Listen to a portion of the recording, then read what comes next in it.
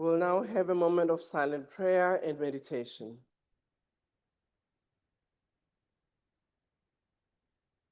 May we be seated?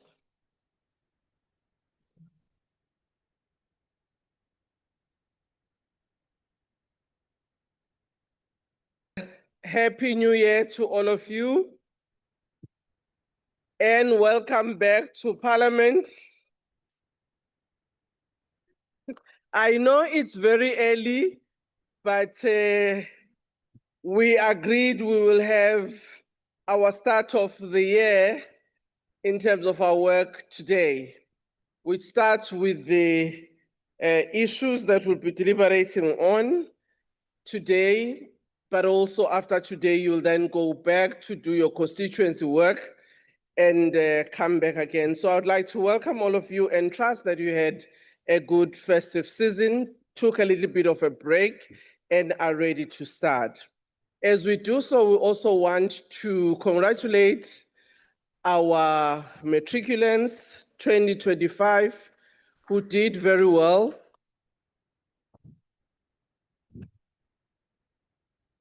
We wish them well in their new endeavors where they'll be going, but we also want to thank the teachers as well as the school governing bodies.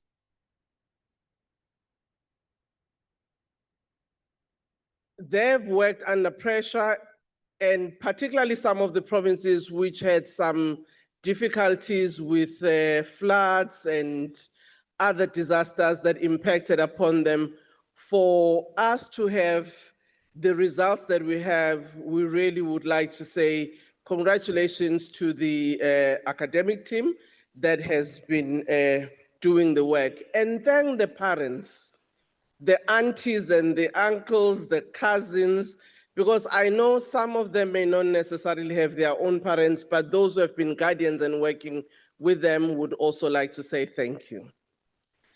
And in that, I also want to say thank you for the work that you as MPs do in your constituencies, which also includes working with schools and other academic institutions and supporting the SGPs in various ways, which is why I think tomorrow is also important as the back to school a day where some of you may be visiting some of those institutions. Again, to do the work that you are doing. I know you are here, but it's important to remember that tomorrow schools are also opening, and trust that we will do the work that we need to do.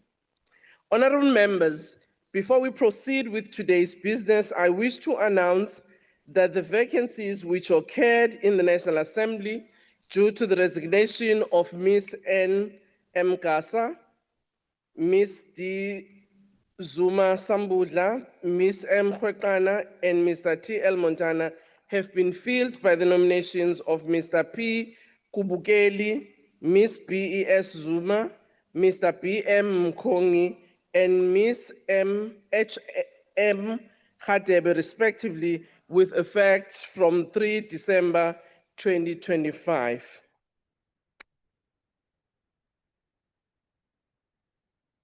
The members made and subscribed the oath and affirmation in the Speaker's office. I wish to welcome the honorable members. I'm not sure whether they are here in person. If they are, if they can stand.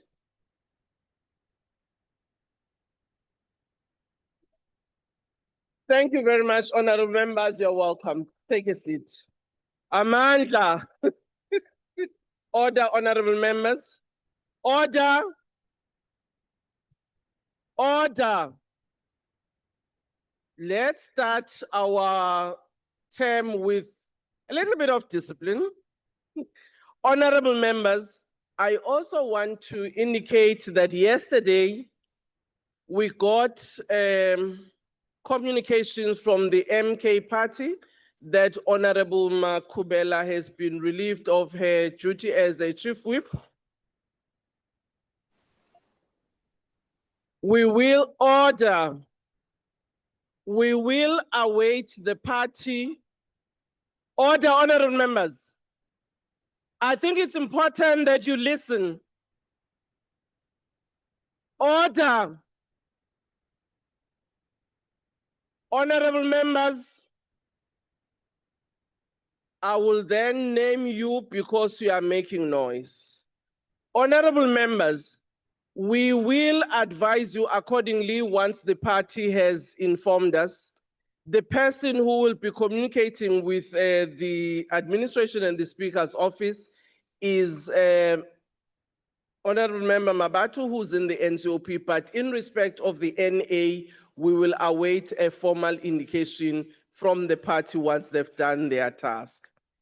I wish to recognize Honorable Dagmo and then Honorable Michalakis.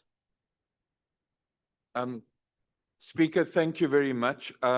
Part of my question was answered by your information in regard to the fact that the House will be informed as to who the Chief Whip is. Does that include informing us also about who the leader of the opposition? Because in terms of the Constitution, that's an absolutely critical provision. And we hear that Mr. Yes, Shukwe no, has left, Honorable Member. and we would like to know. Honorable Dagmo, we will order, honorable members, indeed, we will advise you accordingly, but for now, order. For now, honorable members of the MK, we have been advised that Honorable Reddy for now will stand in as acting Chief Whip. Honorable Michalakis. Thank you, Madam Speaker. Madam Speaker, I just wanted to say Honorable Reddy is under the impression that he's on a 2-week probation period, which wasn't communicated with you. I just want clarity on whether that is in. Honorable members, I know you have been missing one another, but let's not go that far. Honorable Reddy, you don't have to respond. I've already indicated on your behalf that you are standing in. Thank you so much, Honorable Speaker.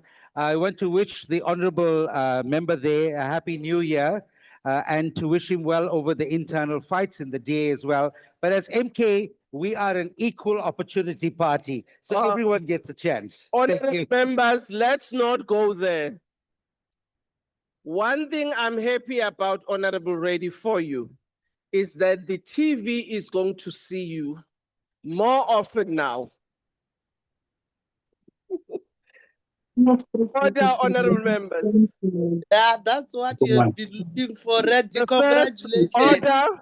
order, honorable members, the first item on the order paper is a motion in the name of the Chief Whip. I now recognize the Chief Whip. Order, honorable members, on the virtual. Can you please switch off? Thank Yes, you very Honorable much, Chief. Madam Speaker. Good morning to you. Good morning to honorable members, and compliment for the new season. Madam Speaker, the draft resolution says that the House, notwithstanding Rule 108, subsection 2, which provides that the time allocated to a member of each party for making a declaration of vote must be determined by the Rules Committee, taking into account the proportional strength of the parties, limits to the time allocated to a member from each party for making a declaration of vote on any budgetary review and recommendation report to not more than 2 minutes for this annual session.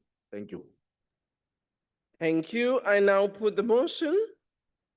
Are there any objections? No objections agreed to. I'll now ask the Secretary to read the first order. Consideration of budgetary review and recommendation report of Portfolio Committee on Justice and Constitutional Development on Department of Justice and Constitutional Development. Thank you. I now recognize the Chief Whip.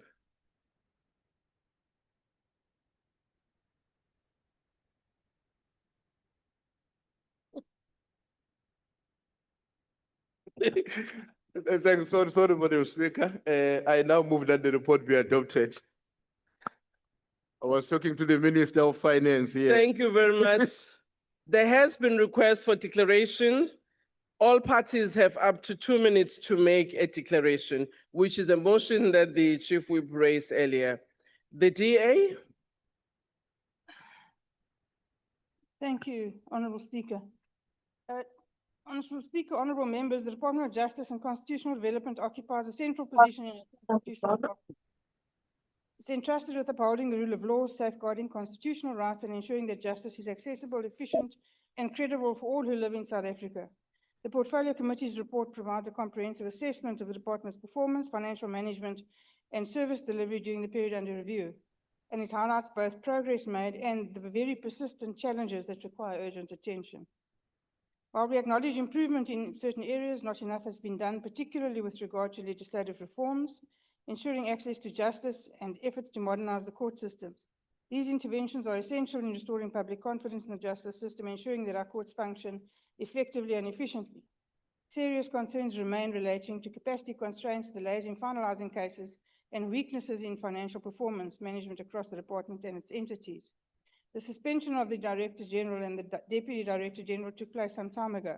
There is little progress with the disciplinary process. These matters must be expeditiously dealt with if the department is to make any headway.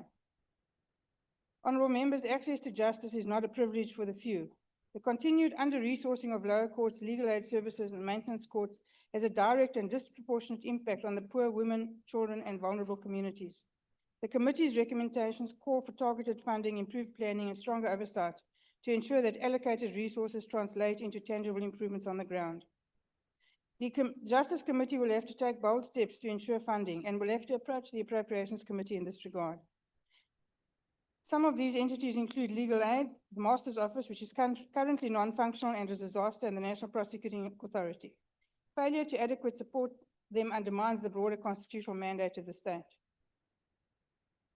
Honourable Chair, the Budgetary Review and Recommendation Report is not merely a compliance exercise. It's a critical tool for strengthening accountability, improving service delivery. Thank you, and Honourable driving Member. Your expenditure. time is up. We support the adoption of the report and call for the Executive to act decisively on the recommendations. I thank you. Thank you. Is there a point of order, Honourable Chief Whip of the DA? Thank you very much, Madam Speaker. Madam Speaker, I did not want to interrupt the member at the podium, but a member did cross the line between yourself and the member speaking. May I request that members please be reminded that we should not break the line, please? Well, thank you very much. I didn't recognize that. But if it happened, indeed, we have to remind members that you do not do so. Honourable Member of the MK? Honourable Speaker, the Mkonto Isizwe Party rejects this budgetary review and recommendation report because it fails the most basic test of oversight. Does it confront the lived reality of the poor and working class who depend on justice for survival? This report does not. Across the country, justice is collapsing at the point of access. The Master's Office remains in crisis, months-long delays in issuing letters of authority, collapsing internal controls, understaffing, and endless queues that punish widows, orphans, and grieving families.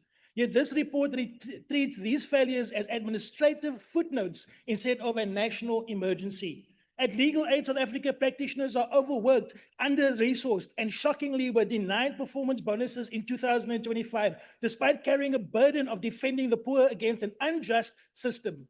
The justice system that exploits its own frontline workers cannot claim to serve the people. The State Attorney's Office continues to bleed the public purse through weak leadership, poor administration, and repeated litigation losses. Yet there is no consequence management, no accountability, and no urgency reflected in this report. Justice delayed is justice denied, but justice ignored is justice abandoned. This BRRR reads like a compliance exercise, not an oversight weapon. It protects the department instead of the people. MK refuses to rubber stamp failure. Until justice is acceptable, efficient, and firmly on the side of the poor, we will not support reports that sanitize collapse. MK rejects this report. Thank you. Honourable Member of the AFF?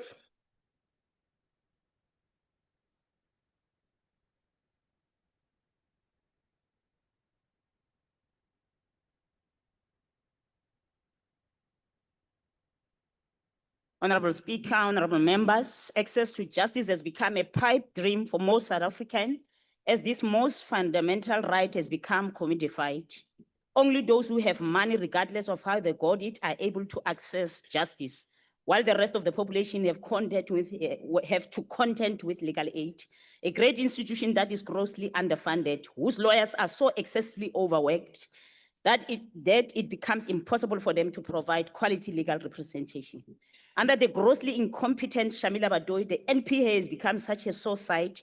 She has overseen the bungling up of so many important cases, serial rapists and fake Pastor Omotoso, the Friede dairy farm crooks, the so-called state capture cases. All of these have been messed up by the inert leadership of Badoy. Now that she has exposed her arrogance and incompetence at Nkabinde Commission, she has demonstrated to all that she was just a mere project by the current regime to shield Ramaphosa-aligned crooks from prosecution. The state attorney's office is broken and the state loses cases they are not supposed to lose and end up paying millions in civil society. Violate i-procedure ngokomthetho. Sorry, can you please mute?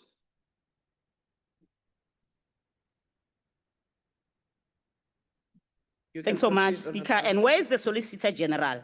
Still not appointed. How do we expect stability in the state attorney office where leadership is absent? How do we expect accountability when the top post is left vacant? This is not oversight, it is sabotage.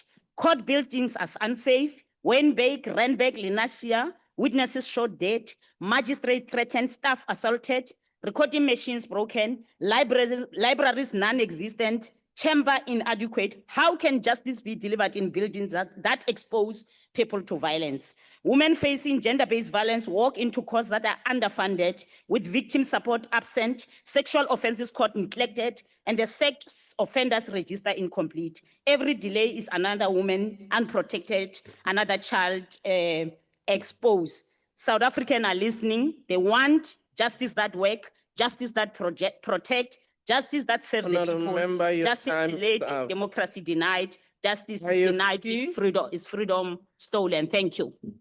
Thank you. IFP. Honorable Speaker, the Department of Justice and Constitutional Development plays a critical role in the administration and safeguarding of the rule of law. The IFP welcomes the construction of 5 new courts, which align with the department's strategic objective of expanding access to justice services. This development will not only strengthen the justice system, but will also create much needed employment opportunity. Furthermore, the IFP welcomes the increase in briefs allocated to previously disadvantaged practitioners. While transformation within the legal profession remains slow, it is evident that the state is playing a more deliberate and meaningful role in advancing the transformation agenda. However, the IFP is concerned with the recent protest and podcast interviews in relation to magistrate salaries. The IFP calls on the department to meet with the stakeholders, including the National Treasury, to develop a solution to these issues. The IFP supports the report. Thank you very much. Honourable Member of the PA. Thanks. Honorable Speaker, honorable members, fellow South Africans. Madam Speaker, the Patriotic Alliance has duly considered the report before this House. We acknowledge the committee's findings, practically the detailed analysis from section 18.12 to 18.19, which highlights significant and concerning structural challenges within the various departments of our judicial system. These identify weakness, demand serious, these identities, weakness demands serious and sustained attention to uphold the integrity and efficacy of our courts. Regarding the financial provision, we note the committee's prudent recommendation to refrain from requesting specific monetary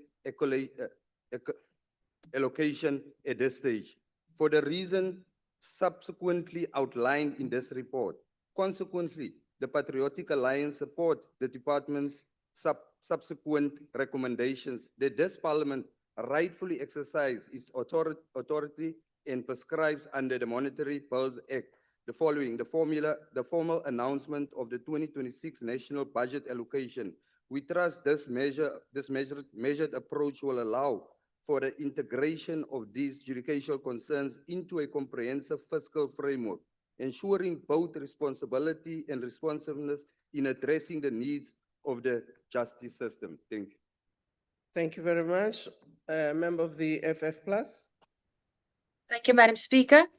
Madam Speaker, the Budget Review and Recommendation Report of the Department of Justice and Constitutional Development exposes a justice system compromised by systemic governance failures and operational decay over a period of 30-odd years. Although an unqualified audit was recorded, this regularity masks entrenched dysfunction that obstructs the delivery of justice to South Africans. Chronic ICT failures and unreliable connectivity paralyze the justice value chain, while crumbling infrastructure faces a 4.6 billion rand maintenance backlog. A 4 billion rand bank overdraft driven by the State Attorney's broken funding model has created a precarious fiscal crisis. This collapse is compounded by acute leadership instability, where critical oversight roles, including the Solicitor General and the Chief Master, remain vacant or held by acting appointments. Most alarming are the material irregularities in the National Register for sex offenders, where missing fingerprints and incomplete conviction data leave the vulnerable at risk. Restoration of the system requires immediate action. The department must stabilize foundational ICT basics before advanced digitization and fill all critical leadership and frontline vacancies. There must be an urgent reform of the State Attorney's funding model and a rigorous remediation of the sex offender register. Finally, the state must enforce strict consequence management to address the root causes of recurring compliance failures. These are but a few highlights of the report. The reality is that there is much, much more to be done, and it must be done urgently. Thank you. Thank you very much. Honorable Member of Action SA.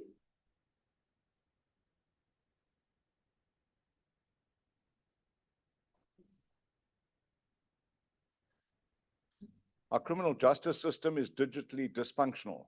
The integrated justice system is meant to be the backbone of a modern justice system. Instead, the Auditor General has described it as structurally failing, with systems across SAPS, NPA, and the courts, Home Affairs and Social Development unable to communicate with one another. The consequence is that court systems go offline due to network failures. The NPA's case management system is often unavailable in court, and the National Register for Sex Offenders is incomplete and unreliable. This ultimately means that cases fall through the cracks, criminals are not properly flagged, victims are not protected, and courts are forced back into manual processes that are more easily corrupted, allowing criminality to evade prosecution and incarceration. Billions of rands are financially unaccounted for.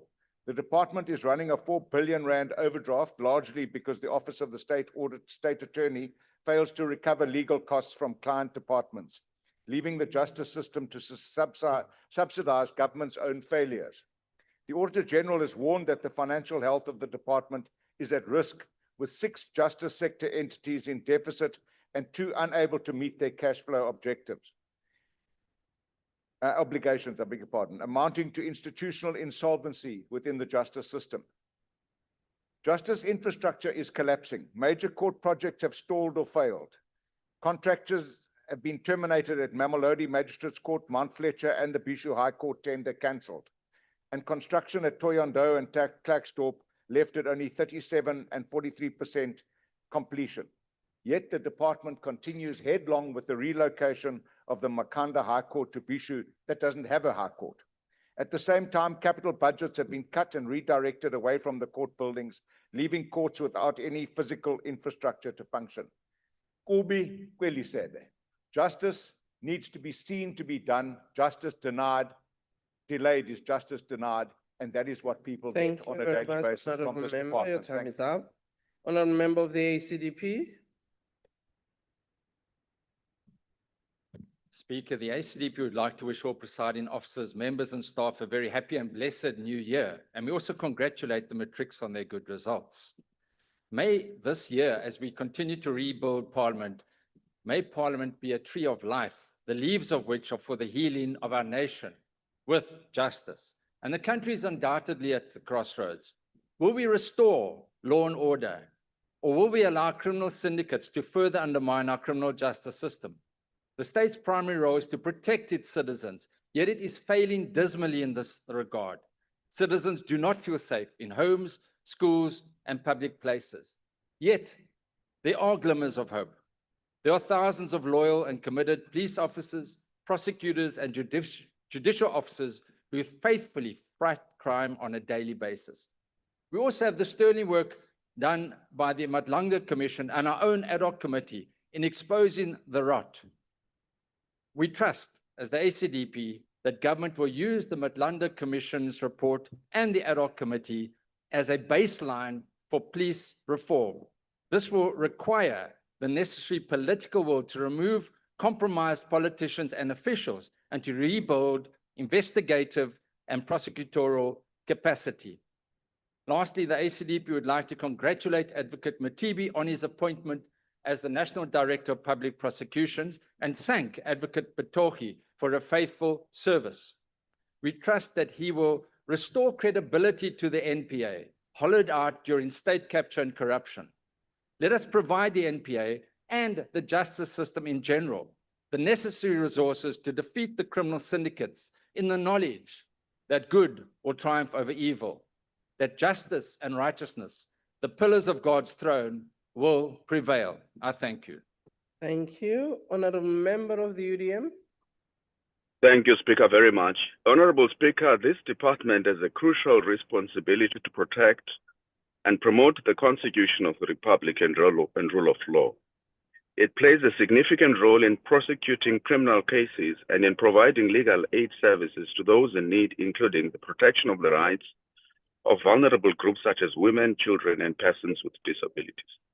Among its key responsibilities, the department manages the court systems to ensure that justice is accessible and fair for all. However, it has fallen short in developing systems that ensure barrier-free access to justice for people with disabilities. To this day, the department has not efficiently addressed the crucial and critical nationwide shortage of court interpreters for people living with hearing loss and nonverbal disabilities. Deaf and nonverbal persons continue to suffer in our courts due to this shortage, particularly in courts that are located in small and rural towns. The UDM is concerned that while the department spent about 99% of its allocation for 2024-2025, it achieved only 85% of its planned target. Although the committee viewed this as an important improvement in financial and performance management, it nonetheless reflects a concerning misalignment between expenditure and outcomes in our view. For an example, the NPA achieved only 86% of its planned targets despite spending 99% of its budget. This indicates that high expenditure does not necessarily translate into achievement of planned targets. The department must therefore implement more realistic financial planning to ensure that budget allocations are aligned with achievable targets. Indeed, there's a need for improved financial planning and effective debt collection strategies within the department. The report reflects that a bank overdraft of 4 billion, largely due to unrecovered legal costs owed by client departments, yet the department has not implemented effective measures to recover these funds within defined timeframes. This failure threatens. Member, your time is up. Thank you. Rise Mzansi. The declaration we support.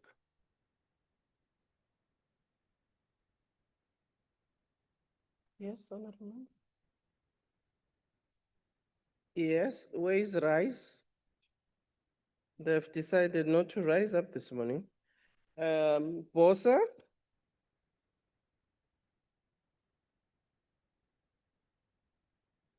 Thank you, Honorable Speaker, and compliments of the new year to all the honorable members. Yesterday in South Africa, we saw on social media a case trending of a young woman who had been abused, domestically abused by her partner. And of course, being something that trended on social media, it then gained traction and ultimately law enforcement took place. But the reality we have to face is that while law enforcement eventually did take place, what will happen when this case gets to the justice system? And this breach R confirms what South Africans already experience on the daily, and that is the credibility of our criminal justice system is in breach. The credibility of our criminal justice system is often breached the credibility of our criminal justice system cannot be upheld and is not upheld on the daily. And so while the department has made progress in governance and audit outcomes, these gains actually exist alongside persistent and serious failures. There are court backlogs, case finalization is slow, prosecutorial capacity is stretched, and too many serious crimes and corruption cases fail to deliver meaningful outcomes. And at the center of this is a structural problem. The National Prosecuting Authority operates under sustained capacity constraints and high vacancy levels. And so while leadership matters, we've recently had the appointment of the NDPP, leadership alone cannot compensate for structural weakness. And so the real question before Parliament is not one of individual capability, but whether the justice system is being resourced, staffed, and governed in a way that enables success and access. So Parliament must therefore insist on measurable outcomes. While we support this report, we have to state that these outcomes must be reported transparently and regularly to this House. Thank you. Thank you, Honourable Member. Honourable Member of the ATM. Good morning and compliments, Speaker and colleagues. The report is silent on the issue of the LPC. There's been an increase in cases pertaining to the LPC, and the department has been slow to respond to the cries of ordinary citizens that are undone by legal practitioners. The issue of accountability of legal practitioners that can be presided over by the LPC has been overlooked by the department for a very long time. By means of an example, on 13 March 2025, the LPC Appeals Tribunal issued binding findings confirming prima facie evidence of professional misconduct in the matter involving Mr. Asif Kasoji. The tribunal recorded grave ethical violations, including the unlawful and dishonest procurement of a court order and a conflict of interest that infringed the Children's Act 38 of 2005, the Protection of Harassment Act 17 of 2011, and Section 28 of the Constitution. Despite these findings, the LPC has failed to act, undermining both public confidence and the integrity of the legal profession. This is not an isolated case. It is part of a broader problem of inaction that prejudices innocent citizens. When oversight bodies ignore their own rulings, they shield misconduct and harm families. Across our country, countless fathers are unjustly denied access to their children through unethical legal practices and weak regulation. Every day of silence deepens emotional suffering and corrodes trust in the rule of law. Justice delayed, its families destroyed. As the ATM, we reject the report. Thank you. Honourable Member of Al-Jama. Thank you, Honourable Speaker. In the name of Almighty, the most gracious and the most merciful, Honourable respected Madam Speaker, as Al-Jama, we consider the budgetary review and recommendation report of the Portfolio Committee on Justice and Constitutional Development with due seriousness. The report highlights critical challenges facing the department and its entities, particularly delays in case finalization, capacity constraints, and the urgent need to strengthen access to justice for all. As Al-Jama, we take this opportunity to acknowledge the committee's oversight efforts and recommendations. It is imperative at the same time that these are not merely noted, but fully implemented with clear timelines and accountability. Our constitutional democracy depends on an efficient, independent, and adequately resourced justice system. Honourable House Chair, it is clear from most party submissions, as we heard earlier, justice delayed is justice denied. Let us uphold this principle. Al-Jama expects that sufficient budgets be allocated, especially for the 300 suspects identified by the Truth and Reconciliation Commission, as well as budgets for the amendments to allow the Maintenance Act that has been stalled for far too long now. Al-Jama therefore supports the adoption of this report and call for decisive action to ensure its recommendations translate into real improvements at grassroots level. Thank you, Malibongwe. Thank you. Honourable Member of the NCC. Thank you, Madam Speaker. No declaration. The NCC rejects the report. Thank you. Thank you. Honorable member of the PAC. No declaration, Speaker, but we support the report. Thank you. Honorable member of UAT. No declaration, we reject the report.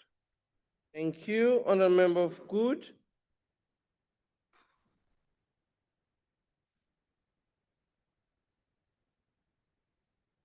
Honorable member of the ANC.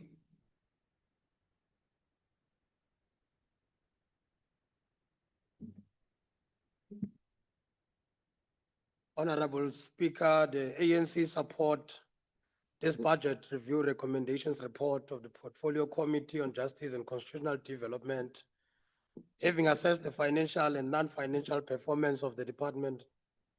In line with the NTP, the department is contributing to the priorities that include building safer communities, promoting accountability, and fighting corruption, strengthening judicial governance and the rule of law. Some of the key interventions that the department will focus on in the current MDTP include instituting a program to prevent and fight corruption in government, in partnership with anti-corruption agencies and non-state actors to resolve reported incidents of corruption in government through disciplinary measures and through crime intervention measures. In line with our conference resolutions as the ANC to fight corruption, to ensure that the state resources are not exploited for personal and corrupt ends, the fight against corruption will also include the establishment of specialized commercial crimes court in all provinces. As part of entrenching our democratic system and nation building, the department will ensure the coordination and the implementation of the National Action Plan to combat racism, racial discrimination, xenophobia, as well as other related intolerances.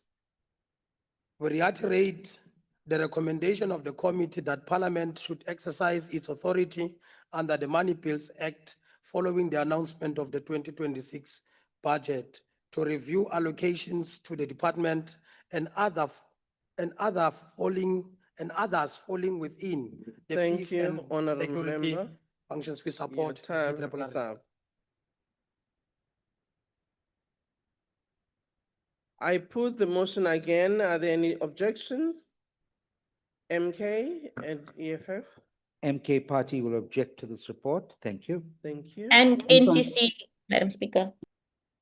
Thank you, EFF. Note the objection of the EFF. Thank you. Noted. Please note the objection of ATM. Thank you very much. UAT? The UAT reject. Thank you very much. Objections having been noted, the report has been agreed to. The secretary will read the second order. Consideration of budgetary review and recommendation report of Portfolio Committee on Justice and Constitutional Development on Office of the Chief Justice. I now recognize the Honorable Chief Whip. Thank you, Madam Speaker. I move that the report be adopted. Thank you very much. There have been declarations that have been agreed to. I'll now ask the DA, Honorable Member of the DA. Thank you, Honorable Speaker. Honorable members, the Office of the Chief Justice is the administrative arm that practically supports the judiciary in the exercise of its constitutional mandate, while at the same time safeguarding judicial independence, impartiality, and the separation of powers. The effectiveness of our courts and public confidence in the justice system are inextricably linked to the capacity and performance of the OCJ. The committee's report reflects some progress in strengthening judicial governance, improving court administration, and advancing the institutional independence of the judiciary. The report, however, highlights persistent challenges that require urgent and sustained attention. Severe budgetary constraints continue to undermine the OCJ's ability to fulfill its mandate effectively. Inadequate funding affects the rollout of digital court systems and the ability of skilled administrative and ICT personnel. These shortcomings place additional strain on judicial officers and ultimately delay justice for the public. When courts are setting matters down for dates in 2029, we know we are not winning the battle. Of serious concern are weaknesses identified in financial management, supply chain processes, and human resource capacity. Chairperson, judicial independence is not only a constitutional principle, it is a practical requirement.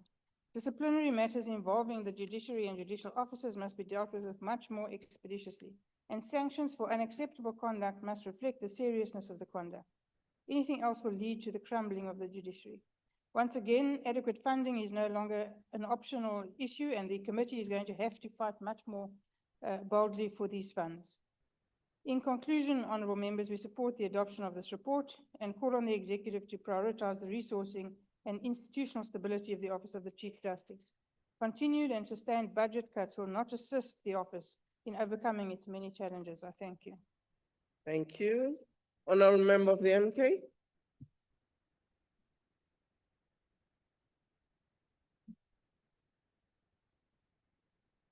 Kwaza Mkonto Kwaza. The MK Party, Honorable Speaker, respects the office of the Chief Justice because judicial independence is the foundation of democracy. But respect does not mean silence. Yes, absolutely sure, Dagmar. South Africa's justice system is not equal. It is built to serve those with money. If you can afford a top lawyer, you can delay, you can appeal and negotiate. If you are poor, you sit in a cell, sometimes even when you are innocent. This is not justice, this is class rule. At the same time, the people who keep the courts running, your magistrates, your prosecutors, your clerks, and your support staff, they are underpaid, they are overworked and overwhelmed. They earn peanuts while carrying a collapsing system. Files go missing, cases fall apart, justice is postponed again and again. This BRRR avoids these truths. It speaks politely, but it does not confront the case backlogs, the broken court buildings, the lack of technology, and the reality that justice depends on your postcode and your bank balance. Judicial independence must be protected, but institutional failure must be confronted. Honorable Speaker, a justice system that works for the rich and traps the poor is not justice. It is injustice in a robe. Until this report reflects urgency, reform, and accountability, the MK Party will not support it. We reject this BRRR with the contempt it deserves. We thank you. Thank you. Honourable member of the EFF. Speaker, the independence of the judiciary is long overdue. For too long, government has delayed, underfunded, and undermined our courts. Without independence, justice is not real, it is controlled, delayed, and denied. The judiciary is excessively overworked and understaffed. If you initiate a high court matter in Gauteng today, you are likely to have your matter heard in court in 2032. This is so because we just don't have enough judges in this country. We have more than 12% of funded posts unfilled, with 30% gaps in senior managers like registers who keep case movings. When registers are missing, cases stall. When judges are missing, trial drag for years. Superior courts miss most of their targets and ordinary people pay their price. We say ring-fence 2 billion from executive bloat, 400 immediate superior courts appointment, prioritizing Black women, give registers retention bonuses, fast-track the JSC interviews, enforce quarterly vacancies reviews to keep rate below 8% by 2027, smash the backlog now. The Land Court of 2023 was created to restore land to the dispossessed, yet it was not allocated a single rent, no judges, no resources, no justice. Families who have waited decades for lands are betrayed. Again, Speaker, what must happen now is the real review of this budget. A review means looking honestly at whether the money given to the Office of the Chief Justice is enough to deliver justice. Right now, it is not. When 79% of the budget is swallowed by salaries, and even those salaries are not enough, it proves allocation is too small. We must confront Pala. Dollars enter South Africa illegally. SARS said it saw nothing wrong. The public protector looked away. The bank failed to act. Retired Judge Ngobo's report raised more questions than answers. And yet the reserved judgment on Pala drags on hidden on, hidden from the people. This is not justice, it is protection of the powerful. Thank you The very GNU much, has Honourable failed Member. people. Your Thank you. time is up. Thank you. Honourable I was- IFP, Tại chân á, sportmen. Honourable Member of the IFP. Essential for musical sportsmen. Order, honourable members, we don't want to hear your issues. I'm not sure which deputy minister of what portfolio is having her mic or his mic on. IFP, thank you. Honorable Speaker, a developing country requires strong instruments to safeguard constitutional democracy. The IFP has always advocated for the rule of law, and one of the administrative mechanisms established that has been a beacon of light in post-apartheid South Africa is the Office of the Chief Justice. The OCJ is an important independent judiciary-led court administration system established to fully realize the judiciary's institutional independence in line with the Constitution. Given the current financial constraints, the IFP nevertheless welcomes the increase, albeit marginal. Furthermore, we welcome the additional allocation for the filling of vacancies. The effective administration of justice remains a fundamental pillar of our constitutional democracy. Honorable Speaker, the IFP commends and supports the OCJ's plans to offer 80 judicial education and training courses each year over the medium term through the South African Judicial Education Institute to develop the skills of current and prospective judicial officers. The IFP supports the report. Thank you. Thank you very much, honourable member of the PA. Honorable Speaker, honorable members, fellow South Africans, the Patriotic Alliance rise to address report on the OCJ's report before this House today. We begin by reaffirming our fundamental belief in the critical, non-negotiable role of an independent and robust judiciary. The office of the Chief Justice stands as the cornerstone of this principle. It is not merely an administrative office, it is a bedrock upon which the integrity, functionality, and credibility of our entire justice system rests. Its work is in upholding the Constitution, overseeing courts, and ensuring the fair administration of justice is paramount to our democracy and the right of every citizen. In reviewing the committee's report, our attention is sharply drawn to the detailed financial analysis. Specifically, we note with grave concern the findings in the 6th point regarding the financial performance of the office. The report clearly highlights that the office has been expected to execute its monumental constitutional duty with a significantly reduced budget. This is not a simple matter of fiscal management. It is a direct threat to our judicial efficacy and access to justice for our people. A weakened office of the Chief Justice due to a lack of resources weakens the entire chain of justice. It impairs court operations, delays cases, burdens judicial officers, and ultimately erodes public trust. Our nation cannot afford for its highest judicial office to be hamstrung by financial constraints. Therefore, a Patriotic Alliance unequivocally support the committee's clear recommendation. We call upon the Parliament to exercise its full authority as provided in the relevant fiscal legislation to advocate for and to ensure a substantive review of our budgetary allocation to the Office of the Chief Thank you, honourable member. Your Justice time is up. 2026. We support. Thank you, honourable member of the Freedom Front Plus. Speaker, the South African judiciary currently faces a systemic crisis that threatens the very foundation of the rule of law. The ability of the courts to deliver justice in a swift and timely fashion is primarily crippled by sustained budget reductions, including a 446 million rand cut that has led to an 11.3% real-term decrease in funding for judges' salaries.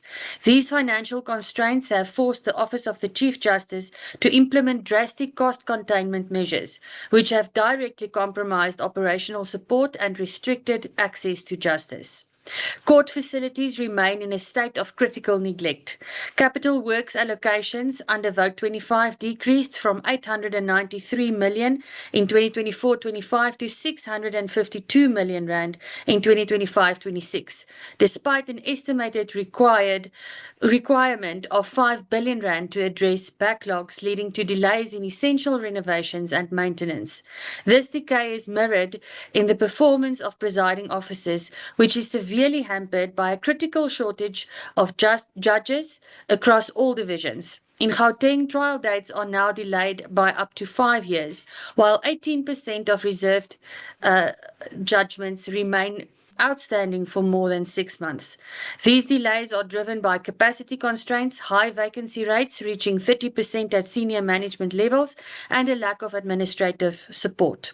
Furthermore, there is deep concern regarding the recent negative publicity surrounding judicial conduct, emphasizing the urgent need for mechanisms to ensure better accountability. Without addressing these conduct and capacity issues, the judiciary risks further losing public trust necessary to maintain its institutional independence, and we cannot afford that anymore. I thank you, Madam Speaker. Thank you very much, Honorable Member of the Action SA. Honorable Mugweba, Honorable Thelisa, can you please mute?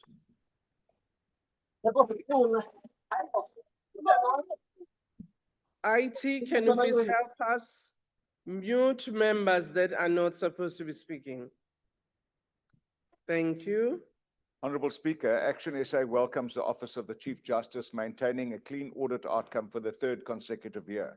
This demonstrates that strong financial controls, capable officials, and a culture of compliance are achievable in the public sector when accountability is taken seriously. However, this report also exposes deep structural and fiscal pressures that threaten the long-term effectiveness and independence of our judiciary. Despite sound governance, the OCJ overspent its adjusted budget by more than 229 million, largely driven by compensation of employee pressures, unfunded mandates, and operational shortfalls imposed by repeat budget cuts. Clean audits alone do not equate to a healthy institution when core functions are undermined by inadequate resourcing. Action SA is particularly concerned by the growing vacancy rate, now exceeding 12%, and alarmingly high vacancies at senior management level. These gaps weaken administrative support to courts, delay justice, and place additional strain on already overburdened judicial officers. Budget caps imposed by National Treasury may be fiscally prudent, but they cannot be allowed to come at the expense of access to justice and the rule of law. While progress on court modernization and the rollout of Court Online is commendable, these reforms are at risk without sustained investment. Cybersecurity capacity and skilled personnel, a judiciary cannot be independent in theory while remaining dependent in practice. Action SA calls for a credible funded plan to complete the transition to a judiciary-led court administration system, backed by realistic budgeting, protected funding, and firm oversight. Justice delayed by poor administration is justice denied. The Gauteng High Court has a severe civil case backlog of between 3.5 to 4.5 years, with some cases set out to as far afield as 2031. This is untenable. Order, Honorable Member. Report on condition that critical funding issues are addressed. Honorable Member of ACDP.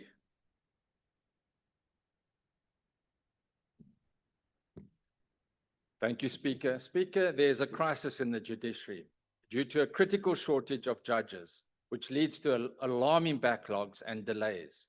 In Gauteng High Courts, more than 120,000 case numbers are issued every year to be dealt with by 80 or less judges. And this excludes the backlogs that also runs into thousands of matters that await trial dates or judgments. Trial dates, some as far ahead as 2031.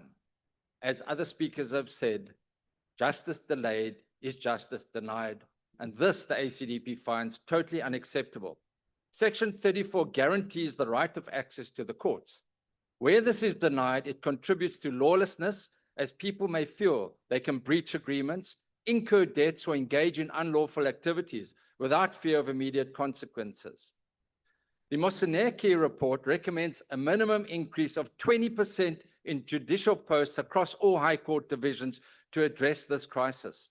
It also recommends relooking at the court recess system as well as the process for appointing acting judges. This the ACDB supports. Let's make it very clear. Section 165(4) obliges organs of state, which includes Parliament and the executive, to assist and protect the courts, to ensure their independence, dignity, accessibility, and effectiveness. By not ensuring that there are sufficient judges and courts and sufficient funds appropriated, we as Parliament are in breach of our constitutional duties. This cannot be allowed to continue. The buck stops with us. Let us ensure that sufficient funds are allocated to the judiciary to ensure their independence. I thank you. Thank you. Honourable Member of UDM. Thank you, Honourable Speaker. The UDM notes with grave concern the state of South Africa's judiciary. Court backlogs continue to grow and delays are denying citizens meaningful access to justice. In Gauteng, trial dates are scheduled up to 5 years ahead, while in other divisions, delays stretch between 2 to 3 years. Nearly 18% of reserved judgments remain outstanding for more than 6 months. This delay undermines public confidence in the rule of law. The judiciary faces an acute shortage of judges, as many have already indicated. South Africa currently has just over 240 judges, only 2%, a 2% increase since 2011-2012, despite our population growing at nearly 20%.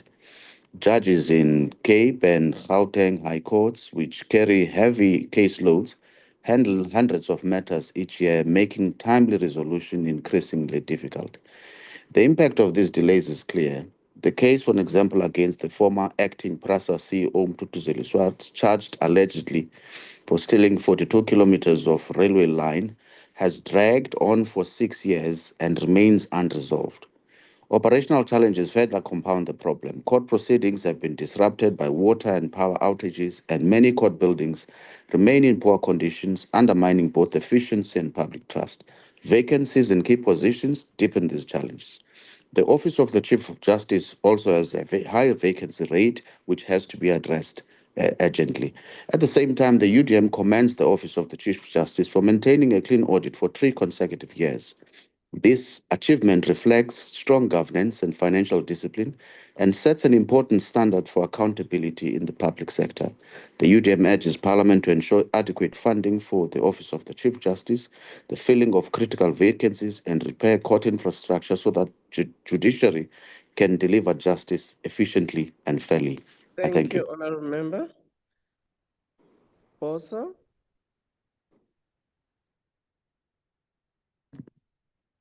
Thank you, Honorable Speaker. I think there are 2 issues that we must bear in mind when we are considering the funding and the performance of the Office of the Chief Justice. And the first is to reflect on the role of the Office of the Chief Justice, not merely as an administrative department, but the institutional backbone of judicial independence in this country. The second is important to consider that today our courts are no longer simply forums for resolving disputes, and that increasingly, and certainly unfortunately, they're now acting as a backstop for governance failure, and they step in where accountability has broken down, where administrative systems have collapsed, and where constitutional obligations are neglected. And that reality has placed an unprecedented pressure on the judiciary and, by extension, the Office of the Chief Justice. And this is why OCJ is no longer a neutral exercise from a funding perspective. The report makes it plain to us that administrative weakness in court systems now actually carries democratic consequences. And despite maintaining a clean audit for the 3rd consecutive year, the OCJ overspent. And this is not because of reckless spending, of planning, but because of budget cuts that were imposed after contractual commitments had already been made. Vacancy rates rose over 12%, and senior management vacancies reached 30%, and that undermines institutional capacity at precisely the moment when courts are under maximum strain. As such, Parliament has to insist that administrative performance matches the appropriations and that budget decisions reflect the constitutional weight that courts now carry in safeguarding our democracy. We support this report, but it must be said that to fail the office of the Chief Justice is not simply to weaken a department, and it is to weaken the entire Republic. Thank you. Thank you. Honourable Member of the ATM. Thank you, Speaker. The highest court in the land has failed to issue a judgment pertaining to a failure of Parliament to hold accountable a sitting head of state over his alleged abuses of power by over a year in the Pala matter. When the Constitutional Court takes over a year to issue a judgment, what moral standing does it have to chastise lower courts for taking long to issue judgments? A year-long delay on a matter in this serious is not just a legal issue, it is a constitutional failure. When Parliament fails its duty and a sitting president is accused of abusing its power, speed is not optional, it is essential to public trust. Justice delayed in cases of executive abuse is justice denied to the nation. Every day of silence weakens accountability, fuels suspicion, and normalizes impunity at the highest level of power. Courts are meant to be the final firewall of democracy. When decisive rulings stall on matters that go to the heart of constitutional governance, citizens are left asking whether the system protects the constitution or those in power. The rule of law must apply equally and timelessly, especially when the stake involves the presidency itself. Anything else erodes confidence in our democracy. We reject. Thank you. Thank you. Honourable Member for Altama.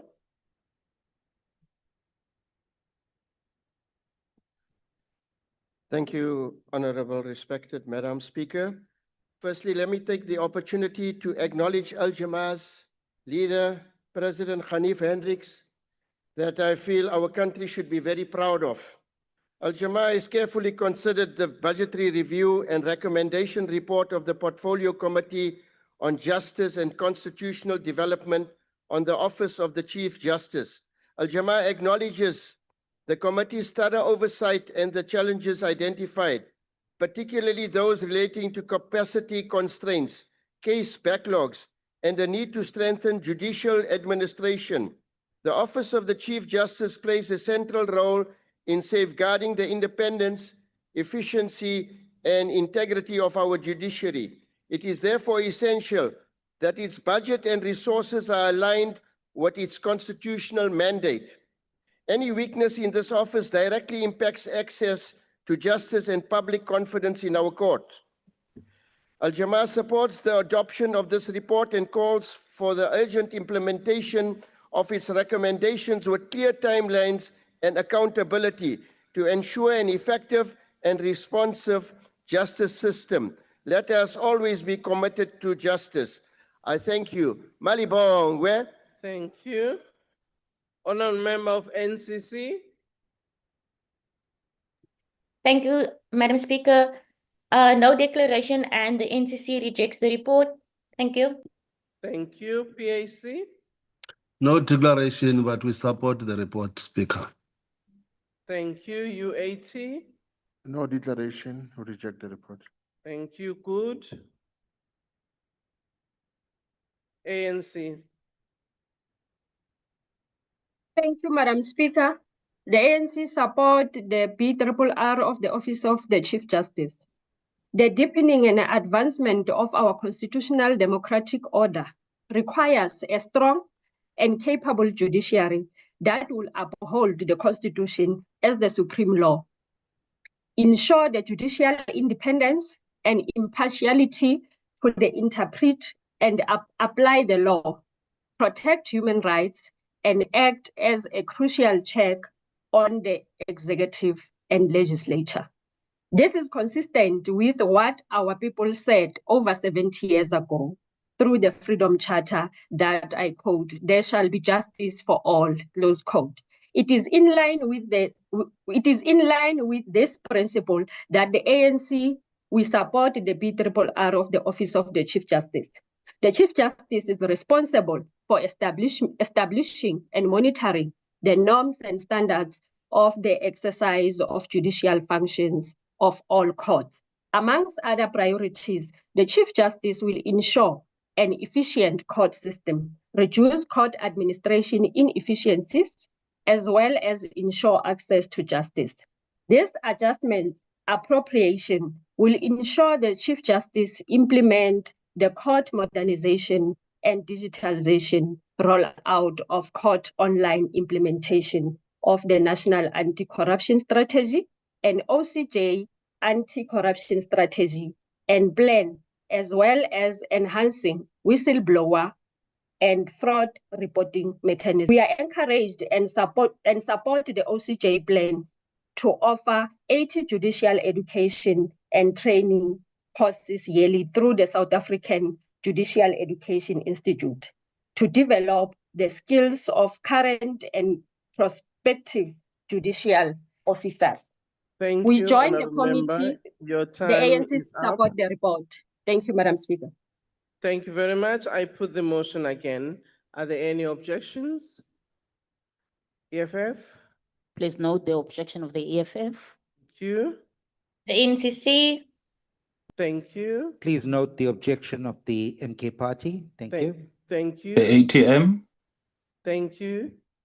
UAT? The UAT.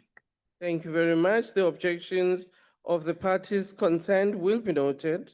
I now move to the third order. The report therefore has been agreed to. The secretary will read the third order. Consideration of report of Standing Committee on Finance on Tax Administration Laws Amendment Bill. I now recognize the Honorable Chief Whip. Thank you, Madam Speaker. I move that the report be adopted. Thank you. Thank you. Are there any objections? MK? MK Party objects. Please record our objection. Thank you. EFF? The EFF object. the NCC objects, ATM, UAT. Thank you very much. The report has been agreed to. I now ask the secretary to read the fourth order. Consideration of report of Standing Committee on Finance on Taxation Laws Amendment Bill. I now recognize the Honorable Chief Whip. Thanks, Madam Speaker. I move that the report be adopted. Are there any objections? MK Party? Honorable Speaker, the Umkhonto we Sizwe Party will reject this vote. Thank you. Thank you, MK. Speaker, the EFF object. Thank you, UAT. UAT object. and the NCC objects. Thank you very much. ATM as well. ATM, the objections of the respective parties have been noted. The report has been agreed to. Can the secretary read the fifth, and the sixth orders together? First reading debate, Taxation Laws Amendment Bill, and the second reading debate, Tax Administration Laws Amendment Bill. Thank you. I now recognize Honorable Dr. MJ Maswanganyi.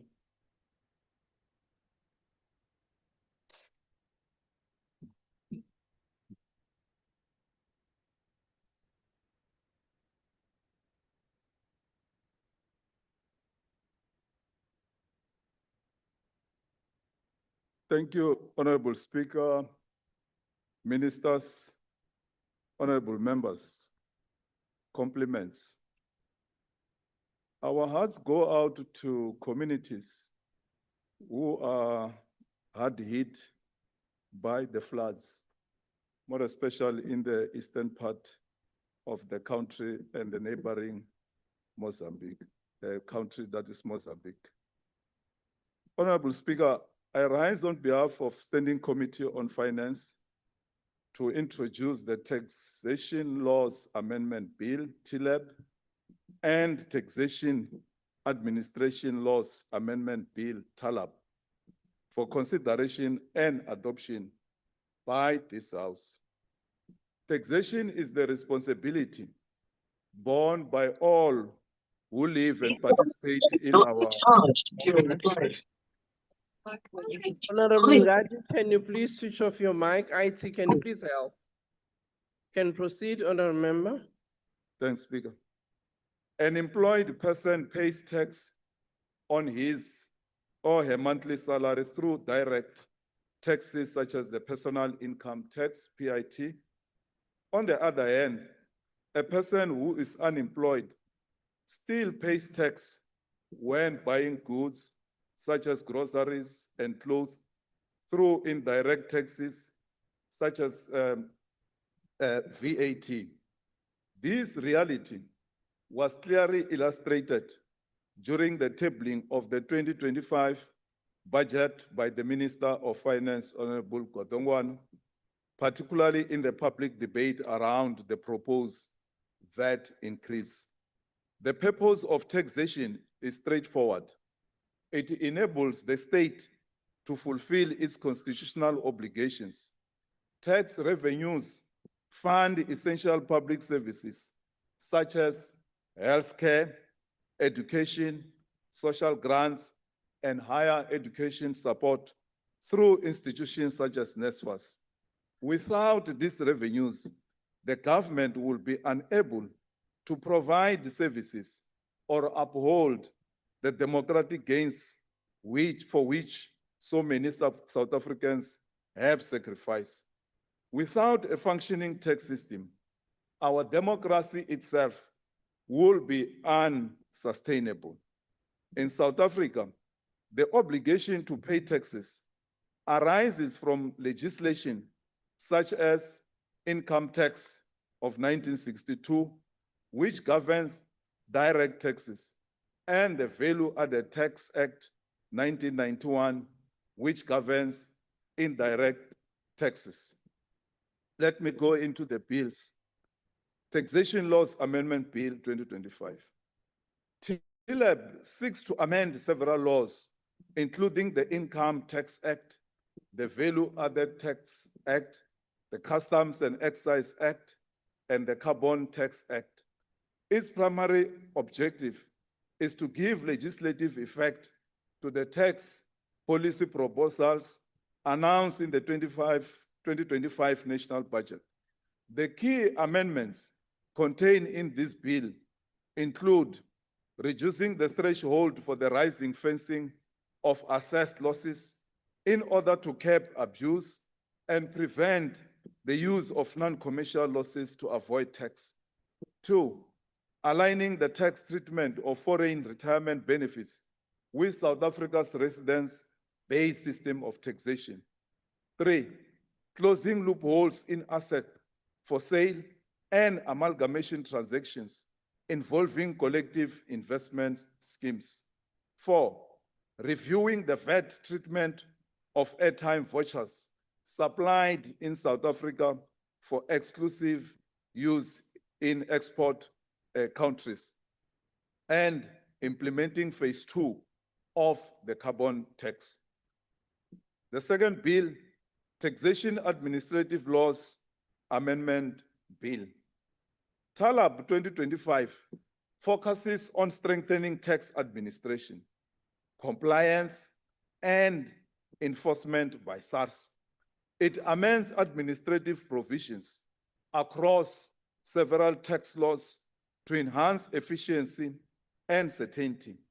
The bill provides for, amongst others, clarification of the meaning of audit certificates issued by public benefit organizations, a simplified customs entry engine for express door-to-door imports and export, clarification of waste arising from the processing of imported goods, the introduction of a customs and excise voluntary disclosure program, enabling the VAT modernization project, inspection of business premises for purposes of taxpayer registration or approval, and clarification of the concept of a bona fide inadvertent error for understatement penalties.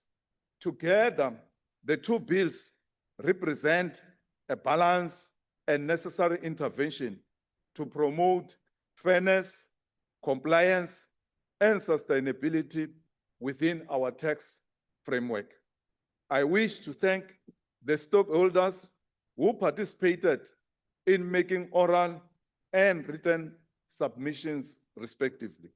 I also wish to thank honorable members of the committee for their constructive contributions during the deliberation of these two bills. The views expressed underscore the importance of these measures to the fiscus and to the effective administration of our tax system. Honorable Speaker, the committee is satisfied that the two bills strike an appropriate balance between fiscal sustainability, equity, investment promotion, and administrative feasibility. Honorable Speaker, I therefore move that the National Assembly adopt TLAB and TALAB 2025. Nakens. Thank you, Honorable Member. Honorable D.D. Van Ryn.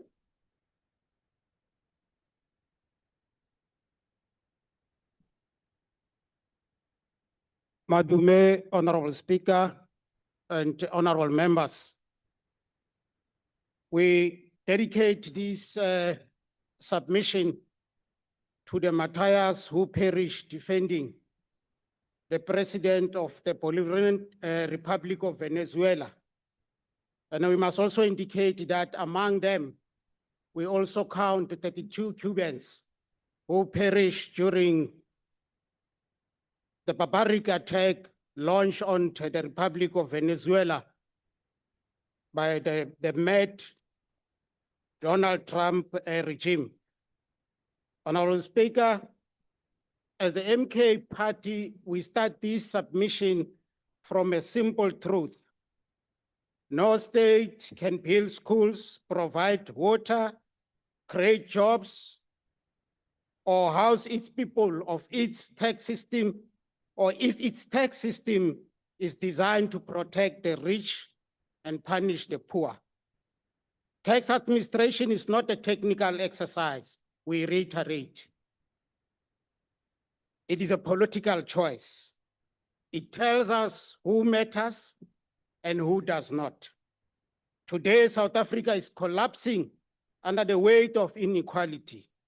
Municipalities are broke, water systems are failing, electricity is unreliable, housing backlogs grow every year, and yet the super rich, multinational corporations, gambling syndicates, and illicit traders continue to legally and illegally drain billions out of this country, while the poor are chased by SARS for every cent. This is the context in which this tax administration bill must be judged. Madam Speaker, South Africa is bleeding through. It's bleeding through transfer pricing by national multinationals, illicit financial flows, counterfeit goods, customs fraud, and a tax system that is regressive and cruel to the working class. Yet what is placed before this House today is a technical bill about donation certificates, voluntary disclosures for customs offenders, and administrative tweaks. This is not reform. This is cosmetic surgery on a terminally ill system. The people of South Africa are not fooled. Under this so-called government of national unity, the economy is run to satisfy rating agencies, foreign investors, and financial markets, not the people who vote, who work, and who suffer. This bill does not tell us how the rich will be taxed fairly, how multinational corporations will be stopped from stealing our wealth, how illicit trade will be crushed, how online gambling billions will be stopped from flowing offshore, or how the tax burden will be lifted from poor households. Instead, it gives relief and protection to the very system that created inequality. As MK Party, we say clearly, you cannot fix a broken society with paperwork while leaving economic power untouched. These amendments are designed to keep global capital comfortable while municipalities collapse and unemployment destroys families. And let us be very clear, in 2026, South Africans will vote in local government elections. They will vote based on few things: whether water comes out of their taps, whether electricity stays on, whether refuse is collected, whether their streets are safe, whether their children have jobs. You cannot fix those problems while your tax system is designed to protect the elite. That is why this bill is not neutral. It is it's a political tool meant to protect the status quo. It protects wealth concentration, it protects economic apartheid, and as we stand here as MK Party, we are clear. We stand for radical economic transformation, not radical paperwork. We stand for a tax system that taxes wealth, stop capital flight, crush illicit trade, and funds real development in our communities. The MK Party rejects this administration's laws amendment bill to help us realize our development goals. Madam Speaker, the South African tax system. Thank you, is Honorable radical Member. adjustment, Your time is not up. cosmetic amendments proposed in this bill. Honorable We thank you. Dr. MJ Becker.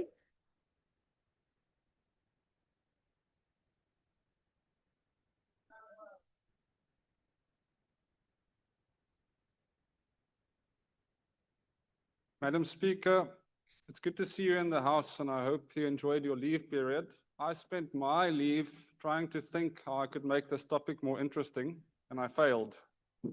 So what I present today is effectively a 250-year-old economics lecture applied to our most by-the-book organ of state, Treasury. You see, 2.5 centuries ago, the father of modern economics laid out 4 pillars for good tax policy.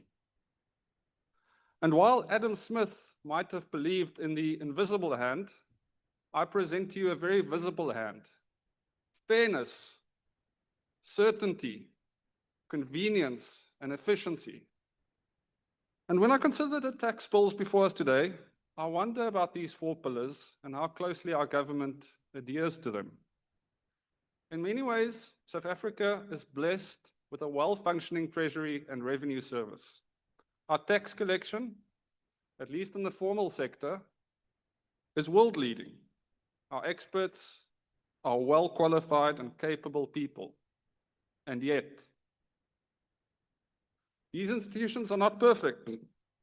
The process for making our tax laws leaves a lot of room for improvement. And our overall tax policy is at times a bit questionable.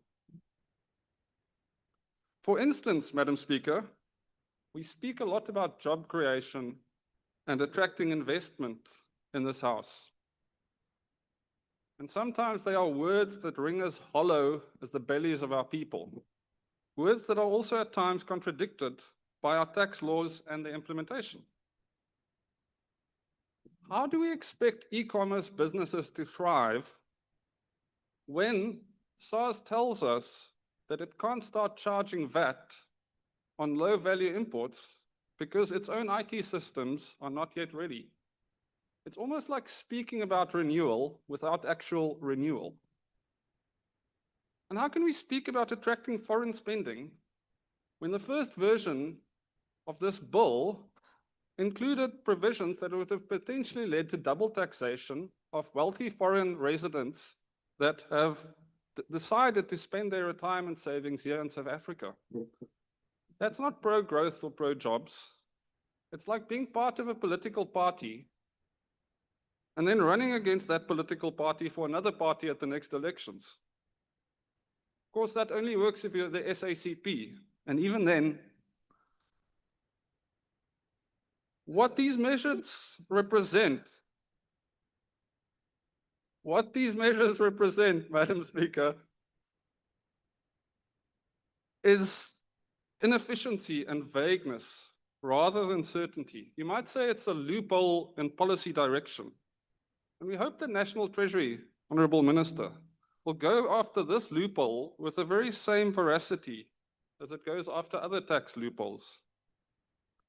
Likewise, it's concerning, Madam Speaker, to hear that when the National Treasury holds workshops, the participants are sometimes held to a kind of secrecy. Public workshops are not meant to be kept from the public. Fairness, certainty, convenience, and efficiency, these are not long dead words. They are principles that any government that cares for its citizens and respects its taxpayers pursues ever closer, year upon year. So, Madam Speaker, I've tried to be optimistic in my analysis today. You could say that I see the glass or the Rustenburg Stadium as half full. And we appreciate and we respect the essential work that SARS and National Treasury does. But we must ask that these institutions keep improving. Thank you, Madam Speaker. Thank you very much, Honourable Member. I'm sure as a lecturer, the class will be interested to ask the lecturer to further articulate the analysis on some measures where there were gaps in between. Honourable Mawutwe. Thank you very much, Speaker. Greetings to the President and Commander-in-Chief, officials, members of the Central Command Team, leaders of the EFF in provinces and sub-regional command teams, and more importantly, all fighters and ground forces. As the EFF, we remain the only organization that truly loves Black people and continues to fight for the economic freedom in this lifetime. We are not confused about whose interests we represent, and we are not apologetic about advancing the cause of the working class, the poor, and the marginalized in this country. And this is why we want to call on all fighters and ground forces to descend to East London on the 23rd of January 2026 to show solidarity to our President and Commander-in-Chief as he is being persecuted for his political beliefs and conviction and in defense of our movement. Speaker, the bills before the National Assembly are extremely important pieces of legislation. These are the laws which, through the manner in which we design and implement budgets, determine where and how revenue is collected to fund education, healthcare, policing, defense, and other programs of service delivery. Taxation is not a technical side issue. It's at the center of how the state redistributes resources and responds to inequality. However, if you attended a standing committee on finance when we were dealing with these bills back in September 2025, you'd agree with us that based on what those who made submissions said, the dismissive response by the National Treasury, and what is ultimately contained in the committee reports, this entire process is treated as a tick box exercise. If anything, parliamentary oversight over taxation has been reduced to an administrative inconvenience rather than being treated as a constitutional obligation for Parliament to meaningfully decide on taxation matters. What makes matters worse, Speaker, is that these bills are deliberately presented as complex instruments written in unnecessary technical language that systematically excludes the majority of our people from understanding why they are being taxed. People earn a salary and they are taxed. They buy food, they are taxed. They pay for babysitter services, they are taxed. They are taxed on money that has already been taxed. Yet those who draft these laws do not want to explain in a language people understand why they are being taxed in the manner that they are being taxed. This deliberate vagueness serves particular interests, and it is certainly not the interest of the poor and the working class. Now, members, we know that SARS does not treat everyone equally.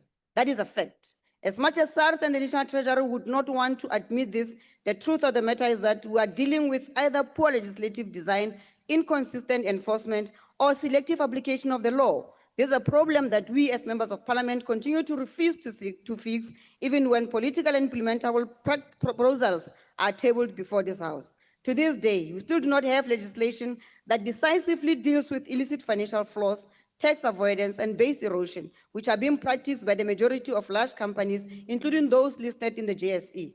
These are not small issues. These are the structural leakages that deprive the state of billions in revenue that could be used to address unemployment, poverty, and inequality. Instead, we're all made to focus on tobacco smugglers and so-called influencers as if they are the primary source of revenue leakage. We're not saying that these activities should not be dealt with, but we must ask why the former Royal Bafokeng CEO, Neil Carroll, is sitting with a 630 million tax dispute. How did we arrive at this situation? And what does it say about the effectiveness of our tax administration system? He's not the only one. The former CEO of Pepcor, Lon Erasmus, is reportedly sitting with a tax dispute of more than 300 million rands. The flower case against SARS is another example of how SARS has fumbled some of these high-profile cases. Either our laws are weak, or SARS is incompetent, or there is a selective tolerance for minimal taxation among certain elites. All three possibilities point to a serious crisis in our tax system. We asked an important question in the committee and never received the proper answer. Is there anyone in this House who still has confidence in SARS' ability to administer taxation equitably across all income groups and races? Because to an ordinary South African worker, it appears that the wealthy and politically connected can always negotiate their way around paying taxes, while workers face deductions that they cannot negotiate, delay, or avoid. Speaker, we have also raised issues concerning the sugar lobby industry, which has successfully negotiated with the National Treasury for no inflationary increases on excise duties and the health promotion levy, commonly known as the sugar tax. Someone was lobbied, and it was not members of parliament. There was no comment or assessment by the Department of Health, no impact studies, and no serious justification provided to this House. At the same time, illicit trade in alcohol and tobacco is completely out of control, yet there is no effort to revise the assumptions and policy frameworks that govern how these products are taxed. This does not come as a surprise because the reality today is that our taxation laws respond more to the fears and whims of banks, mining companies, insurance industry, and the private sector broadly than to the lived realities of our people. What is even worse is that the National Treasury knows, and everyone in this House knows, that we spend more as a society cleaning up the social and economic costs of alcohol abuse in our communities than what we collect through alcohol taxation. Yet, this reality does not translate into bold, progressive tax policy. South Africa's taxation system can no longer honestly be described as progressive or redistributive. How do you describe taxation as progressive in the most unequal society in the world, a society that has effectively made unemployment a permanent condition of a Black life? There is a fundamental contradiction here that Treasury refuses to confront. Why is there such strong resistance to the introduction of a wealth tax, even when the majority of people in this House agree that it must be introduced? Whose interests are being protected and at whose expense? Lastly, Speaker, we must end the employment tax incentive. Either the claims associated with this policy are fraudulent or the policy is simply not working. Unemployment continues to rise, yet this incentive is treated as an unquestionable instrument. In reality, it has become an accounting mechanism that allows employers to reduce their costs while increasing their profits. We reject this. The next speaker is the Honorable Radebe. Thank you, House Chairperson. The Taxation Laws Amendment Bill and the Tax Administration Laws Amendment Bill are two critical pieces of legislation that together shape not only how revenue is raised, but how fairly, efficiently, and transparently South Africa's tax system is administered. Taxation is the lifeblood of the state. It funds public service, redistributes resources, and underpins social economic development. However, for a tax system to command legitimacy, it must be fair, predictable, and competently administered. In an economy under severe strain, tax policy choices must support growth, protect the vulnerable, and avoid placing disproportionate burdens on compliant taxpayers.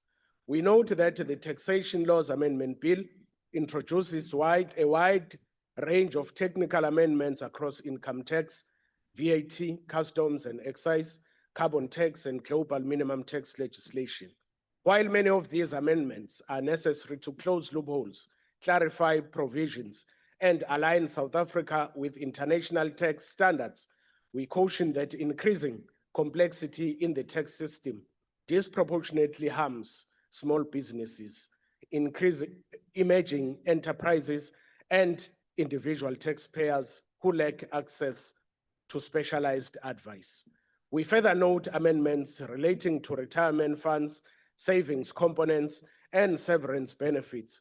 While the intention to strengthen retirement security is understood, these changes must be communicated clearly and consistently to the public. Too many South Africans already mistrust the tax system due to poor communication and frequent rule changes. Tax policy must encourage savings and long-term planning, not create uncertainty or fear. We welcome provisions aimed at modernizing tax administration, including measures relating to electronic reporting, streamlined customs procedures, and voluntary disclosure mechanisms. These reforms have the potential to improve efficiency, reduce delays, and support legitimate trade and business activity. However, we remain concerned about the balance of power between SARS and taxpayers. While SARS must be empowered to combat tax evasion, illicit trade, and non-compliance, this authority must be exercised within clear legal safeguards. Provisions that expand administrative discretion must be matched by strong oversight, transparent processes, and accessible avenues for objection and appeal. We are particularly mindful of small businesses, informal traders, and rural enterprises, many of whom already struggle with regulatory compliance. Tax administration reforms must not unintentionally criminalize honest mistakes or impose punitive consequences for minor or inadvertent errors. Both bills highlight the broader reality that revenue collection alone cannot resolve South Africa's fiscal challenges. Tax compliance improves when citizens see their contributions translated into quality public services, functioning infrastructure, and ethical governance. The IFP supports the further processing of the Taxation Laws Amendment Bill and the adoption of the Tax Administration Laws Amendment Bill, while reserving the right to engage on specific provisions to ensure that South Africa's tax system remains fair, transparent, and development-oriented. I thank you. Thank you. The Honorable Daniels.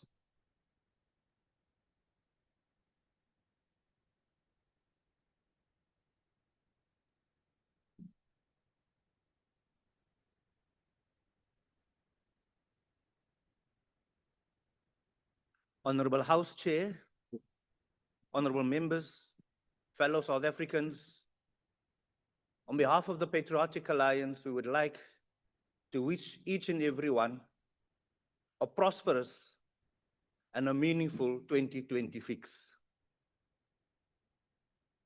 The Patriotic Alliance has carefully considered the report on the Standing Committee on Finance on a Taxation Laws Amendment Bill.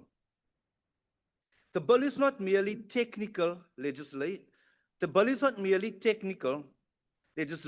It directly affects how the state raises revenue in an economy already under severe pressure from unemployment, low growth, and rising living costs. We acknowledge the extensive work done by the committee. Yes, the complexity of this bill reflects a difficult balancing act between securing revenue and avoiding further harm to businesses and households who are already stretched to the limit. South Africans are not refusing to pay taxes. They are questioning whether their contributions are being used wisely and responsibly. Honorable House Chair, we particularly welcome the robust public participation processes that unfolded. Stakeholders, experts, and ordinary citizens were given a meaningful opportunity to engage. This transparency is essential if we are to rebuild trust in our fiscal institutions, especially at a time when public confidence in government remains fragile. However, we must be clear. A technically sound tax framework means very little if it is not matched by discipline in spending and firm action against waste and corruption. Government cannot continue to return to taxpayers for more revenue while failing to account to billions lost through inefficiencies and mismanagement. This is not sustainable, and it is definitely not just. That said, honorable members, we are satisfied that the overall direction of this bill improves coherence, it closes loopholes, and it strengthens the integrity of the tax system. These measures are necessary to protect the revenue base without resorting to blunt and damaging tax increases that would further choke economic growth. The Patriotic Alliance therefore supports the recommendations by the committee, but let this support be clearly understood, please. It comes with an expectation of strict oversight, accountability, and ultimately results. Revenue raised through this bill must translate into real service delivery, economic stability, and tangible improvements in the lives of South Africans. South Africans are taxed enough. What they demand now is value for money, accountability, and delivery. I thank you. Thank you. The Honorable Beasley.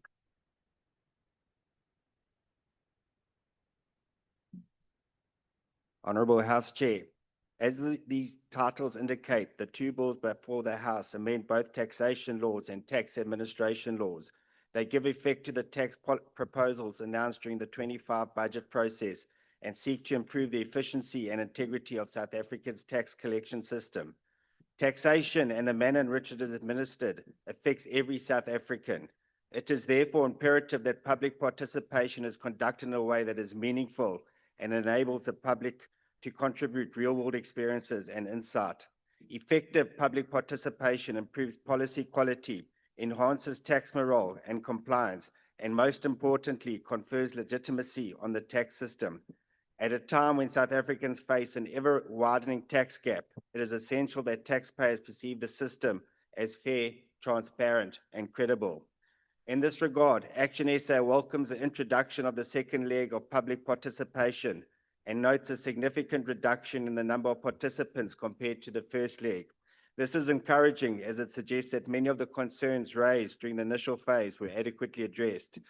That said, both the South African Institute of Chartered Accountants and the audit firm PKF raised concerns regarding the timeframes within the process.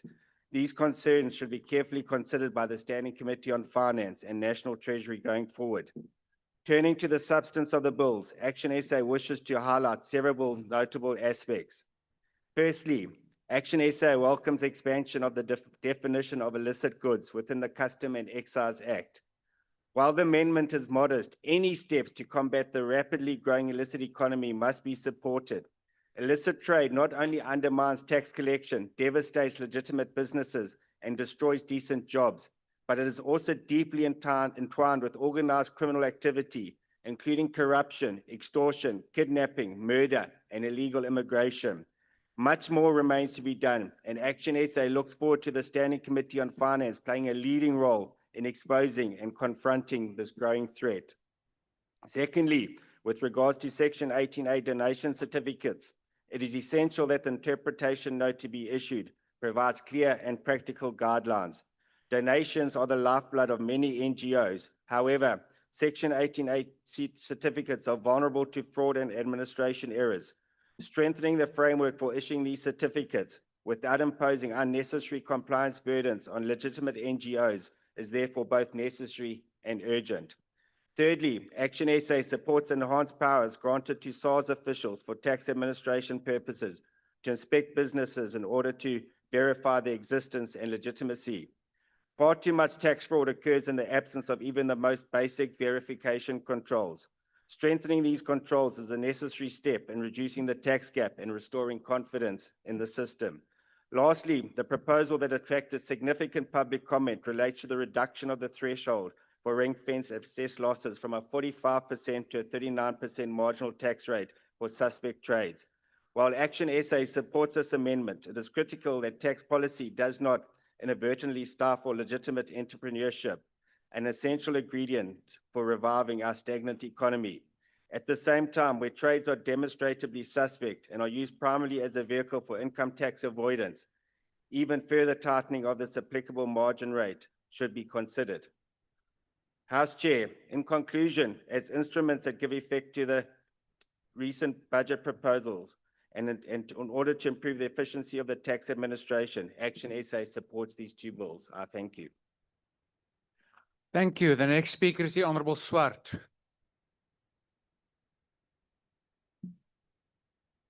Thank you, House Chair. House Chair, the ACDP believes in following the scriptural injunction, render unto Caesar what is due unto Caesar, and unto God what is due unto God. Now, these tax bills are of a highly technical nature and largely seek to enhance compliance. What we do see, and we recommend, and we commend SARS for the higher than expected revenue collection, an additional 19.7 billion over and above what was projected, driven by improved compliance and enforcement measures, which includes a focus on the illicit economy. An additional 7.5 billion was allocated to SARS to boost its capabilities, and this is expected to yield significant returns. Yet, sadly, over the medium term, revenue projections are expected to be weaker due to lower nominal GDP growth and downward revisions to corporate income and personal income tax rates. Now, that is clearly concerning, and higher economic growth is required. Certain amendments contained in these bills refer to technical refinements in the two-pot retirement systems. Now, many employees drawing from the two-pot system were shocked at the amount of tax they were required to pay. Employees need to be better educated that this will be a direct result of the early drawing from their retirement funds and will reduce the amount available for retirement. On VAT and other indirect tax issues contained in the bill, the ACDP notes concerns about the impact of proposed changes on independent schools, and we welcome the fact of the deferral arrangement for such schools. As far as the tax administration bill is concerned, the most extensive submissions related to refinements to what is known as the understatement penalty framework. Certain stakeholders were concerned about the bona fide inadvertent error concept, believing that the penalties should only apply where conduct offends the public interest. Now, National Treasury and SARS responded that understatement penalties has always been behavioral based and that no penalty can be imposed unless the taxpayer's conduct falls within the behaviors listed within the table. This the ACDP appreciates. We also appreciate the fact that penalties are subject to objection and appeal, and that reliance on professional advice, as many taxpayers do, continues to be recognized as a factor indicating reasonable behavior on behalf of the taxpayer. Chairperson, the ACDP appreciates this expectation, the explanation and the technical amendments, and as kingdom builders, we will support these bills. Thank you, Honourable Minister, and everything. Thank you. Honorable Kwankwa. We support share no declaration. Thank you. The Honorable Ghana.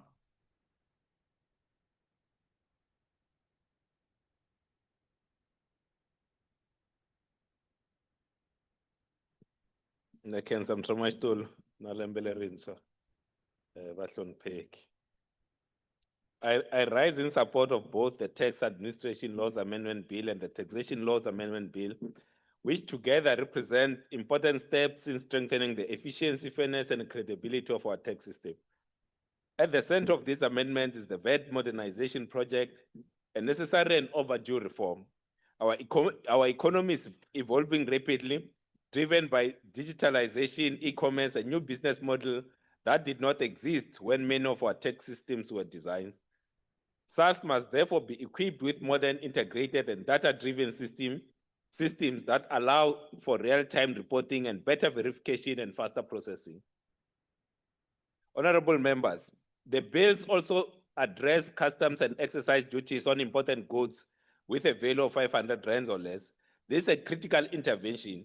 The growth of online shopping and small consignments entering the country has exposed weaknesses in customs administration, creating unfair competition for local businesses and revenue leakages for the state. By tightening the treatment of low-value imports, we promote fairness, revenue protection, and compliance, while also safeguarding domestic industries that compete against goods entering our market undervalued or misdeclared thresholds. Customs modernization is essential to securing our borders economically, not just physically. More broadly, these bills underscore the urgent need to modernize our tax systems so that it keeps pace with technological change, global trade patterns, and evolving taxpayer behavior.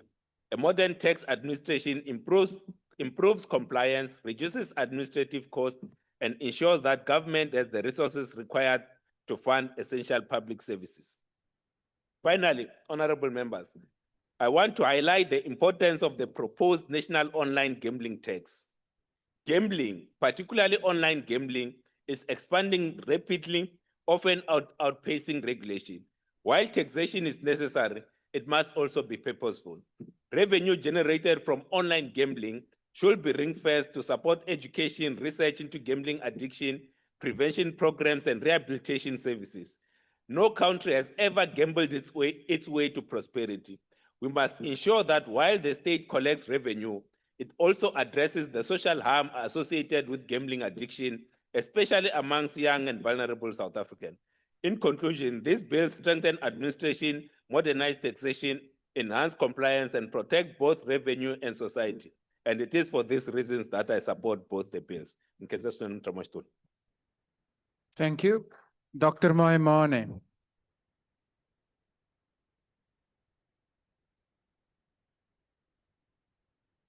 Honorable members, Bachait Sudumelang, and I wish you all a prosperous and a happy new year, as it were. Chairperson, I think it's important as this House considers these two pieces of legislation that speaks to tax laws, that we keep in mind the fundamental purpose of tax.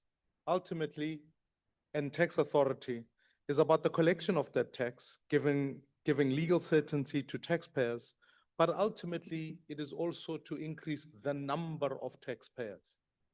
No country has ever taxed itself into prosperity. And the job that we've got to do is to ask the fundamental question, which is, how do we move 10 million South Africans, who many of them sit between the lower quintiles in our income levels, to the middle class, so that we can increase the amount of people who pay tax, stabilize our society by having a growing middle class, and ensure that we reduce levels of inequality. To be able to do that, tax law then ultimately becomes important. The second component of this issue is that tax law must always be globally competitive. The job we've got to do is to make sure that when an investor looks as to which country they are going to look at, South Africa must be considered. And at this point in time, honorable members, we could politicize the question about where we set corporate tax, but the reality of it is international benchmarking is starting to peg corporate tax at closer to 15%, whereas ours is nearly double that. So our consideration must be, how do we make South Africa investable and a place where we can attract global investment? Thirdly, it's about the effective use of that tax. Let's be fair, honorable members. South Africans are taxed and are taxed heavily at a personal level. It's not only just income tax and VAT, it's property taxes, it's fuel levies, it's multiple types of taxes. And worse, we find many government institutions who are not using the tax more effectively. There's an additional burden when citizens pay for tax to keep up hospitals, and then you arrive at a hospital like Freire Hospital and you discover that actually money is being wasted. So Honorable Swart, I agree with you. We need to give to Caesar what is due to Caesar, but we need to make sure that Caesar remains sober, honest, and ultimately using of taxpayer money effectively. Honorable member, I want to highlight the fact that, Minister, can we pause, Honorable? Can you stop my time? Now, don't get distracted by the Minister, Honorable Moimane. Continue. I conclude by asking the inherent question, honorable members, that we need to increase our taxation on online gambling. I think we can ultimately ensure that the 6% that is extended to horse racing can be extended to other types of online betting and taxation. Therefore, in conclusion, honorable members, I want to say that I will reject any form of VAT increases coming next year. We need to grow the economy to ensure that we increase taxpayers and make sure that our economy is not stagnant, but one that can deliver more revenues for us to achieve our objectives of increasing more taxpayers. Thank you very much. Thank you. The Honorable Zungula. Thank you, Chair. South Africans already face a heavy tax burden. We cannot allow we cannot allow amendments that act as a hidden tax increases or erode exemptions for ordinary families. The ATM calls for indexing tax brackets and rebates to inflation, protecting the real incomes of our citizens. We also insist that any changes to retirement savings or long-term investments do not discourage saving or erode retirement security. Our people need jobs. SMMEs are the engine of employment. Therefore, any tax reform must support SMMEs, especially those in rural areas, townships, and historically disadvantaged communities. We also encourage tax incentives for strategic sectors such as manufacturing, technology, labor-intensive industries, which create meaningful employment and drive growth.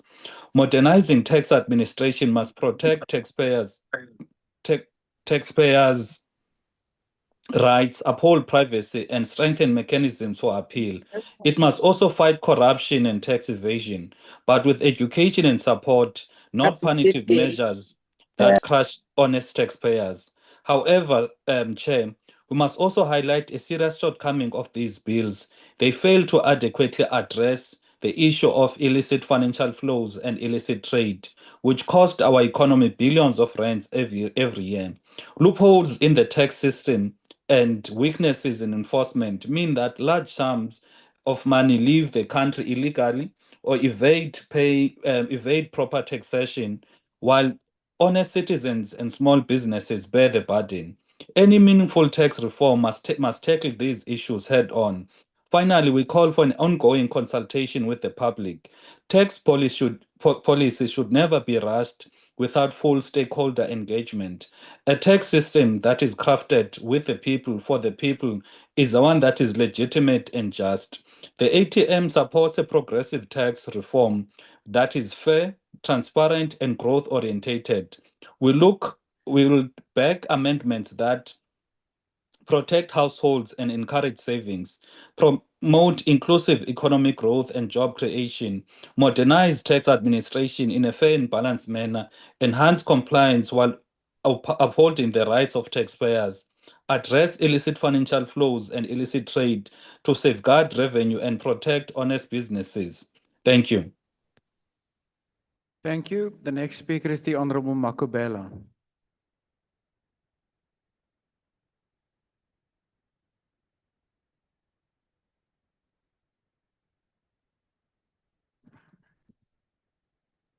Honorable House Chairperson and honorable members, these bills may be technical in form, but their impact is profoundly human. They touch children whose future depends on support reaching them in full, families striving for dignity, workers and entrepreneurs building livelihoods, educators shaping human capital, and industries sustaining our economy. Tax policy is one of the few instruments that speaks to all of us across parties, sectors, and communities. It is where fiscal responsibility meets social justice and where economic growth must be reconciled with fairness. These bills remind us of the truth that should unite this House. A fair and a credible system is not an obstacle to growth. It is the foundation of trust between the state and its people. When we approach tax policy with balance, cooperation, and a shared purpose, we strengthen not only the economy, but the social contract that binds us as South Africans. It is in the spirit of common unity and responsibility that we debate the Taxation Laws Amendment Bill and the tax administration bills today. Honorable members, the reinstatement of the exemption of the child maintenance is a step that deserves broad support. It affirms a principle that unites us. Support intended for children must reach them in full. This amendment strengthens family stability, supports caregivers who are often women, and reinforces the state's commitment to child welfare. It is a reminder that a humane tax system strengthens social cohesion, which ultimately benefits the economy as a whole. Honorable members, the inclusion of the amounts assigned to non-retirement member spouses in cases of a marriage dissolution under religious tenets is a mature and inclusive legislative approach. It recognizes the diversity of South African families and ensures that financial protection does not depend on a form of a marriage. This is not about special treatment, honorable members. It is about an equal protection under law, a principle that should unite this House. The exemption of educational activities by basic education institution is another form of consensus. Education is not a cost to be minimized.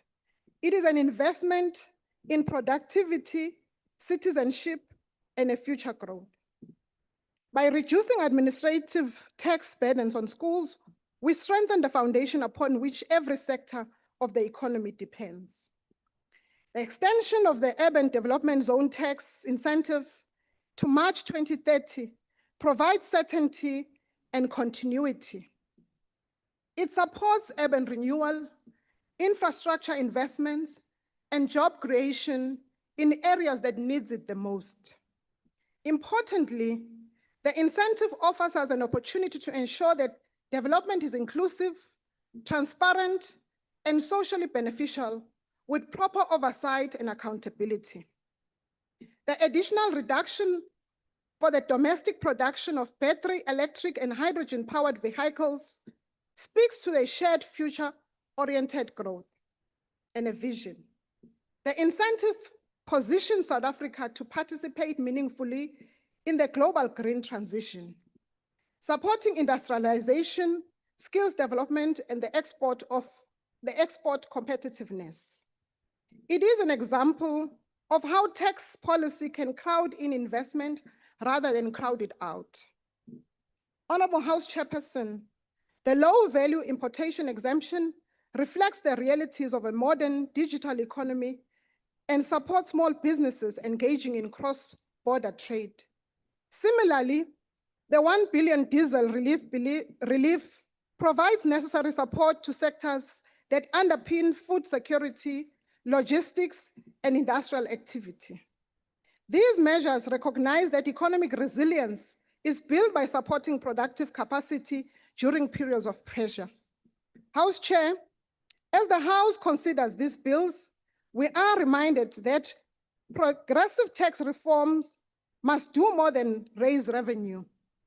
It must advance social outcome, unlock productive capacity, protect the vulnerable, and reinforce confidence in the state. Taken together, the Taxation Laws Amendment Bill and the Tax Laws Administration Bill demonstrates that tax policy can be a powerful developmental instrument. When guided by equity, inclusivity, and strategic intent, they show that we do not have to choose between growth and fairness. We can build and must build by pursuing both together. At the time when South Africans look upon this House for leadership, honorable members, let us send a clear and a united message that despite our differences, we can cooperate in the national interest, align fiscal tools with developmental goals, and build an economy that works for all of us. It is for these reasons, and in the spirit of unity, cooperation, and a common purpose, that ANC supports the first reading of the Taxation Laws Amendment Bill and the second reading of the Tax Administration Laws Amendment Bill. I thank you, honorable members. Thank you. The Honorable Ishmael Musa.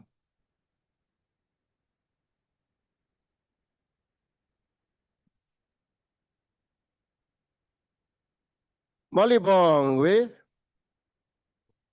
Honorable House Chair, respected Honorable Minister of Finance, Honorable Ministers and Honorable Members, and the President of Al Jama, Honorable Hanif Hendricks, and of course our noble patriotic citizens of our noble nation. Al Jama is considered the report of the Standing Committee on Finance on the Tax Administration Laws Amendment Bill. Al Jama acknowledges the committee's work in strengthening the legal framework governing tax administration, which is essential for improving compliance, efficiency, and revenue collection. An effective tax system depends not only on enforcement, but also on fairness, transparency, and respect for taxpayers' rights. In this regard, the amendments must ensure that SARS is adequately empowered to combat tax evasion and illicit financial flows while safeguarding due process and preventing administrative overreach. At a time of fiscal pressure and growing inequality, efficient tax administration is critical to sustaining public services and promoting economic justice. Al Jama therefore supports the adoption of the committee's report and calls for continued oversight to ensure that these amendments are implemented fairly and effectively. Thank you. Viva South Africa, Malibongwe. Thank you. Is there a speaker on behalf of the NCC in this debate? If not, I call upon the PAC. House Chairperson, the PAC of Azania supports the bill. However, its contribution to this debate will not be merely comment on the technicalities of Taxation Laws Amendment Bill, but to voice a deep-seated frustration with the pace of transformation in our land. The PAC appreciates that this bill is of technical nature, that it seeks to clarify existing principles and tidy up the statutes. But the PAC asks itself and this parliament, whose principles are we clarifying and whose interests are served by this endless tidying up of tax system that needs a complete structural overhaul? Every time we amend an act from 1962 or 1964, we admit to the people that we have failed to build an indigenous transformative tax system that reflects the soul of a liberated Africa. We are merely decorating the windows of a colonial structure. Speaker, the PAC wishes to bring the face of suffering from this tax system to this podium. We speak for the widows across our country. Mothers who have lost their husbands are being re-traumatized by SARS. They find themselves owing thousands, sometimes hundreds of thousands of rands because of our current tax system sees their husband's death benefit as additional income. The system aggregates their small salaries with the survivor benefits, pushing them into higher tax brackets they cannot afford. If that is not enough, SARS sits idly throughout the year while the debt grows, allowing tax liabilities to balloon into an unpayable amount of debt, interest and penalties that haunts grieving families long after their loss. Our tax law treats a widow's life as a side hustle to be milked. This is not just a technical oversight, it is a moral bankruptcy. We expected a tax system that tackles this plight, a system that recognizes the social reality of the African family and the vulnerability of those left behind. The PAC calls on this parliament to abandon this technical tinkering. Instead, work on the total repeal of colonial era tax statutes in favor of a freshly reimagined tax system. We call for the immediate relief for widows, ensuring that death benefits are ring-fenced and protected from the predatory bracket grip of the current system. We are looking forward to substantive tax bills that will serve as instruments of decolonization. Thank you, House Chairperson. Thank you, Honourable Minister. Is there a speaker on behalf of Good? If not, I recognize the Honourable Reddy.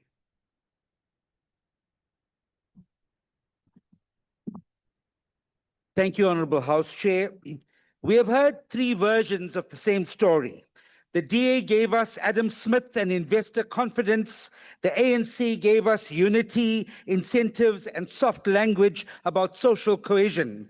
And the last speaker from the ANC neither confronted the real economic power in this country.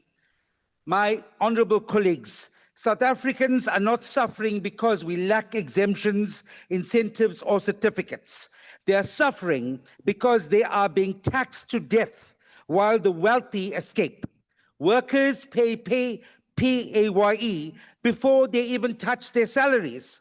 The poor pay VAT on food, electricity, and transport. Small businesses drown in compliance.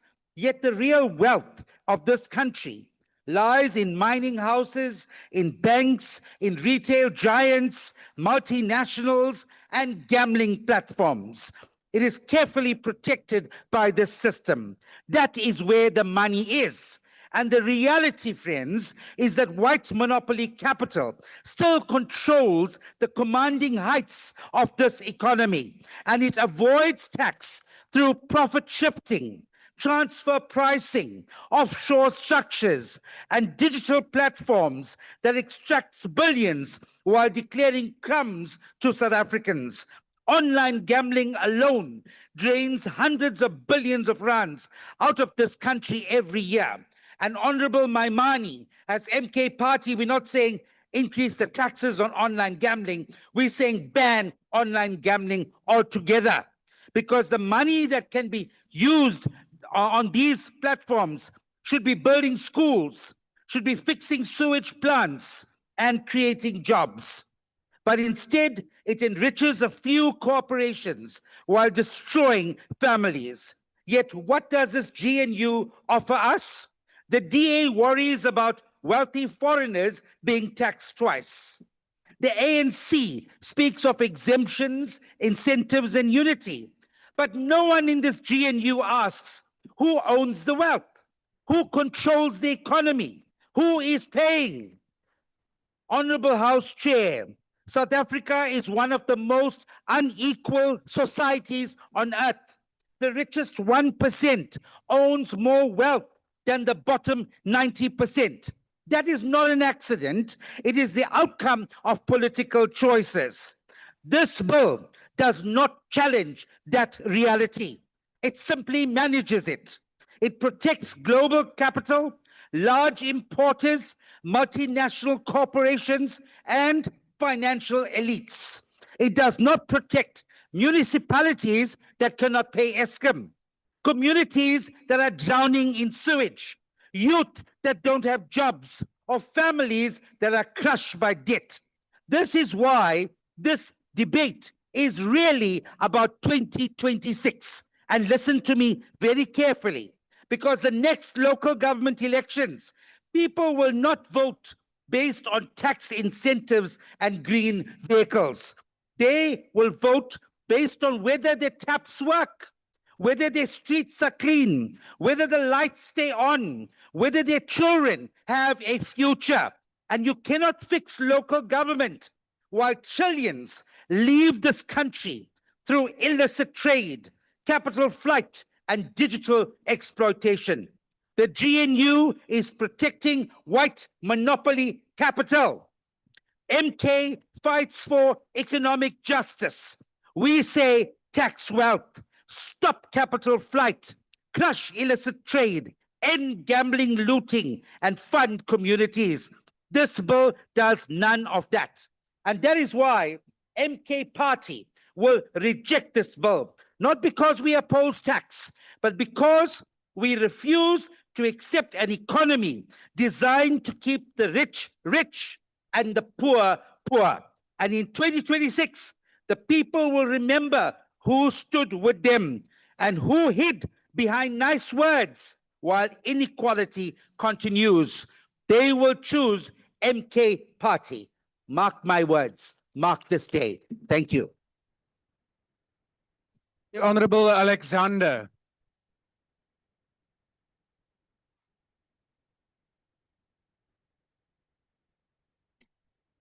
Honorable House Chair, honorable members, South Africa carries a heavy economic load. Food prices bite, transport costs squeeze, and job creation remains slow. It is in this context that the tax amendment bill must be judged by a simple test. Does it reduce the burden on households and businesses? Does it help growth and jobs, without asking the taxpayer to pay for government's inefficiency.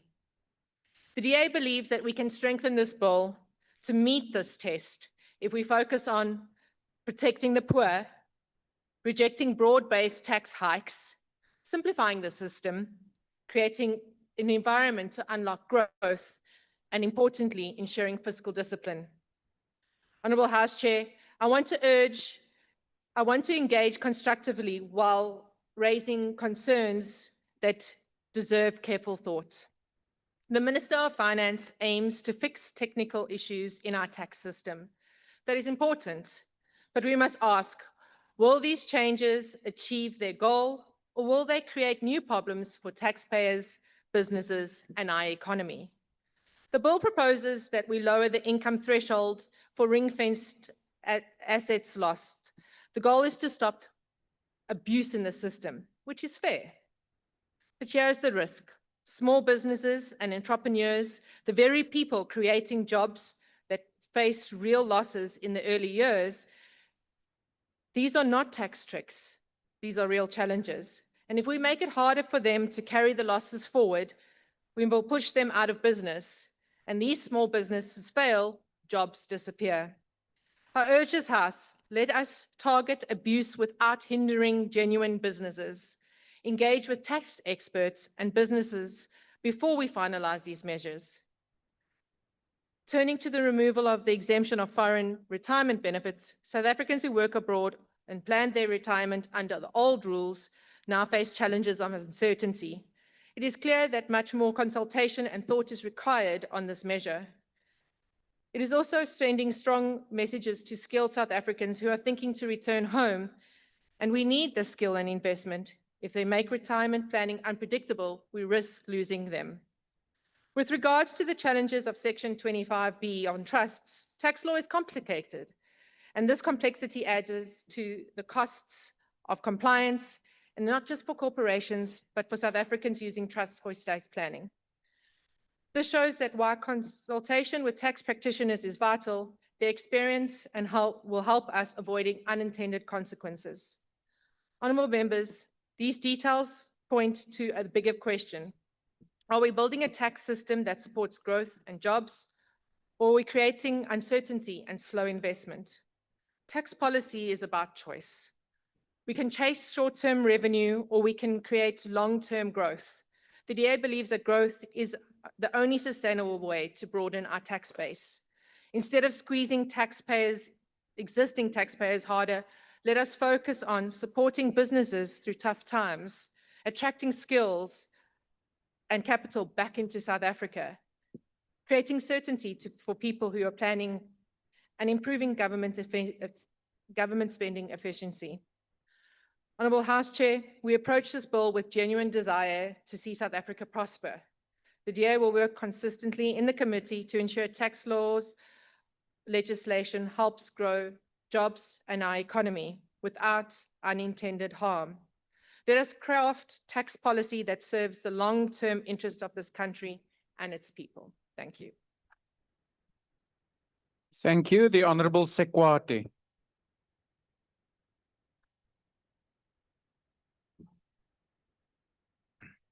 Thank you, Honourable Chair.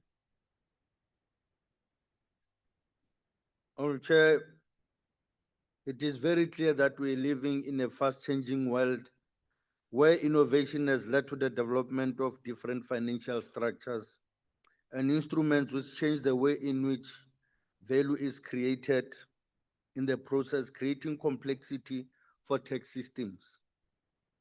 Globally, persons with wealth and riches always try to develop innovative ways and structures that enable tax avoidance, hence an increase in savings in countries that are considered to be safe havens, and we are not. South Africa has a developed and complex financial sector, which is prone to various tax avoidance practices by companies and individuals. The African National Congress welcomes the focus by the National Treasury to increase a focus on strengthening anti-avoidance practices, which robs our country the national fiscus that are required for revenue for the development of our country. One of the matters that National Treasury has actually done.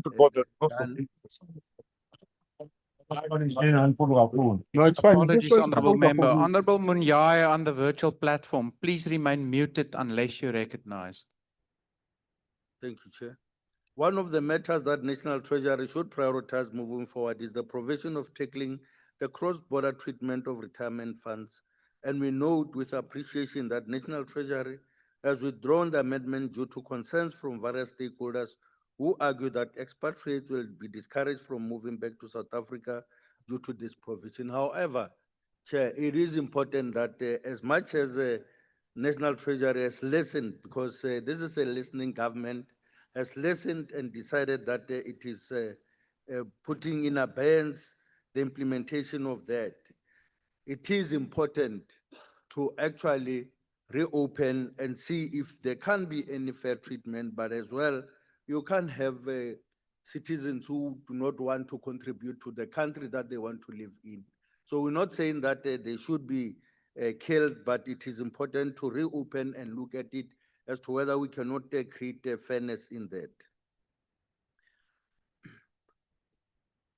Another measure that the National Treasury has proposed is an amendment to close the anti-avoidance gap of asset for share and amalgamation of transactions involving collective investment schemes being treated as flow-through entities, meaning income and that and interest are passed directly to investors who then declare in their tax returns.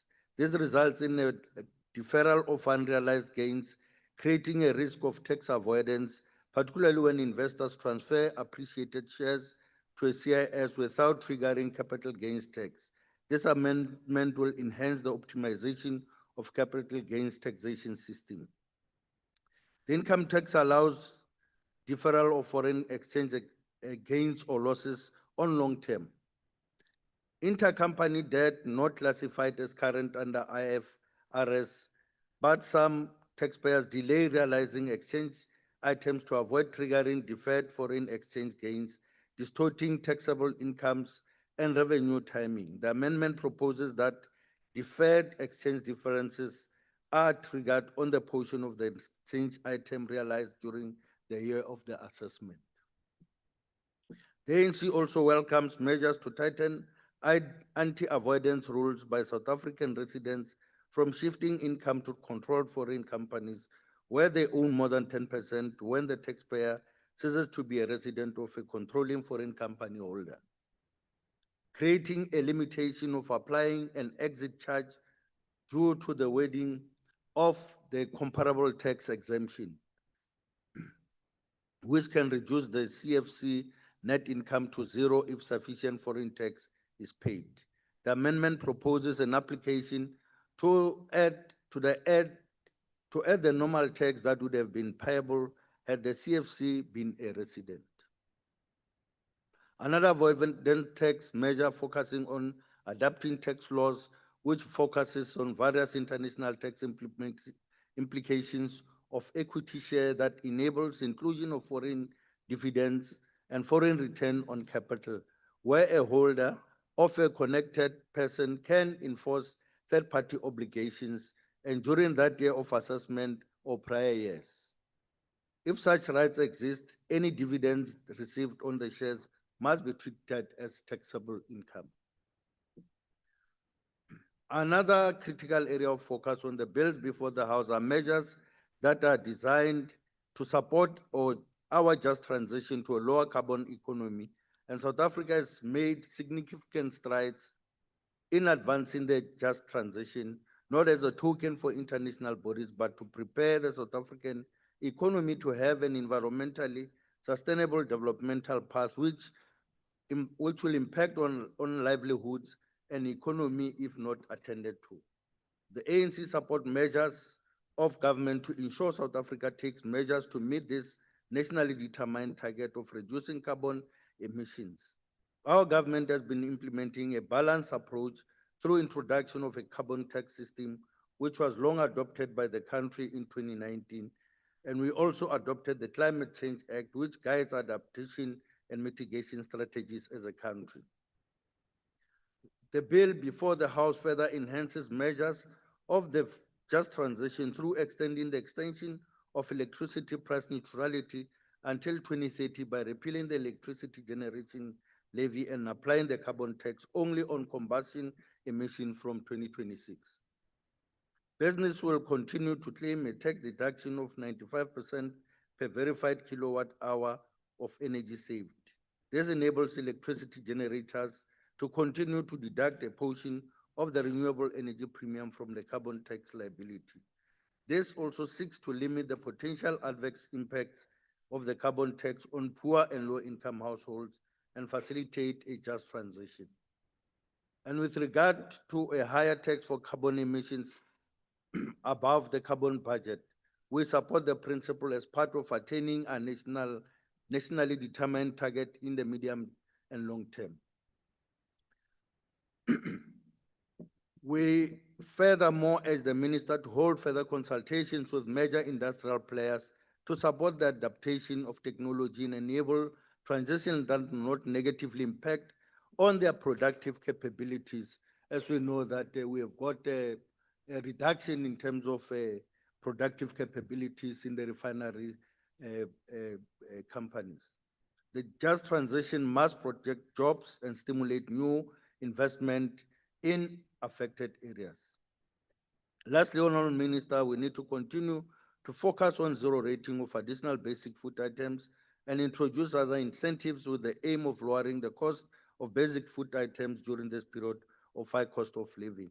There's a critical ANC manifesto commitment that aligns with the commitment of the GNU to lower the cost of living. Taxation should continue to be a key redistributive mechanism to mitigate against the high level of poverty and inequality in our society.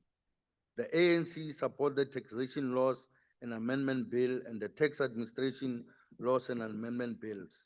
And it is important to some of our members in the House to understand that our people, our communities and the voters are no longer looking for this empty rhetoric, and they're looking for tangible solutions that would be able to bring about development in our country. I thank you, Honourable Chair. Thank you. The Deputy Minister of Finance, the Honourable Sarupan.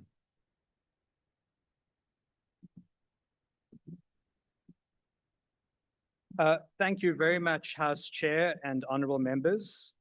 The tax bills that were presented here today are as a result of the efforts put into tax announcement made by the Minister of Finance during the 2025 budget.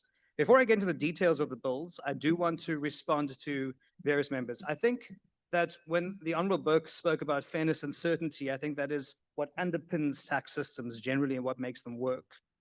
And I think the point made by Honourable Beasley around illicit goods and illicit trade is very, very important, because if we do not get certainty of prosecution, we're not going to deter the flow of illicit goods and illicit finances. And it's a very, very important point that was raised there as well. I also think that what we have done is make sure that tax policy, to the point of Honourable Beasley, must not stifle legitimate trade. I have friends who have helped, thankfully, move some of their companies, not move them, but internationalize their firms so we can bring some money into South Africa, making profits overseas as well, not just get investment here. And in the European Union, every single business transaction has to be lodged with a tax authority. And that is not the kind of path we want to go down either. So I think we have struck the right balance there, Honourable Beasley. Honourable Maimani is correct when he says we need to broaden the tax base as well. And that is precisely what we try to do, but there are multiple growth levers and each of them needs to be pulled to get this economy moving. Let me take a moment before I get into some of the criticisms to also thank the committee for their work in processing the bills and all of the MPs for returning early this year to Parliament so that we can process these bills. Now, to the handful of critics in this House, none of them really focused on the content of the bill, which is very disappointing. And for the many people who try to introduce foreign affairs, I just want to say also the following. Please don't prompt ChatGPT because you all sounded like Bernie Sanders, and we don't need American politics style of elites, as this word, and millionaires and billionaires and so on, as part of our discourse. We are South African and we should be using South African language to deal with South African problems. Now, in line with this Bernie Sanders ChatGPT criticism that we were getting today, we heard a lot about wealth and wealth taxes. If you don't study the South African tax system because you're obsessed with American politics or other countries' politics, you would not realize that we have introduced multiple wealth taxes in South Africa over the last 30 years. Estate duty, donations tax, capital gains tax, transfer duty, security transfer tax, dividends tax, and a top 45% marginal tax rate. That is by the definition of the OECD wealth taxes, because the OECD has 4 categories of wealth taxes. Wealth transfers, we tax that. Recurrent property tax, we have that. Once-off assets and property transfer tax, we have that. And Order, capital income honourable tax, members. we have Give the that. Deputy Minister a So by chance. definition, South Africa has wealth taxes. I'm not sure what more we want, unless we want to import the weird politics from overseas into our country. And I as very firmly opposed to that. We are South African. We must solve South Africa's problems, not other countries' problems in this house. Now, with that said, the 2025 TLAB, for those who did not read the Tax Laws Amendment Bill, it actually covered many different fiscal areas, and it impacted critical areas, including retirement funding, personal income tax, business tax, value-added tax, and carbon tax, to implement policy reforms to strengthen anti-avoidance measures and effect necessary technical corrections. And as the Honourable Burke said, our tax system must be fair and consistent, but it must also protect our most vulnerable citizens. So we're addressing anomalies in our system that, if left uncorrected, would place an undue financial burden on families during their most difficult moments.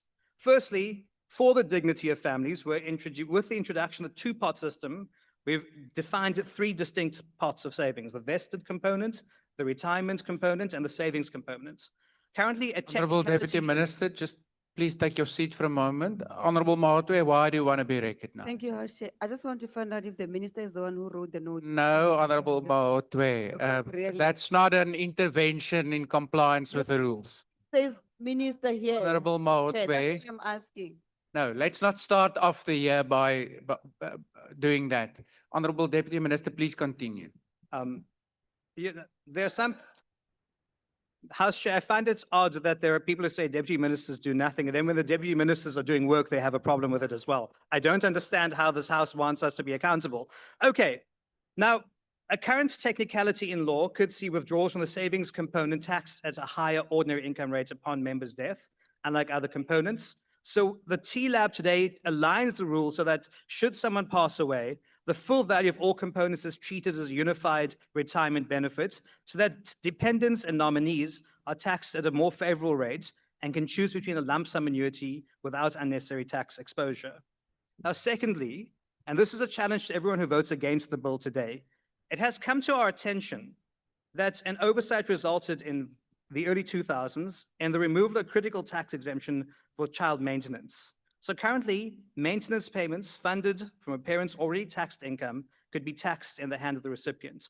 We're going to restore this exemption with this bill, should it pass the House, so that child maintenance for the upbringing and welfare of children is not a profit-making income.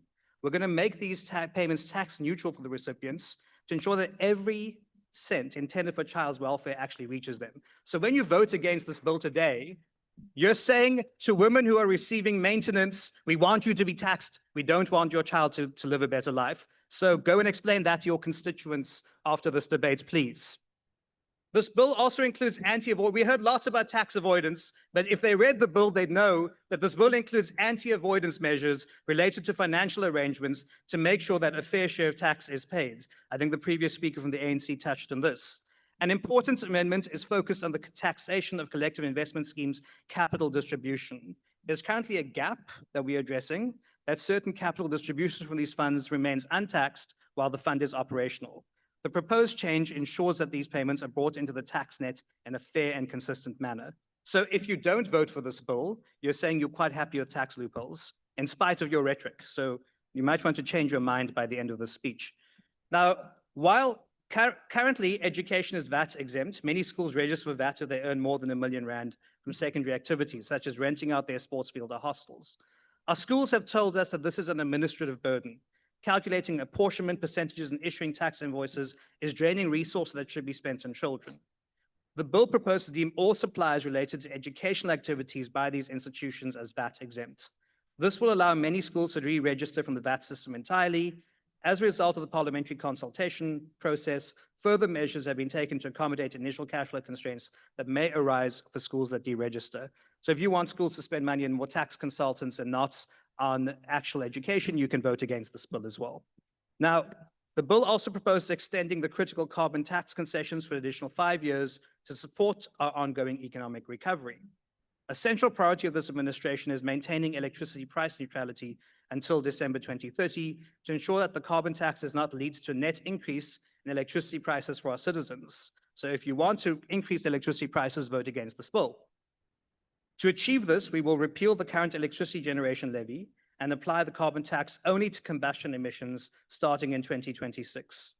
This strategic shift ensures that there's no additional tax burden on electricity generators, providing essential financial relief to businesses and protecting poor and low-income households from rising energy costs. If you want a higher cost of living, vote against this bill. To further stimulate the domestic carbon market, we're increasing the carbon offset allowance by 5 percentage points, extending energy-efficient tax incentives to reward companies for their sustainable practices. However, in line with the polluter pays principle, the bill introduces a higher tax rate of 640 Rand per ton of CO2 equivalent for emissions that exceed the mandatory carbon budgets allocated to companies.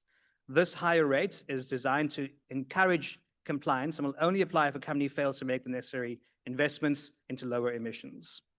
The tax laws amendment bill every year aims to keep the tax system current by reducing the opportunities for businesses and individuals to artificially reduce the tax that should be paid. Now, the tax administration laws also propose a number of amendments to keep the administrative system current while providing clarity and certainty. South Africa's tax system is built on voluntary compliance. One component to assist taxpayers is the voluntary disclosure program that eliminates or reduces penalties for taxpayers who come forward to disclose errors or omissions voluntarily. This program has seen widespread use, as SAR's annual report shows. The 2025 Tax Administration Laws Amendment Bill introduces a similar voluntary disclosure relief for the Customs and Excise Act. Once approved by Parliament, I encourage traders to make use of it to get things done right before SARS comes knocking. We also provide the initial building blocks for modernization of that. The intention is to reduce efforts in compliance while improving the integrity of the system. Vendors are encouraged to please engage with SARS further consultations and take up the voluntary e-reporting system that the proposal and consultations will enable. This will ensure that the new system is well suited to the South African context.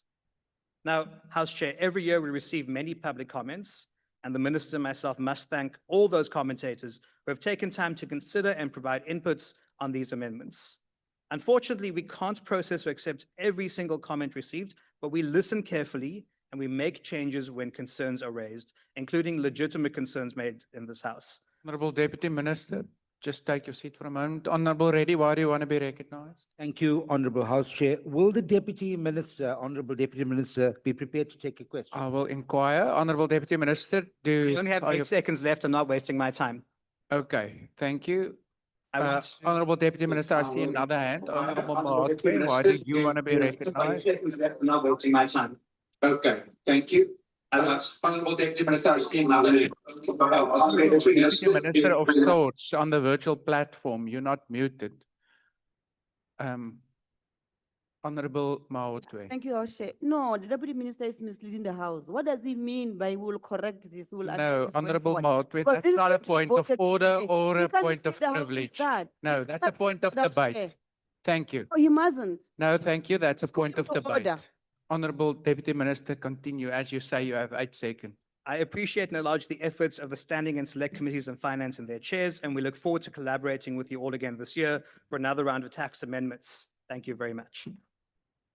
Thank you. Honorable members, that concludes this debate. Are there any objections to the Taxation Laws Amendment Bill being read a first time? The MK Party? Please record the vote of the MK Party against. Thank you. Thank you. The EFF? The EFF here, Ghana, we object. Thank you. The UAT? The UAT object. Thank you. Are there any further objections? ATM? The NCC objects. The ATM and the NCC's objections are also noted. With those objections noted, the bill is agreed to. The secretary will read the bill a first time. Taxation Laws Amendment Bill. Honorable members, are there any objections to the Tax Administration Laws Amendment Bill being read a second time? The MK Party? We object, Honorable House Chair. Thank you. The EFF? Reagana, we object. Thank you. The UIT? The UIT object. Thank you. Any further objections? The NCC, ATM, The NCC's and the ATM's objections are also noted. The Secretary will read the bill a second time with those objections noted. Tax Administration Laws Amendment Bill. The bill will be sent to the National Council of Provinces for concurrence. The Secretary will now read the seventh order.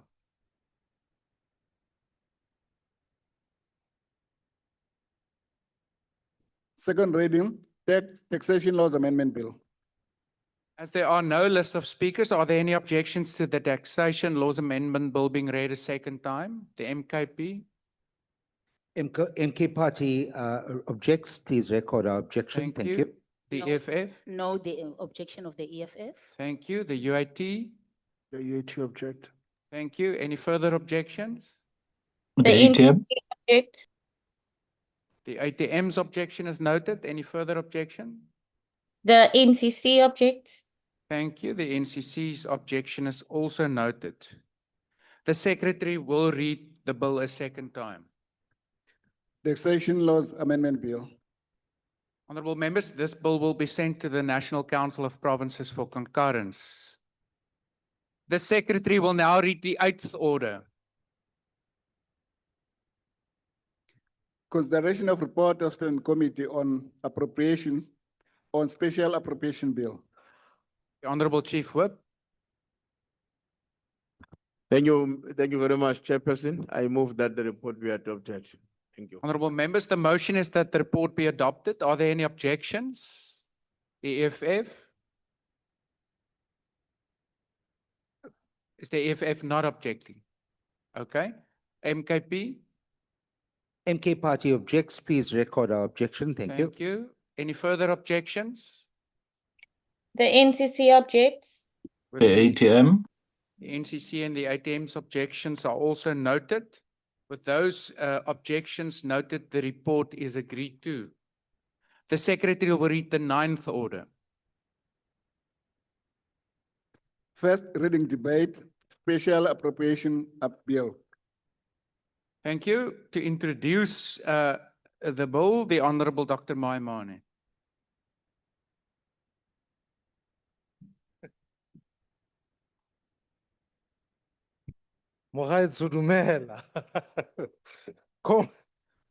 Honorable members, fellow South Africans, this bill is being tabled at a fairly unique time in the globe. Many would argue the question of sovereignty, and as this bill is a special appropriation that is focused on our healthcare system, the fundamental question we should all answer in this House is how do we ensure that our health department and our health systems remain sovereign? Today, as this House considers this bill, we do so not as a financial instrument. We do so because we must see it through the eyes of ordinary South Africans who depend on the well-functioning public healthcare system that ensures that there isn't a financialization of their own personal health and ensures that HIV treatment can be given effect. And therefore, in this particular moment, I want to say, Honorable House Chairperson, that this budget is not only just numbers on a page. It gives us an opportunity to compensate for what has been lost in many ways through the PEPFAR founding. The House is called upon to consider what the Constitution has given to, which is to provide money to be withdrawn from the National Revenue Fund by an act of Parliament. So, honorable members, the allocations then as tabled in the bill are as follows. 594 million rands for provinces through the District Health Program grant for the comprehensive HIV component, 132 million rands for the South African Medical Research Council for operations to preserve critical research capacity, 321 million rands for the National Health Insurance Grant. As chairperson of the committee, on behalf of the committee, We have then taken much consideration into this bill. And I want to highlight, honorable members, there are key issues that we need to think about quite critically as we undertake the processing of this bill. The first is that as we received a briefing, we did so considering the Money Bills and Related Matters Act. And what is common cause, honorable members, is that the time allocated to this House to be able to process the bill is clearly insufficient. And therefore, as chairperson of the committee, I'll be committing myself this year to working hard to amend the Money Bills and Related Matters Act so that it gives this House due time to consider how we process money bills and ensures that better allocation can be given, particularly to the Department of Health, as we seek to give sovereignty to the Department of Health. The second and most crucial issue is some of the reporting that we received when we asked for public consultation. It is clear that we are going to face a difficulty as we work through what is HIV testing and ensuring that more and more people can comply through this. Honorable Minister of Health, Honorable Motsoaledi, I see is here. It is going to be important that as we support the special appropriation, more work must be done so that we don't suffer losses that we've gained by being able to ensure that a testing protocol has been put forward and that more people are able to comply and get medical health care. Secondly, it was then common cause, as reported by the FFC, that many non-governmental organizations would suffer significant losses if the PEPFAR funding has been withdrawn. And so this appropriation seeks to compensate for that. The COSATU supported the bill and made it clear that while they expressed concerns about what the appropriations mean, it is going to be important that we protect NGO workers who are heavily dependent on this. So, honorable members, as we adopt this bill, these matters must be considered. The fight here is about ensuring sovereignty, but fighting the battle and continuing the battle against HIV and AIDS. The appropriation in and of itself is insufficient to cover all the losses that we face. And therefore, Honorable Minister of Finance, I'm going to urge that in the consideration of the next budget, we need to think hard about how do we fund better for universal health coverage so that we can achieve a space where health is sovereign and more funding can be put towards health for the protection of all citizens. On behalf of the committee, I want to thank the committee for the incredible work that has been done in being able to listen and process this particular bill. We need to work harder as we go into the next financial phase, especially in the budget that is coming forward. And so, honorable members, I table before you this special appropriation bill and ask for the House to support it. I thank you. Thank you. The Honorable Segede.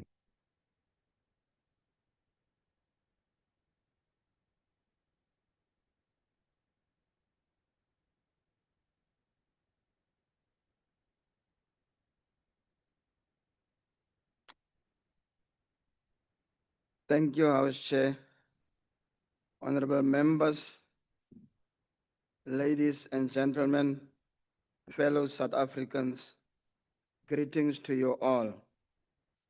House Chairperson, this bill is tabled before this August House at a time when the lives of key populations have been placed in sudden uncertainty. Not because of HIV, AIDS, and TB incidences, but because of the abrupt withdrawal of PEPFAR funding that supported 17% of South Africa's HIV, AIDS, and TB responses. South Africa remains at the epicenter of the global HIV, AIDS epidemic and TB incidences among people living with HIV and AIDS. That reality is not accidental. It is rooted in apartheid structural violence that reproduces poverty, inequality, and unemployment. When the Trump administration withdrew PEPFAR funding without regard for these South African realities, it did not engage in diplomacy. Rather, it imposed suffering. The abrupt withdrawal of PEPFAR funding was not an administrative oversight, but a deliberate political decision taken by the Trump administration and amplified by anti-revolutionary forces within our own country, especially AfriForum. The Trump administration is not only hostile towards the progressive ANC-led government, but it has also demonstrated through actions rather than rhetoric that is willing to weaponize crucial funding that supports South Africa's massive HIV/AIDS response and TB programs to punish the ANC-led government for refusing to submit to the United States of America's ideological and geopolitical agenda. Therefore, it is our view that this bill is pivotal instrument of not only of the ANC-led government strategy of ensuring palpable inroads against HIV/AIDS and TB infections, but also for socio-economic growth, as our people's health is the cornerstone of any development. Honorable members, although South Africa's HIV response has been resilient through the 7% global fund and 76% domestic funding, the effects of the abrupt withdrawal of PEPFAR funding jeopardized critical programs that serve key populations from poor and working class backgrounds that already carry the heaviest burden of HIV and AIDS and TB infections because of poverty, inequality, unemployment, spatial exclusion, and historic economic exclusion. It placed frontline health workers into limbo. It endangered treatment continuity.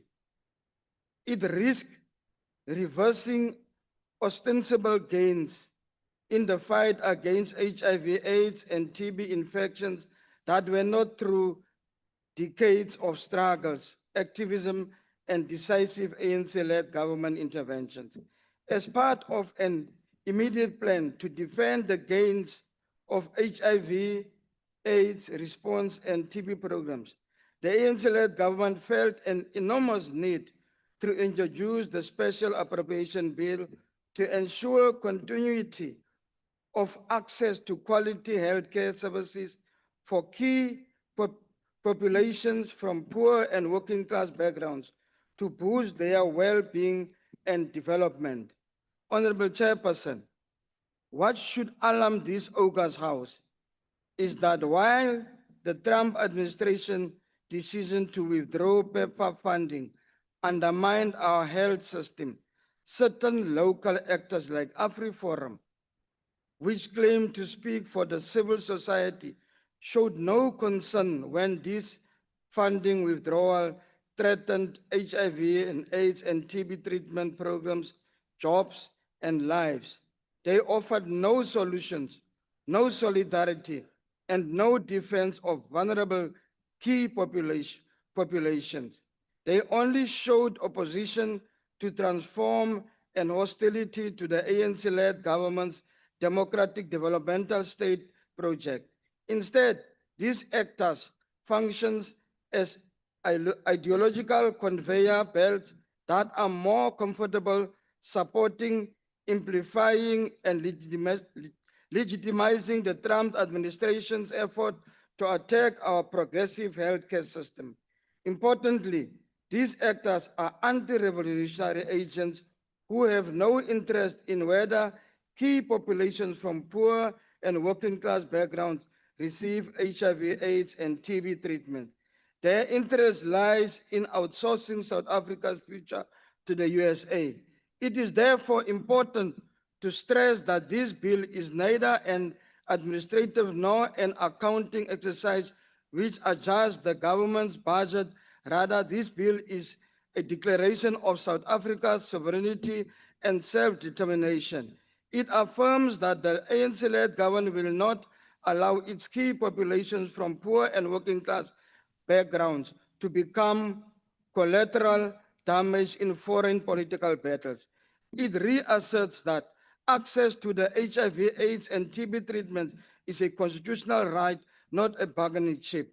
The provincial allocations in this bill are a true testament to this, as they are targeted precisely at 27 HIV/AIDS high burden districts, which are areas selected on the basis of need, vulnerability, and service pressure. This is what the ANC-led government developmental state does in practice. It intervenes where the crisis is deepest, not where political noise is loudest. In other words, this bill is underpinned by the ANC's manifesto commitment to building a capable, ethical, and developmental state that places people's lives, health, and dignity at the center of public policy.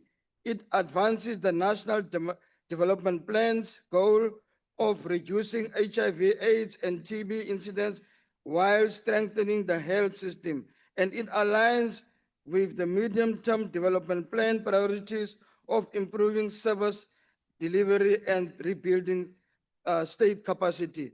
The ANC-led government is invariably lambasted for its key stated objectives of destabilizing the debt to GDP ratio and achieving an primary budget surplus through the public spending and investment cuts.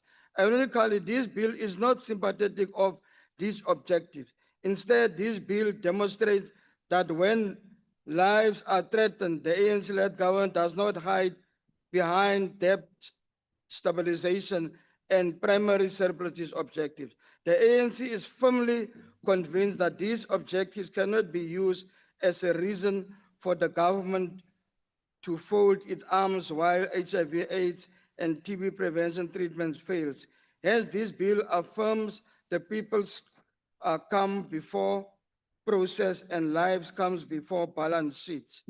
More importantly, the ANC-led government will not be lectured about accountability by anti-revolutionary forces that have constantly opposed transformation, undermined public institutions, and aligned themselves with reactionary global forces like the Trump administration. Our accountability is to the people of South Africa, especially key populations from poor and working class backgrounds living with HIV and TB. For these reasons, the ANC supports this bill without hesitation. We support it because it protects lives. We support it because it defends hard-won gains, and we support it because it affirms a simple but powerful principle. South Africa's sovereignty and the lives of its people are not negotiable. I thank you. Thank you. I now recognize the Honorable Mwadi.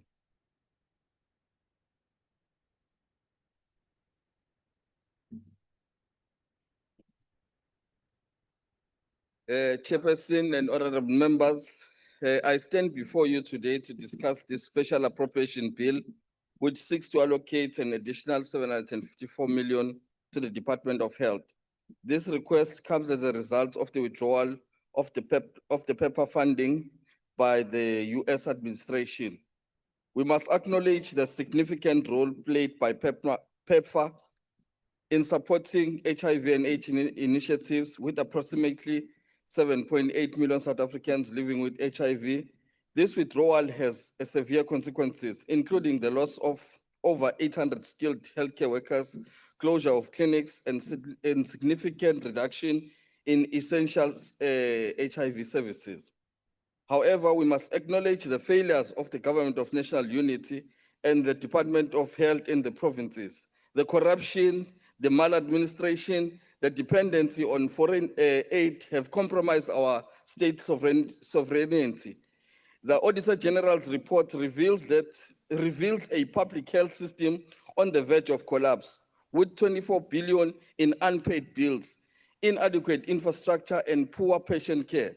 The Auditor General further flags the shoddy financial controls, with some provinces receiving qualified audit opinions for the fourth consecutive year, contingent liabilities for medical legal claims totaling 670 billion, threatening the department's financial stability. Furthermore, the influx of undocumented foreign nationals has put a strain on our healthcare systems, with many seeking medical attention without contributing to the system. We must find a balance between providing humanitarian aid and protecting the interest of South African citizens. The reliance on foreign aid has compromised our sovereignty, and it is time we take responsibility for our healthcare system. And the withdrawal of PEPFAR funding is a wake-up call for us to invest in our own healthcare and the infrastructure and our personnel. Kubantu bakithi ake sithi kanje, inkinga esinayo namhlanje njengoba sila ilama illegal immigrants agcwele la kuyilo ezweni lethu. Agcwele nje la ezweni lethu vele siyashodela, i-department iyashodela. So Department of Health, Department of Home Affairs, deal with them. Number two, the collapsing infrastructure. Namhlanje ngicela imali kuyashoda. Kodwa umuntu uyabheka uyangena eclinic, uyangena esibhedlela. Awekho azikho kwi-condition ukuthi ngaphinde kuzofuna imali ngoba kuyashoda. Okwesithathu, ama-service providers asiza wona lama clinic, asiza zona lezi zibhedlela, awakhokhelwe, and u-AG has flagged them. Kuyihlazo, kuyichilo ukuthi eSouth Africa namhlanje udokotela uhambe emgaqweni ufuna umsebenzi. Sengivala abantu be-AfriForum basukela bayothi lapha siyahlupheka, siyabacindezela, bayahlasela bengahlaselwa umuntu. Sinale nkinga nje yilabantu abasukela behlangane nongco abanye abakhona la endlini. Bahamba bangaphandle benze njani bayothi bacindezelwe. Inkinga esinayo namhlanje yakhiwe yithina ngokusuka la siye ngaphandle. Abantu base South Africa sithi abakhumbuleke mase kuvota ukuthi abanye abasikhozela le nkinga zokushodelwa nayi imali zokwenza noma ekade zenza ama initiatives asiza abantu abaphila nongculazi abaphila nani ne-HIV and AIDS. Abantu abasukela bayo reporta ngale labe kuko master babo labo ba controller siyabonga kakhulu. Thank you. Thank you very much, Honorable Member. The TA.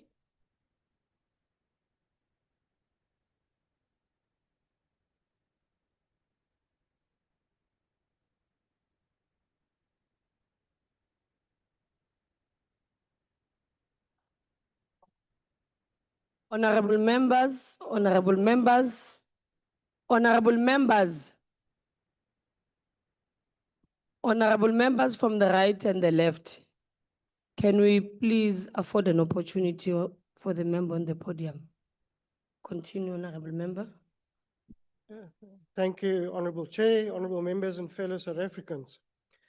We face a critical moment where our commitment to well-being of every citizen must guide our decisions. The recent discussions around health funding reveal urgent questions about sustaining vital programs and building a resilient system that serves all our people. We honor the life-saving work of PEPFAR and other partners who are hopefully turning their support into stronger, more resilient health systems that would endure beyond donor funding. A primary concern is maintaining current infrastructure and systems for essential health services. When external support changes, we must ensure there is no backsliding in life-saving care. The planned special allocation, while a step in the right direction, will not fully address the scale of the need. Different provinces has varying capacities, and if a uniform approach is used, it risks leaving some communities behind. We cannot allow our hard-won progress in prevention and treatment for HIV/AIDS and TB to be reversed. This will be devastating to our people, our country, and our economy. Our health system must be strengthened through deliberate, transparent planning. Reliance on special funding measures over a long period is unsustainable. We need to ensure that predictability is the cornerstone of effective service delivery. We need a clear, accountable budget process that prioritizes health outcomes and provide communities with the certainty they deserve. The vision and implementation of quality healthcare for all remains a shared national goal, and we as the DA support that. But to achieve this requires careful, lawful, and practical steps that are sustainable over a long period. We must start with the basics, ensuring that we rebuild our current health systems, hospital and clinics, and increasing our efforts to fix our current health infrastructure and ensure training and retaining our nurses and doctors. That is the path to real universal healthcare for South Africa, not an untested, poorly designed NHI, which the department still cannot explain the funding of. As part of the solution, When we engage with international partners, our focus must remain firmly on the interests of South Africans. We should pursue relationship based on mutual respect and shared benefits. Ensure that global geopolitical dynamics do not compromise our domestic priorities. Also important is to diversify our partnership and build local capacity. These actions are essential to long-term stability and self-reliance. And self-reliance is precisely what we need. The health of South Africans cannot be dependent on the political situation of any other country. We must use every opportunity to invest in our own current health system, broken as it is. We need to train our health workers, strengthen local institutions, and ensure robust oversight. Transparency and accountability are non-negotiables. The public must see how resources are used well and what results are achieved.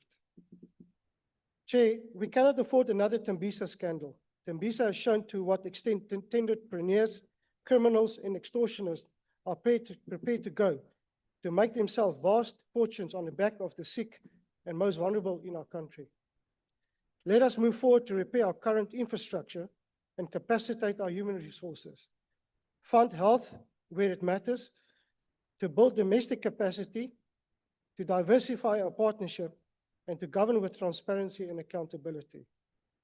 Let us demonstrate to the rest of the world that South Africa can steward international aid in a way that's transparent, accountable, and result-driven. As a DA, we support the special appropriation bill. Thank you. Thank you very much, Honorable Member. Honorable Mkhonto.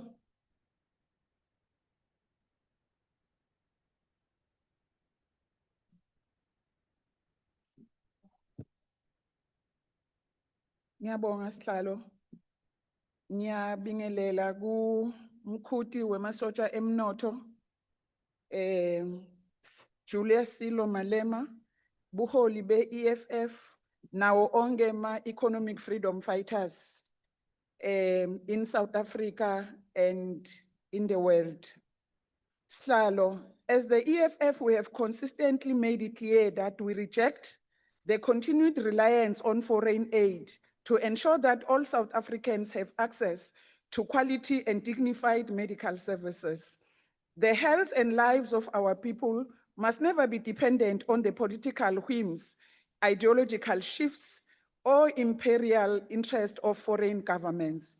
We must all remember that this bill was necessitated because the second Hitler, the racist and warmongering Donald Trump, decided to withdraw United States funding for health programs addressing HIV and AIDS, maternal and child health, tuberculosis, and malaria. These are challenges that a sovereign nation should never outsource to a leader with clear imperial ambitions and a documented disregard for Black lives across the world. For more than 20 years, we have allowed this government, the former liberation movement, and the National Treasury to implement continuous budget cuts and below inflation increases to the health budget. This deliberate underfunding has pushed the public healthcare system to the brink of collapse. Clinics are overwhelmed, hospitals are understaffed, and communities are left vulnerable while Treasury continues to speak the language of fiscal restraint. What makes this crisis even worse is that while public health care was allowed to deteriorate and become dilapidated, the rich and politically connected continued to access world-class healthcare services. Two parallel systems exist in this country, one for the poor and is neglected and underfunded, and another for the wealthy and that functions effectively and without interruptions. We failed to train sufficient numbers of nurses and doctors, and where we did train them, we failed to employ them. South Africa may be the only country in the world where qualified doctors sit at home unemployed, not because they refuse to work, but because government refuses to hire them, even as the public healthcare system collapses under pressure. Lo hulumende we-GNU wehlulekile kwakha amaklinikhi netibhedlele letanele ngekwekukhula kwesibalo sebantu eSouth Africa. Sihlulekile kugcina takhiwo nqandi tetempilo tisesimeni lelisezingeni. Kunginyalo makliniki netibhedlela, mafastele ayaphuka, luphahla luyawa liyavuta, timbombi temanti tiyavuta atisebenzi, malifts awasebenzi, takhiwo tiyawa. That undermines the patient care and staff morale. This decay is not accidental. It is a result of deliberate political choices. We neglected public healthcare infrastructure and failed to finance it adequately. As a result, the withdrawal of the United States funding is now presented as a sudden crisis, when reality is that it is a self-inflicted wound created by decades of poor planning and austerity budgeting. Today, we are debating a special appropriation bill to allocate 754.5 million, framed as an emergency intervention, when this crisis could have been avoided through proper domestic investment in healthcare. Allowing another country to bankroll the health and well-being of our people is a clear form of neo-colonialism. While we support this bill, we must be clear about the politics. We should never again place the health of our people in the hands of imperialists, warmongering lunatics. Sovereignty means taking responsibility for our people's lives without dependency or compromise. We acknowledge that the withdrawal of funding will negatively affect global efforts to combat HIV and AIDS, particularly in countries like South Africa with high infections rate and millions living with HIV. However, this moment forces us to confront our failures and reclaim responsibility for public health. We must continue distributing life-saving antiretroviral treatment and revive mass public education campaign for safe sex. This war we once won, and it is a war we can again through political will. We will win it. Community-based organization providing HIV and TB prevention, testing and treatment must continue to receive funding. Research and development must also remain funded to protect future generations. We must never again allow thousands of lives to be lost because of government recklessness and dependency. The EFF is and will always fight for quality public health care for our people. As I close, Chair, South Africans are invited, as we will be painting East London red on the 23rd of January 2006, to join us. Thank you. Thank you very much, Honorable Member. Honorable Hadebe.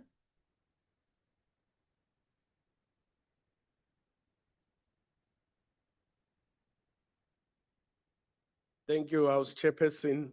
At the outset, the IFP recognizes the seriousness of the situation that has necessitated this bill.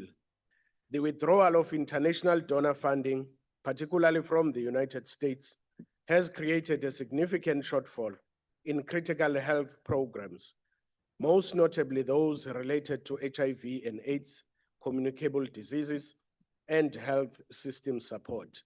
These are not abstract budget lines. They are life-saving interventions that millions of South Africans depend on daily. We have consistently maintained that health care is not a privilege, but a fundamental human right enshrined in our Constitution. And if any funding gap that threatens access to treatment, prevention programs, or the functioning of public health facilities must be addressed urgently and responsibly. In this respect, we understand the rationale behind this special appropriation and appreciate the urgency with which the Minister of Finance has acted. However, while we acknowledge the necessity of this bill, we must raise serious concerns about the broader implication it reveals. This bill once again exposes South Africa's over-reliance on external donor funding for essential health services.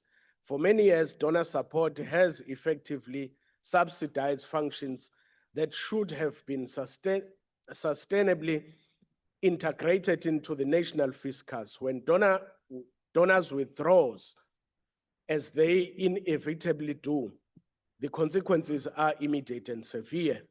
We believe this moment should serve as a wake-up call to the government to accelerate the development of long-term domestically funded solutions for health priorities. We are particularly concerned about the impact on provinces, especially rural and under-resourced provinces, where health systems are already under immense strain. The bill provides for conditional allocations to provinces through the district health programs grant, including the comprehensive HIV/AIDS component. While this is welcomed, we stress that effective oversight and accountability are essential to ensure that these funds reach clinics, hospitals, and communities where they are most needed. Too often, additional funds are appropriated, yet service delivery on the ground remain unchanged due to weak management, vacancies, corruption, or poor planning. The allocation of 132 million to the South African Medical Research Council is noted and supported by the IFP. Research and evidence-based policy are crucial, particularly in a country facing quadruple burden disease. However, research funding must ultimately translate into practical improvements in public health care rather than remaining confined to reports and conferences. While this bill addresses an immediate crisis, it does not resolve the deeper structural challenges in our health system, including staff shortages, collapsing infrastructure, and medicine stockouts. These issues require decisive leadership, not only additional money. We approach this bill with a sense of responsibility and realism. The IFP supports the further processing of the special appropriation bill while reserving our rights to engage more fully during subsequent stages of the legislative process. I thank you. Thank you very much, Honorable Member. Honorable Daniels.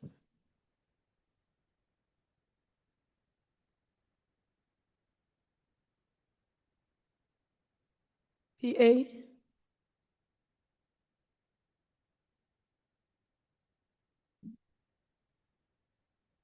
For a second, I thought I adopted a new surname, Honorable House Chair.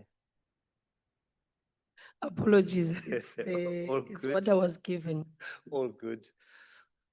Thank you, House Chairperson, honorable members, and fellow South Africans. We gather today under a shared solemn obligation, the health and well-being of South African people. The special appropriation bill before us addresses a sudden and severe challenge, the withdrawal of critical donor funding from the United States for our health programs. This is not merely a line item in a budget. It's a potential lifeline hacked off. The PA stands in support of this bill. We do so not out of blind loyalty to the GNU, but out of an unwavering loyalty to the citizens we all swore to serve. The government, though, still finding its feet, has presented us with a fundamental choice. Do we wring our hands in despair at the setback, or do we act with resolve to protect our people? Indeed, Honorable Dagmo. Honorable members, let us be clear. To oppose this appropriation is to sanction a reduction in healthcare services. It is to accept that antiretroviral treatment might be interrupted, that maternal care might be curtailed, that the fight against TB and malaria might be scaled back. The PA will not be party to such betrayal.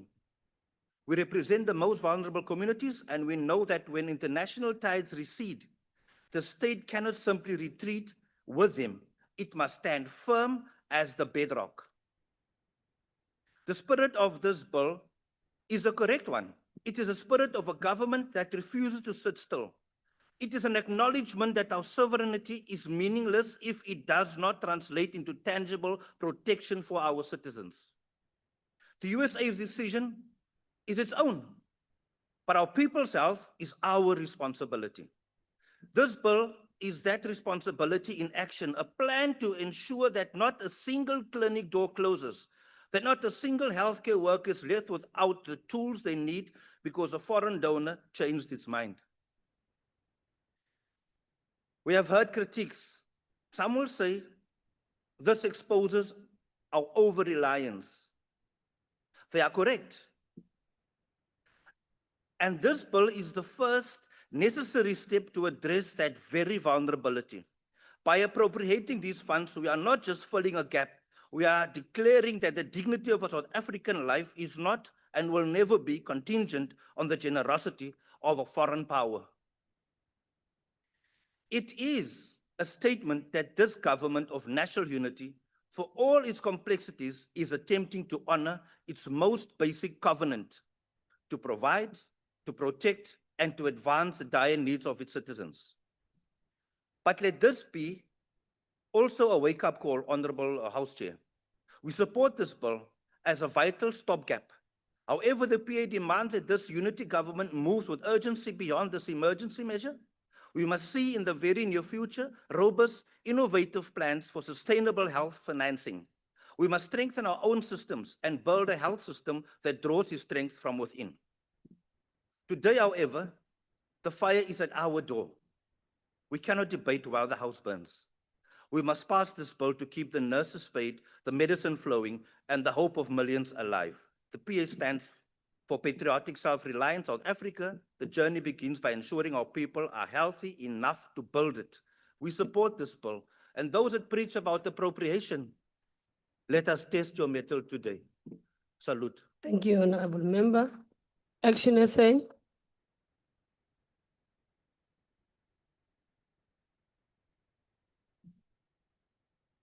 Honorable House Chair, as noted by previous speakers, the special appropriation bill before the House allocates 754 million to the health vote for the 25-26 financial year. This allocation is intended to address the shortfall arising from the withdrawal of the international donor funding to the health sector, most notably funding from the United States Presidency Emergency Plan for AIDS Relief, or PEPFAR. The impact of this funding withdrawal has been severe. In its submission, COSATU noted that approximately 20,000 community health workers and other NGO staff employed to support these programs have been affected, alongside some 500,000 patients who relied on these facilities for life-saving treatments. In addition, numerous NGOs operating in this space have been forced to scale down or shut down their operations entirely. Livelihoods have been lost, and the health outcome of thousands of South Africans have been placed at risk. The Parliamentary Budget Office further highlights that following the funding cuts, there's been a substantial decline in HIV testing, diagnosis, and treatment initiation. The primary driver of this decline has been the loss of healthcare workers, underscoring the central role that adequately staffed facilities play in sustaining public health outcomes. While there is an understandable concern and indeed justified outrage regarding both the substance and the speed of these funding cuts, South Africa must guard against the temptation to externalize blames for our systemic failures. We must look inward and confront the structural weaknesses and governance failures within our own systems. Action SA has continuously maintained that South Africa does not suffer from a lack of resources, but rather from pervasive corruption, greed, and waste. This reality is evident across many national departments and at all levels of government. Regrettably, the public health sector has been among the worst affected by these practices. When we reflect on the PPE corruption exposed during the COVID-19 pandemic, the Digital Vibe scandal, and more recently the Tembisa Hospital scandal, the scale of financial leakages within the health system becomes undeniable. In the case of Tembisa Hospital alone, the SIU unit has quantified fraud and maladministration amounting to approximately 2 billion. One must ask, how many more Tembisa hospitals are there out there? As a country, we should not be dependent on overseas donor funding to meet our most basic health obligations. Instead, we should be decisively shutting off the taps that continue to feed corruption and self-enrichment within the health sector. The health of the most vulnerable members of our society and the livelihoods of community health workers should not be jeopardized, whether by sudden external funding withdrawals or by the ongoing looting of public resources from within. Honorable House Chair, it is for this reason, to protect the most vulnerable in our society, that Action SA supports the special appropriation bill before this House. I thank you. Thank you very much, Honorable Member. Honorable Swart. Thank you, House Chair. House Chair, this bill covers the additional allocation following the withdrawal of the PEPFAR funding. Now, let's just put it in context. Our country received $8 billion, or about 140 billion, from the US since 2003. And this is besides the funding from the Global Fund. And we were already warned in 2019, so the withdrawal should not be unexpected, given the heightened tensions between the countries. Now, the ACDP supports these allocations, given the life-saving treatment that they fund, but it must be seen against foreign policy choices. Again, we emphasize we do need to protect our sovereignty over our health, and we need to ensure that our health services are properly financed. However, the ANC's ill-conceived foreign policy choices are now coming home to roost. It's no secret that the ANC favors policies which align more broadly with Russia and China, putting it in conflict with the US and other Western nations that stand for more free market principles. How much has Russia, China, or Iran for that matter, donated to this country? Nothing, nothing. And while South Africa and the GNU comprises various parties with different viewpoints, the ACDP encourages those parties in the GNU to start questioning these foreign policy decisions. We are at a crossroads of global realignment. And when the fork in the road is clear and the choices are clear, to knowingly choose the wrong path is clearly unwise. Folly, wrote historian Barbara Tuchman, is when leaders knowingly choose the wrong path, and that we seem to be doing continually. And whilst government tries to present its foreign policy in a neutral, non-aligned tone, its actions do not match its words, including failing to condemn the Russian invasion of Ukraine, and now failing to condemn the massacre of innocent civilians in Iran. This is disgraceful. And as we speak, we're hosting a very provocative naval exercise with China, UAE, Iran, and Russia. Iran and Russia both heavily sanctioned and involved in active conflicts. China is expanding its military at an unbelievable pace, threatening Japan and rehearsing for a possible invasion of Taiwan, and persecuting millions of Christians and Muslim Uyghurs in China, yet nothing is said about that.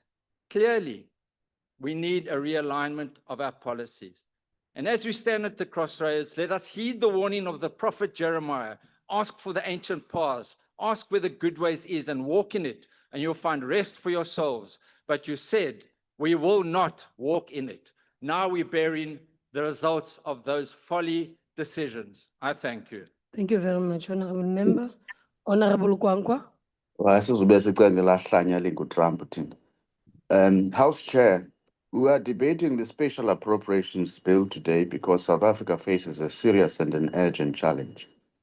The withdrawal of PEPFAR funding has left a gap in our HIV/AIDS response program, not because our needs have changed, but because of political decisions taken elsewhere. This bill, as you know, proposes a special appropriations of more than 700 million rands to the Department of Health to plug precisely this gap. As a Social Democratic Party, we support this allocation because healthcare is a basic right, not a privilege and not a donation. Lives cannot be placed at risk because of political shifts in another country. But honorable members, this moment must also serve as a wake-up call for South Africa. South Africa cannot continue to depend on foreign funding to fund its essential services or whatever public services we require. Dependence weakens our sovereignty and exposes our people to decisions taken in foreign capitals. This crisis must teach us a clear lesson. We must never again allow our most critical programs to rely on the politics of other countries. At the same time, we must be honest with ourselves. The resources we are now trying to replace have been lost before, not because government lacked money, but because of corruption, wasteful expenditure, and weak oversight. If we're serious about sustaining the HIV/AIDS program, then we must be equally serious about cutting waste, stopping corruption, so that existing funds can be redirected to save lives. Every rand lost to corruption is a rand stolen from a clinic, a nurse, or a patient. Honorable members, this special appropriations bill should not only plug a short-term funding gap, it must be a shift towards domestic funding, strong public institutions, and long-term sustainability of our health programs. South Africa has the capacity to fund its own priorities rather. What we need is the political will to protect public money and spend it where it matters most. Thank you. Thank you very much, Honorable Member. Honorable Kana.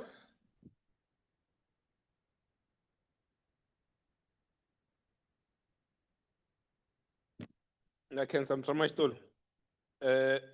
Hiri Rise Mzansi. Yaseketela na umbisi lowu wa ku ngetelela mali eka ndzawulo ya rihanyo.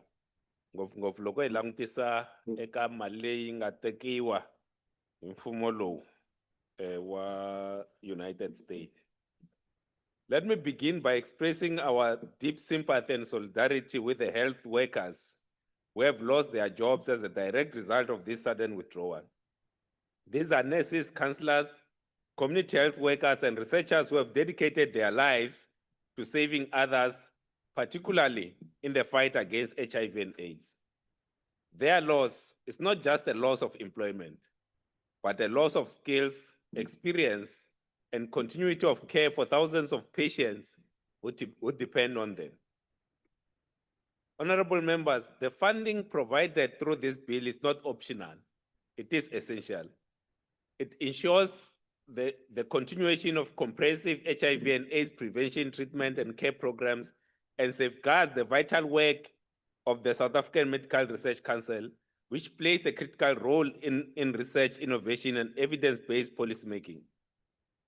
We carry one of the highest HIV burdens in the world, and any disruption to treatment, testing, and research places lives at risk and undermines decades of progress. This special appropriation bill is therefore about protecting lives, preserving public health gains, and maintaining the integrity of our healthcare system.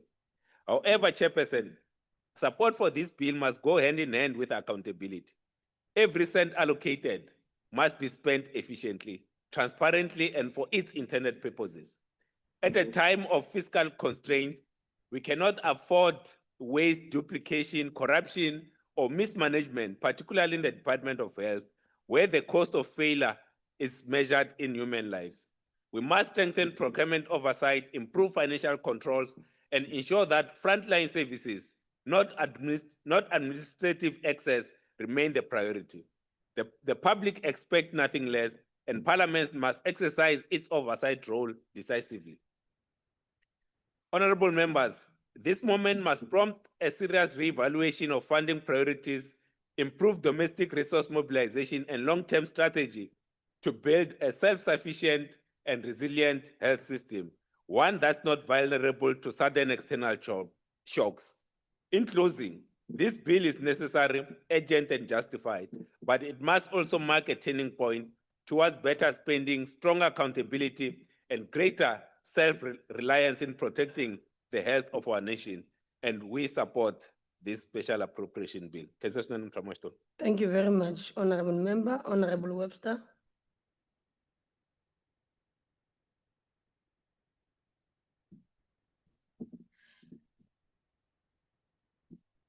Somewhere in South Africa this morning, there's a clinic that would have opened its doors as usual. There would have been queues, there would have been files that were pulled, there would have been antiretroviral treatment that would have been dispensed. But what many of those patients didn't know, at least until recently, was that the system that kept those doors open was funded from outside our borders, and that overnight, that certainty disappeared.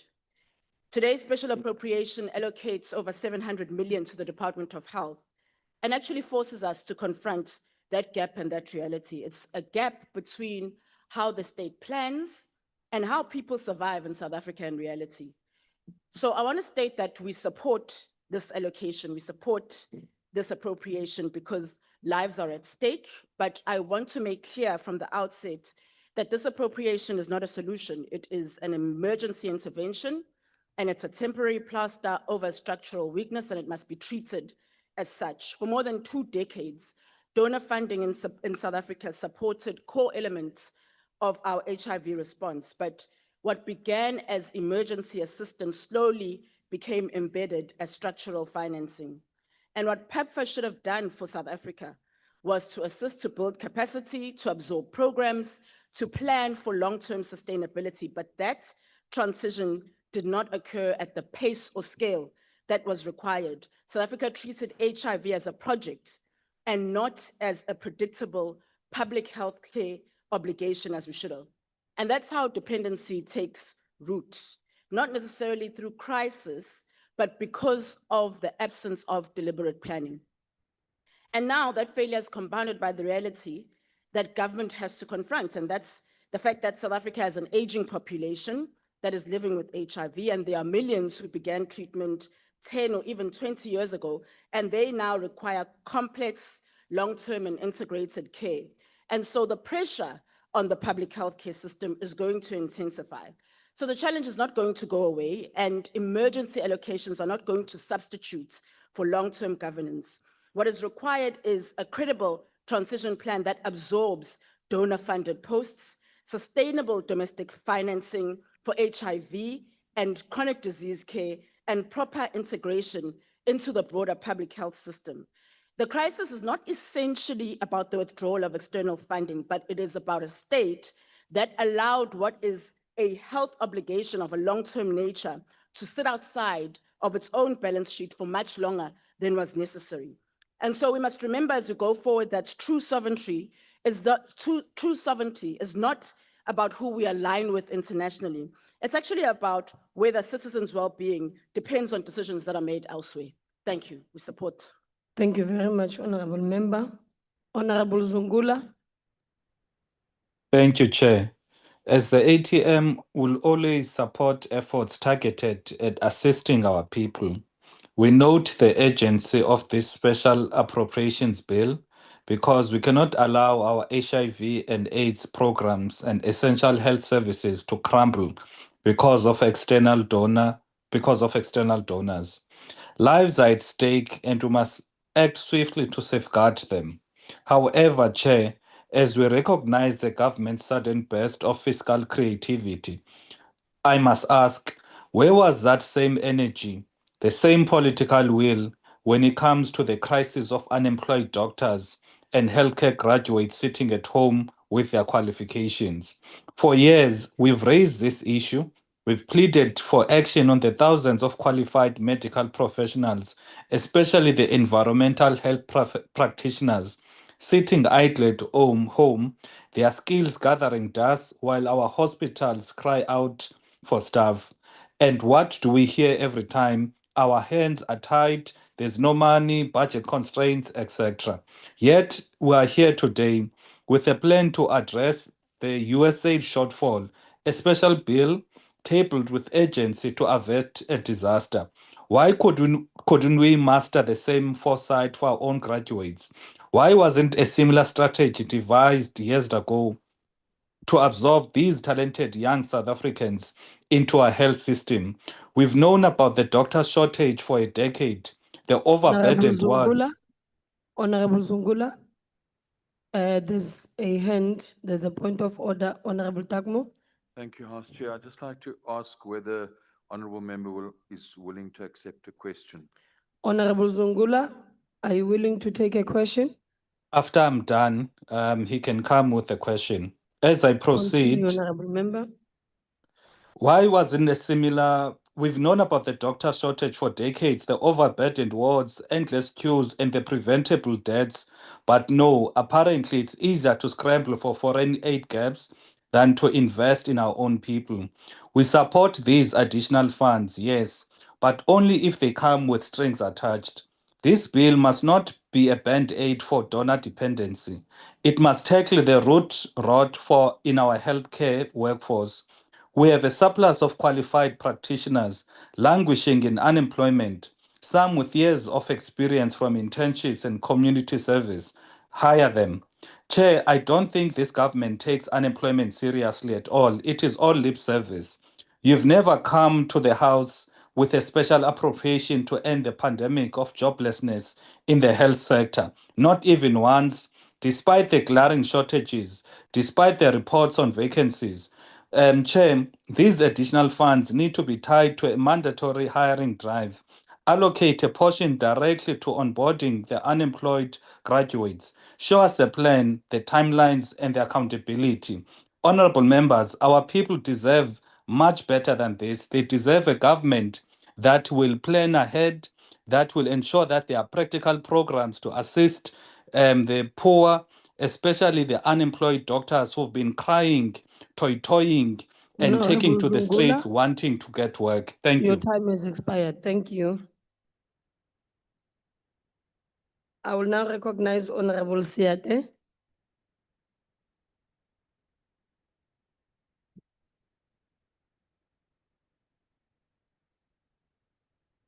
Madumega Haley Bagasho, House Chair, honorable members, greetings. I rise before this August House as a vanguard of young members of key populations whose access to life-saving HIV/AIDS and TB treatment was turned into a question mark when PEPFAR funding was withdrawn. I also rise before this August House to remind its honorable members that there will not be any significant importance to any youth development rhetoric if the lives of young people in this country remain at the risk of HIV/AIDS and TB infections. Honorable members, data crunching and cutting-edge research data indicates that HIV/AIDS and TB incidences remain stubbornly high among young members of the key populations, particularly adolescent girls and young women from poor working class groups and communities. Prevention programs, community outreaches, testing campaigns, and peer education are not optional add-ons. They are the front line of the struggle against HIV/AIDS and TB infections among people living with this.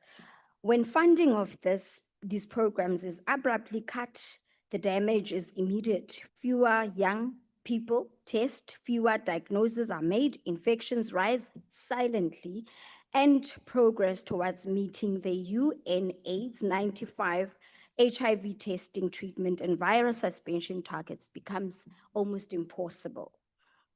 The Youth League of the ANC's understanding to this is that the abrupt withdrawal of PEPFAR funding by the Trump administration was not only a deliberate political choice meant to turn life-saving aid into a tool, into a political pressure, but it's also an attack that denied young people access, opportunity to dignity and quality HIV/AIDS and TB treatment. Now, the league rejects the idea that young people's access to quality HIV/AIDS and TB treatment should depend on the goodwill of a hegemonic bullies like the USA, and it suggests that South Africa should abdicate its HIV and TB treatment response to ideological preferences of the USA administration. The league firmly supports this bill. because it conveys a strong message to young members of the key populations that the ANC-led government will not abandon them when external donors retreat. The bill affirms the principle that access to public health is not charity, but constitutional right, and affirms that sovereignty is not about international security and concerned narrowly about security borders, but about the human security which addresses and protects citizens from the threats like diseases. Most importantly, it affirms that the ANC-led government is prepared to act decisively when young people's lives are at risk. The bill, therefore, not only has health interventions, but it's a generational intervention as well. For the sake of clarity and brevity, the bill protects young people employed by the community health workers, the peer educators, the data capturers, and outreach workers, many whom face chronic unemployment. It further stabilizes the HIV/AIDS and the TB treatment services that young people, especially young members of the key population, rely on. It strengthens public health system that must carry this, the future of this country. The ANC Youth League further says that because it advocates for a developmental states that intervenes rather the retreats when young people's lives are threatened. This bill is evident to be the intervention that protects this intervention and refuses to abandon young people that matter to the capable, ethical, and developmental state that the ANC government wishes to build. The National Development Plan recognizes the health is foundational to social cohesion and economic participation. The ANC manifesto commits to universal access to quality health care, and the medium-term development plan prioritizes service delivery. In closing, the bill is a short-term fiscal intervention. It's a the long intervention must be followed by sustainable finding in the health budget, stronger prevention strategies, and massive treatment rollout. Chair, I've raised my hand. Honorable Skosana. Can you please not open your Thank you, mic? I Chair. think the table, I have not even given you an opportunity. You can't just speak. Raise your hand, the table will then alert me that I have a hand up and then I will recognize you. Continue, Honorable Member. Thank you, Chair. The bill is the correct response at the correct moment. It adds to the 74% of the HIV/AIDS and TB responses budget that. Honorable Siate, can you please take a seat? Honorable Skosana, what is the point of order? Thank you, Chair. I've raised my hand 5 minutes ago, Chair. It's not fair that the table don't take us Honorable serious here. Skosana, I've given an opportunity as you have risen your hand. What is the point of order? Yeah, but Chair, I must say this to you as Chair, that I'm concerned that your table does not recognize us. I've raised my hand 5 minutes ago, and you can't say to me, I can't tell you that. Anyway, does the member prepared to take a question? Honorable members, you are too loud. I can't hear Honorable Skosana. What was the question, Honorable Skosana? Repeat that, Honorable Skosana. I'm saying, Chair, can the honorable member take a question? Okay, I'll ask on your behalf. No, there's no need for you to respond. There's a member on the podium. I will ask the member and she will respond. Honorable Siade, are you able to take a question? No. Okay, the answer is no, Honorable Skosana. Thank you. Continue, Honorable Member. The party argues that the bill is a story of too little too late, but less adequate to offset HIV/AIDS treatment and TB treatment funding gap, and are effectively saying young people's lives are indispensable. We reject the logic completely. Our view as the ANC Youth League, however, is that fiscal consolidation exists to support development and not to obstruct it. Budgets must serve people, especially young people, not the other way around. Honorable Minister of Finance, for the youth of South Africa, the bill represents something simple yet profound.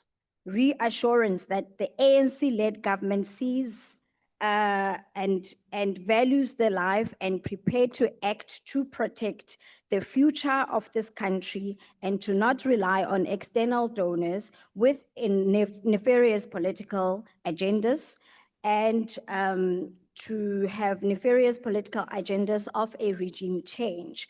For these reasons, the ANC and its young league, ANC Youth League, supports the Special Appropriations Bill. Pula ya medupi ga e ne ba gaetsho, ke a leboga. Thank you very much, Honorable Member. Al-Jama. Al-Jama.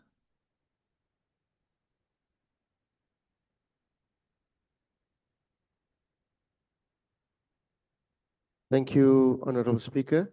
The Special Appropriations Bill before this House represents an extraordinary request for public funds and therefore demands extraordinary responsibility, transparency, and moral clarity. Al-Jama recognizes that special appropriations are sometimes necessary, whether to respond to emergencies, stabilize critical services, or address unforeseen national pressures. However, urgency must never be used as a cover for poor planning, wasteful expenditure. Public money is a sacred trust given by a suffering nation, by families battling hunger, by young people without work, and by communities still waiting for basic dignity.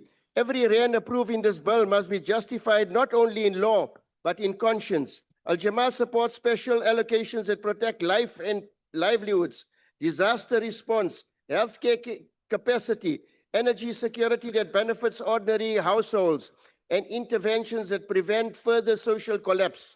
South Africans cannot afford delays. Al-Jama firmly rejects any special appropriation that bails out corruption, mismanagement, or perpetual failure, particularly where no consequence management exists. State entities that repeatedly return to this House for rescue funds, whilst executives escape accountability, insult both Parliament and the people. Al-Jama calls for stronger focus on food security, community-based development, and support for small enterprises that create real jobs. Al-Jama reminds this House that budgeting should be implemented with God consciousness. A nation is judged by how it spends in times of crisis. We will support this bill where it advances justice, protects the vulnerable, and restores ethical governance that support our people at grassroots level. It seems at times, let me place on record, that we must not be selective. The USA stance and conduct internationally is an indictment. I am a proud, patriotic South African when it comes to the decisions of our South African government. Since when does South Africa create a climate for donor funding at the expense of universal humanitarian violations? Since Hiroshima, America has shown it is a blot on humankind. I thank you. Malibong. Thank you, Honorable Member. NCC. PAC. House Chairperson, the PAC rises to support the Special Appropriation Bill as an act of national survival. Our stance in the international arena is clear. We choose self-determination over subservience. The choice carries geopolitical consequences that we must face with courage. It dictates that we break the chains of dependency and embrace radical self-reliance to protect our people. For decades, we've warned that the health of the African people cannot be left to the whims of imperialist powers. Today, we see the cold reality of the delicateness of dependency, considering the 20,000 community health workers and 500,000 patients affected by closed clinics in our most vulnerable communities. We cannot sit as the country and wait for pardon or sympathy from foreign capitals. From the PAC perspective, this is not just about moving figures on the National Revenue Fund. It is the beginning of health sovereignty, the end of the intellectual property colonialism, and the reinforcement of community-led care. On the agenda of health sovereignty, the PAC appeals that we must fund our own HIV/AIDS programs through the fiscus, prioritizing the redirection of funds from the parasitic private healthcare sector toward a truly Africanized public health system. The opportunity has arrived for Africa to end the intellectual property colonialism. The withdrawal of foreign funding is a moment of reckoning. It is an opportunity for our research centers to reclaim their agency and refuse to be mere conduits for imperialist experiments. We must stop being a testing ground for Western profit and start being a laboratory for African life. Beyond the additional funding of the health sector, we must invest in a state-owned pharmaceutical manufacturer to produce our own medicine. As PAC, we recognize the committee's concerns regarding the current funding approach, which may have overlooked the vital role of civil society. Community-led care must remain a priority.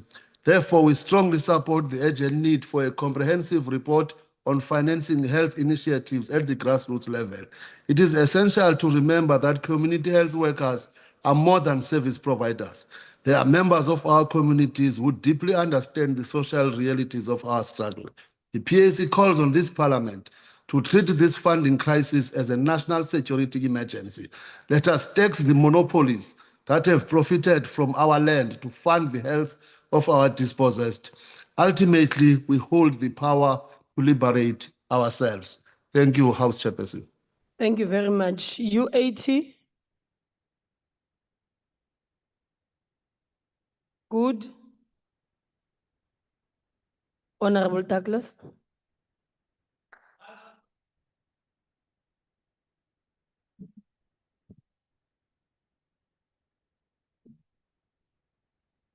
Honorable Speaker, I greet you all in the name of my Lord and Savior Jesus Christ and in the language of my people, the Khoisan San Aboriginal First Nation people of South Africa, Kaites.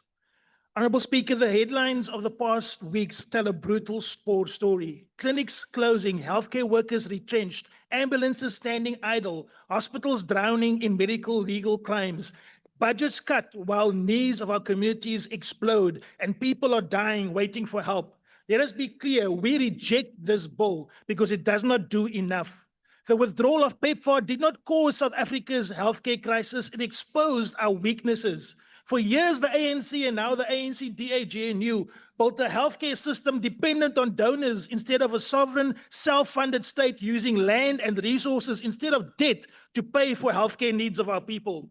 When donor funding tightened, the truth surfaced, a system already collapsing under corruption, mismanagement, staff shortages, and austerity is what GNU delivers, and this bill is more of the same. South Africa has 7.8 million people living with HIV. PEPFAR's withdrawal has already cost us over 8,000 healthcare workers. Every South African denied life-saving medication is an attack on our people and our sovereignty. Every nurse retrenched is an attack on our people. Every clinic that closes is an attack on our people. Every clinic that doesn't service the needs of our people is leading to the death of people.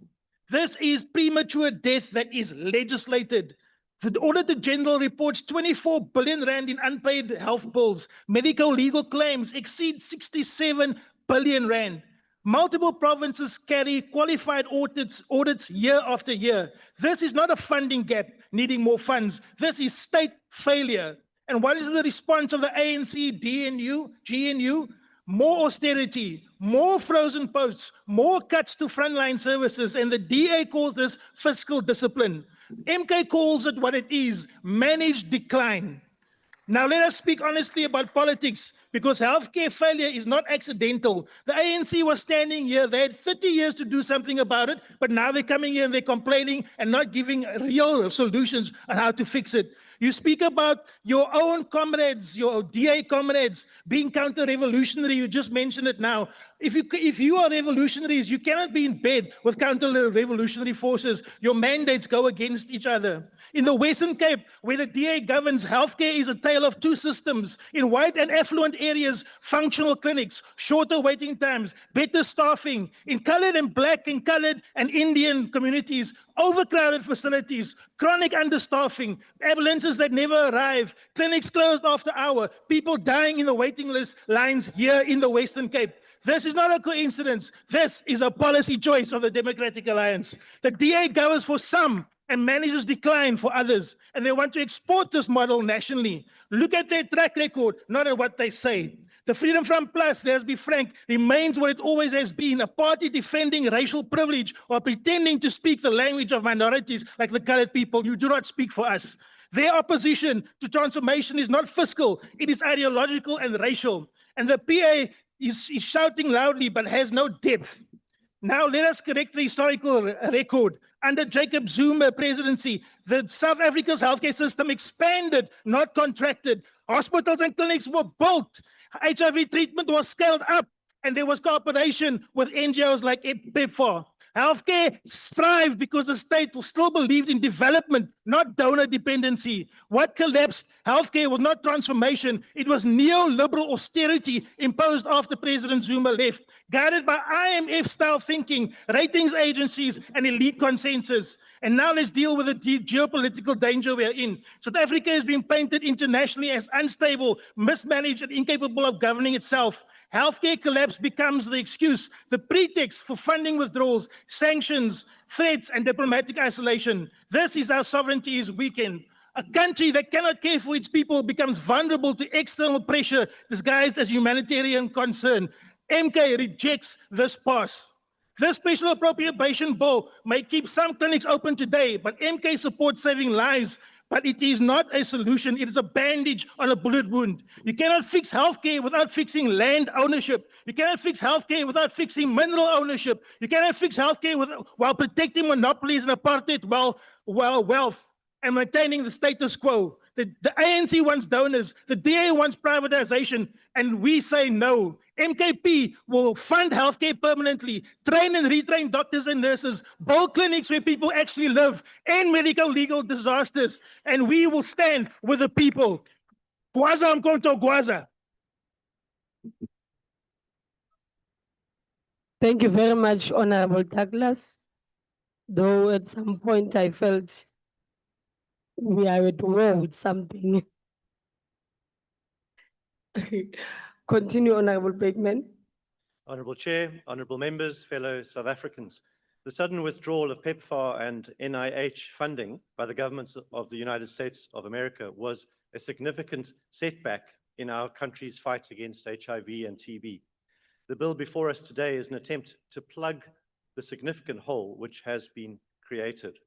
According to the Desmond Tutu Health Foundation, PEPFAR, implemented in 2003, was a brilliant, generous, and greatly valued intervention that changed the potential course of history forever. Under PEPFAR, we've seen a miraculous change to the narrative surrounding the AIDS response in Africa. This has included increasing access to HIV treatment, reductions in new infections through biomedical and behavioral prevention interventions, and an overall strengthening of health systems. PEPFAR is now, for all intents and purposes, gone. To give perspective on the extent of this setback, a paper by Murray and Fenter published in the Wits Journal of Clinical Medicine last year reported that about $8 billion of PEPFAR funding was spent on the HIV/AIDS response in South Africa since the inception of the program. This included, in 2024, 333 million US dollars, or about 6 billion rand, which constituted 17% of our country's total HIV prevention and treatment budget. PEPFAR money supported about 15,000 trained healthcare workers, as well as nearly 10,000 persons providing management and technical support to the national and provincial health departments. Since the cuts, they report that over 8,000 skilled healthcare workers had lost their jobs at the time of writing. Multiple clinics had been closed, and essential services such as HIV testing, treatment, and prevention had been scaled back significantly. The paper estimated that the complete cessation of services, which had been funded by PEPFAR, would result in 601,000 HIV-related deaths and 565,000 new HIV infections by 2035, in other words, within the next 10 years. I think we need to pause to think firstly about the significant amount of money that was donated to this country and the significant impact that it had, and to acknowledge the generosity that was extended to us. But now, as I said, to all intents and purposes, that's gone. And many of the advances that have been made in the past 20 years in the fight against HIV and AIDS will be reversed if we don't respond appropriately and accordingly. So government can't stand by simply while services collapse and patients are left without treatment. In this regard, the bill is an important stopgap in the current crisis. The DA welcomes, therefore, the special appropriation of 754.5 million for the Department of Health in the 2025-26 financial year. 590 million is directed to provinces through the District Health Programs grant to sustain HIV and TB interventions. This will help to stabilize essential services and limit the reversal of gains made in the fight against HIV and AIDS. There's also 132 million allocated to the South African Medical Research Council to protect critical research capacity. However, Honourable Chair, there are serious concerns which do remain, and the first is the concern of adequacy.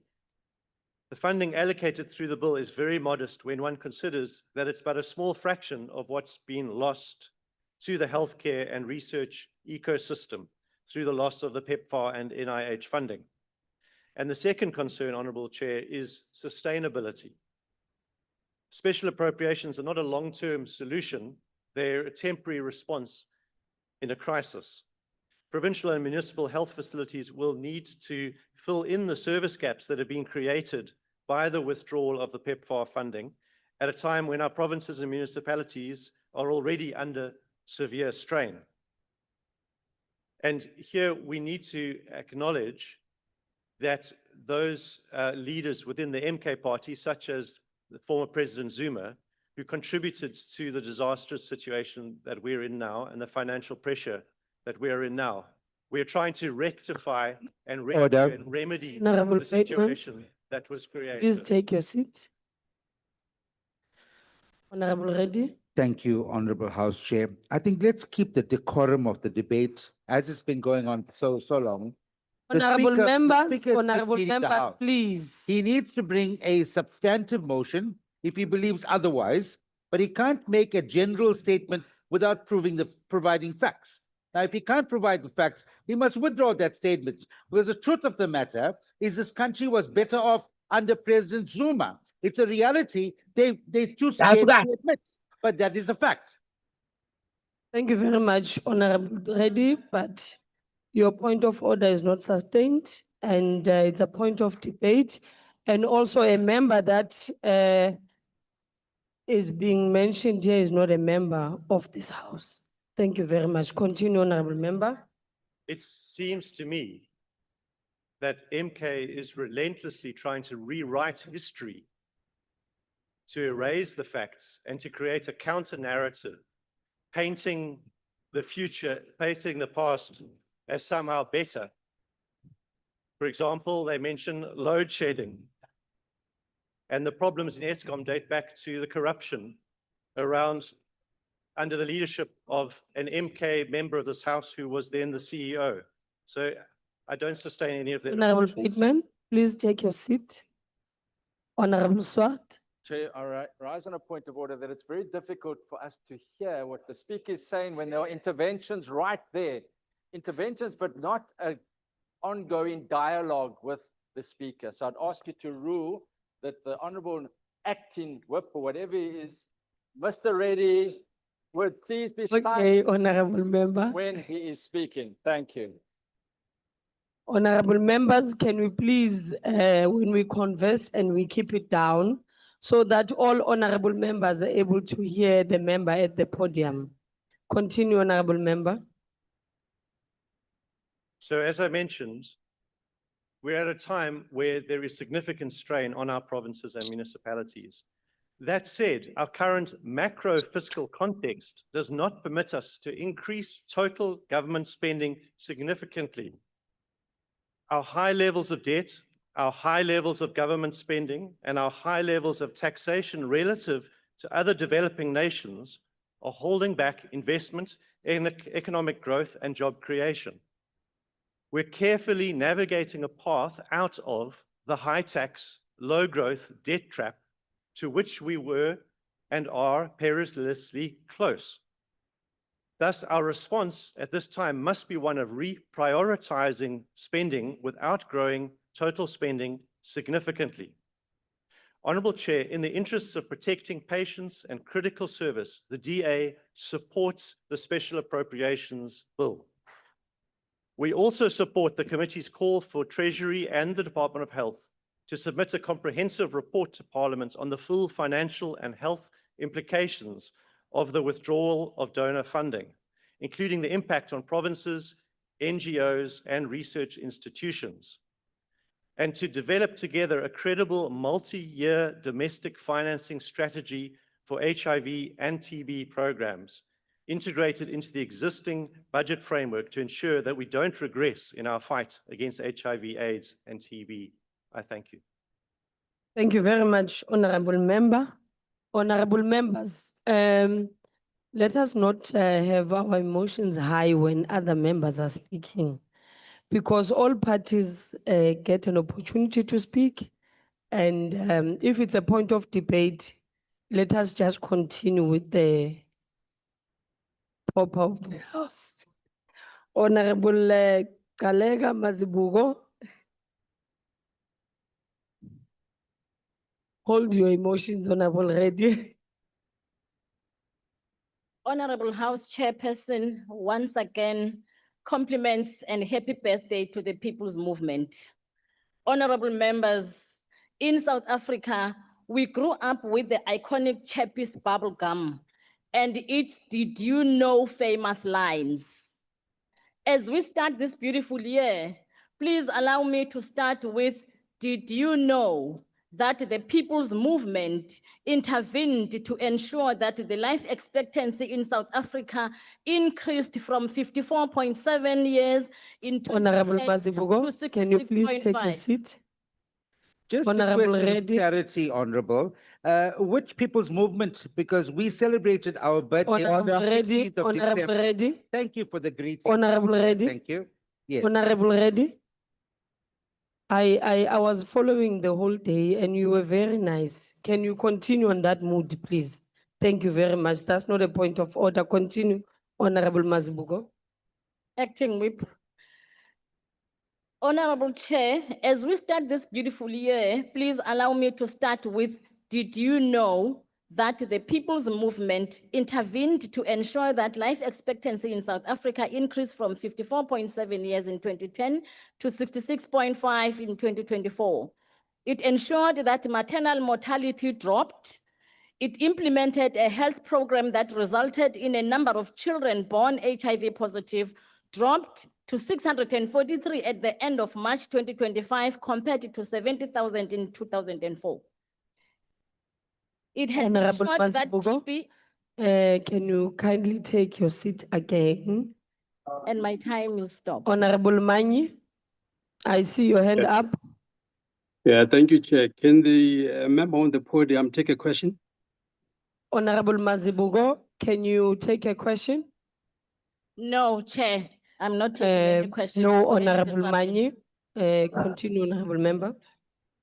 It has ensured that TB incidences among people living with HIV decreased by 65%. It has reduced the number of people experiencing large numbers of HIV funerals in any 1 week. It ensured South Africa's HIV counseling and testing campaign, which is the world's largest campaign. It has transformed HIV, AIDS, and TB from being a death sentence into manageable chronic conditions. It laid the foundation for the gains we see today across both HIV, AIDS, and TB outcomes. It has developed the National Strategic Plan on HIV, STIs, and TB for the period 23 through 28 in South Africa's most comprehensive roadmap for ending HIV, AIDS, and TB epidemics as public health threats. Honorable members, we shall not be bullied and we cannot live in fear. We have a special appropriation bill, and let us not take it as a theoretical bill, but let us bring this to its reality. This bill decides whether HIV, AIDS, and TB treatment continues or collapse. Parties that oppose this bill are choosing politics over protecting lives and fail to differentiate between political posturing and responsible governance when lives are at stake. Opposing this bill while simultaneously claiming support for the NHI is therefore a contradiction.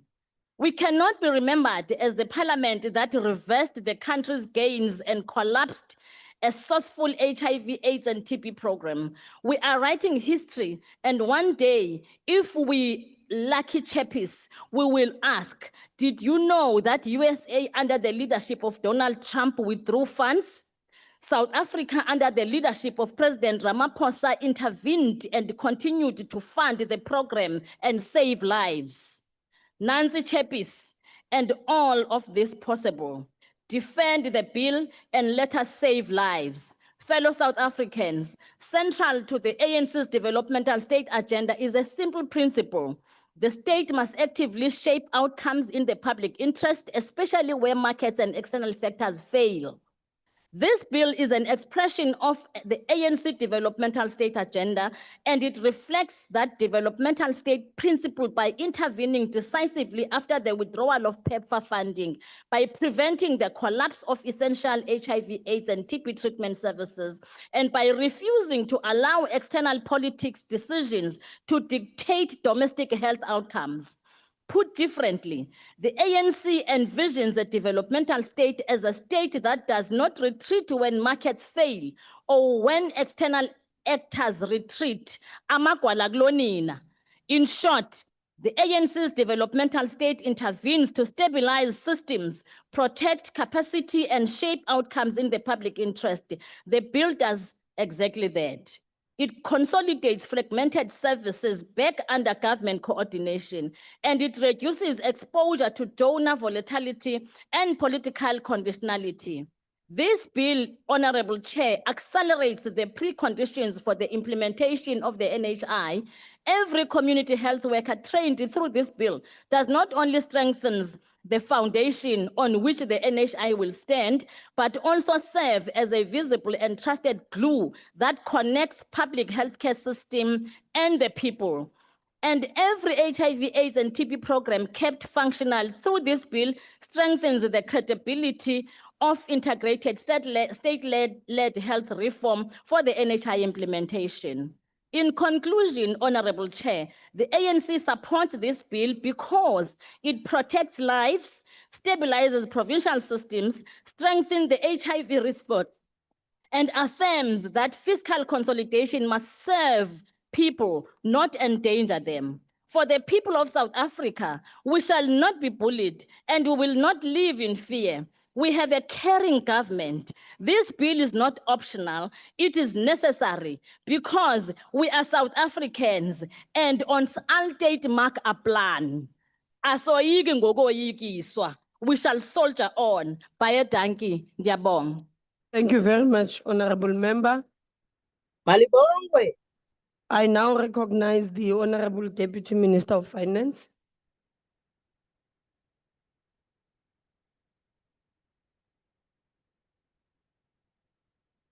Thank you very much, House Chair, honorable members, ladies and gentlemen. I think, let me start again by just debunking some of the points made in this debate that need to be fact-checked. Firstly, to describe South Africa as a donor-dependent state does not meet the definition of a donor-dependent state. To be a donor-dependent state, a large share of your budget needs to come from foreign aid, and core government functions cannot run without aid or grants. In South Africa, foreign aid and grants is less than 1% of GDP and spending. Our budget is funded domestically, so rhetorically it's easy to make these claims, but it doesn't add up in the numbers. The second point that needs to be debunked is that the National Treasury has implemented some kind of austerity that has damaged healthcare. The reality is that if people were paying attention during Budget 2025, the Minister of Finance announced for the fiscal year that we're in, 2025/6, 6.7 billion rand in additional healthcare spending was allocated. In 2026/7, 6.9 billion rand was allocated. In 2027/8, 7.1 billion rand to deal with expenditure pressures relating to personnel as well as goods and services in provincial health departments. So it is not true that somehow healthcare is being squeezed when in fact there was a massive acceleration on healthcare expenditure that this House voted on and then passed. So I hope that members who are passing bills are in fact reading the bills that they're passing. Regardless, I would like to thank everyone who participated in this debate, and I hope everyone understands this bill seeks to appropriate funds from the National Revenue Fund, which was already authorized by the Minister of Finance in terms of Section 16 of the Public Finance Management Act. This section requires the minister to table an appropriation bill within 120 days of such approval, and that is what we are debating today. Over the past 2 decades, South Africa has significantly strengthened its domestic response to HIV and AIDS. The HIV/AIDS conditional grant has grown from 4.3 billion in 2009/10 to 24 billion this year, enabling the country to become largely self-reliant, and key components of the response, such as antiretroviral medication. Let me repeat that again. We pay for our own antiretroviral medication, for laboratory testing, and for human resources. As a result, nearly 5.7 million South Africans now receive life-saving antiretroviral treatment through the public health system.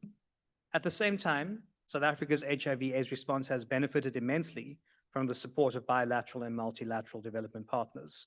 The largest contributions did come from the United States government through the President's Emergency Plan for AIDS Relief, or PEPFAR, which has contributed between 7 and 8 billion rand annually in recent years. The funding has contributed to saving millions of South African lives by supporting our HIV, AIDS, and TB prevention efforts. And South Africa owes a great debt of gratitude to the American people for the support. However, in February last year, the United States government announced a significant reduction in funding for HIV, AIDS, and TB programs in South Africa. The decision was communicated shortly and implemented almost immediately, leaving very little time to make provision in the main 2025 budget. The sudden withdrawal posed a serious risk to the stability of prevention programs and the continuity of care for thousands of people across our country. In response to a request by the National Department of Health, the Minister of Finance then authorized emergency spending amounting to 754 million rand in terms of Section 16 of the PFMA to cover the most immediate needs, including 590 million rand for frontline services in provinces, 132 million rand for HIV, AIDS, and TB research by the South African Medical Research Council, and 32 million for support systems managed by the National Department of Health. Although the expenditure contained in this bill has already been authorized in terms of the PFMA, and these funds are already being spent as we speak, the requirement of it being tabled as an appropriation bill in Parliament is important as Parliament holds the power of the purse, and it's critical that Parliament has full transparency and accountability, and we must uphold Parliament's constitutional authority to appropriate funds. This debate followed robust consultative processes that began with the tabling of the special appropriation bill in September.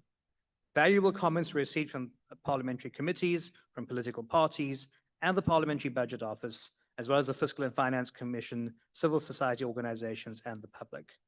These contributions have enriched the processing of this bill and reflect the views of many South Africans. So I'd like to take a moment to thank the Standing Committee on Appropriations for its review, for its facilitation of the consultation process, and for adopting the report on the bill. The recommendations of the committee are being considered by the National Treasury, and the team will report back to Parliament within the prescribed timeframes. Honourable members, on something as important as HIV/AIDS, I would urge this House to understand that it's not something that we play politics or ping pong with, and that we must adopt this bill without delay so we can continue to improve HIV/AIDS treatment access and TB services. And at least on one thing, on one simple thing, can we please unite the country behind a shared national commitment to ending these epidemics and safeguarding the health and dignity of our citizens. Thank you very much. Thank you very much. Honorable members, that concludes the debate. Are there any objections to the bill being read the first time? MK, Honorable House Chair, MK wants NHI today, and this bill is not going to bring the NHI. We object. Thank you. Honorable Reddy, you should have just said you object, like NHI. No, I Honorable- didn't say speak. I object. We object. Thank you very much. With those objections noted, the secretary will read the bill a first time. Special Appropriation Bill. The secretary will read the 10th order. Second reading, Special Appropriation Bill. Honorable members, as there is no list of speakers, are there any objections to the bill being read a second time? MK, Thank you, Honorable House Chair. MK will object. Thank you. Please record our objection. we have recorded the objection of the MK, and the secretary will read the bill a second time. Special Appropriation Bill. Honorable members, with that objection, the bill will be sent to the National Council of Provinces for concurrence. We go to the 11th order. The secretary will read. Consideration of report of Standing Committee on Appropriations on 2025 medium-term budget policy statement. I now recognize the Honorable Chief Whip. Thank you, House Chairperson. I move that the report be adopted. Honorable members, the motion is that the report be adopted. Are there any objections? EFF? The EFF object. We note the objection of the EFF. MK? Please note the objection of the MK party. Thank We you. note the objection of the MKP. UAT? UAT object. We note the objection of the UAT.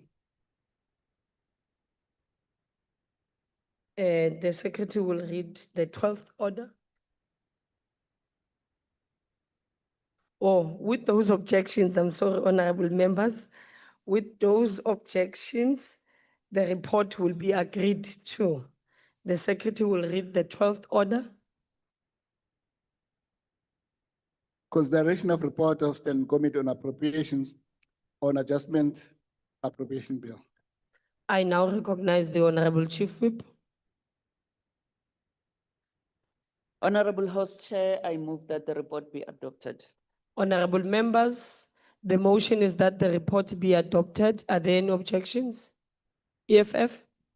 Please note the objection of the EFF. We note the objection of the EFF. MK? Please note the objection of the MK party. Thank you. We note the objection of the MKP. UAT? UAT object. We note the objection of the UAT. With those objections, the report is agreed to. The secretary will read the 13th and 14th orders together.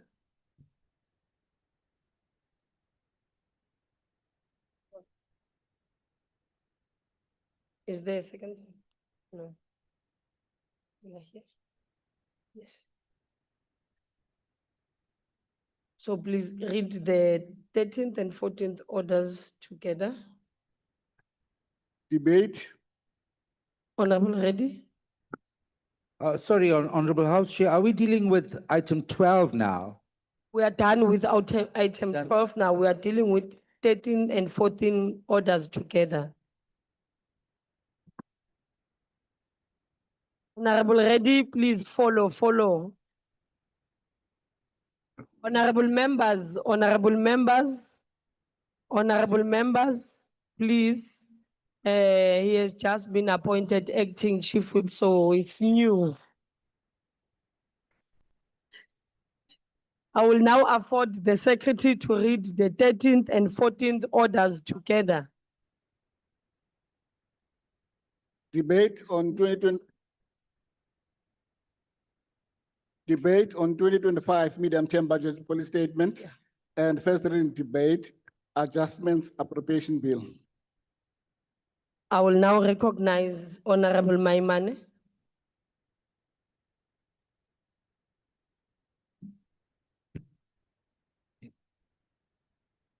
Honorable members, fellow South Africans, I rise on behalf of the Standing Committee on Appropriations to table the medium-term budget policy statement, the adjustment appropriations bill report. Fellow South Africans, I think it is common cause that we are operating in a global context of suppressed growth and countries grappling with how to ensure that they can increase GDP growth, but equally so meet their domestic objectives. We can treat this adjustment bill as a function of statistics and numbers, or we can look quite deeply at what it means for a young South African. Yesterday, we celebrated and received 2025 matric results. They tell a story of a young South African who grows up with a hope that in this country they can achieve the dreams they want to achieve better than their parents. It tells a story of what we do with each learner who comes through.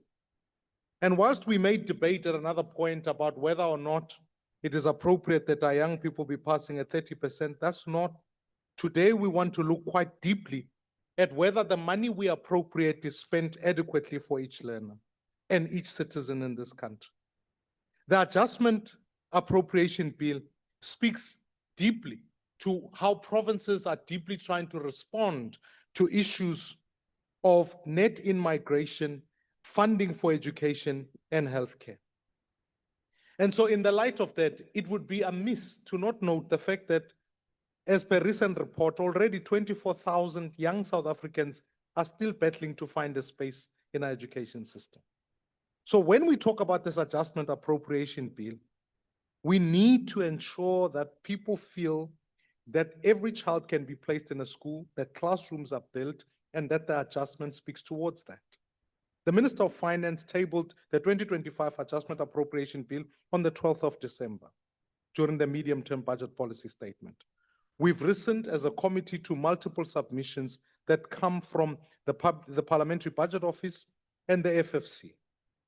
While the committee is satisfied that this has complied with the law and supports the bill, honorable members, I want to note certain key aspects of this bill.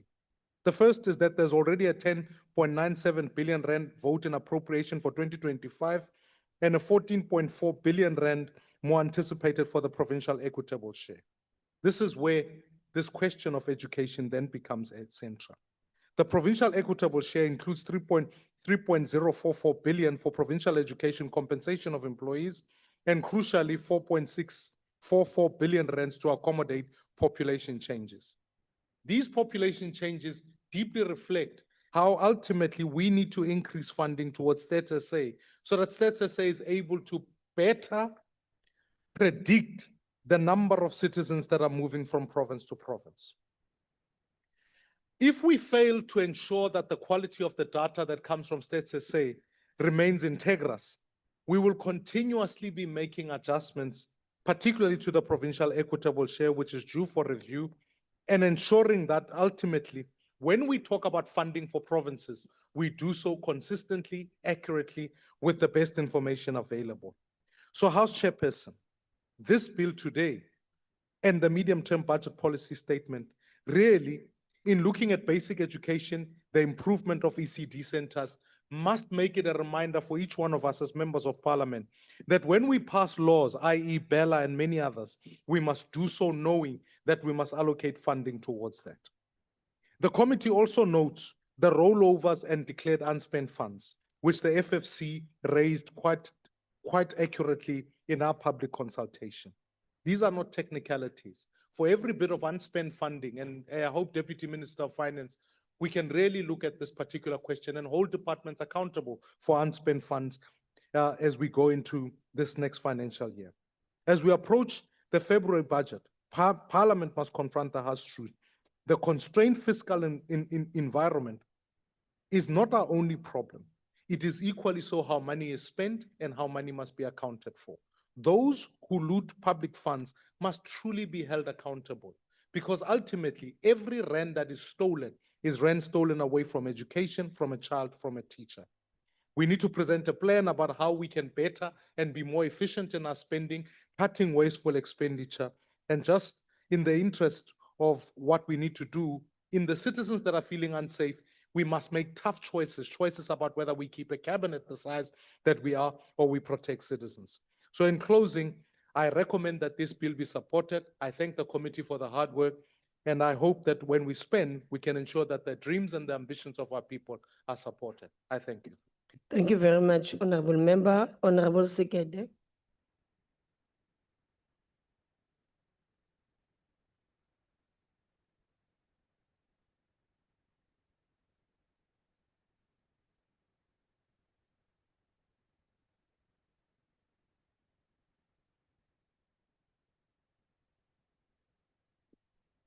Thank you, House Chair, honorable members, fellow South Africans watching at home. Greetings to you all.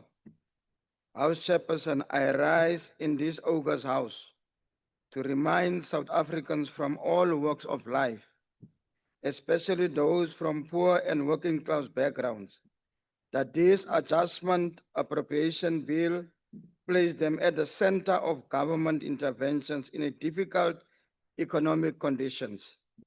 This bill is geared towards ensuring that when climate-related disasters strike, when prices of food and basic services rise, and when jobs are scarce, the ANC-led government does not retreat. It reflects the ANC's unwavering commitment to a caring developmental state that places human dignity at the center of governance. Honorable members, the ANC stands behind this bill because it defends the social wage, particularly education, healthcare, social support, and basic services that sustains millions of poor and working class households. For illustrative purposes, an upwards adjustment of 2 billion to vote 16 of the Department of Basic Education for Early Childhood Development grant affirms the ANC's belief that every child, regardless of where they are born, deserves a fair start in life. The ANC holds a historic view that investing in ECD is not charity. Rather, it is nation building and a direct investment in the future of workforce of South Africa. This is one of the views that led and powered the struggle for liberation in South Africa. Moreover, an upward adjustment of 454 million to the Education Infrastructure Grant in vote 16 of Department of Basic Education to repair flood damaged schools and social infrastructure, particularly in rural and township provinces like Eastern Cape and KwaZulu-Natal, ensures that children are not punished for climate-related disasters they did not cause. Quality public health care is often the only line of defense for poor and working class citizens, especially African women, children, the elderly, and persons with disabilities. The upwards adjustment of 40 million to the health facility revitalization grant in vote 18 of the Department of Health for repairing clinics and hospitals damaged by climate-related floods is therefore essential. An amount of 754 million allocated to budget vote 18 of the Department of Health for the 2025-2026 financial year to address the shortfall resulting from the withdrawal of the international donor funding to the health sector, namely the President's Emergency Plan for AIDS Relief, PEPFAR, ensures continuity of care for communities affected by HIV, AIDS, TB, and other chronic conditions. This bill makes it clear fiscal constraints must never override the dignity and health of our people, or put differently, the well-being and development of our poor and working class households cannot be traded off. even when public finances are under pressure. Fellow South Africans, the extension of the social relief distress grant to the 2026-2027 financial year, making the first time that an extension to the SRD grant has been announced in a medium-term budget policy statement, breaking the trend of keeping the status of the grant up in the air until the budget in the following year. Acknowledge the live reality of millions of South Africans. That is, unemployment is structural and historical, rooted in apartheid, inequality, and economic exclusion. For young people carrying the weight of unemployment, single mothers, and households with no income, the SRD grant is often the only buffer against hunger, poverty, crime, and social breakdown. While this is the case, it is imperative that I stress that the ANC rejects the shallow narrative that the SRD grant creates dependency. Poverty creates dependency. Exclusion creates dependency. However, the SRD grant creates breathing space and dignity for its beneficiaries. As the Freedom Charter reminds us, there shall be security and comfort for all. Honorable Chairperson, women, particularly African women, carry the heaviest burden of poverty in South Africa. They stretch small incomes, care for families, and hold communities together. This bill supports women by strengthening health services, child support system, and income relief through the SRD grant.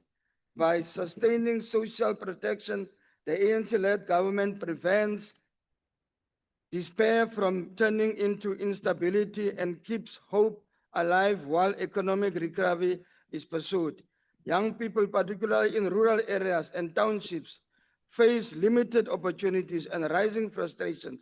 For many young people in rural areas, and townships, the biggest barrier to Honorable Dalan, can you please mute your mic? Thank you. Sorry, Honorable Member. to participation in the economy is lack of assets, especially land. A rollover of 647.5 million in budget for 42 of the Department of Land Reform and Rural Development support finalization of restitution claims, acquisition of land for redistribution, and settlement support on restored land.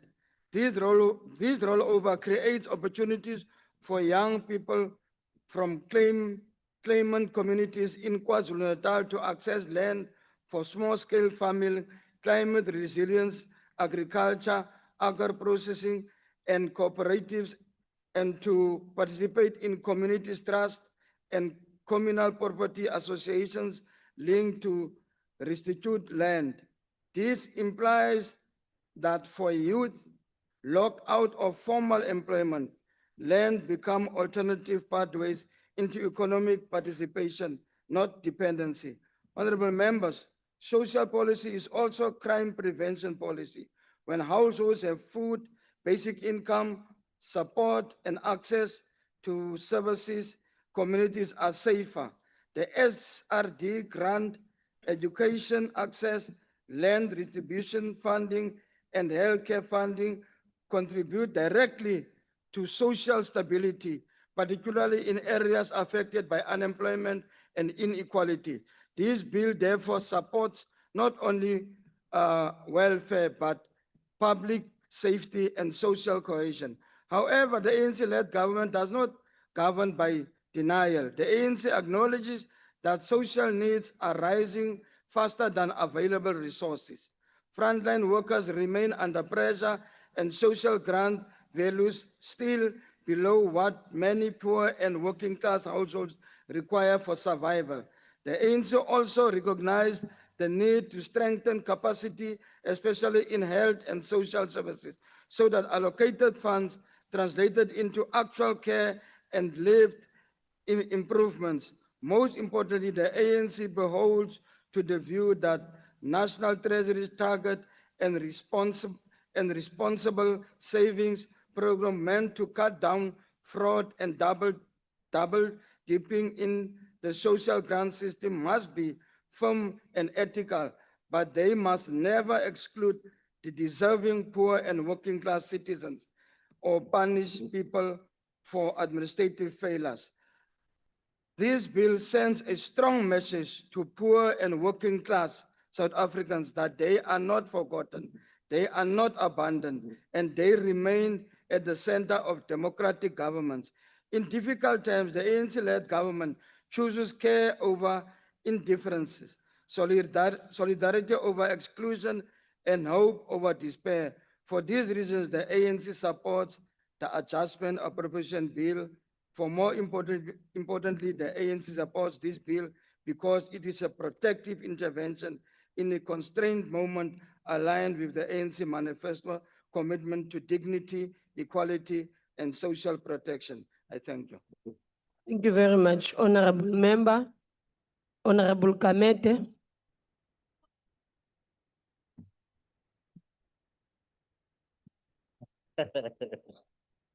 Beyond cold logic, a mandate for dignity and economic justice.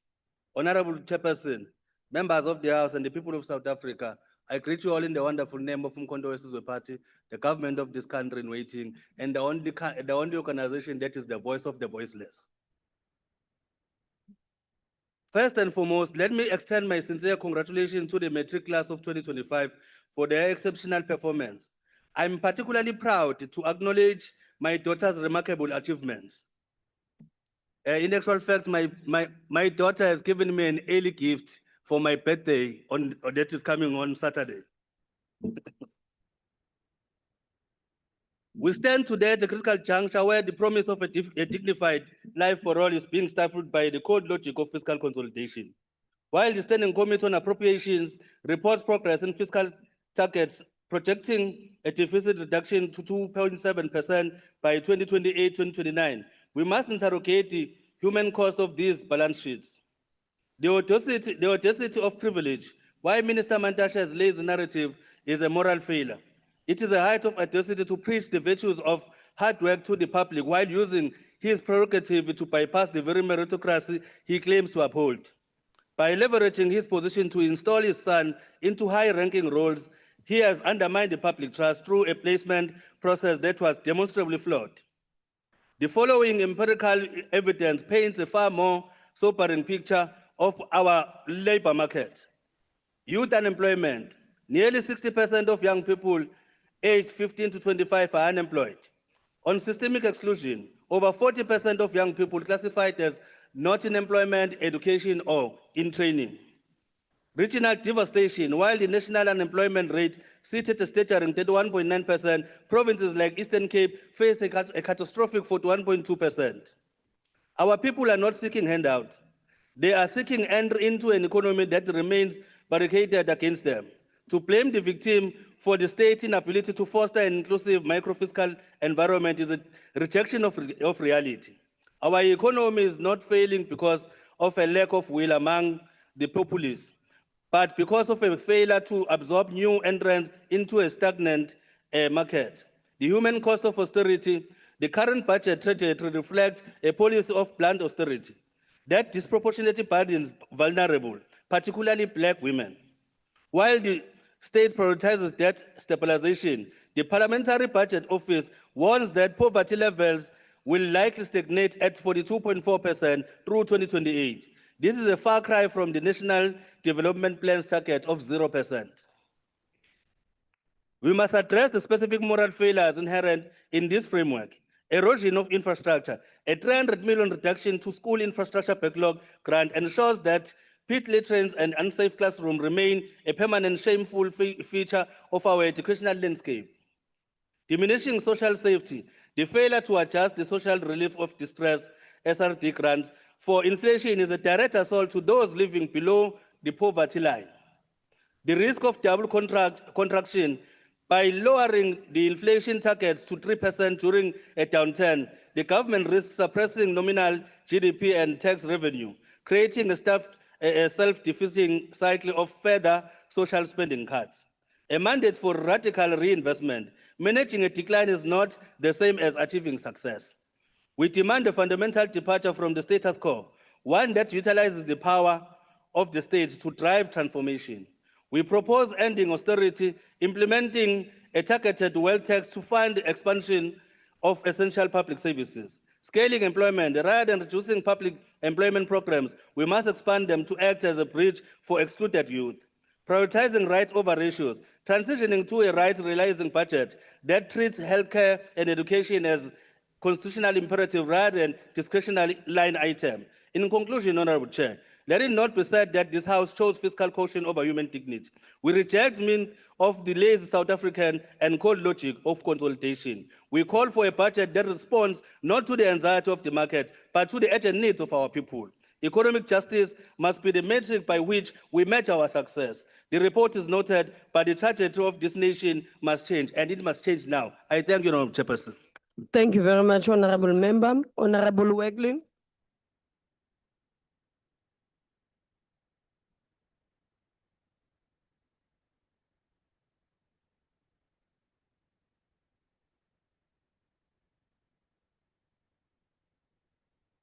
Honorable Chairperson, honorable members and fellow South Africans. Significant strides have been made since May 2024, yielding some improvements in government operation, particularly in our budgeting and expenditure practices. The medium-term budget policy statement, the MTBBS, and the adjustment appropriation bill are not just figures on a paper.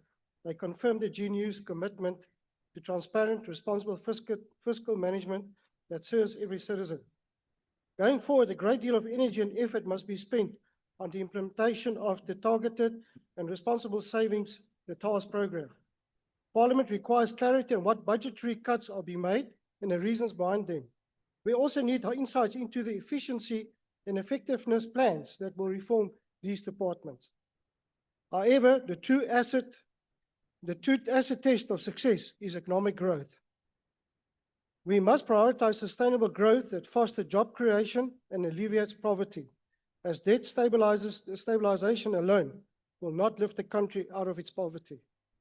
Our current forecast growth of 1.8% this year will not fix our unemployment and poverty problems. We require investments that stimulate job creation and address inequality through growth. The DA welcomes the disciplined 3.6% average growth in government expenditure, with much greater focus on growth-enhancing infrastructure development. Nevertheless, infrastructure development requires consistent oversight, accountability, and commitment to delivering value, particularly through effective project management. We demand ruthless reforms to improve the performance and efficiency of the public sector, decisive accountability, and immediate measurable improvements across all departments in government. Those that do not want to pull their weight must go. Initiatives like the Transnet Rail Infrastructure Manager and the new Transport Economic Regulator are welcome examples of the state facilitating private investments. However, whilst progress is visible through public-private partnership, we must remain vigilant against wasteful practices and irregular expenditure. We are faced with staggering challenges across 8 provinces, with many municipalities and metros that are in ICU. Urgent interventions are necessary to restore core services and rebuild trust in local leadership. Johannesburg loses nearly half of its water before it reaches its household, while Hammanskraal's water system are on the brink of collapse. However, incoming mayors Helen Zille and Celia Brink will tackle these failures head-on and will deal with the corrupt water tanker mafias that exploit our communities. On electricity, the rampant non-payment and theft of services must stop. The DA has a plan, and yes, the DA can. Citizens are entitled to these services, and it's our duty to ensure their demands are met with urgency and accountability. Further to that, fiscal discipline and faster structural reforms will uplift living standards and generate meaningful employment. South Africa must be open for business with the East as well as the West, as well with the countries in the middle, if they respect our Constitution and our people. 8.7 billion rand remains unspent.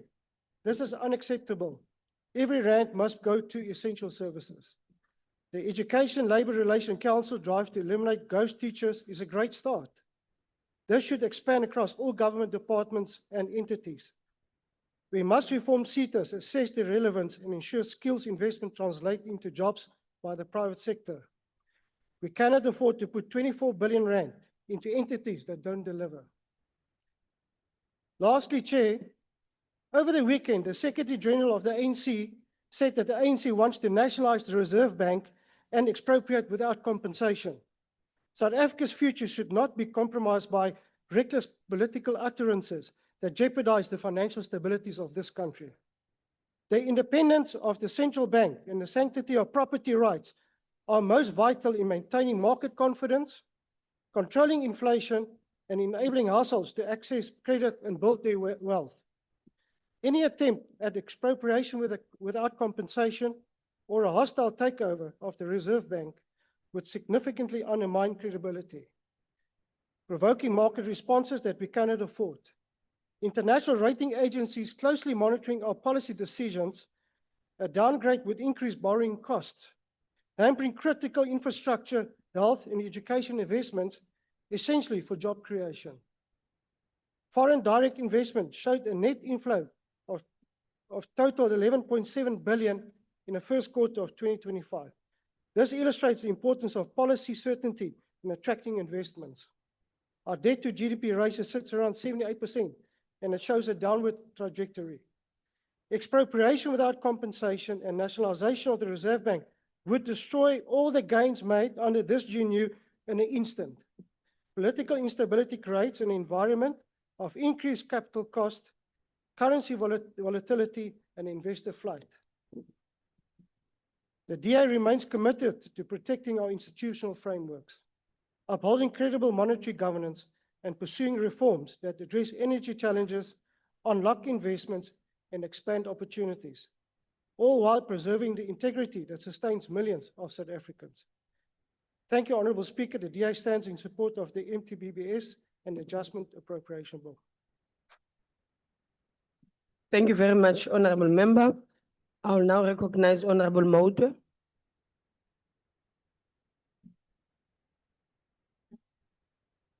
Chair, the EFF stand firmly with the people of Venezuela who are under sustained attack by the second Hitler, the racist and warmongering Donald Trump, and the imperialist United States of America. What is unfolding against Venezuela is not diplomacy. It is economic warfare, political sabotage, and an attempt to reverse the sovereign will of a people who have chosen an independent path. We condemn in the strongest possible terms the deliberate undermining of Venezuela's sovereignty. We reject the blatant acts of imperialism against and criminality directed at that nation. We call on the people of Venezuela to continue standing tall against imperial domination and to refuse to surrender their commitment to true human development, socialism, and freedom from foreign control and coercion. The people of Cuba must also remain strong and resolute. They must not be intimidated by decades of illegal blockades, sanctions, and political harassment. The people of Brazil and Colombia must not sell out their souls of their nations to satanic warmongers and imperial agents. History will judge harshly those who betray their people for proximity to empire. This moment demands courage. This is a time for BRICS nations to move with agency, to reconfigure, consolidate, and accelerate reforms and programs that strengthen political independence and economic sovereignty. This is not a time for hesitation or appeasement. This is a time for BRICS to move decisively and finalize trade and payment systems that are not dependent on the United States dollar for international trade. Continued reliance on the dollar exposes developing economies to manipulation, sanctions, and financial blackmail. True multipolarity requires alternative systems that are controlled by the global South itself.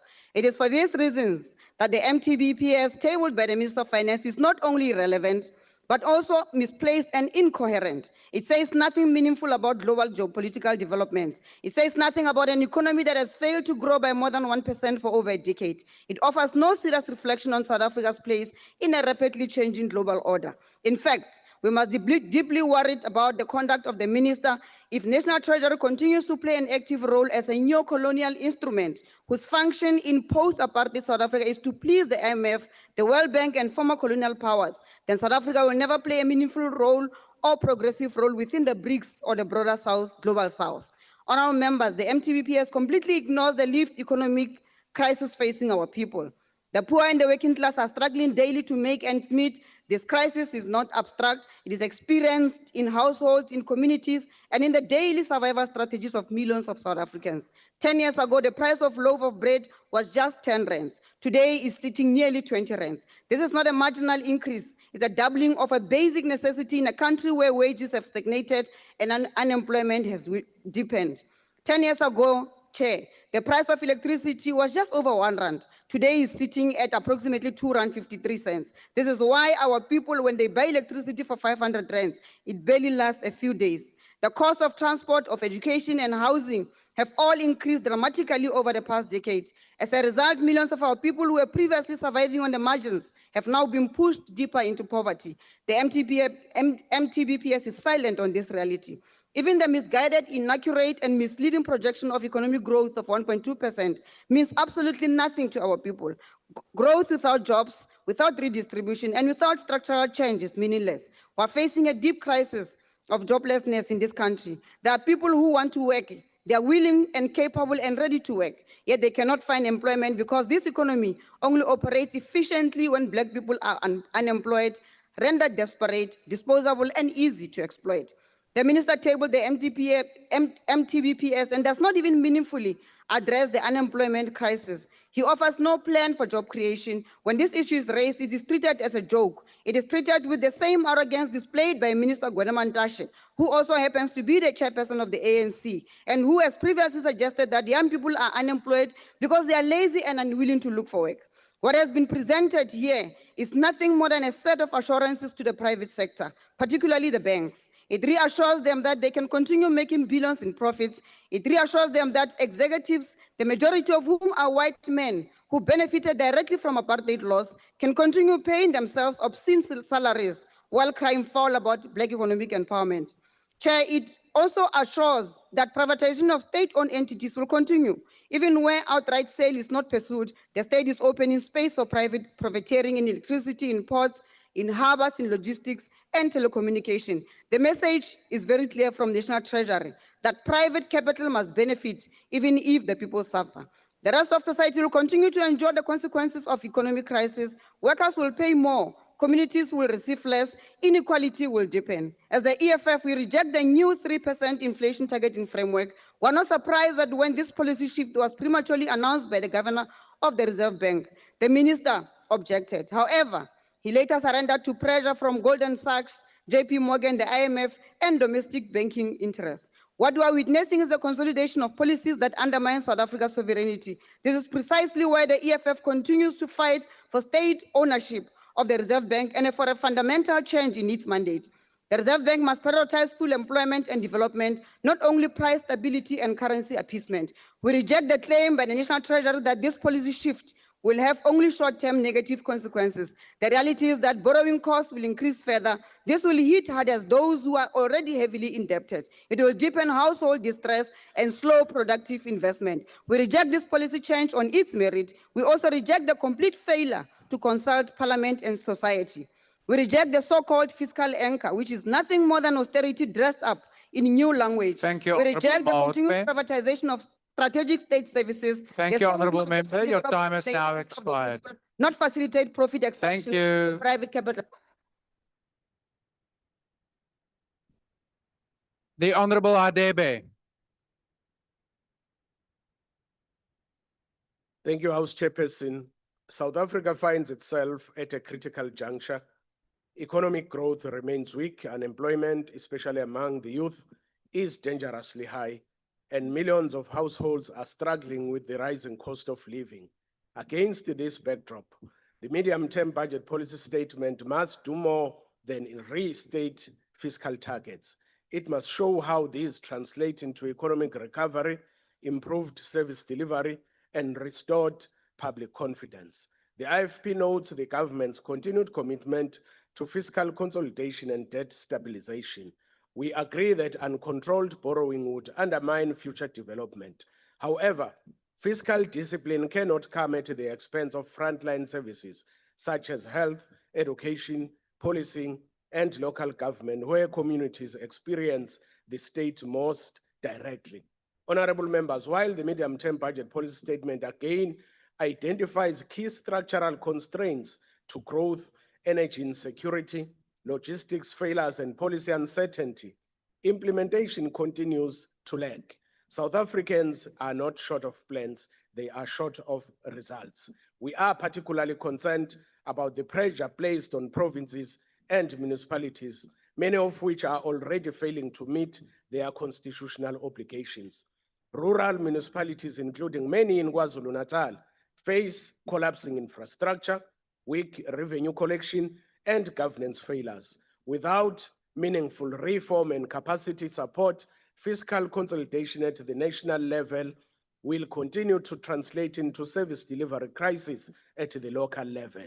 The medium-term budget policy statement outlines the government's move towards a lower inflation target of 3%. While we understand the long-term objective, this shift must be carefully managed to avoid placing additional short-term pressure on households, small businesses, and employment. Strong coordination between fiscal and monetary policy will be essential to protect the poor. Turning to the adjustment appropriation bill, House Chairperson, we recognize that budget adjustments are sometimes unavoidable. However, repeated and substantial adjustments raise concerns about planning, budget credibility, and state capacity. Too often, these adjustments result from poor project planning, infrastructure underspending, and weak procurement systems rather than genuine emergencies. We are especially concerned about the recurring need for disaster relief and municipal support. While affected communities must be assisted, reactive spending cannot replace proactive investment in resilient infrastructure and capable local government. Both the medium-term budget policy statement and the adjustment budget highlight a central truth: South Africa's fiscal crisis is inseparable from its governance crisis. No fiscal framework will succeed without capable institutions, ethical leadership, and accountability for maladministration and corruption. In conclusion, the IFP supports efforts to stabilize public finances and protect the vulnerable, but insists that fiscal consolidation must go hand in hand with economic reform, improved service delivery, and stronger accountability. We will continue to engage constructively in the legislative process, guided by the interests of all South Africans, particularly those in rural and marginalized communities. I thank you. Thank you. The Honorable Souls.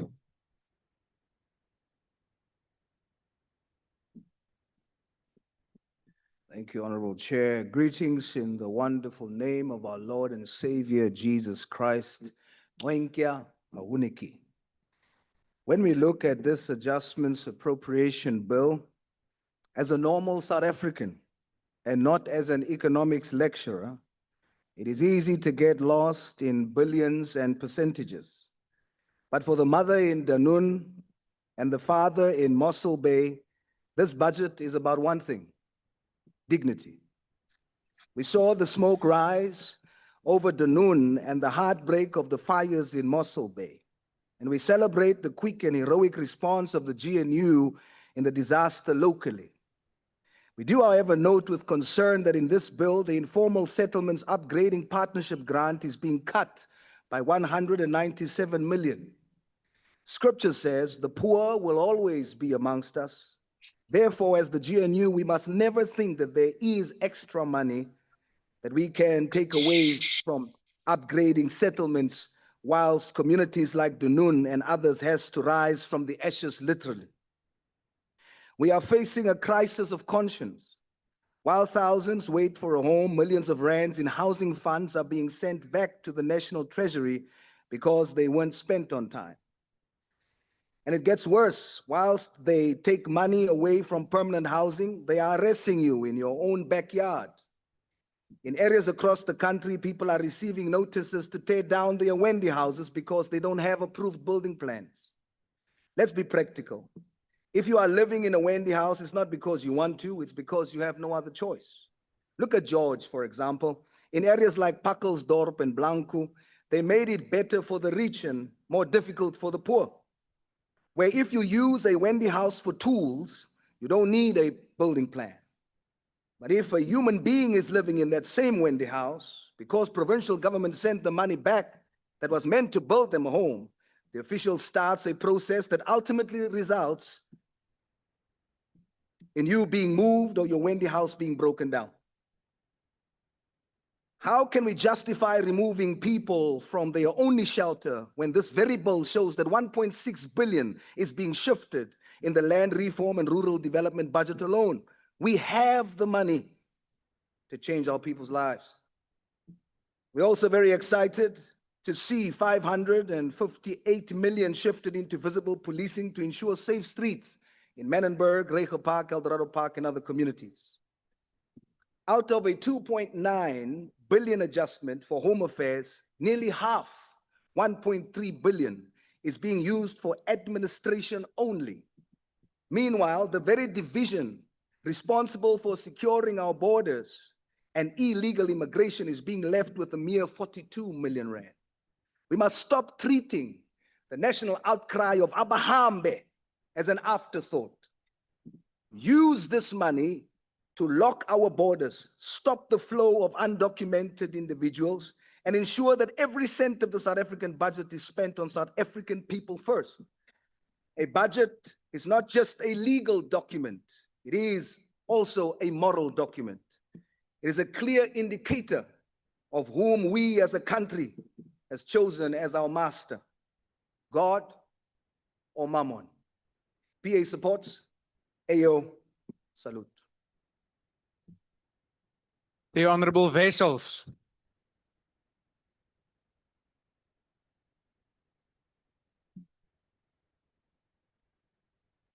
Honorable House Chairperson, this empty BPS is a glimmer of hope whilst and in the midst of a fiscal crisis where government debt has become very, very high and the debt servicing cost has become unsustainable.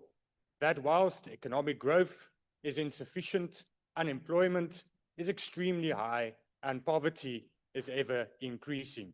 People are suffering and people can't afford to pay taxes and not receive service delivery, and also whilst there's no investment in infrastructure.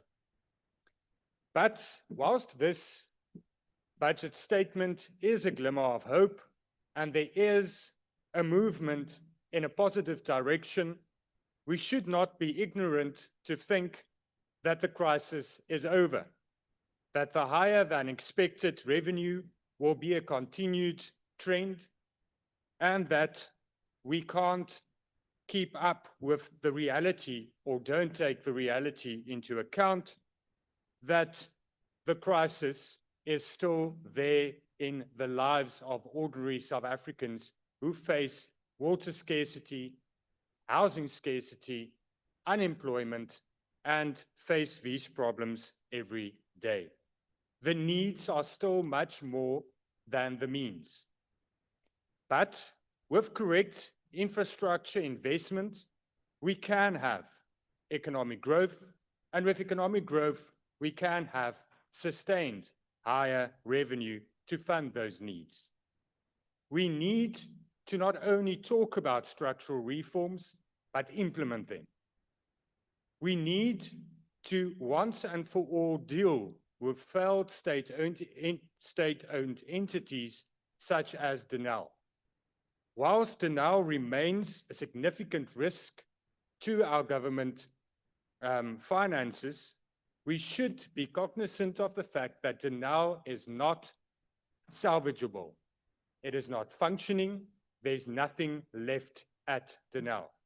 And if we don't face that reality, we are going to face more significant exposure to that debt, and we are going to spend government money, taxpayers' money, on a lost case. We need to address that state-owned entity, and the same with the Road Accident Fund.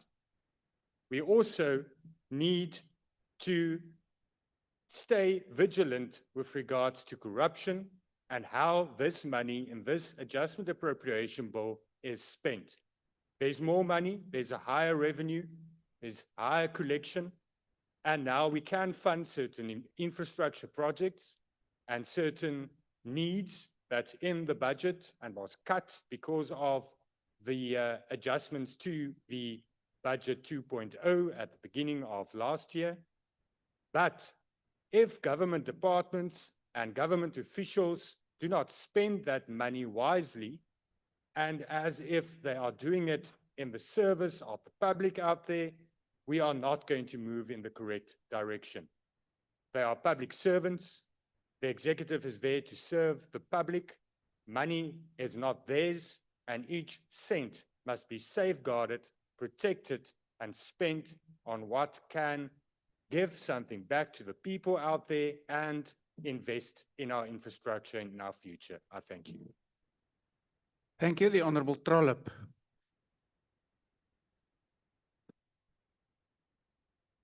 Action SA is committed to be a critical yet constructive opposition, and we've shown this through how we've voted on budgets and the MTBPS. We've consistently argued before Parliament that the medium-term budget policy statement is where government must prove where it is serious about its stated plans and priorities. It's not enough to talk about reform, growth, or stability. The MTBPS must show in hard numbers how spending is being shifted to support those goals.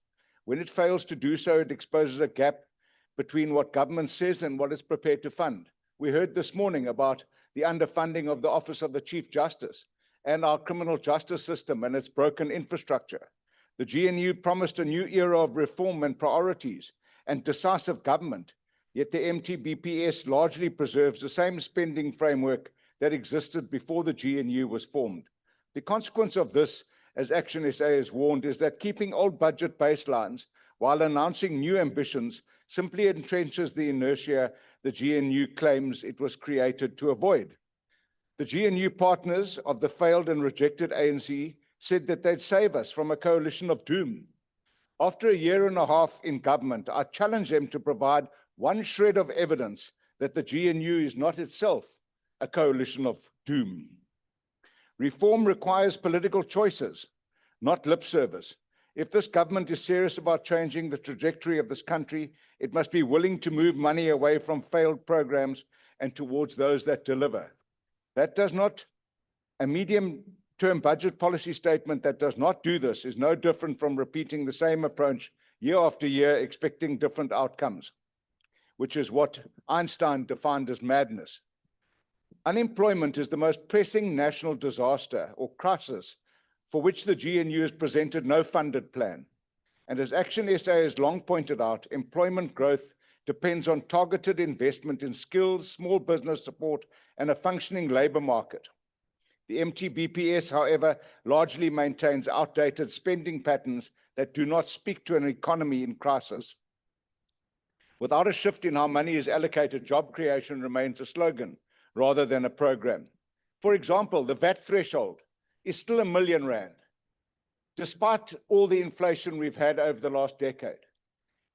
Keeping it there without moving it up is hobbling and constraining small business development. But I understand that maybe the GNU doesn't understand that, because the Minister of Small Business has never ever run a business. She doesn't understand what it means to have a VAT threshold of R1 million when small businesses can easily earn double that. Most importantly, if South Africa is to be fixed, it'll have to be fixed through functional municipalities. It is at local government where water flows, refuse is collected, electricity is working or not, and where communities see government working or collapsing. Yet from his first State of the Nation address in 2018 through to his remarks this past weekend, the President repeatedly promised a turnaround in local government without ever backing those commitments with the scale of reform or funding required to make them real. We saw this happen in Joburg just before the G20, and the thin veneer tarnished as soon as the G20 was over. But I want to say today that local government will not reform as long as there are MECs like ANC MEC Duma in KZN who instructed his officials in his department to pay 10 million rand for Christmas bonuses for ANC cadres. As long as that happens, local government will continue to fail and we'll have more of the same. But the one thing that won't be the same is the outcome of the local government elections ahead of us. Thank you. Thank you. The Honorable Swart.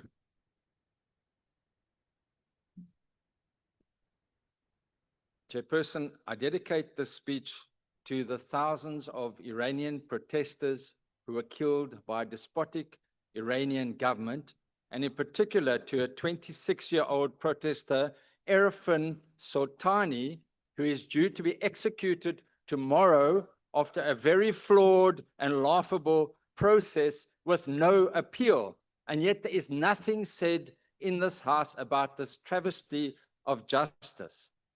At the very least, the Iranian embassy and ambassador should be called in, and a call should be made to stop these unjudicial executions which are continuing to take place. Now, as far as the MTBS is concerned, the ACDP reiterates our stance that the country is at a crossroads, and how we deal with our major trade partners, including the US and the EU, will determine how fast we can grow the economy, and how we deal with the adversaries of major trade partners will also be crucial. But we note, however, Honourable Minister, that there are a number of green shoots as we enter 2026, with high commodity prices and with the stock exchange going through record levels, 120,000 yesterday, reliable electricity, relatively stable public finances and lower interest rates. Fiscal consolidation is starting to bear fruit, with a primary budget surplus set to increase. And yes, debt is set to stabilize, but it is still at alarming high levels. And we as the ACDP have consistently expressed concerns about that and escalating debt service costs, which are starting to come down slightly. These are positive elements, and we need to consider the critical areas for economic growth, such as focusing attention on improved logistics through rail and port concessioning. Progress is being made in that regard, Chairperson. Fixing local government service delivery is critical. And lastly, strengthening the criminal justice sector. This is crucial for investment. This is crucial for business confidence. And one of the biggest challenges, Honourable Minister, you know this yourself, is the lack of sufficient gross fixed capital private investment. Private sector capital investment has slowed significantly. Businesses are still sitting on 1.8 trillion rand of accumulated cash reserves. If this is unlocked and invested in the economy, we can have far speedier economic growth for job creation that is so necessary. The ACDP believes that there are these glimmers of green shoots, and therefore we will support the medium-term budget policy. Thank you, Honourable Swart. Thanks for you. The Honourable Kwankwa. We agree with the ACDP on one score, that indeed South Africa is at a crossroads. We are a nation rich in talent, resources, and resilience, yet trapped in high unemployment, weak household incomes, and persistent low growth. This crisis weighs most heavily on the young or the youth. Youth unemployment stands at 45% of the official definition and close to 60% on the expanded definition, locking millions of young South Africans out of opportunity before they even begin. At the same time, South Africa remains one of the most unequal societies in the world, with a Gini coefficient of about 0.63. This is not an abstract number. It's lived in every day in townships, in villages, in informal settlements. Despite years of promises, our growth rate remains very low and far below that which is projected by the IMF, especially for developing economies. Once upon a time, post-Nsomi, we were told that investment conferences would solve unemployment. Jobs would flow, factories would rise, and hope would return. Instead, we got glossy events, recycled pledges, and excellent PR. These conferences did not fail, they never worked. Yes, Operation Vulindlela is addressing some constraints, Minister. And like the late Brenda Fassie's popular song, Vulindlela Mamkobozi, it sounds good and lifts the spirit. But let us be honest, many of the problems we are fixing were not accidents. They were broken deliberately to enable looting, which brings us to one of the great miracles of our time. We are told that load shedding would take decades to fix, yet it became disappearing almost immediately after the ANC lost its absolute majority. Suddenly, what was complex became manageable, and what was impossible became urgent. It seems accountability is the most reliable energy source we have discovered. Honorable members, the South African Reserve Bank decided to lower its inflation target recently without at first following due political process by making statements when in fact their independence is constrained. Although it's enshrined in the Constitution, they have instrument independence and not goal independence, and they seemed to confuse the two.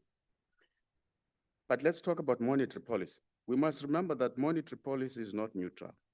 It must support economic growth and employment and broader socio-economic objectives as required by our Constitution.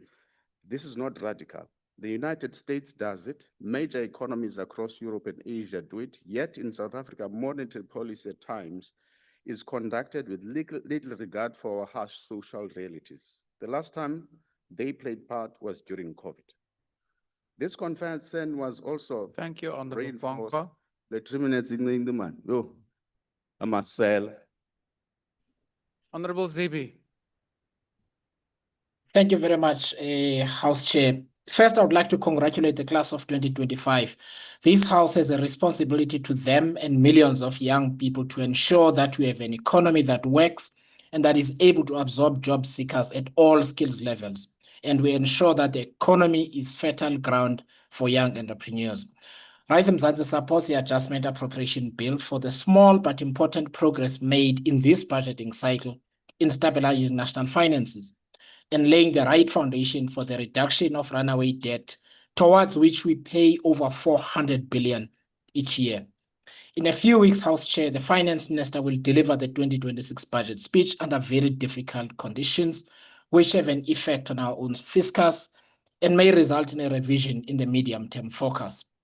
It is also in this context that South Africa's 3-year transparent budgeting cycle is important in assisting government, business owners, and other stakeholders to plan for what is to come. With that said, we need to be more nimble given the ever more frequent global shocks, which have an immediate and direct impact on our fiscus and the pockets of our people, not just here, but also our trading partners on the continent, as well as China and the European Union. These shocks mean that this House needs to be prepared to meet extraordinarily and quickly in order to respond and insulate the country and the people of South Africa from a White House that makes impulsive decisions on global trade and regional stability. When the 2026 budget is tabled and debated, it must answer the question of how we reimagine the social wage and how we use it so that it's more beneficial, particularly in the areas of skills development and education. Because the global economy is changing, the type of skills needed are changing, and we need to adjust ourselves accordingly so that we begin to solve the problem of unemployment. Second last, we need to have a serious look into the composition of expenditure. It's still too little. Honorable Sekoate, on the virtual platform, you are not only disturbing the House, but you're disturbing the member on the virtual platform who's speaking. My apologies, Honorable Zibi.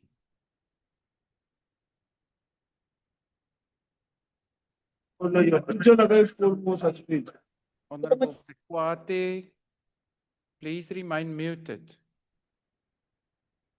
Honorable Zibi, are you still with us?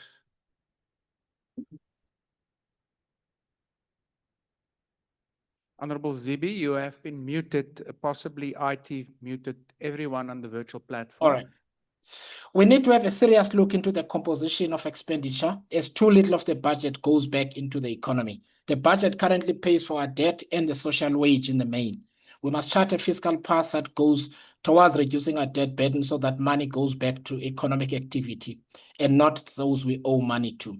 Finally, we need to engage more robustly with the policy instruments at our disposal to make sure that the 1.4 trillion rand in cash that is sitting in banking and other institutions across the land is reinvested back into the economy, and that is done quickly so that we can begin to accelerate the development of core economic infrastructure in order to aid economic growth and job creation. Thank you, House Chair. Thank you. The next speaker is the Honorable Klaase Webster. Thank you, House Chair. The Adjustments Appropriation Bill, which is before us, is not merely a technical exercise, it's a mirror. And it's a mirror that reflects the true priorities of government that are revealed not only through rhetoric, but through where additional money is actually directed, which is ultimately what politics is about. As Parliament, our responsibility is to interrogate whether these adjustments respond to the lived realities of South Africans or whether they entrench patterns of inefficiency and misaligned spending. As Build One South Africa, we support this bill. Specifically, we want to welcome the additional 2 billion rand that has been allocated to the Early Childhood Development Grant. And we want to state that this is money well spent because international and local evidence is clear that investing in early in children delivers the highest long-term returns for society. It will also enable a system that assists learners to pass at more than 30% as a minimum pass mark. We also want to note the 2 billion rand urban development financing grant, and that is because urban infrastructure matters, but we caution that we need to, as we approach local government elections, ensure that this funding is accompanied by strict oversight to prevent abuse and politicization. The 14.3 billion that is allocated to provinces is substantial, including funding for education and health compensation, and it is essential for the delivery of goods and service. These allocations are necessary, but we have to ensure that execution is of the right quality and execution leads to delivery. And this is where we need to raise these red flags. We see over 4.4 billion in unspent transport grant funds while roads deteriorate across the country. We see 3.3 billion delayed in water and sanitation projects, and this includes the Mkomazi water projects. And these aren't just accounting issues, they are delivery failures. Our position as Build One South Africa is consistent and it's clear, and that waste must be cut before essential services are compromised. South Africans spend approximately 2 billion a year on VIP protection, on excessive political perks, duplicated departments, and bloated administration. And you can't have that coexisting with failing schools, with understaffed clinics, with unsafe communities, with communities that don't have water. We believe that real savings are possible through consolidating departments, through reviewing deputy minister positions, rationalizing seaters, and critically assessing the mandates of over 700 state-owned entities. Those savings should be redirected to where they matter most, and that is with teachers, with nurses, with police officers, and infrastructure. This bill gives Parliament an opportunity to affirm a simple principle, which is that public money must serve public good. Thank you. Thank you. Honorable Zungula. Thank you, Chair. The ATM recognizes the government's stated intentions of fiscal discipline, debt stabilization, and redirecting spending towards infrastructure, education, health, and social protection. Yet commitments on paper must translate into real improvements in the lives of ordinary South Africans. The ATM stands firmly for a budget that is pro-poor, pro-working class, and pro-job creation, and will approach these adjustments with that lens. The ATM believes social grants must not be eroded. Rather, they should be structured to give families a real dignified life. Free basic services must be protected, expanded, especially for water, electricity, refuse removal, and sanitation. services that poor households depend on daily. Many working families spend disproportionate share of their income on the basics. If the adjustments bill allocates less to the social wage, then it is not pro-poor. We must ensure that budgets stimulate local job creation, SMME participation, especially in towns and rural areas where unemployment is highest. Infrastructure spending includes public transport, small business markets, and community-scale projects that employ local labor. Critical projects for health, education, and municipal services reach communities directly and create sustainable jobs. We live in a world where global geopolitical tensions directly affect our security. The US has threatened military action in various states and invaded some. South Africa, as a nation with complex bilateral relations with the US, must strengthen its defense capabilities and safeguard its sovereignty. We believe that budget allocations must include meaningful contributions towards defense, internal security, ensuring our borders, critical infrastructure, and citizens are protected. Will support these adjustments if these provided a sizable and strategic increase to defense spending while still prioritizing the social and economic welfare of the people. Chair, will examine the adjustments appropriation bill on its merits and support those components that prioritize social protection and basic services for the poor, stimulate job creation inclusive of economic growth, protect the working class and vulnerable from undue fiscal burdens, strengthen infrastructure that benefits citizens directly, enhance transparency, accountability, and public oversight, and most importantly, contribute meaningfully to defense and national security in the face of global geopolitical threats. South Africa's budget must be a tool for redistribution, opportunity, dignity, and national security, not simply a numbers Thank on you, a Honorable spreadsheet. Zungula. The next speaker is the Honorable Kaleka Mazibuku. Honorable House Chair, the adjustment appropriation bill is not about abstract adjustment to the budget. It is about jobs, livelihoods, and dignity for our vulnerable people, especially young people who wake up every day without work, income, and certainty about the future. Honorable members, public infrastructure is the backbone of any economy. When roads collapse, water systems fail, and when schools and clinics are damaged by climate change-related floods, it is not elite who suffer first, but the working class, the rural poor, and township communities. That is why the ANC stands behind this bill. This bill allocates billions of rands to the Municipal Disaster Recovery Grant in Budget Vote 3 of the Department of Corporate Governance, the Education Infrastructure Grant in Budget Vote 16 of the Department of Basic Education, the Health Facility Revitalization Grant in Budget Vote 18 of the Department of Health, and the Provisional Roads Maintenance Grant in Budget Vote 40 of the Department of Transport for repairing, rebuilding, and maintaining public infrastructure, particularly after climate-related disasters. This is not wasteful spending. This is economic protection and job creation. Every public road repaired creates work. Every public school and clinic rebuilt creates income. Every water project restored creates opportunity. For young people in rural and township areas who carry the weight of unemployment, these government-funded labor-intensive economic infrastructure projects are often the only entry point into the world of work. These projects may not make news headlines, but they put food on the table and provide young people with immediate income, work experience, and skills that open doors to further greener pastures.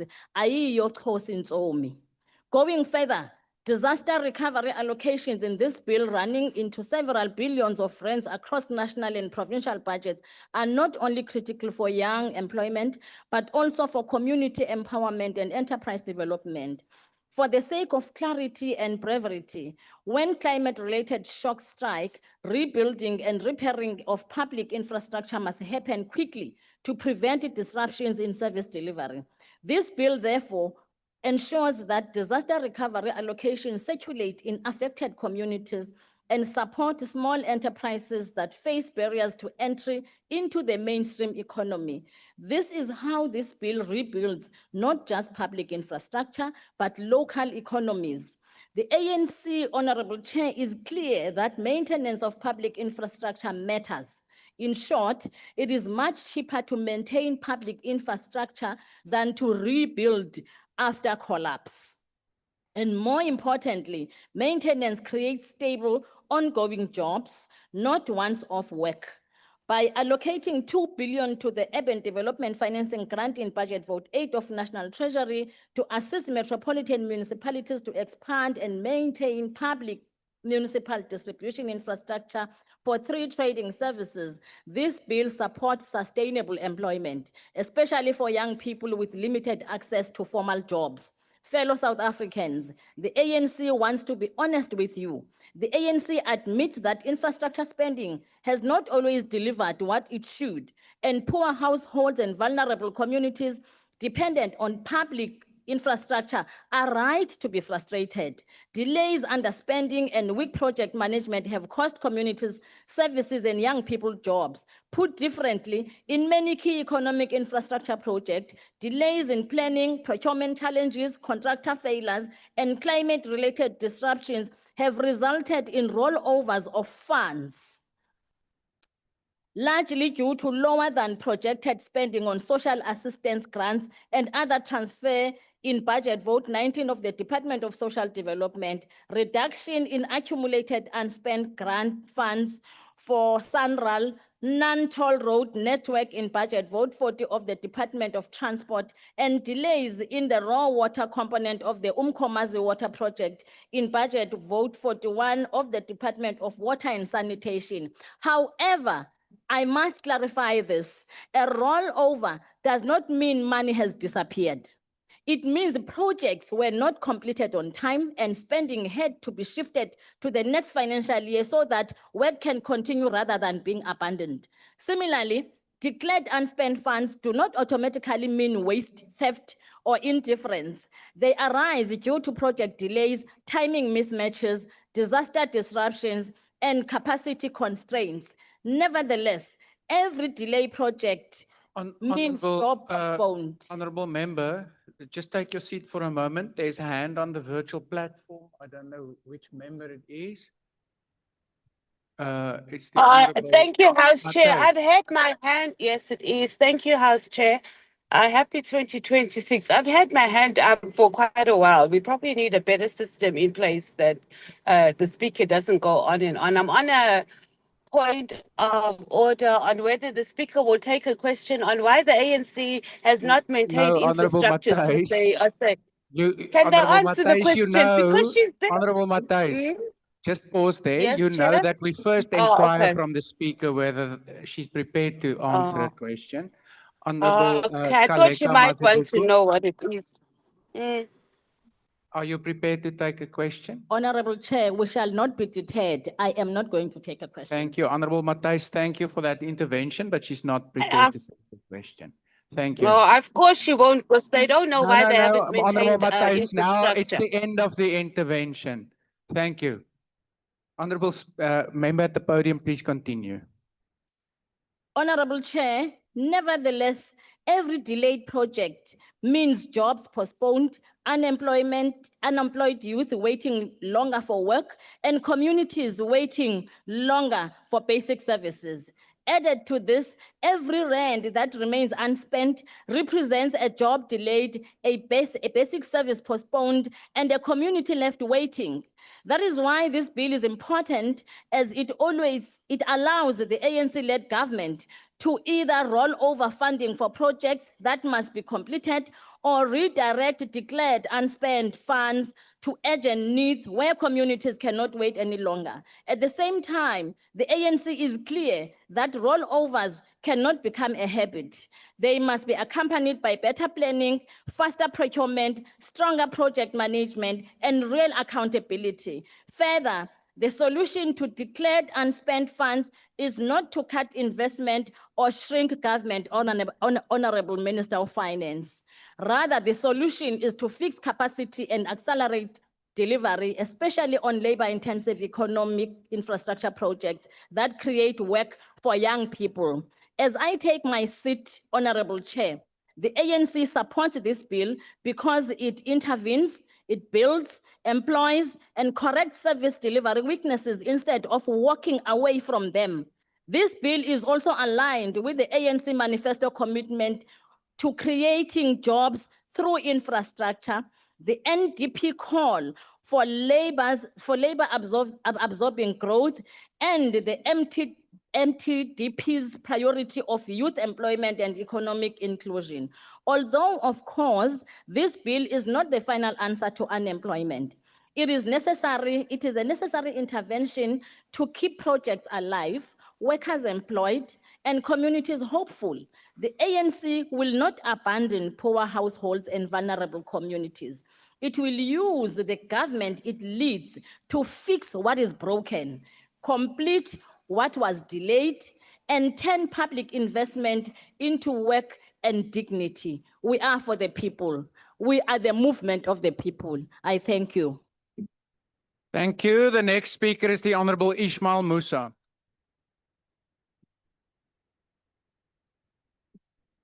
Honorable House Chairperson, fellow beloved, noble, fellow family South Africans, the people must govern. And this principle applies to all centers of power, including the South African Reserve Bank. While economic power remains concentrated, ordinary South Africans continue to suffer under rising inflation. Yet the Reserve Bank has done little to ease the burden on the poor and the working class. Democratic oversight of economic institutions is not reckless. It is a constitutional imperative. What was truly reckless was apartheid, an economic system that deliberately impoverished the majority of our people. Yet we hear far less outreach about that legacy than about efforts to transform our economy today. Al-Jamaa maintains that economic policy must serve the people, not markets alone. Transformation, accountability, and people-centered economic initiatives are necessary if we are serious about justice, equality, and meaningful democracy. Order, honorable members. Honorable Ismail Musa. Order, Honorable Ismail Musa. Please just hold on for a moment. Thank you. The levels, I want to say, of discourse, I won't call it noise for now, it's just too high. Please take it down a notch, honorable members. Honorable Ismail Musa, please continue. Thank you. Highly appreciate it. It was a bit disturbing. Private individuals cannot own our crown jewels, which is the Reserve Bank. The Adjustments Appropriation Bill before this House must be more than a technical recalibration of numbers. It must be a moral correction to a budget framework that continues to burden the poor while protecting excess, inefficiency, and corruption. Al-Jamaa approaches the 2025 medium-term budget policy statement from the standpoint that public money is a trust given by vulnerable people of South Africa. Every rand adjusted today must be used to restore dignity, create justice, and most of all, protect life. However, I can't say the same for the embarrassing superpower US and Zionists that have no regard for the right to life as priority. Al-Jamaa acknowledge the fiscal pressures facing the state. Al-Jamaa support the adjustments that strengthen frontline services, education, water infrastructure, and disaster relief. We need to ensure we operate at optimum levels for these services. Al-Jamaa also strongly opposes any adjustments that rewards waste, bail out corruption, or protect failed entities without consequence. All funding should be allocated with strict accountability, consequence management, and transparent reporting to Parliament. Al-Jamaa further calls for increased allocations towards food security, support for small and informal businesses, and community-based safety initiatives.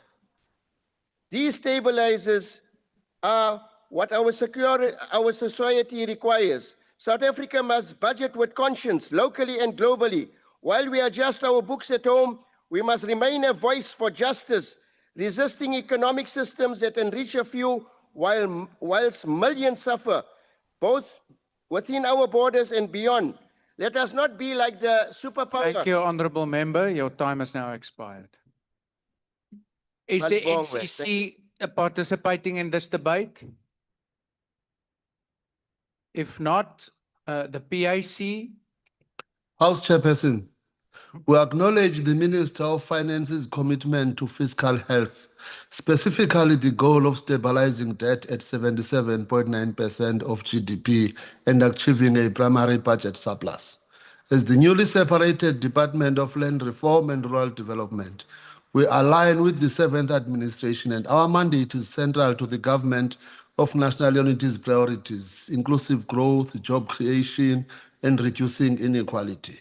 Our work remains rooted in the constitutional necessity of land reform. It is based around our 3 pillars of redress: restitution for victims of dispossession, tenure reform for insecure rights, and restitution for the diverse needs of Black South Africans. Land reform is not merely a social program, it is a critical economic lever. Our revised 2025-2029 strategic plan is designed to restore dignity while stimulating the rural economy to support the projected 1.2% GDP growth. The impact of restitution is measured through the performance of the Commission on Restitution of Land Rights. Our ultimate goal is dignity restored through restitution. As of December 2024, we have settled over 83,348 claims and restored nearly 4 million hectares of land. The Commission on Restitution of Land Rights has historically achieved its settlement targets and successfully spent its full budget allocation for the past 7 years. We are committed to maintaining this pace with a clear target to finalize 277 land claims in the 2025-2026 period. Following the Auditor General's recommendation, we are moving forward with establishing the Commission on Restitution of Land Rights as a separate public entity under the PFMA. This will enhance financial accountability and ensure separate, transparent finance reporting. I welcome the proposed shifts to the Adjustment Appropriation Bill within Vote 42, specifically the shifting of 891,000 to the Agricultural Sector Education and Training Authority, which demonstrates government's commitment to building specialized skills for Black farmers, especially for land redistribution beneficiaries. We have shifted 271 million from infrastructure planning services to fund critical land reform and restitution services, ensuring our budget directly supports the actual settlement of claims. We noted the allocation of the Comprehensive Agricultural Support Program for the reconstruction of infrastructure damaged by 2024-25 disasters. We will ensure these funds restore productivity for land reform beneficiaries affected by floods. By securing tenure and restoring land rights, we provide the legal certainty required for private sector investment, directly supporting reforms aimed at fixing network industries. We note the move to a fixed 3% Thank you, inflation Honourable target. Minister. Thank you very much, Chair. Thank you. Dr. Maglatse, you're not participating. We move on to good. If not, the Honourable Douglas.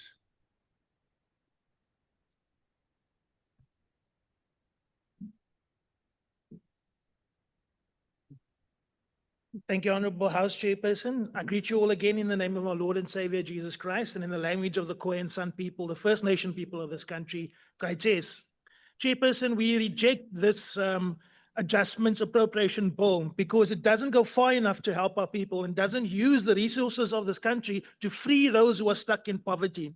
Chairperson, honorable members, we begin this year as a parliamentary year of local government elections with communities in distress and municipalities on the brinks of collapse. Municipalities run by these people, the ANC, the DA, the GNU. We as MK don't run any municipalities. If your water's not leaking, if it's leaking, it's because of these people. If your hospitals are broken, it's because of these people in the GNU.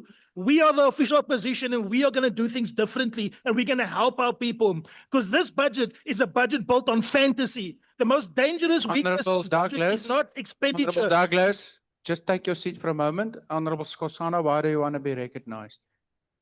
No, thank you very much, Honorable House Chair. I'm rising on Rule 84.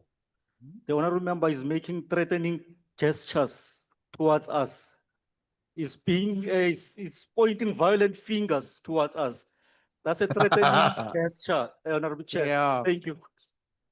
Okay, Honorable Skosana, I didn't see it that way.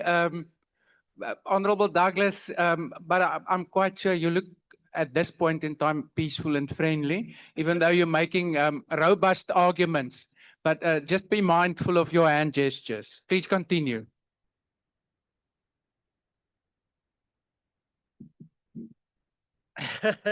Okay, I'm sorry that you guys feel so scared of us as MK, but we'll teach you how to lead the people of South Africa.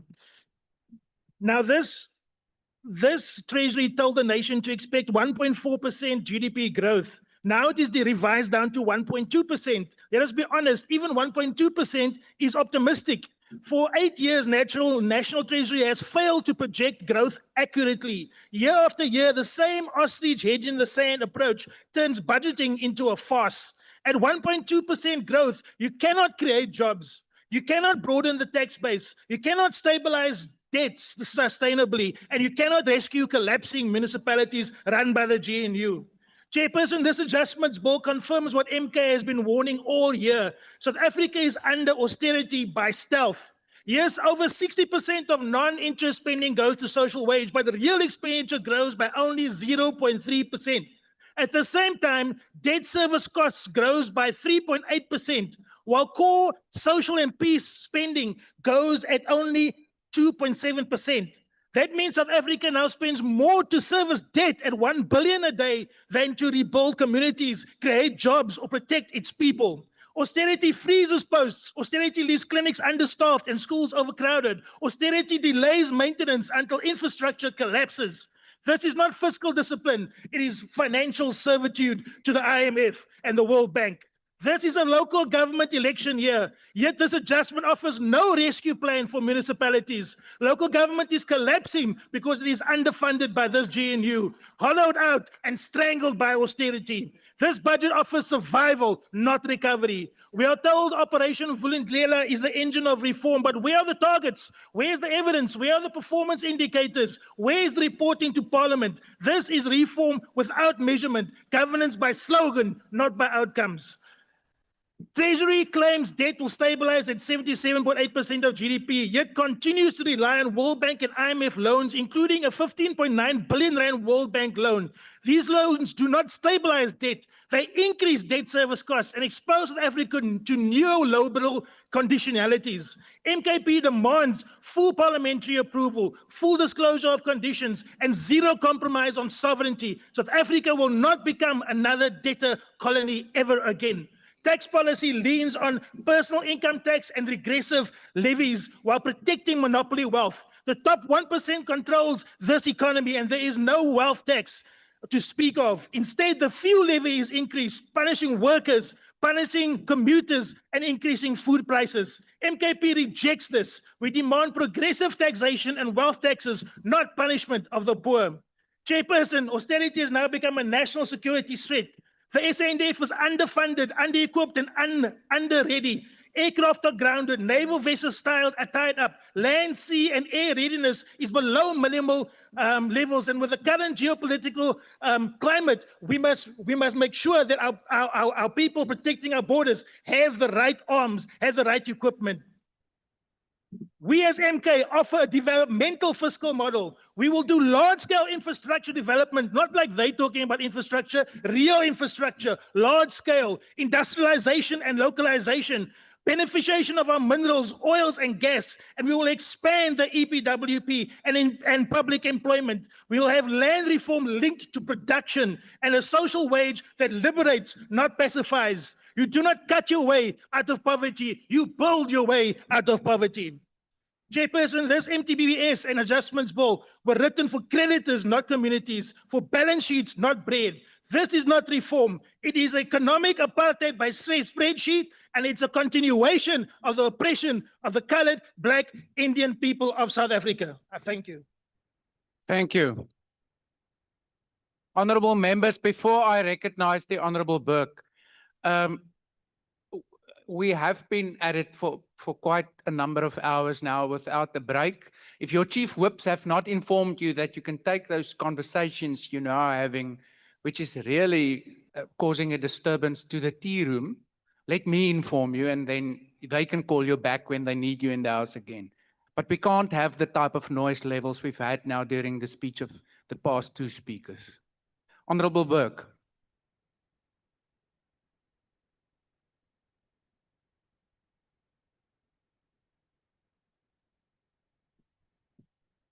Mr. House Chair, the Budget and Adjustment Appropriations Bill in front of this House today debates two different realities.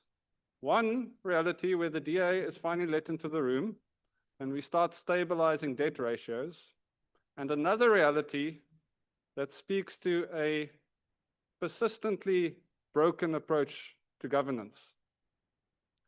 You see, for years, the midterm budget was used as a convenient way to sneak in additional expenditure.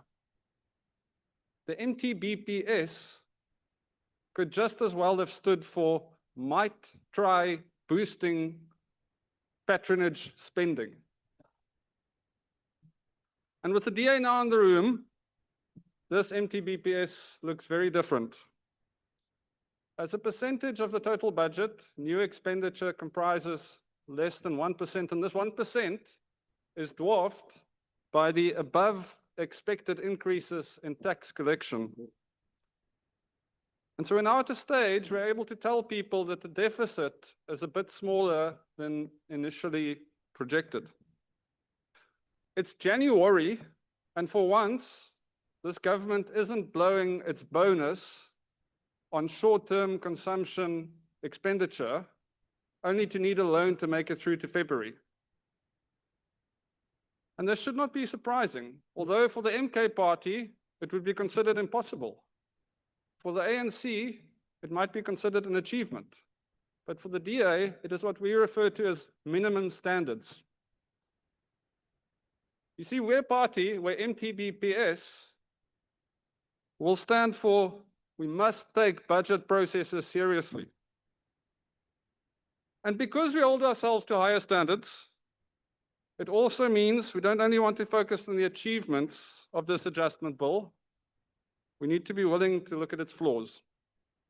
And Mr. Chair, there are few better and more pressing things to spend money on in South Africa than water infrastructure. Our country has unpredictable rainfall and ever-expanding urban populations. We need dams and we need pipes, and we needed them yesterday. What we don't need is for Treasury to have to take back 3.3 billion rand from the Department of Water and Sanitation because of severe delays in the Mkumwazi water project, a project that is critical to Durban's long-term water security, and a project that is unfortunately subject to court proceedings and allegations of tender irregularities. And so I have to ask, have we learned nothing from Kusile and Medupi? And in that vein, this budget is a testament to DA's success in stemming spending. But it's also a testament to many outdated ideologies. As an example, this budget gives 2 billion rand more to the Department of Defense, but much of that spending is earmarked for the military's early retirement program. And that comes at a time when our Navy has one seaworthy ship and a couple of welcoming tugboats for foreign militaries that fly the South African flag upside down in Simonstown. And the average age of a South African soldier is now 9 years old, which is too old to even join the ANC Youth League. But I hasten to point out, it's less outdated than the MK party's economic thinking. And while I'm on the point of the MK party's economic thinking, it would be amiss of me to not point out, Mr. Chair, that through the course of today, it's actually been quite endearing to watch the Honorable Reddy attempt to secure for himself a permanent promotion. However, it pains me to inform the honorable gentleman that his surname is not Zuma.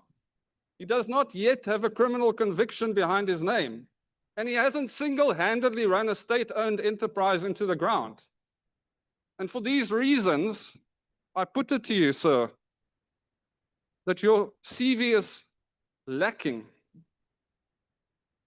However, you might get lucky, and at some point, Ubaba might recognize your talent. But as I was saying, Mr. Chair, the problem of our aging military should have been solved years ago. We also have no guarantees that this money will actually be spent as intended. Mr. Chair, I would ask the MK party to calm down because they will all get a chance to be the chief whip. Honorable Burke, please take your seat for a moment. Honorable Douglas. Thank you. Order, honorable members. I want to raise a point of order. Yes, what's your point of order? My point of order is that protecting my member, the member at the podium is casting aspersions upon his character. Thank you very much. You must please withdraw. Yeah. Not telling me CV is not good enough. Honorable Douglas, I think within the context, he was actually complimenting the Honorable Reddy. Honorable Burke, now before you continue, is that a new point of order? I have dealt with the previous one. No, it's a point of order. Yes. You can't sit there and allow white supremacists to really rattle on and talk nonsense. Honorable member, that's out of order. This is not a professional courtesy in terms of being professional. No. There's a rule on professionalism. Honorable You member. can't drag us like this. Honorable member. White supremacists. Honorable member, I will ask you to withdraw the remark in reference to the Honorable Burke that he is a white supremacist. All members, before you get there, let me just continue. Chair, I didn't say that. I said we can't allow white supremacist tendencies. I am on I the didn't podium. mention an individual. So let's Honorable be clear on member. that. Tendencies of white supremacism cannot be allowed. Honorable member, all members in this house have sworn an oath to our constitution, which has drawn a line under our apartheid past. If you want to make the accusation that the Honorable Burke has white supremacy tendencies, we will need a substantive order. I will ask you to withdraw that remark.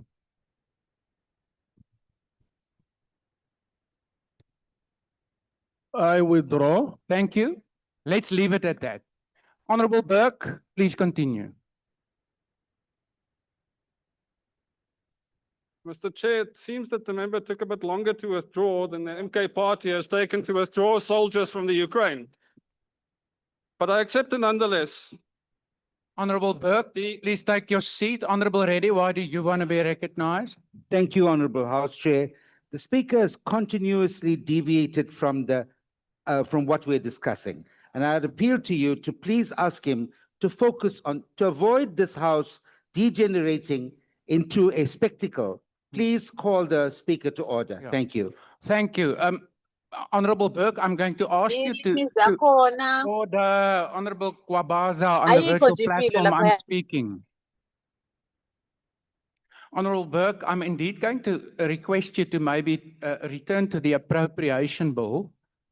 But while I'm doing that, Honorable Reddy, as presiding officers, we tend to give fair leeway because not only the Honorable Burke, but more or less all members from time to time stray into matters not strictly relevant to the topic of the debate.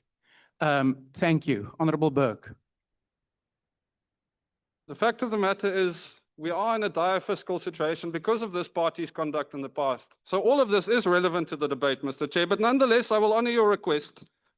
And as I was saying, this aging army should have been solved years ago. And now we don't have any guarantees that the money will actually be spent as intended. After all, the Department of Defense has had terrible audit outcomes for longer than Action SA refuses to hold an elective conference. So,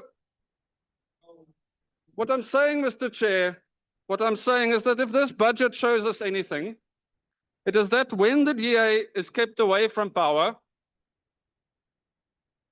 bad spending, chaos, and cadre comforts will continue.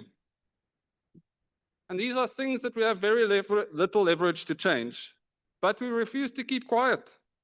We are now a party that's part of government, but not a party that shuts up when there's bad governance. And on the other hand, what I'm saying, Mr. Chair, is that when the DA is given power, we have the courage to change this country, and we will surge it forward once again. Thank you. The next speaker is the Honorable Ntuli. Where is the stationery of the kids of KZN at school? Order, honorable DA. members on the virtual platform.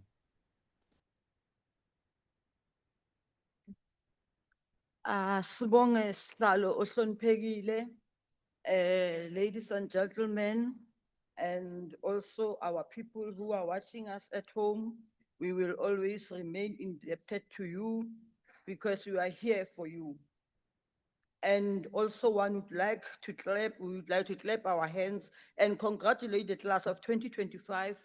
Our heartfelt congratulations to KZN for topping the list and its hard-working MEC for the education, Honorable Siphohlo Muka, and the educators. The Adjustment Appropriation Bill tabled before this August House is a test not only at the fiscal management, but of a political honesty. The bill must also be understood not merely as a technical exercise in relocating funds, but as a governance instrument which reflects how the state responds to emerging risks, strengthens oversight, and restores public trust in a context of fiscal constraint. Honorable members, the bill forces us to reveal through our vote where our loyalties truly lie. Therefore, my remarks will focus on the governance gains arising from this bill, as well as the government's risks that must be actively managed to ensure that the adjustments translate into real service delivery outcomes.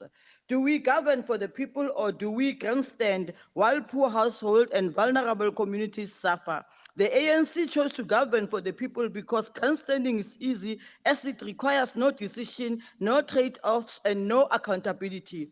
This bill exists because in real life, poor households and vulnerable communities need action, not commentary. Climate change-related floods and disasters do not wait for the next financial year. Commissions of inquiry do not pause for political convenience.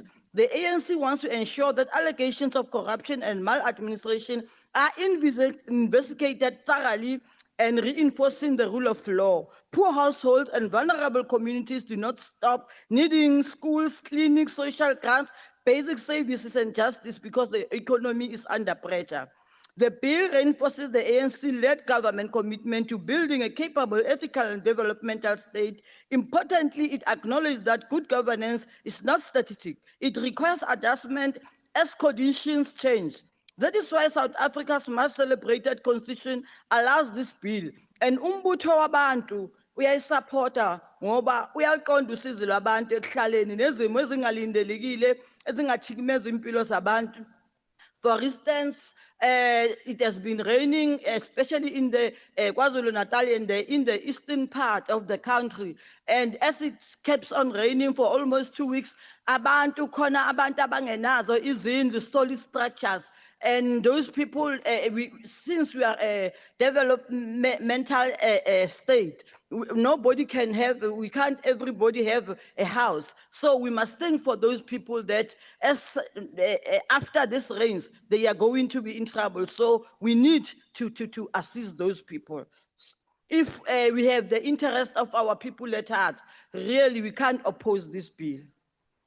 This strengthened by using the adjustment process to respond to implementation challenges. This bill demonstrates that Parliament is not a passive recipient of budget outcome, but an active steward of public resources, ensuring that funds are directed to where they can achieve maximum impact, which is value for money. This strengthens the credibility of both the execution and Parliament in the eye of the public.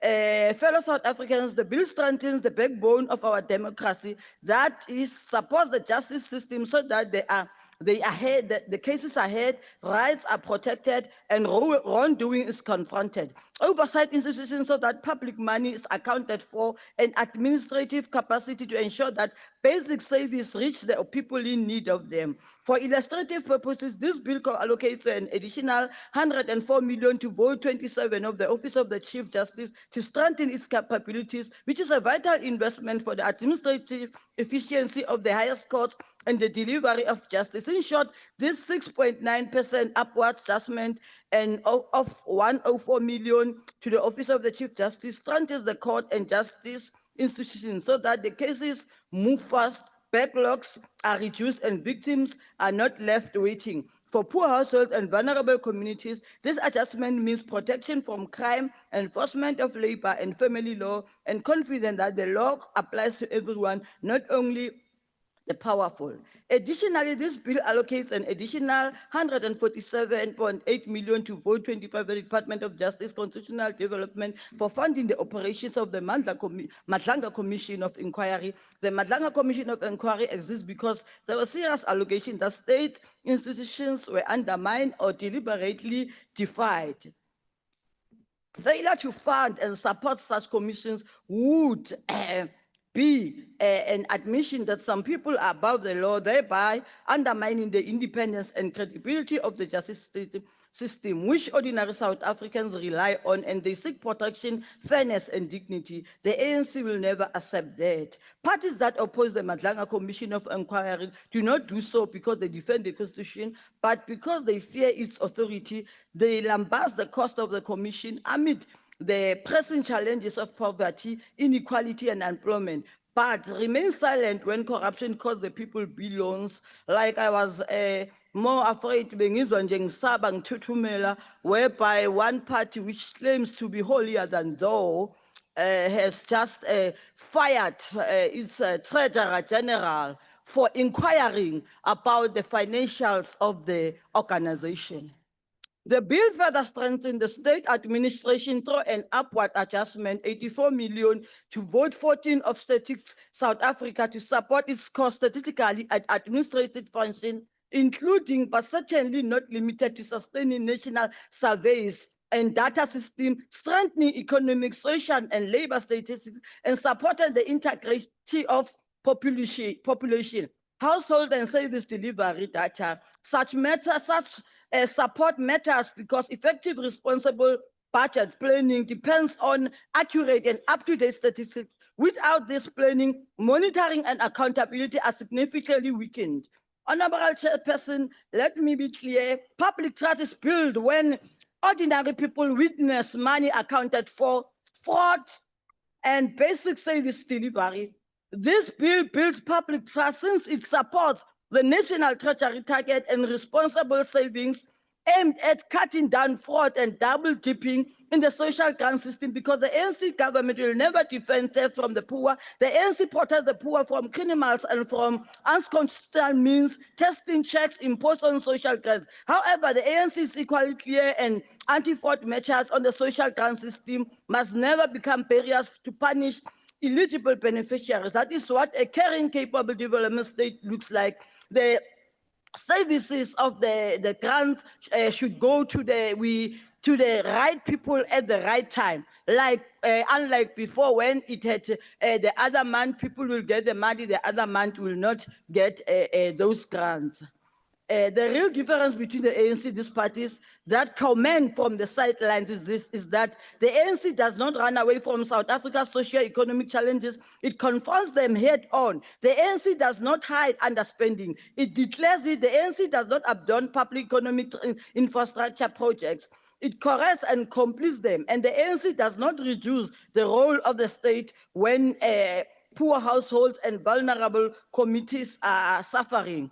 To be clear, those who oppose this bill, which strengthens the state, are those who like masquerading and grandstanding. And really, we can't gamble and politicize with the lives of our people. In conclusion, the bill demonstrates that the ANC-led government accounts for the spending of taxpayers' money. It is willing to correct its unsupportable, mountable government failures and does not abandon poor households and vulnerable communities when the fiscal space is limited. For these reasons, Honorable Chairperson, the ANC support the adjustment appropriation bill, and we do so without apology. I thank you. Thank you. The Honorable Minister of Finance.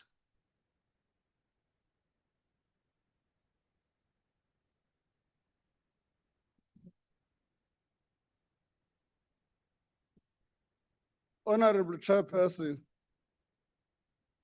let me join fellow South Africans in congratulating the class of 2025 and in congratulating the Honorable Minister Kwahube and her Deputy Mahaule for a job well done.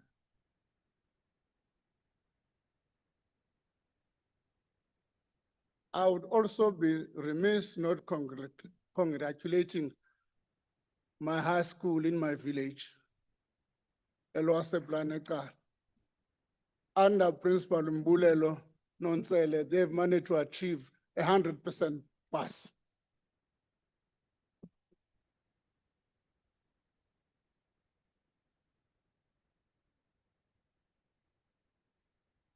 Chairperson, the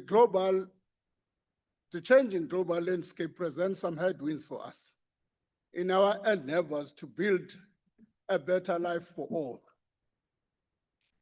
But we have to approach these global developments with sober minds. We must take into account our own national interest. It must guide our actions and responses. The special appropriation underscores the need, which we debated earlier, the need for self-sufficiency and the need to move with speed in addressing universal access through the implementation of the National Health Insurance. Despite a series of court cases, I believe that we can find solutions. These will delay the implementation of the NHI. The interesting thing is that both protagonists in court proclaim that they support universal coverage and access. It is my submission that these parties must meet and craft a settlement. We want to move ahead with the implementation of the NHI. These court cases are going to delay it for more years. Chairperson, health is a socio-economic right which must be progressively realized in terms of our constitution. We are committed to translate this constitutional injunction into practice. But we have got to correct some myths that have been said in the room. One of them is that KZN has not employed doctors. That is inaccurate. KZN has employed 300 doctors as we speak.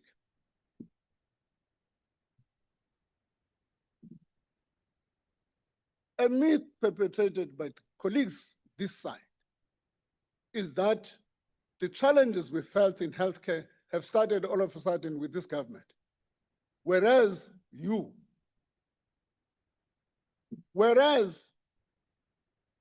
under Zuma, both education and health lost 243 billion rand to fund state-captured SOEs. Those are facts. People said, let's table facts, we can prove them. We tabled a medium, but this song about Nina and pretend babending. That's a problem.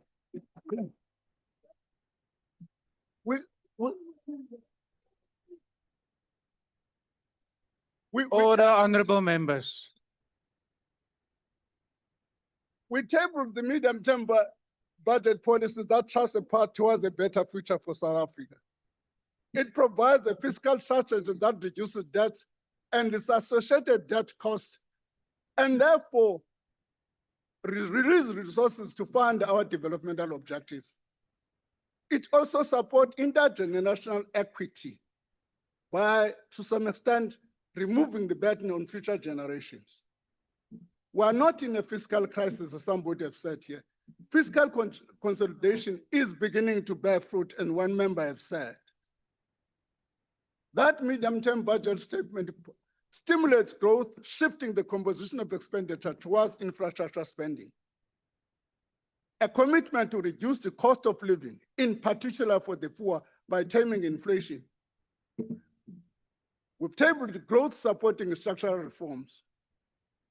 We also tabled an adjustment appropriation bill, which, among other things, increased the allocation to departmental votes in 25-26 by 10.1 billion rand.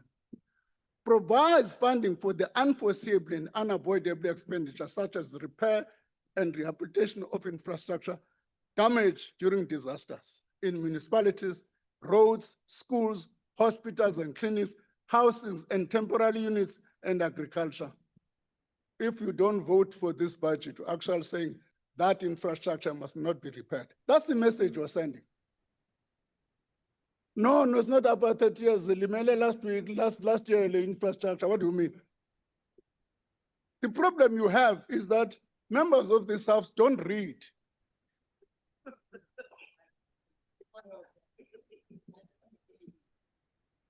Honorable Minister, please take your seat for a moment. Honorable Reddy, why do you want to be recognized? Yeah. Honorable House Chair. Honorable Minister, no, please take your seat. I rise in terms of Rule 84. Yes. It's casting aspersions. He makes a statement that members in the House do not read.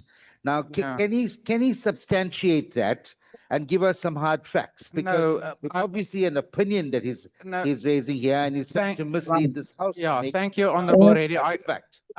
From what I've heard from the minister is that he was exactly explaining his argument by pointing out items in the adjustment bill which members seems to not have read. Please continue. If you don't understand that this budget deals with disasters that happened last year, then it means you didn't read. Simple. That's what I was saying. We must also, talking about disasters, also take this opportunity to express our sympathies and support for communities affected by raging fires in both Western Cape and Eastern Cape provinces. The same sympathies go to the people of Khayelitsha and Danun, who have also suffered some fires.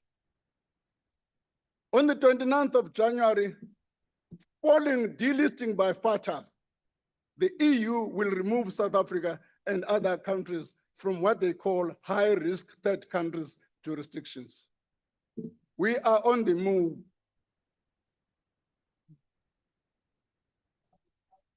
This grey listing, by the way, was an assessment of the Zuma period.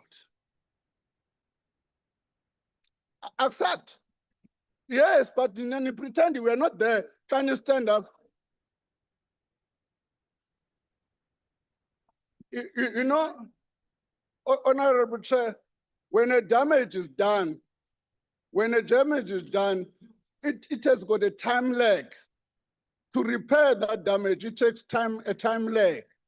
It's taking us all of the time and costing us both the damage made under Zuma years. I must make the point. Some people refer to informal settlement grant. Some people refer to informal settlement grant, which is being taken. Of course, we did. Informal settlement grant is intended to upgrade informal settlements. If we are not going to upgrade informal settlements, we take it. Right? No, I'm responding. It means we are also not read again, because when I'm talking about informal settlements, we are not talking about informal settlement in the context, right? Order, honorable members. Honorable Reddy, the minister is now, honorable minister, just hold on for a moment. Honorable Reddy, the minister is now responding to the debate. You've had two speakers in the debate. It can't now be a two-way conversation. So please pause there. I'm in good mood. Honorable Minister, I have also the Honorable Trollip. Please take your seat, Honorable Minister. Honorable Minister, just take your seat for a moment. Honorable Trollip. you, Chair. As you said, MKP had two speeches. They were very loud. Now Honorable Reddy is engaging in a dialogue very loudly, so we can't hear this debate. No, indeed, I've dealt with that matter. Honorable Minister, order, all members, allow the Minister to conclude the debate. Order. Honorable Minister, please proceed. Honorable Chair, somebody has made to basic services. The amount we give to municipalities, included in that, is basic services. More than 123 billion rand for basic services have been provided to municipalities. Again, we must read. No, I'm talking to the numbers. I'm talking to the numbers members referred to here. Some members refer to the World Bank debt. Again, it concerns my point, members. Some members don't read. When we table the budget, together with it, we table a document, a thick document called the budget review. In the budget reviews, there's pages and pages, a chapter devoted to this matter, which lists all the debts and all the terms, which means members don't read. Not a single member asked us during the questions, where does this mean? We've read the budget review. What does this mean? And if somebody is bold to come and say, yeah, something which is not contained in the budget review. Somebody makes a statement about the defense force.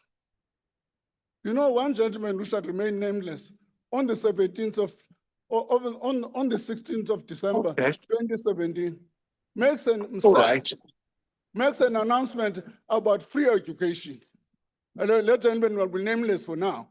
Make an announcement about free education. You know what happens? The only amount remaining in the special account of the defense force, 7 billion, was taken away to go and fund this free education. And somebody come and stand here as if something better was done during that period. And during the same period, 53 billion rand was taken out during that period. 53 billion rand from the defense force under the leadership of the president of this party. Under your leadership. Order, honorable members. Order. We can't have order. Honorable Reddy, as the chief whip of the official opposition, I call on you to take charge of your members. We can't have this. Honorable Minister, please continue. I must just thank the committee for an excellent work done under Dr. Maiman. Honorable Minister, committee for the work please well done. Thank you. take your seat for a moment. Don't leave the podium. Honorable Mahotwe, why do you want to be recognized? Thank you, Chair. I'm happy I came in at the right time before the minister could get off the stage. I just want him, before he concludes, to educate this deputy minister about the wealth tax. No, Honorable Mahotwe, that's not a About point of issues order. And that's not a the point of public. privilege, I think Honorable the minister Mahotwe. did a proper No, statement Honorable about being Mahotwe, a you're wealth out of tax. order Please, now. Minister, thank you. Thank you. Honorable Dagmo, why do you want to be recognized? Chair, now I would like to be recognized because the honorable member who has just raised on a point of order, not once when the honorable member has made a point of order in this house, has it been consistent with the rules. You can ask a question, but every time, does the chair, allow that conduct? Yeah, no, thank you, Allow that Honorable conduct. Order, honorable members. Honorable Mahotwe. Honorable Mahotwe, I've not given you permission to engage in a dialogue with the Honorable Dagmo. Honorable Dagmo, members have a right to raise a point of order, and only when it becomes repetitive or disruptive, then it will be dealt with. Honorable Minister, you have 7 seconds. 7 seconds. Like Jesus Christ, these ones who are crucifying us, I say, Thank you. Order. Order. Honorable members, that concludes order. That concludes the debate on the 2025 medium-term budget policy statement and the first reading debate on the Adjustments Appropriation Bill. Are there any objections to the Adjustments Appropriation Bill being read a first time? Yes, please note the objection of the. Yeah, I've not recognized you, Honorable Mahote. Don't now do that. The MK Party. Thank you, Honorable House Chair. The MK Party wishes to object. Please have it recorded as such. Thank you very much. Are there further hands? No, I've not yet. You've spoken without being recognized. I was the first one to speak. Yeah, but Even if you can deny us, but please just raise your hand. I said, Honorable please note the Mahote. objection of the EFF. I did.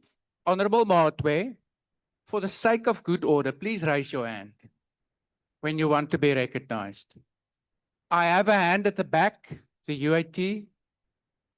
The UAT object. Thank you. Are there further objections? With those three objections, the Secretary will read the bill a first time. Adjustments Appropriation Bill. The Secretary will now read the 15th order. Consideration of votes and schedule, Adjustments Appropriation Bill. Honourable members, I wish to thank parties for advising the staff on which votes they will record their objections and on which they intend dividing. This information will greatly assist the process for this session. The proceedings will initially take the form of a question and answer session. I shall put each vote in respect of which adjustments have been made, and in turn, members will have the opportunity to ask questions to the relevant minister in respect of these adjustments. I will get to you, Honourable Reddy. Let me just read the procedural arrangements. Each party has been allocated a global time for all votes. Members of the executive have up to 2 minutes to respond to all questions put per vote. Honourable members, there have been requests from parties that in some instances they will use their allocated time to rather make declarations instead of asking a question. This will also be allowed. Naturally, where a declaration instead of a question has been made, there will be no expectation for a reply. Once a party's time has expired, its members will not be allowed to put further questions. Members may put a question from the floor using the microphones in the chamber. Members will be recognized based on the list submitted by the parties. After the question and answer session, I will put the votes for decision. Members should also take note that vote 7, National School of Government, vote 15, Traditional Affairs, and vote 38, Tourism, have not been adjusted, and therefore there will be no questions and/or declarations on these votes. Before we proceed and I recognize members, I have on record, Honourable Reddy, why did you want to be recognized? Thank you, House Chair. Just a clarity, we were informed by the table staff that it was not compulsory for parties to submit whether they object or whether they will be calling for division. So I just wanted clarity. Indeed, I mean, the received list assists, but you are not bound to it. I think there was some pleas for members to be convinced during the debates even. So if you want to stand convinced, you're also welcome. I now, honourable members, put vote number 1, the presidency. I have on record that BOSA and the ANC will be asking questions. Before I go to them, are there any further parties that would want to ask a question? Okay, then I recognize BOSA. Thank you, House Chairperson. The question is directed to the Minister and the Presidency, trying to understand that if we're going to go through an adjustment appropriation bill, it becomes important for us to understand deeper whether are there any plans within the Presidency to rationalize the cabinet, thereby reducing the number of deputy ministers so that we can allocate that funding towards public security, or and alternatively on key projects such as the National Dialogue and some of the expenditure that's been blown. Is there a view within the Presidency to adjust these expenditure in order to prioritize the citizens of this country? Thank you very much. Thank you. The question from the ANC. Thank you. Thank By a you, bubble and House Chair. especially shock. House Honourable Chair, Mthuli, just hold on. Honourable members on the virtual platform, if you're not recognized, please remain muted. Honourable Mthuli. Thank you very much, Chair. And the question is directed to the President. Given South Africa's leadership of the G20 in 2025 and the way in which it has demonstrated our ability as a nation to contribute to the creation of a just and equitable global order, noting that additional funds were allocated to support the G20 Social Summit and the Leaders Summit, what meaningful impact will the G20 President's outcome have on South Africa and the African continent? Thanks. Thank you. The Minister in the Presidency.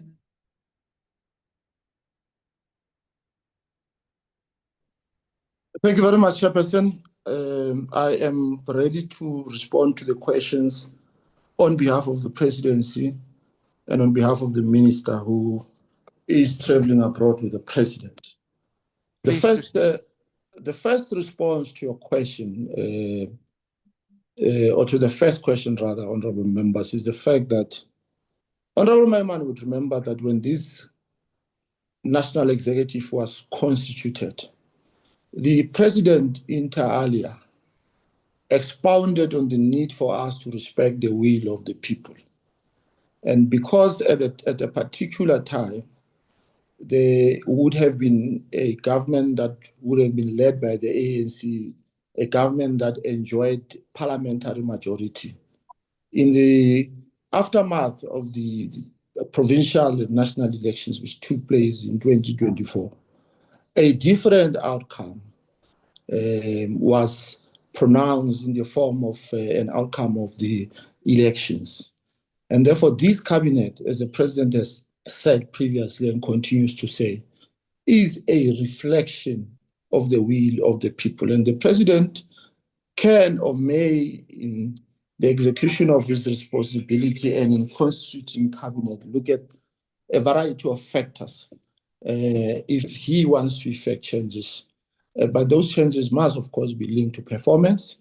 They must be linked to the ability of members of the national executive to be able to play a key role in executing their responsibility. We've already said, Chairperson, that 60% of the 441 that has been allocated for the national dialogue would be coming from savings incurred from departments. And we've also indicated that 40% will Thank you, come from Deputy the private Minister. sector. The 2 minutes has now expired.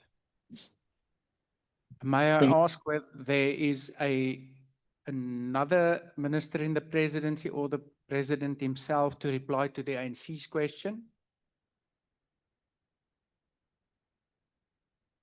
Okay, if not, we move on. Honourable Mthuli, I'm sure you have other avenues to get your answer. I now put vote number 2, Parliament. There is no party that indicated prior to the meeting that they would want to ask a question. Nonetheless, is there any? If not, we move on to vote number 3, Cooperative Governance. I have the DA, the MK, BOSA, and the ANC. Let's firstly go to BOSA. Thank you, House Chair. Minister, municipalities currently collect between 60 and 65% of billed revenue, while National Treasury reports that over 160 municipalities are financially distressed or at risk of collapse. The adjustments bill provides 1.4 billion in disaster grants, but there's no intervention for revenue failure. How does the minister justify continued reactive bailouts when poor revenue collection directly results in water outages and other interruptions across the country? Thank you. MK. Thank you, Honourable Speaker. The Ministry's persistent emphasis on policy framework like the district development model, while conceptual sound for intergovernmental coordination, increasingly appears disconnected from the deteriorated reality of municipal governance and infrastructure collapse.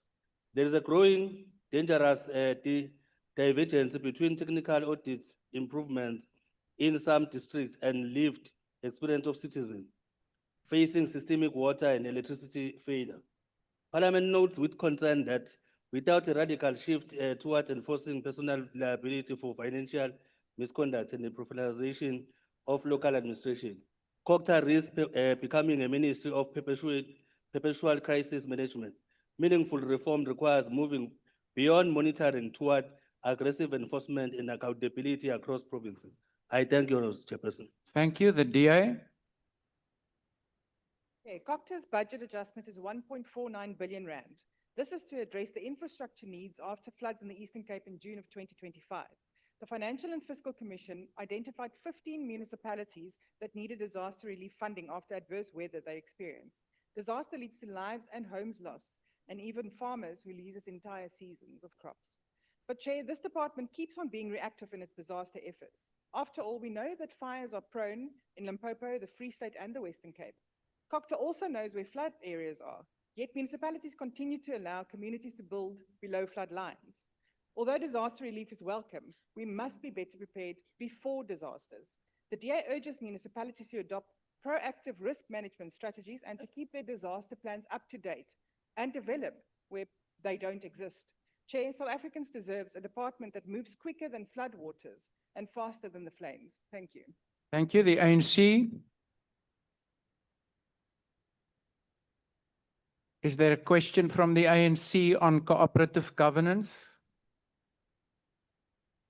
If not, then we move on. Is there a response from the Minister?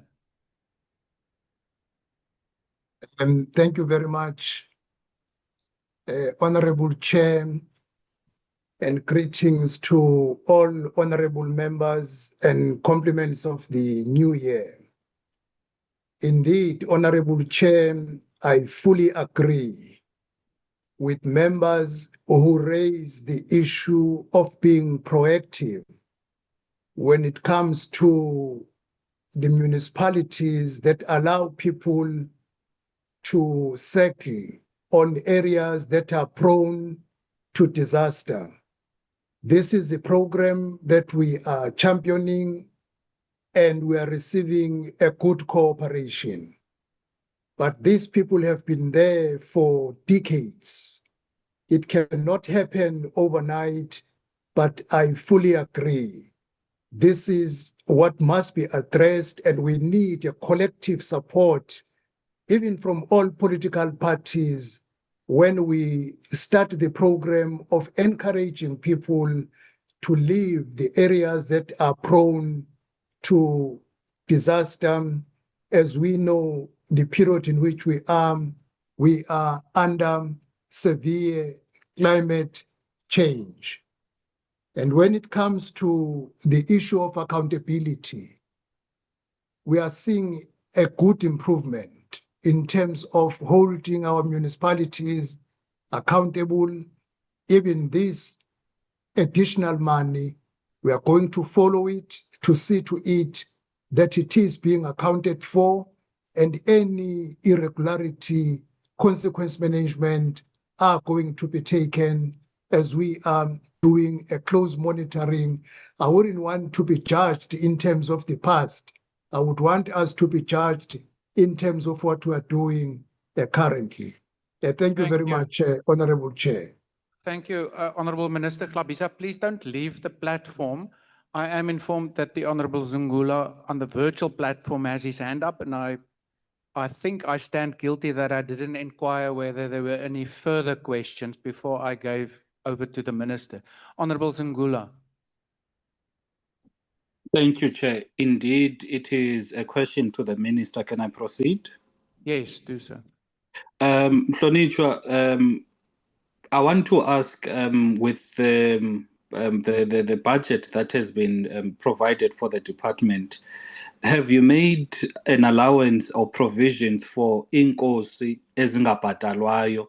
I know for a fact that kukhona inkosi ezininzi that are doing work in terms of being public servants, servicing the communities, and they are recognized by ikumkani zazo, meaning there are inkosi that should be getting some form of a remuneration from the department as part of what the department does for ezinye inkosi. Have you made any provision for that? Particularly enyandeni, kukhona inkosi ezikhoyo enyandeni that are not paid. Have you made provision for that?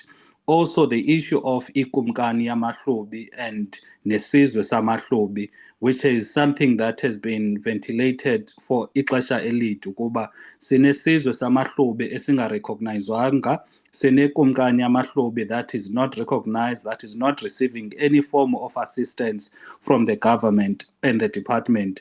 What is your plans with regards to the taking care of ingonyama ulanga libalele wesibini, including nesizwe? Thank you. Thank you. Honorable Mr. Galbisa, I'll give you another minute. Thank you very much, Honorable Chair, for the question from Honorable Zungula. Let me start with the traditional leaders who are performing their duties but not receiving any remuneration. Once a traditional leader has been officially recognized by the provincial government, then it follows that the remuneration must be given. The area in which Honorable Member is referring to, we will make a follow-up with the provincial government because it is the provincial government that recognize traditional leaders. With Inkosi Ulanga Balele Yamahlubi, there is a court judgment on that matter, which I wouldn't like Honorable colleague to respond to that matter in this platform because there is a standing court judgment. If that court judgment can be challenged, then His Majesty will be properly recognized. Thank you, Honorable Minister. Honorable members, vote for Government Communication and Information Systems. Nobody pre-notified us of any questions they want to ask. Are there any questions? Then we move on to vote 5, Home Affairs. I have Al-Jamar, Action SA, the DA, and the ANC. Al-Jamar.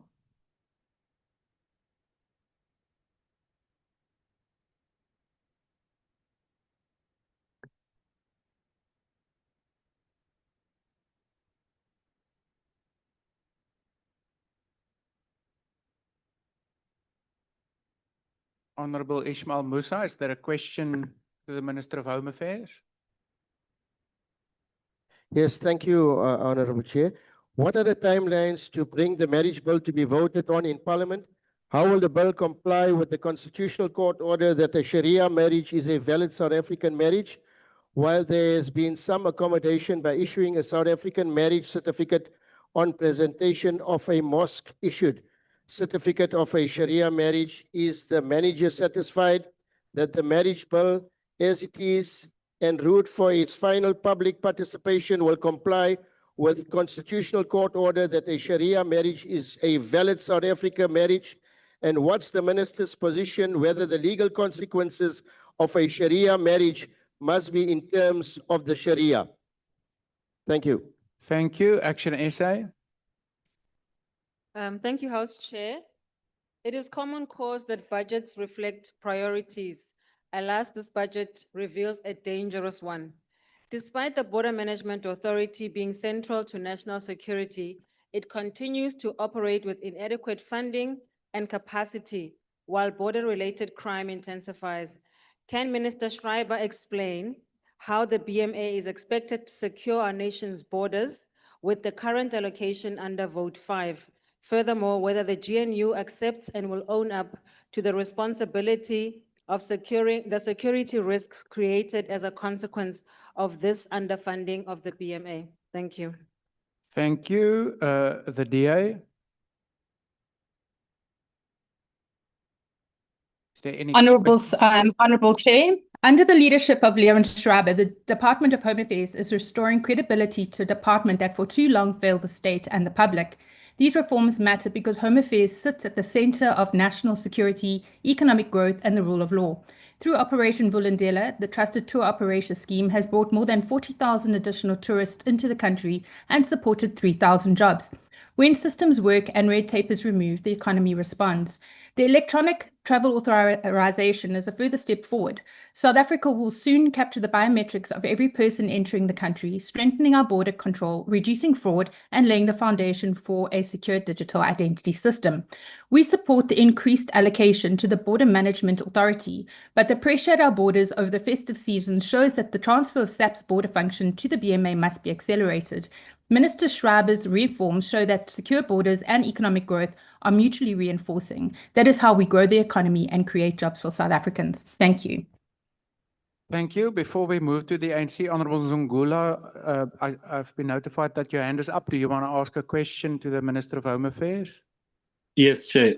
My question is, Minister, the defense personnel that have been guarding the physical borders, or what is supposed to be physical borders, have decried the fact that there is no physical infrastructure. That is why it is easy for people to come in and outside of the country. It is easy for them to smuggle goods, vehicles, etc. Now, I want to ask Minister, what is your plan and why has it taken it so long after you've been appointed in the GNU that the country still does not have the full infrastructure in the full length and breadth of our borders to protect the country? Also, what systems do you have to ensure that the foreigners that come into our country, they stay within what is legally permissible? If they are here for a visa that lasts them 60 days, they do so. Because in Cape Town, Bedfordview, and other areas, there are white foreigners who are coming from Europe, from America, who overstay, and there is no system from your department to ensure that they are held accountable by being arrested and deported. However, the focus is always on the foreigners that are coming from nearby countries. So why aren't you not going after these wealthy foreigners, these white foreigners that are in Cape Town? Are you trying to increase the voter base of the DA by giving them citizenship, as you are clearly not... Thank you, Honorable Zungula. Thank you. You have now also exhausted your global time as the ATM. The ANC, is there a question to the Minister of Home Affairs from the ANC? Any further questions? Thank you, Minister, Honorable Chabane, please proceed. Thank you, Chair. Wanted to check with the Minister of Home Affairs in relation to the challenges that confronting border management on the underfunding. What will be the plan moving forward, given that the Border Management Authority has demonstrated its work now in the festive season? Thank you. Thank you. Any further questions? If not, Minister, you have 2 minutes to respond to all of that. Thank you very much, House Chair, and good afternoon to all the honorable members. I'll do my best in those 2 minutes, starting with the BMA. I think that there is an acceptance, as mentioned by the Honorable Chabane, that there is significant progress in this space, despite indeed the resource constraints. I think there's also consensus on that. So the question we face is how to maximize the capacity of the BMA within the funding constraints that we face. I think it's important to acknowledge that the indications we got in the MTBPS from the Finance Minister is that there is some additional funding being lined up, but the point stands that there is much more that needs to be done to get the BMA up to capacity. One of the key interventions in that regard, Chair, is of course related to self-financing, and the introduction of the electronic travel authorization presents a great opportunity for us to actually raise revenue from visa fees, being able to expand access to visas through this digital platform. And by introducing a fee in that process, we will be able to generate additional funding for the BMA. So that is something that is going to assist. I think as it relates to the question around overstaying, again, the ETA is the critical instrument there. We have now had a soft launch around the G20 period with travelers from China, India, Mexico, and Indonesia. And what we're able to do there is capture biometrics for every foreigner that enters the country. And when they exit, they're supposed to provide that same biometric again. If someone does not provide the exit biometric within the 90 days, for example, we are then able to contact them to be able to use the application information they provided online to actually know who those people are that are overstaying. So that's going to be a key intervention. Chair, I think the question around the marriage bill is one for Parliament. That is currently a parliamentary process that is underway. And finally, on physical infrastructure, the public-private partnership for the redevelopment of the 6 busiest land borders is underway, and I think that that's going to be a crucial infrastructure step. Thank you. Thank you. Honorable members, we move on to National Treasury, vote 8. I have on my list, my apologies. We move on to International Relations and Cooperation. I have on my list BOSA, the IFP, the MKP, and the ANC. And I see the hand of the UDM. Any further parties indicating for international relations? Okay, I don't see any. So let's go to the UDM first. Honorable Kwankwa. Well, thank you, Chair. It's a declaration on our part. While we commend South Africa's firm stance against bullying, particularly from the United States, both before and after the G20, as well as its sterling work during the G20 summit, we are of the view that our posture should not be unnecessarily sensitive or emotional. In an increasingly complex and contested global environment, our approach must remain pragmatic, strategic, and firmly anchored in pursuit of South Africa's long-term national interests. More importantly, we believe that the time has come for the Government of National Unity to engage in a comprehensive and inclusive discussion on our country's foreign policy to ensure that it does not become the preserve of a single political party. A credible and sustainable foreign policy must be built on broad consensus, reflect our shared values, and advance collective national interests. Such an approach will strengthen policy coherence and enhance South Africa's international standing. As what is happening currently, we speak on all sides of our mouths, as the late Ndate Buthelezi would say. Thank you. Thank you. Bosa. Thank you, House Chairperson. Quick question to the Minister of International Relations. Our last commitment was that we are going to reduce the number of missions that we've got globally. Can you give an update on that so that we can make sure that we rationalize missions so that we can deliver actual trade value into the country? Thank you very much. Thank you. The IFP. Honorable Minister, have you actually conducted an assessment of the alignment between South Africa's current foreign policy ambitions, including the maintenance, as my previous colleague has actually mentioned, of an extensive network of diplomatic missions abroad and the department's prevailing budgetary constraints? And if so, what the outcomes of that assessment were? If not, what measures have you put in place to undertake such an assessment in the light of continued fiscal pressures facing the department? Thank you. The MK Party. Honorable Speaker, what the United States did to Venezuela in January was a violation of the UN Charter and international rule of law. MKP condemns the illegal invasion of Venezuela's territorial sovereignty for oil, land, and resources theft.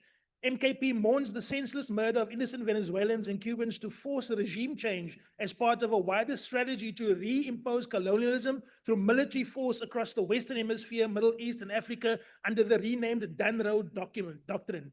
The US president's colonial ambitions are now clear, and from day one has been against South Africa, falsely accusing South Africa of the now widely debunked white genocide, even receiving so-called Afrikaner refugees. This anti-South African narrative can be used as justification for American intervention in South African sovereign affairs.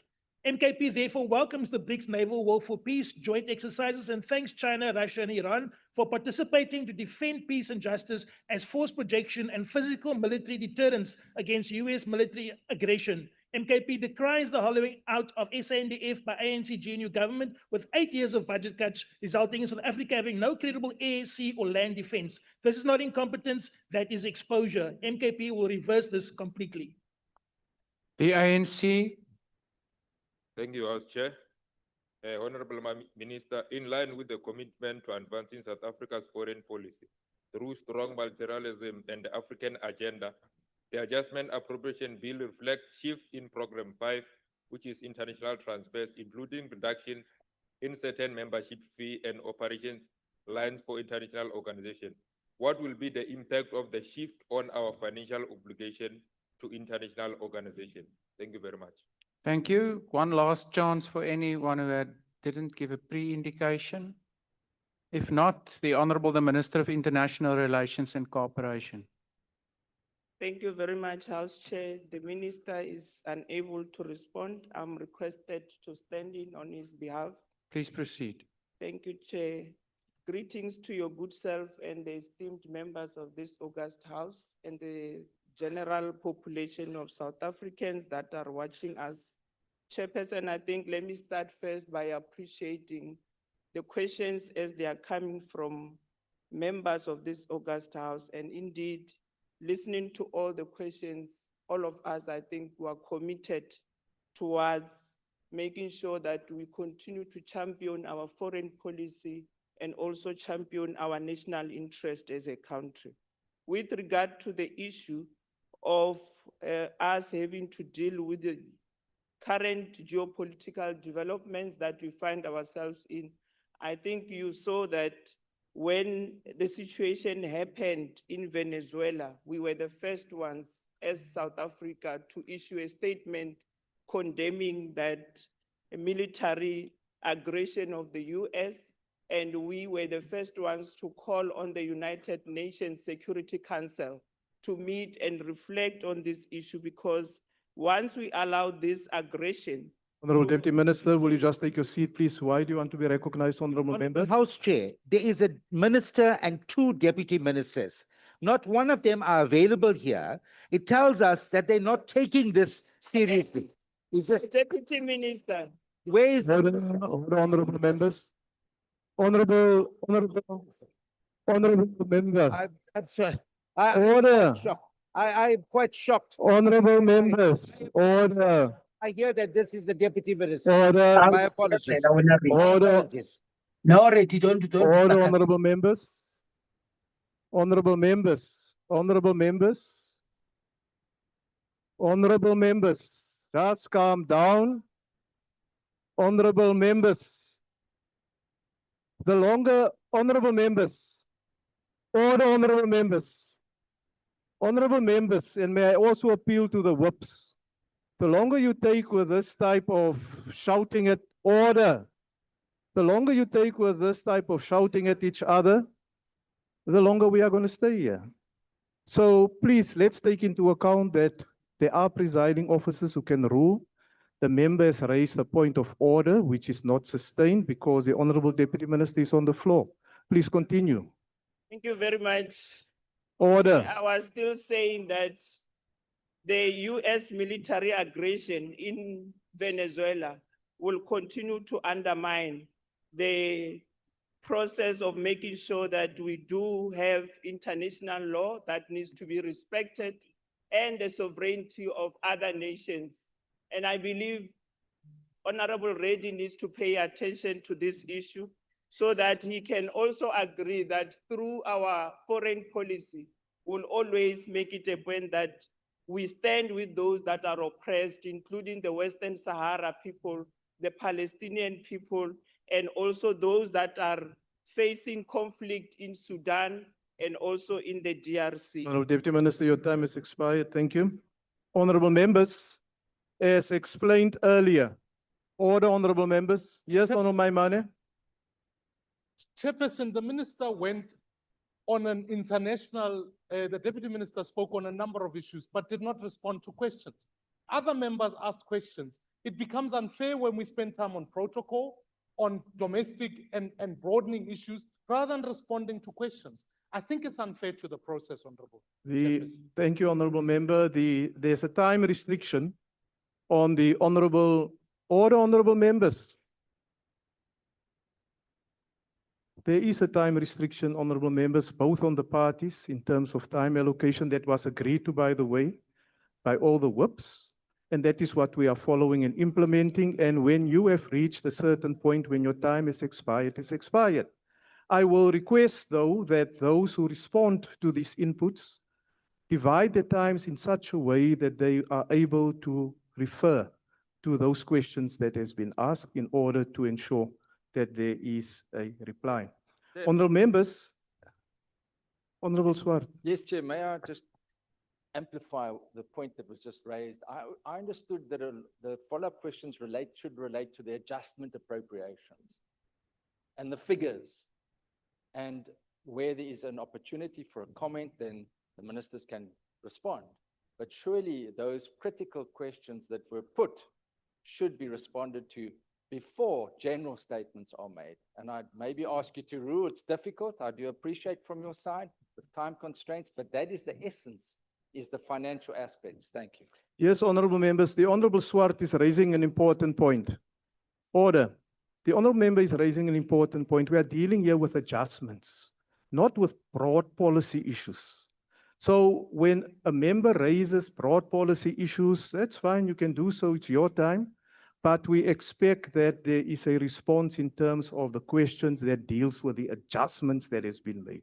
It's not a general question session that we are in. So if we can just focus on that. Honorable members, as explained, vote number 7 has not been adjusted. I will put vote number 8, National Treasury. There is request for interventions from Rise Mzansi. Rise Mzansi. Again, some question to the Minister of Finance. Now that we are in the middle of the impacts of the climate change and we're experiencing it firsthand, and you had just given additional funds to deal with this impact, how will National Treasury ensure that it proactively funds efforts to mitigate the impact of climate change and the disasters that the South Africans are experiencing? Thank you very much. Thank you. Al-Jama. Are you taking a question? No question. Thank you. The ANC. Thank you, House Chair. It's very crystal clear that the traveling services provided by municipalities such as water, electricity, sanitation, and solid waste management are becoming unreliable due to inadequate investment in operations and maintenance.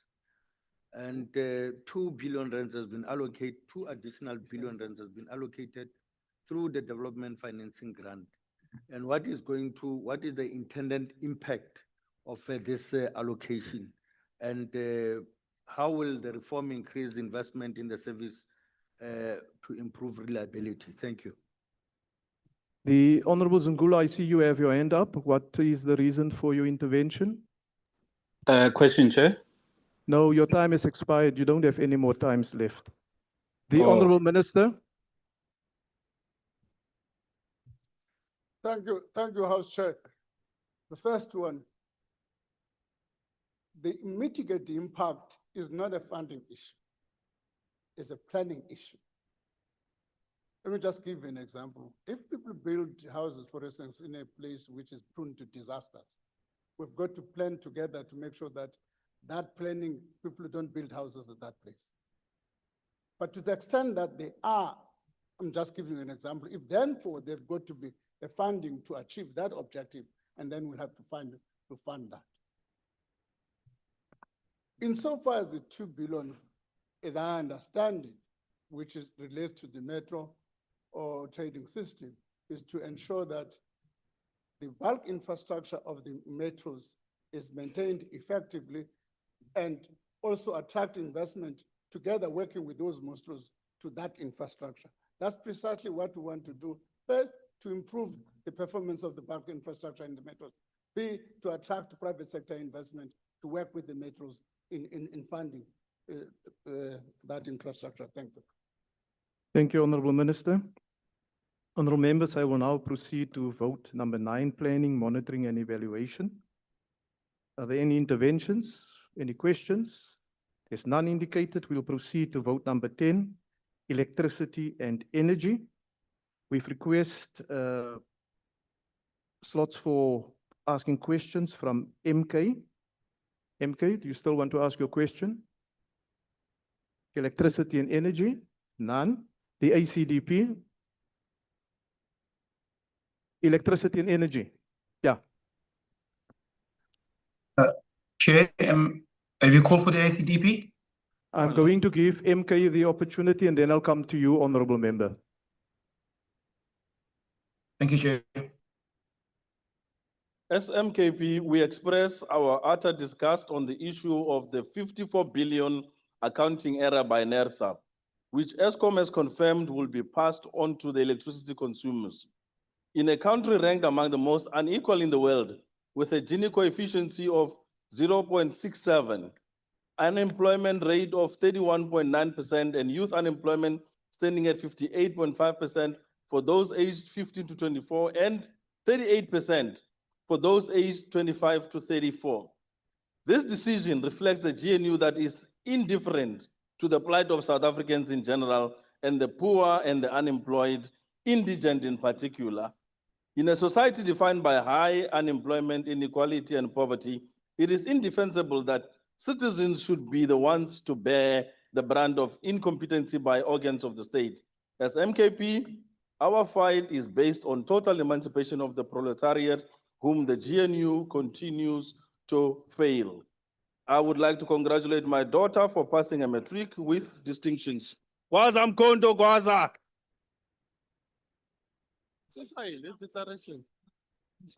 Order, Honorable Members. The ACDP. Thank you, Chair. Minister, Order, the Honorable Members.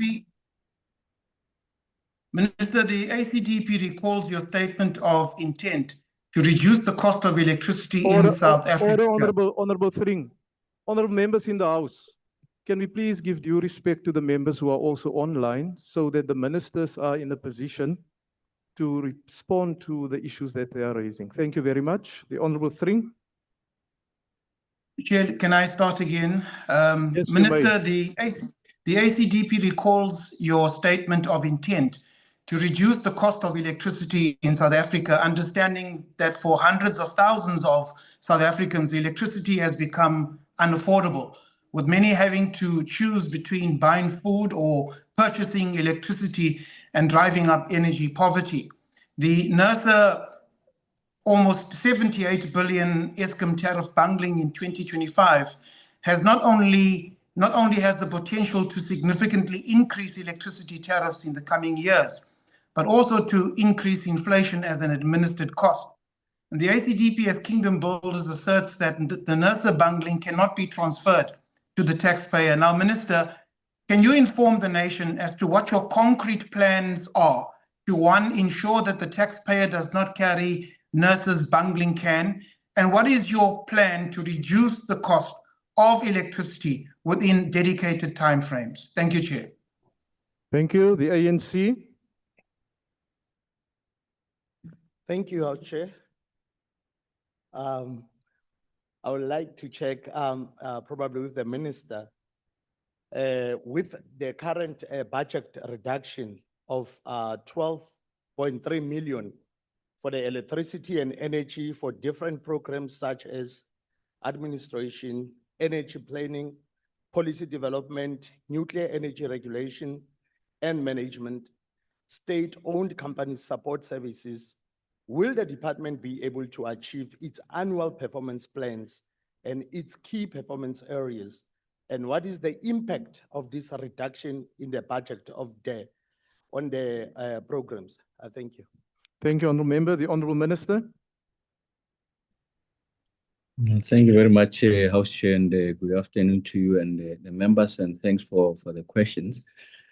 Just to state that we have stated on record, having stated that we are going to take every steps necessary to ensure that we address the exponential increase in the electricity tariff. We are of the opinion that the exponential rise in the price of electricity is significantly eroding the disposable income of households and is making business uncompetitive. In this regard, we have proposed that a number of interventions. So the first one in relation to addressing the pressure on the households, especially those in the far-flung rural areas, we did say that we're going to be deploying new technology to ensure that we address the cost of primary energy. We have already launched the first phase of this project in Musina. 2 villages already are benefiting from this. Is a hybrid solution of PV and also battery storage. We have an intention of rolling this out to about 50 villages across the length and breadth of the country. And then secondly, we said that there's no efficient application of the indigent allocation. This is a provision that is made to poor households to provide relief in relation to the price of electricity. And there's over 2.1 million households that qualify for this, but only 400,000 are benefiting from this. In this regard, we are accelerating the rollout of prepaid smart meters that will make it possible for us to have direct support to the end consumer. Of course, we will be working with municipalities because they are key in ensuring that we are able to register households that qualify to be indigent, and therefore this support will be made available to them. Thirdly, Minister, your time is now expired. Thank you. Okay. Honourable members, we'll proceed to vote number 11, Public Service and Administration. There's no request for intervention. As well as vote number 12, the Public Service Commission. There's no request for questions, which takes us to vote number 13, Public Works and Infrastructure. The DA. Thank you, Chair. I would like to direct the question to the Minister. The FNBPR Construction Confidence Index has reached its highest level in 11 years. Now, this is encouraging, and I think one would like to know how the Minister is doing to keep this momentum while making sure that we also deal with the challenges in maintenance, for example, so that when we build more, we are able to maintain the current property portfolio. And lastly, one would like to know how the Minister is going to intervene in the challenges in the built environment. We've seen a number of buildings collapsing, and while one understands that some of the regulations falls outside the Minister's department, but I think it's important for us to hear from the Minister what steps is he going to take to streamline these building regulations so that we make sure that there's compliance with buildings in the country so that we avoid this catastrophe. Thank you. The ANC.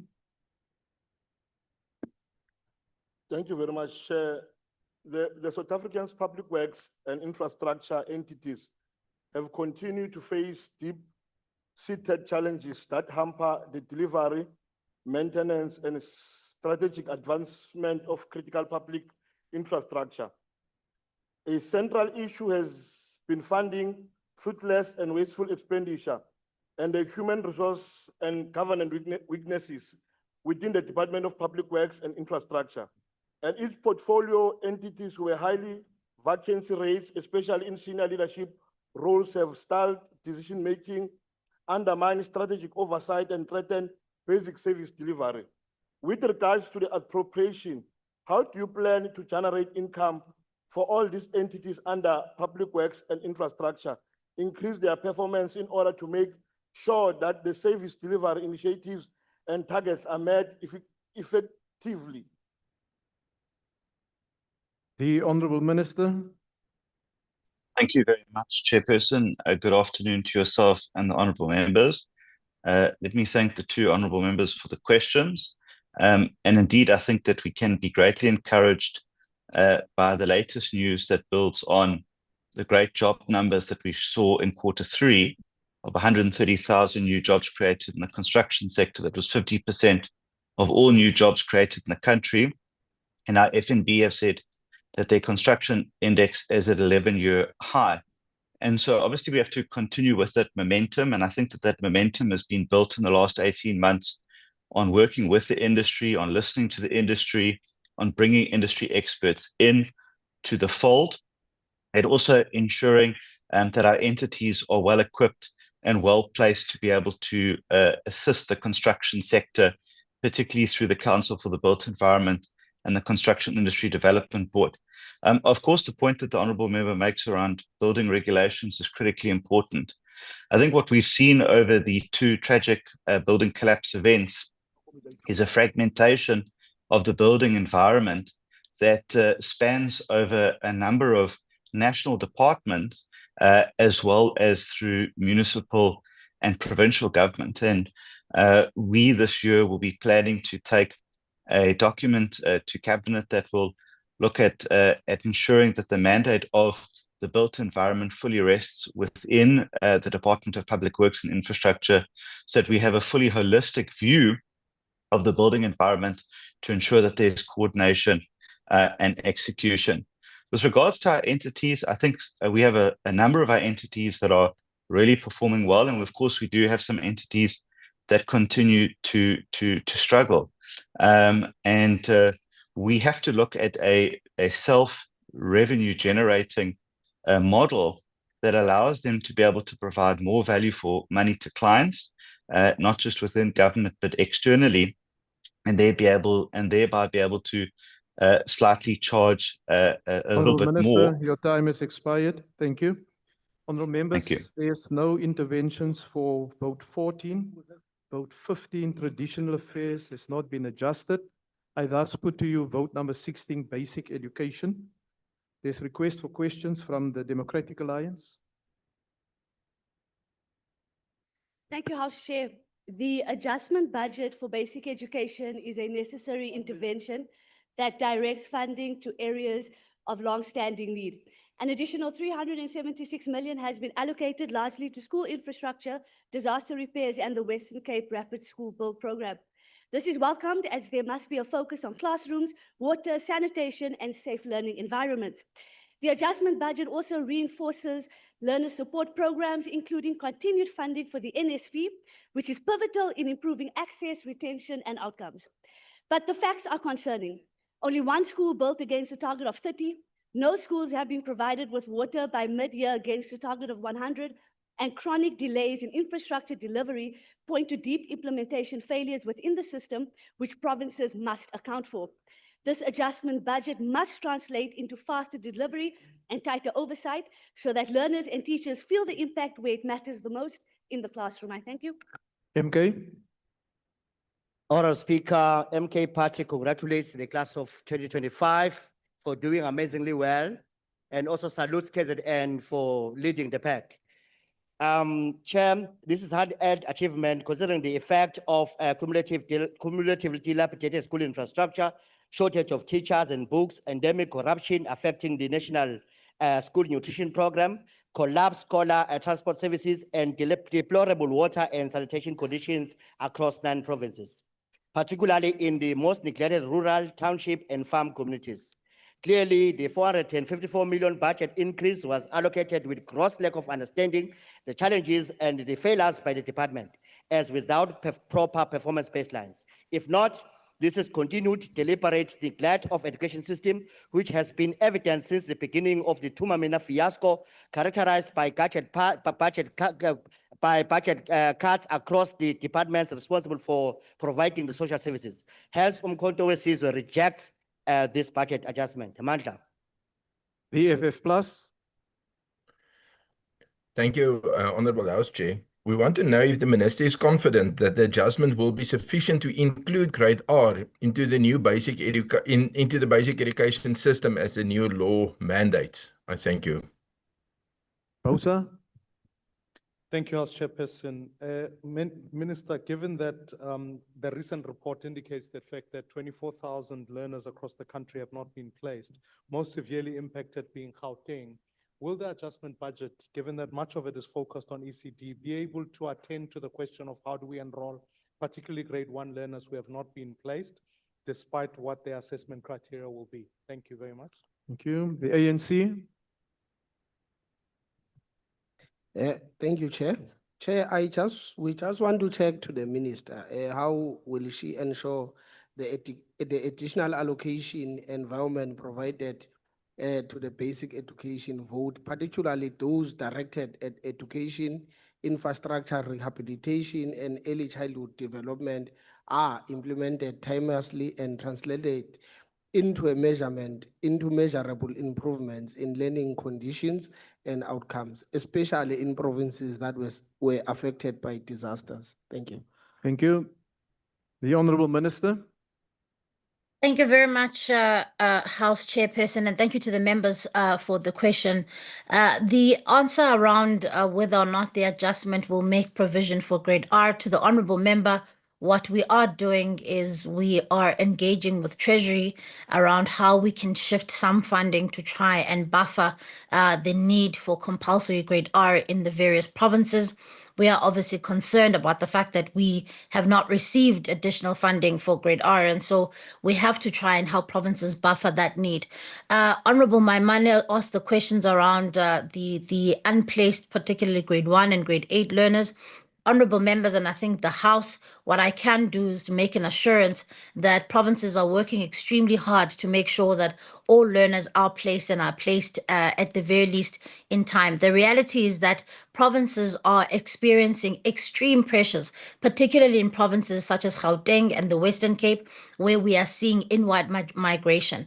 And so what provinces are going to be doing is trying to make sure that all learners who are at least applying are going to be placed in schools. They may not be placed in the schools that they desire, but we have a constitutional obligation to make sure that all learners are placed. With regards to the infrastructure that Honorable Member had asked, we are lucky enough that in the adjustment budget, there has been allocation, particularly to the Eastern Cape and to KwaZulu-Natal, with regards to the storm damage that was done from a disaster management point of view. So we are confident that the provinces will be able to spend that money to make sure that those schools are repaired as soon as possible. Thank you very much, House Chair. Thank you. Honourable members, I now put to you vote number 17, higher education. I recognize the MK party. Honourable Chair, the crisis in higher education and training is daily struggle for students, characterized by NSFAS delays, unpaid allowances, hunger, accommodation shortages, and deteriorating TVET infrastructure. The GNU budget fails to address these issues, promoting austerity while students face exclusion and debt. The TVET colleges, vital for producing the artisan and entrepreneurs, remain underfunded and undervalued. The allocation of 48.7 billion rands for NSFAS and student support is inadequate for the 1.7 million enrolled students, leaving many unfunded and hungry. This budget prioritizes austerity over the future of the working class youth, neglecting the significant potential of the TVET colleges. Forward with free, decolonized, and Afrocentric education. Amandla. The EFF. Thank you very much, Chair. Yesterday, all of us were celebrating the matric pass rate, saying roughly over 656,000 learners have passed matric. Of that number, at least 345,000 of them passed with a bachelor's pass, which means they meet the most basic requirements to be admitted for a bachelor's degree. But there's no space in post-school education, even by the numbers that the department has presented, which we object to them because we believe that they are incredibly inflated. But even with the numbers that the minister has presented, there is still well over 130,000 learners who are not going to find space in post-secondary education. And now, Minister, when I say post-secondary, I'm not talking university. I'm talking university, TVET colleges, CET colleges, skill centers, CETAs, all of them. Can you give us assurance that each and every learner that passed matric is going to find themselves in one or the other post-school education centers that are here in South Africa? Thank you. Thank you. The ANC. Given the ongoing NSFAS funding shortfall, currently affecting about 140,000 students, what is the view of the minister regarding the long-term fiscal sustainability of NSFAS financing, particularly regarding future funding requirements and mechanism to mitigate the historical student debt, as we of the view that education should not be commodified? Thank you. The Honourable Minister.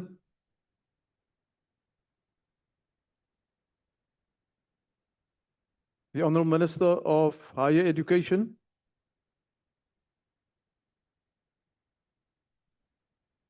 Is there a Deputy Minister?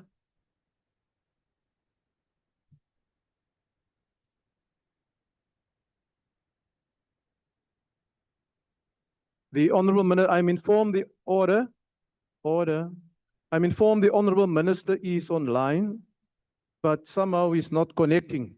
Honourable Member, what we will do is, we will come back to this specific vote, number 17, and I will give the Honourable Members the opportunity to raise those questions again.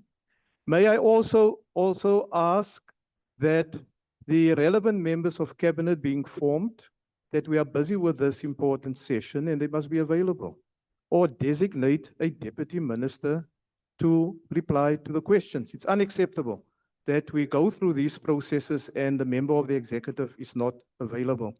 In the meantime, I'll move on to vote number 18, health. The EFF. Thank you, Chairperson. The PEPFAR funding leaves a big... Honourable Member, can you just speak into the microphone, please? Thank you. Thank you, Chairperson. The PEPFAR funding leaves a big gap, much more than admissible by the department. This was made obvious to the committee in the oversight conducted by the response personnel to victim care of rape victims into Duzela centers, and the support provided by the NGO community in these centers who were funded by PEPFAR and not government. To date, there has been no response and tangible progress in covering the overt and indirect impact. We want to know from the Minister what the actual plan is. What is the overall impact in numerical data on jobs and services, and how is the department planning to respond to addressing this matter? Thank you, Chair. Thank you. Action SA.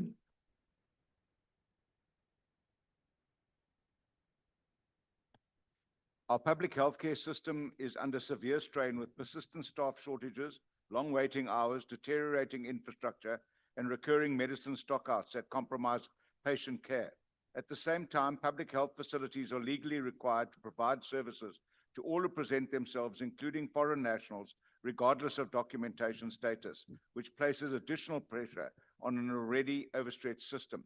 Can the Minister indicate whether the adjusted budget is sufficient to adequately meet the healthcare needs of South African citizens, and what measures are being implemented to ensure that limited public healthcare resources are managed sustainably, fairly prioritized, and do not further disadvantage South Africans who rely on this healthcare system? Bosa. No question from Bosa. Thank you. ANC. Thank you, House Chair. Noting the current standing of 5.6 million out of the 6 million target of clients in antiretroviral treatment, how will the 590 million special appropriation for the comprehensive HIV and AIDS component be used to reach the remaining clients by the end of the financial year? Thank you. The Honourable Minister. You have 2 minutes, Honourable Minister. Thank you very much, Chair. Chair, I think there's an over-exaggeration of the amount of help that we're getting from PEPFAR. In the 27 districts where PEPFAR is, there are more than 2,700 public health facilities or clinics. PEPFAR was only funding 12 clinics. So we have lost 12 clinics. It's not that we have lost the whole world. And we have tried to readjust the budget and transfer some of the people to the government clinics. Those who are refusing is because of the issue of stigma.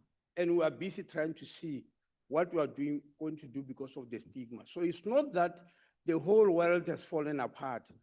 Honorable members, South Africa spends 46.8 billion rand on HIV, AIDS, and TB. And out of that, PEPFAR was responsible for 7.8 billion. The whole 46.8 came from the government. Honorable Tolip, not at all.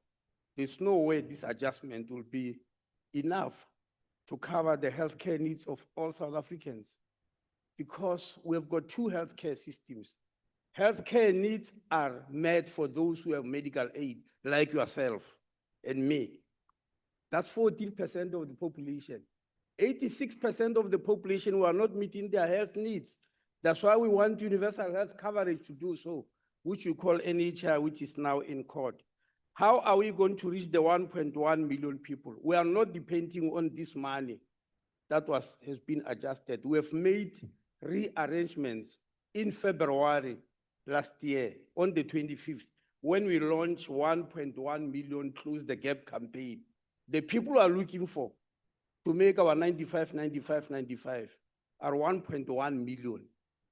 And we've already got quite a large number of them. These are the people who were on ARVs and opted out. All we are doing is to bring them back so that we reach our 95. Thank you. Thank you. Thank you, Honorable Minister. I put to you vote number 19, social development. There's a request from the Patriotic Alliance. Thank you, Chair. May the Honorable Minister please specify exactly which programs or beneficiary groups will receive immediate relief from this adjustment? How much will each receive, and what safeguards are in place to ensure that future fiscal shortfalls do not once again come at the expense of the poorest households? Thank you. Thank you. The ANC. Is there a question from the ANC? There's none. Please proceed, Honorable Minister.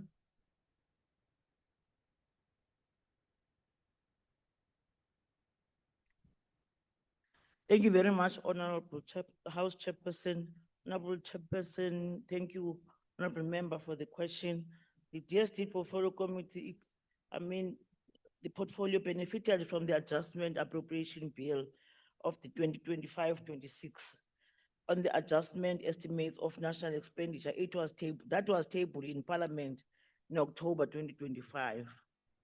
An amount of 1.69 billion rand was approved for rollover for payment of COVID-19 social relief of distressed beneficiaries who were approved in the 2024-25. We are unable to say which provinces, but we give that figure on exactly how much we will be getting. The department had requested a complete rollover of 2.169 billion rand, but the National Treasurer approved 1.169 billion.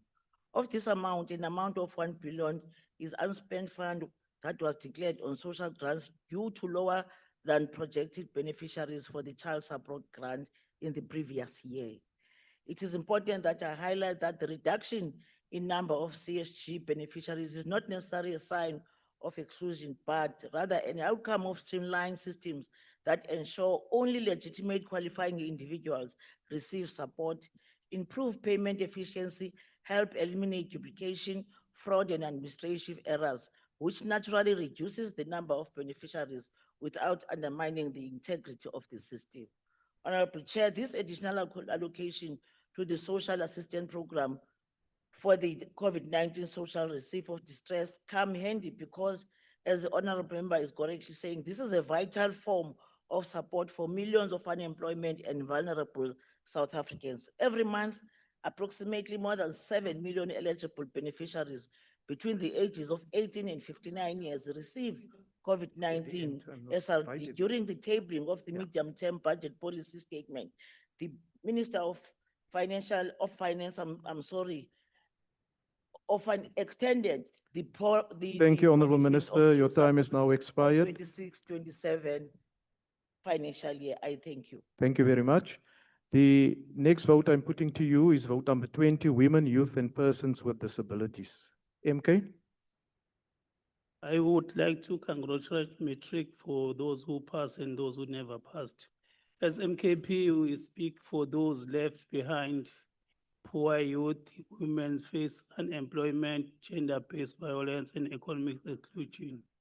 The youth is trapped in mass jobless, unemployed, sitting at 46.1%, while children endure hunger and unsafe school. People living with disability suffers the worst, feel neglected. At Manchin Lincoln Special School in Umlazi, Learners do not have conducive accessible bathroom. Educators are forced to carry children so that they can relieve themselves. This is a violation of dignity, constitutional rights, and show how little our government cares for the vulnerable. Such conditions expose the failure of the so-called GNU to protect the most vulnerable. As we are special when voting, let our facility be special too also from employment and I encourage both disabled human being grant to be not stopped when reaches 18 years of age. People for sign language to be communicated, employed in government sectors as disabled faces problem when traveling alone. Kwaza mkhonto kwaza. The ANC.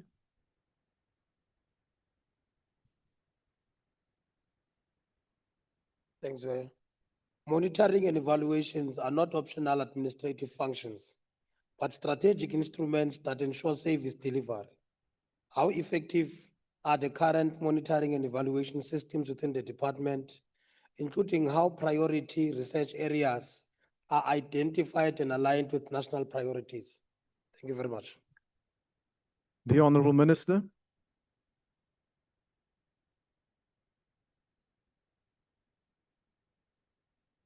The Honorable Minister of Women, Youth and Persons with Disabilities, or the Deputy Minister. Honorable members, the same applies to this vote. We'll come back to it after we've completed the others. Yes. House Chair, this is intolerable. We cannot expect ministers who are paid quite well, deputy ministers, they know about this meeting and they don't come here today. It tells you how seriously they don't take this seriously at all. We take this quite seriously, House Chair. And these ministers and these deputy ministers need to be held to account. We can see that even the deputy ministers have no job to do. They're wasting the time and the money of our people. Already I'm told that the Honorable Minister Chikunga is now online and that she had some issue with connecting. The Honorable Minister Chikunga. Thank you very much, Honorable Honorable Chairperson. members, order. Please proceed, Honorable Minister. Thank you very much, Honorable Chairperson. Can I request the member maybe to repeat the question? I apologize. Honorable members, order, honorable members. I do have the Honorable Minister on the line. You see, this is what I'm talking about. It's really prolonging our time if we do not have the members of the executive online and following the proceedings, because we must repeat, and it delays order. It delays the business of the House. So I'm going to allow the Honorable Member of MK to repeat what he said earlier, and then I'll go back to the ANC. He left the House. The ANC. Thanks, House Chair. Now, Minister was saying that monitoring and evaluations are not optional administrative functions, but strategic instruments that ensure service delivery. How effective are the current monitoring and evaluation systems within the department? And also, how are the priority areas for research identified and how are they aligned with the national priorities? Thank you very much. Thank you. There was a request for an intervention at the back, the Honorable Maimane. Thank you, House Chairperson. House Chairperson, I want to endorse your view when you say that when ministers and deputy ministers are not in the House, that this delays the process. Except what I'd like to request as a step forward is that this House takes a view that picks this matter up with the leader of government business. It cannot be that Parliament must be hamstrung with ministers that are not available. Otherwise, this process is simply meaningless. I request of you to take this matter up seriously, Honorable House Chair. Yes, no, thank you. Thank you, honorable members. We will deal with that matter, and I must also indicate to the House that there are sanctions that can be applied. but I'll leave it to the relevant committee to deal with it. The Honorable Minister. Minister Thank you very Chikunga. much. Thank you very much, Chairperson. And let me also apologize for taking long to respond to the question. How we do the monitoring of our work, we look first at the MDTP, Medium-Term Development Plan of government, but we also look at our strat plan. And we look at the work of other departments and we coordinate that. On any issue that pertains to women, youth, but in particular persons with disabilities, as the question is asking, we then ensure that departments put that in their strat plan as we did with the medium-term development plan. And then, of course, we also put the work of monitoring in our own strat plan and annual performance plan. We look also at the department that we regard as being the priority for that year. And then, of course, we emphasize on them, looking at the resources that we have, whether you speak about the human resources or financial resources, but we are able to do the monitoring in the manner in which we would want to, definitely not because of the resources that we have, but we are still doing it as a department. I thank you very much, Chairperson, and I apologize sincerely for taking long to respond to the question. I do apologize. Thank you, Honorable Minister. Honorable members, order. There is no request for questions on vote 21. I move to vote 22, correctional services. Yes, Honorable Member. Thank you, House Chair. Chair, just to add on the point that was deliberated on by you, we've asked on many occasions that we have these sittings in one place. We always have the SONA and the budget speech where all members of parliament are sitting in one place. Now, this time around, we treated this process as if it's a by-the-way thing. That's why a lot of our members are sitting on the online platform. We shouldn't have had that in the first place. And we argued as the EFF to try to avoid exactly what we're dealing with now. So please, let's have parliament running efficiently and effectively while we are sitting all of us in the same place. We can't reduce the budget speech as if it's just another set of a meeting. This is a very important meeting that delivers on the promises that we made to our people. Thank you, Honorable Member. Your views are noted. Order. Correctional Services, vote 22, the Patriotic Alliance. Thank you, Chair, members of the House. Minister, how much of this additional allocation is Honorable members, you are now disrupting the member on the floor. You're unfair. Let us hear what the member have to say so that the members of the executive are able to respond. You're complaining that they are not on the platform, but you're also not paying attention in the House. Please. I'll come back to you, Honorable Reddy. Please proceed with your question. Thanks, Chair. Minister, how much of this additional allocation is directed specifically at reducing overcrowding, especially those ones that is costing South Africa 11 million a day, and improving inmate safety? And what concrete indicators such as reduce inmates to staff ratio or improve rehabilitation outcomes will Parliament be able to measure within this next 12 months? I thank you. Honorable Reddy.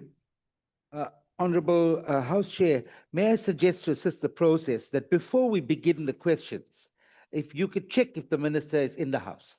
So we'll know whether the minister is in, rather than continue with asking the question and only to find later the minister is not in the House. Okay, we are actively doing that with the staff here on the table, but it's difficult to regulate the behavior of people who are supposed to be available. Rise Mzansi.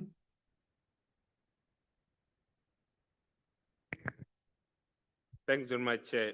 Want to ask the minister, how will the department use the adjustment budget to work with the Department of Justice and Constitutional Affairs to bring about the much needed bail and alternative sentencing reforms?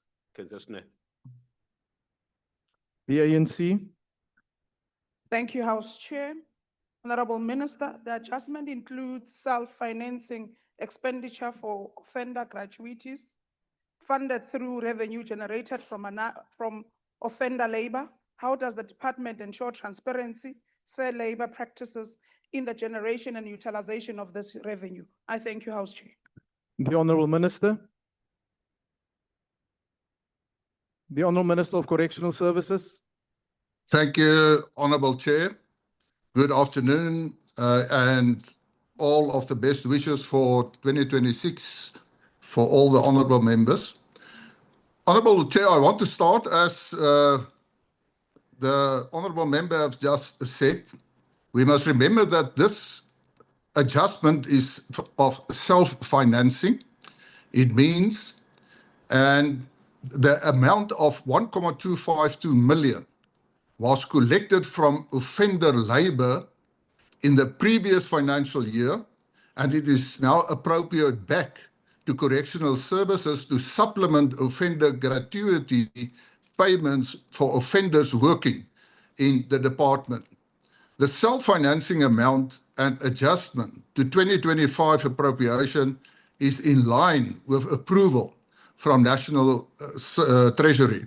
So it's not really an adjustment in terms of more money from the main budget, but it is self-financing.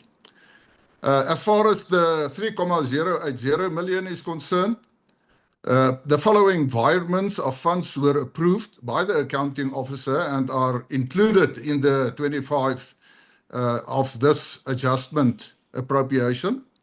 And of course, the amount was shifted from goods and services under offender development to payments for capital assets to procure capital assets for production workshops, plant and animal production.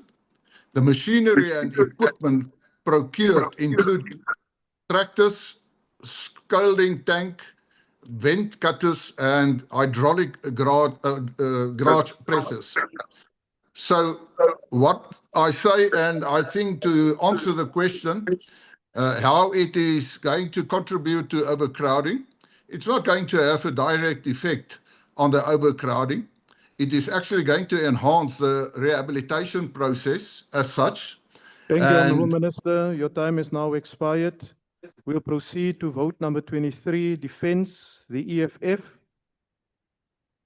Thank you, House Chair. In light of the increasingly dangerous and unstable global environment, particularly the erratic and aggressive imperialist actions of the United States of America and its fascist president, does the Minister agree that it is now critically urgent to raise the South African National Defence Forces budget to at least 1.5% of GDP?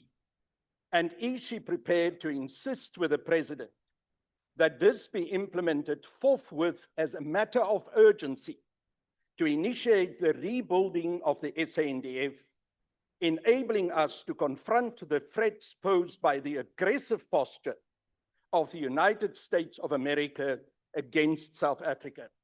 Furthermore, does the Minister agree that additional resources must urgently be allocated to develop a nuclear armaments program as an essential defense deterrent? Thank you. The IFP. Thank you, House Chair. Honourable Minister, in light of the fact that the deployed team in the DRC was faced with horrible situations where the members of the SNDF had to buy for themselves the tents and the boats as they were deployed there. Now that the other deployment has been again sent to the DRC, or Minister, in light of the prevailing fiscal constraints, what assessments has the department undertaken to ensure that the SNDF deployments are adequately equipped, accommodated, and provided with sufficient logistical support, including food and medical supplies, to guarantee operational readiness and mission successes? If not, why not? If so, what are the relevant details? Thank you. Thank you. Action SA. Thank you, House Chair.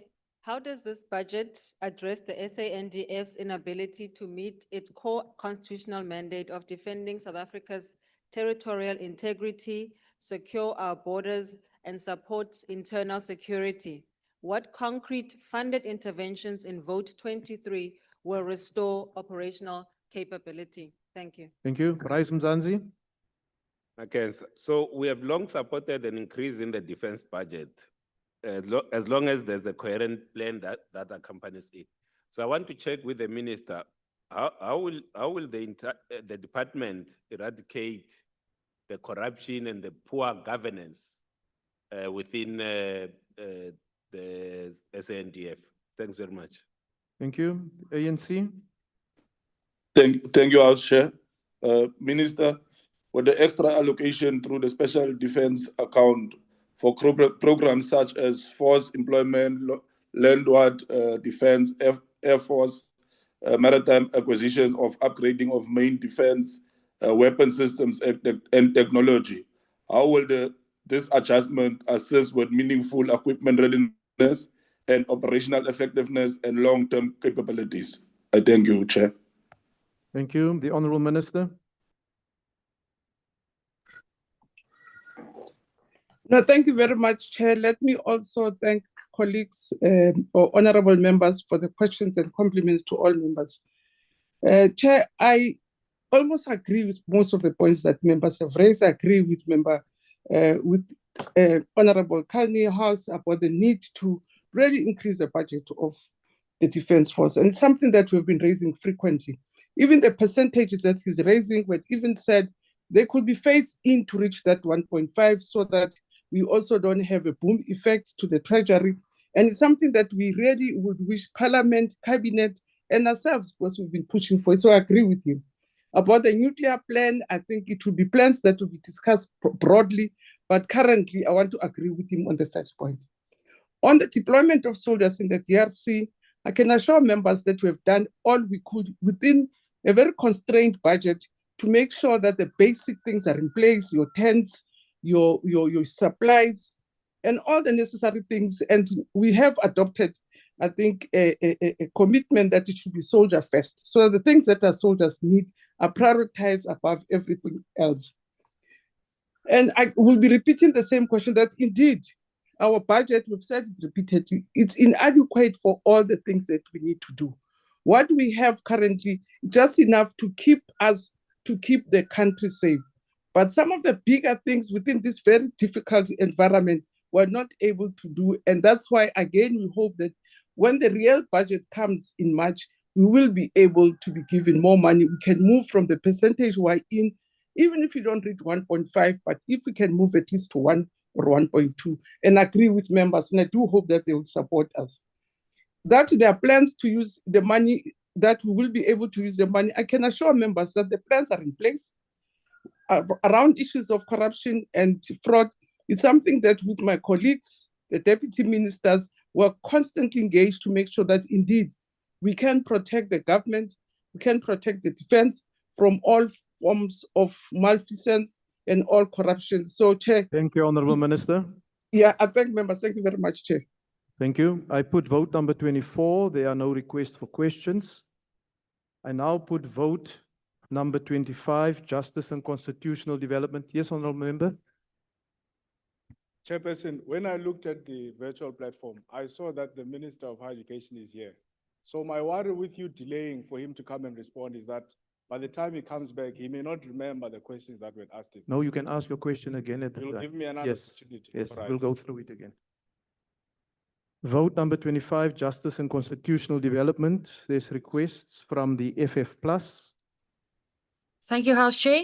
Honourable Minister, regarding the appointment of Advocate Andy Motibi as the head of the NPA from 1 February 2026, the total remuneration of the head of the NPA is far less than that of the head of the SIU. Will the remuneration of the head of the NPA be increased with Advocate Motibi's appointment? And if so, how will this increase and subsequent related increases be funded in light of the fact that the allocation for compensation of employees of the NPA in the adjustment appropriation has been reduced? Thank you, House Chair. Thank you. Rise Mzansi. Thanks very much. Minister, what efforts will the department undertake to decrease the number of persons incarcerated for being unable to pay the bail amounts of less than 1,000 rand? Thanks very much. Bosa. Thank you. Minister, given the fact that the adjustment here today increases our ability to hold people to account and court capacity, is there additional funding that will be given to the NPA in order to ensure that we can deal with the prosecutorial aspect of the matter? And whether if we want Advocate Mutibe to succeed, will we increase funding to the NPA so that we can get better prosecutions post the Madlanga Commission? Al-Jama. Honorable Minister, kindly advise whether the current budget allocation to the department provides for the long outstanding amendments to the Maintenance Act, which has been stalled for nearly a decade, and if not, what steps are being taken to prioritize and fund these amendments, given the severe hardship this delay continues to impose on women and children who depend on the maintenance system? Thank you. Thank you. The ANC. The ANC? No question. The Honourable Minister? Thank you very much, House Chairperson. Good evening, members. Compliments of the new season. Just to go quickly, I'll clap the FF Plus together with the BOSA questions in relation to NPA. As you look at the appropriation adjustment, there isn't additional for NPA. However, we have requested funds through the CARA funding for NPA, especially the Section 38 appointments. So those will continue. In relation to the salary bracket of the NPA in terms of the Act, together with SIU, are within the same bracket. So I'm not so sure what is the alarm about, Honorable Member. Please look at the NPA Act. And also the SIU, it's within the appointment in terms of judges. So that will be within the catered amount. And also it's not within the current adjustments. In relation to Rise Mzansi as well, the question doesn't relate to the adjustment of the budget, but safe to say there are efforts working together with correctional services to ensure that the work that needs to be done through the committees, as I presented to the Correctional Services Committee, in the processes of how those matters can be dealt with will be. In relation to Al-Jama, the Maintenance Act amendment does not need a new adjustment. Budgets can be catered within the budget, but work has been done in terms of the research that needs to be done. Currently, in terms of the efforts, there are more efforts, and we are actually, in terms of operations, being able to respond to the challenges that are needed to be responded to in terms of maintenance. And I must say, upfront, Honorable, the member is EFF member is disturbing.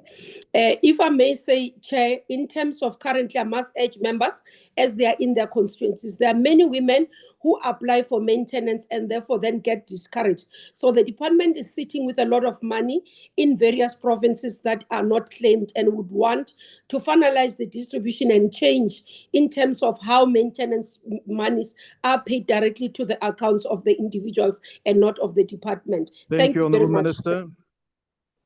Honourable members, I now put vote 26. There's no request for questions, as well as vote 27, the Office of the Chief Justice. There's no request. I put vote number 28, police. I recognize the DA. Thank you very much, House Chair. Looking at the South African Police Service's latest reports, it is deeply troubling to see that irregular expenditure has risen sharply, forensic backlogs have worsened, and SAPS performance information remains unreliable. Most alarming is the complete failure of the forensic science laboratories to meet any performance targets, directly undermining criminal investigations, prosecutions, and justice for victims, particularly survivors of gender-based violence. Without effective and efficient DNA testing, crimes go unsolved. At this critical juncture for our criminal justice system, can you elaborate on what specific time-bound interventions will you implement within the next 6 months to eliminate forensic and DNA backlogs, restore the credibility and reliability of SAPS performance reporting, and hold senior managers personally accountable for irregular expenditure and the collapse of the forensic services? Thank you. Thank you. Action SA. Thank you, House Chair. Vote 28 reflects a substantial increase in expenditure for the SAPS, yet South Africans continue to experience rising violent crime, weak detection rates, and a growing crisis of confidence in the police. At the same time, the SAPS is facing sustained instability at leadership level with the ongoing ad hoc committee and Madlanga Commission looking at serious allegations affecting the integrity of the SAPS. How does this budget ensure that public funds allocated to SAPS translate into improved policing outcomes and restored public trust? What specific measures are in place to prevent governance failures and institutional instability from undermining the effectiveness of the SAPS? Thank you. Rise Mzansi. Thanks. So SAPS has indicated that the detectives do not prioritize any types of crimes over the other. Minister, given that the resources of SAPS are limited, how will you ensure that the resources that are allocated to the detectives are best allocated to solve and prevent serious violent crime instead of them being spent on petty crimes? Thank you. Bosa. Thank you. Fewer than 16% of SAPS members are detectives, and the adjustments bill allocates 556 million to administration, but nothing to investigative capacity. Does the minister accept that without detectives, cases remain unsolved, law enforcement remains unresponsive to the needs of victims, and ultimately citizens lose faith in the justice system? Al-Jama. Given that the police budget makes provision for substantial funding towards law enforcement, and noting that South Africa signed the Apartheid Convention in June, does the South African Police Service have the necessary resources, capacity, and political will to investigate and prosecute crimes of apartheid in accordance with the convention? And if not, what steps are being taken to ensure compliance with South Africa's international obligations? The ANC. Thank you, House Chair. Honorable Minister, the adjustment appropriation for vote 28 reflects in a year reprioritization to support operational needs of the South African Police Service.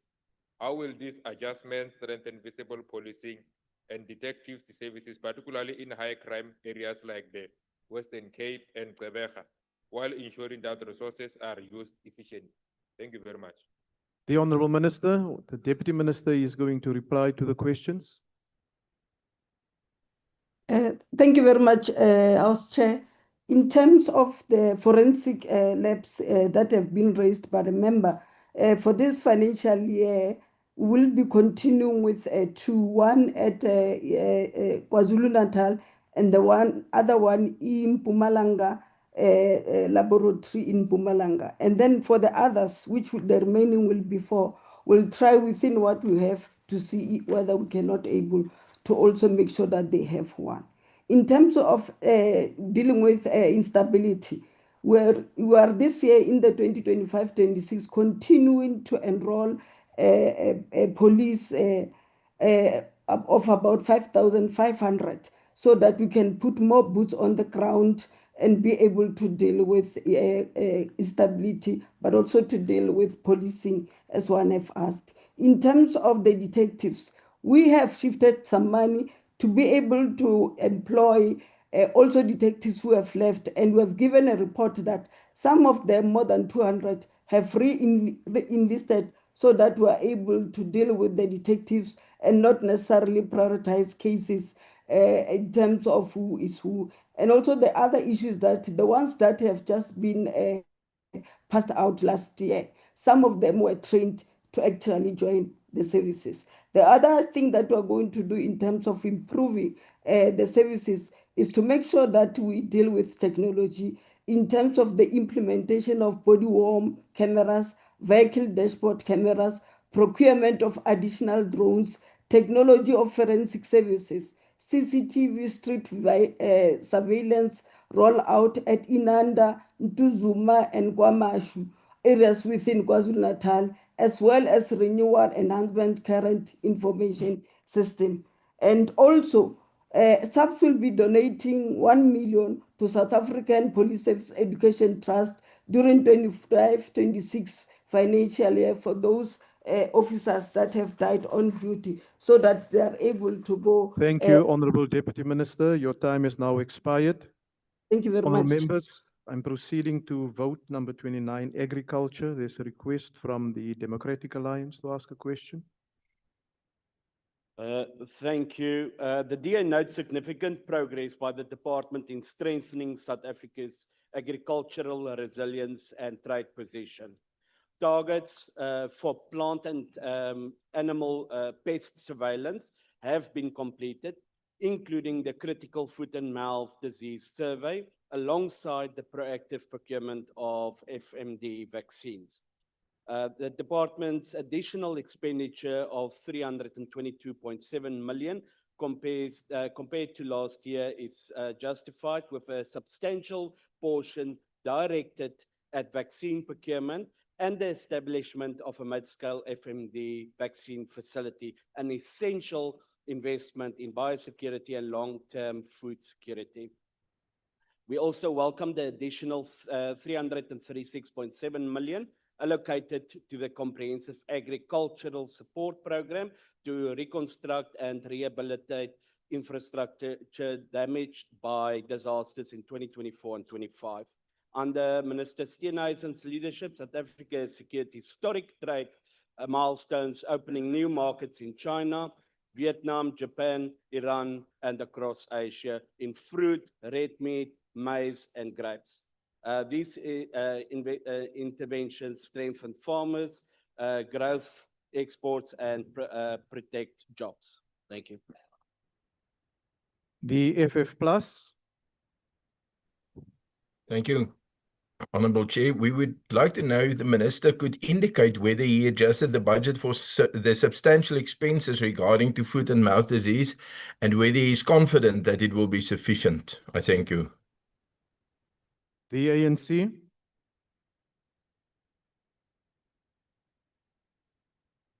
Order, honourable members. Thank you very much, Honorable House Chair. I would like to follow up on the issue of the foot and mouth diseases. I want to check if the minister is ready for the foot and mouth disease and if they have indeed adjusted the budget, and whether they also have the vaccines as we speak now, having the difficulty and the challenge of the foot and mouth disease. Thank you very much, Chair. Thank you. The honourable minister. Thank you very much, House Chairperson. Thank you very much to the honourable members for the questions. To the honourable member from the Freedom Front Plus, yes, you would have noticed there's been a significant adjustment in this budget to deal with the scourge of foot and mouth disease that has broken out across South Africa. Yes, it is true we're required to import vaccines because South Africa lost its ability to produce vaccines around 20 years ago and has never regained it. And as the Honourable Smith has pointed out, that we've invested a significant amount of money together with the ARC into a mid-scale facility that will ensure local production of vaccine that will go into full operation in the first quarter of 2027. But from next month, we'll start providing local vaccines in South Africa that will support the streams of vaccines that we have now opened. And I will be briefing the nation tomorrow on those vaccines, where they are and where they're coming. Yes, we do currently have vaccines. They are obviously in short supply. We have orders in to have over 1 million vaccines delivered this month. We vaccinated over 1 million cattle in the last 2 months of last year. And our intention is, as I've already announced, to wage war against FMD by moving towards a vaccination to live strategy, which would see a vaccination of the entire national herd. So the Honourable Chairperson asked me what our approach is. Our approach is to wage war on FMD in the feedlots, in the dairies, and in the communal areas. And it is a fight that we will win because we are following the same route that our compatriots and counterparts in BRICS countries like Brazil and others have followed. And that is the roadmap that we're moving towards. And for the first time ever, South Africa now has a clear pathway towards FMD-free status without vaccination. It's going to be a journey, but that journey has now begun. Thank you, Honourable Minister. Your time has expired. I now put vote number 30, Communications and Digital Technologies, the DA. Thank you, House Chairperson. Minister Malati has made bold reforms to transform DCDT into a driver of jobs, connectivity, and opportunity for all South Africans. The policy direction regarding equity equivalent programs has been widely welcomed. We share the sentiments of President Ramaphosa, who asserts that this is a legal process not limited to one company, which is a mischievous and misleading gossip which we reject. There are numerous local and international companies offering low orbit satellite eager to invest in South Africa. The DA endorses this as it aligns with the agreed priorities of the Government of National Unity as outlined in the medium-term development plan. What we can say is that the ANC must speak to the ANC or at least take guidance from ANC President Mr. Ramaphosa. The ANC. Is there a question from the ANC? It's none, the Honorable Minister. Thanks very much, House Chair, and to the Honorable Member for that declaration. I think what's important, particularly around this debate on the equity equivalence, which has been created into another debate on a scarecrow argument about what it isn't. The reality is that the Government of National Unity in the 7th administration outlined the areas for regulatory reform that it seeks to pursue across all departments, and every department had to identify scopes in order to bring that alignment. One area that we have identified is that when you look in terms of the applicability of equity equivalence in the ICT sector, in order to make it uniform, we need to make sure that there are alignments where currently there aren't. And members would know that each and every sector has what are called sector codes. Those sector codes are approved by the Department of Trade and Industry. And in the case of the ICT sector codes, the provision for entering to invest in South Africa is through those two alternative ways, either through the 30% local ownership or the equity equivalent instrument. The focus is where we need to find the solutions that will help bridge the divide for digital connectivity in the country in order to catch up with all the technological advances that are being made. It should be less about where the solution comes from, but ensuring that the entry to where those solutions come from is done in a fair manner. It is consistent with the country's rules, which is what we have articulated in terms of the policy direction, and making sure that we are on par with each and every leader in this area of digitization and connectivity, so that the 23 million South Africans who are currently outside of the borders of broadband connectivity can be connected and enjoy the very same benefits that we as members do by being fully connected. Thank you, House Chair. Thank you. I put vote number 31, employment and labor. There's request for questions. The DA. Bearing in mind that unemployment is now said to be over 40%, and the youth have very little hope of finding a job without specific skills and qualifications, we still hear from government about greater enforcement of regulations and the tightening of the labor law red tape.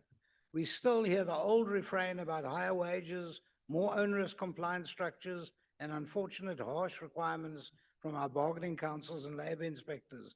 The world fully understands that deregulation, especially with small business, is the way to go. When is the Department of Labor going to understand the need to completely uncouple small businesses from the bargaining councils? And on another issue, the Honorable Mantash said the youth of South Africa are lazy. What is that? MK. Ngiyabonga sihlalo umkhonto wesizwe awulizoliseka leli voti lika employment and labor ngoba kuyofana nokuthifela abantu bakithi ebusweni uma siliseka leli voti lezokwakhiwa kwemisebenzi. Abantu bakithi abangaphezulu kwa 31.9% bahleze emakhaya banamsebenzi. Abanye sebelahlile ngisho ithemba lokufuna imisebenzi. Ingakho noMantashe abantu balezi abafuna umsebenzi. Intsha yezwe lakithi engaphezulu kwa 5.8% ihleze emakhaya enamsebenzi. Sekungenelela nabantu abaneziqu zekole zemfundo ephakeme abangakwazi ukuthola imisebenzi. Kunaloko ingene ishiye ebugebengwini naseyidakamizweni. Lo hulumeni wombimbi lika-ANC ne-DA ulibulela izwe lakithi kanye nekusasa labantu abasha bakuleli. Umkhonto wesizwe uzothi uma ungena emandleni bese ulibeke eqhulwini udaba lokwakhiwa kwemisebenzi ukwakhiwa kwamathuba emisebenzi ukuze kuzokhula umnotho wesizwe. Abantu bakithi kumele bakhumbule njengoba kuyokhethweni ukuthi bavotele umkhonto wesizwe oyilona themba lokugcina ngci labantu base South Africa. Ngiyabonga. The EFF.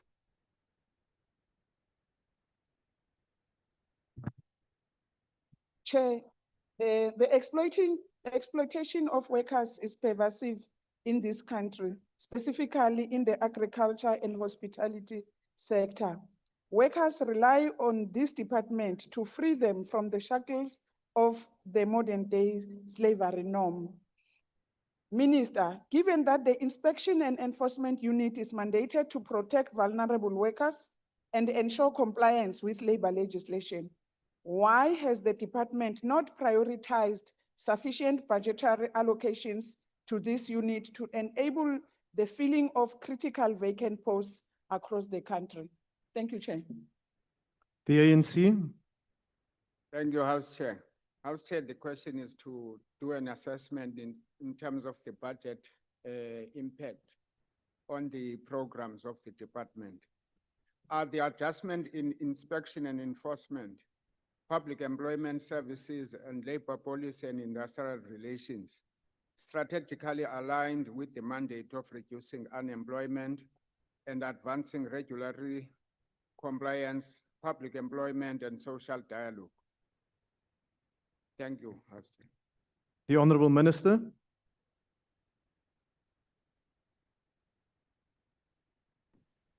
The Honorable Minister of Thank you, Employment House and Labour. Thank you, House Chair. Thank you to the members for the questions. Department of Employment and Labour's budget has been adjusted for the 2 outer years in line with the projected inflation to preserve the real value of the baseline and to ensure fiscal sustainability over the medium term. It should be noted, however, that the department's mandate, particularly employment, labor market regulation, through policy and its enforcement and inspection, necessitates an increase in real terms to adequately respond to prevailing socio-economic challenges. While the inflationary adjustment maintains baseline stability, it limits the department's ability to expand programs at the scale required to fully meet its employment mandate. The additional 106 million has been allocated to NEDLEC towards the national dialogue spearheaded by NEDLEC, which significantly strengthens the capacity for meaningful social dialogue and inclusive engagement among social partners. The issue of the enforcement and compliance and the issue of the national minimum wage, which is raised by honorable member from the DA, is a matter that we've been engaging with because it is very important that we inspect and enforce the laws of the Republic to ensure that the employers comply. As you all know, that because of our Bill of Rights in the Constitution, because of our Labor Relations Act and all other legislation pieces of this country, there is a need for compliance. It does not affect the issue of employment negatively. Instead, it creates an environment where those who are non-compliant in terms of appointing or employing those who are not from South Africa and are not documented, and as such are not supposed to be in South Africa. Thank you, Honourable Minister. Your time is now expired. We create I move opportunity to- for South Africans. Thank you, Chair. Thank you. I'm now going to vote 32 Forestry, Fisheries and Environments. Questions from the following parties, the DA. Chairperson, given that the adjustment budget before the House today is the first departmental budget under the Minister's leadership, what core themes and projects will the Minister prioritize during his term, and how will he apply this adjusted budget to achieve these? Thank you. The Patriotic Alliance. Thank you, Chair. If the Minister can please detail how much of this adjustment is allocated to frontline enforcement, such as rangers, inspectors, and surveillance capacity, and by when illegal harvesting and poaching statistics are expected to show a measurable decline. Thank you. The ANC. Noting the storage-related challenges exacerbated by the growing illegal dumping and burning of tires, which has environmental and health complications, how is the 1.3 million rolled over towards interest and rent on land for storage and for storage space for used tires going to accommodate the increasing number of tire waste generated on a daily basis? And what conscious recycling mechanism are you putting in place and funding through this allocation? I thank you. The Honourable Minister. Thank you, House Chairperson. The Department of Forestry, Fisheries and the Environment continues its work to restore harmony between people and the natural world.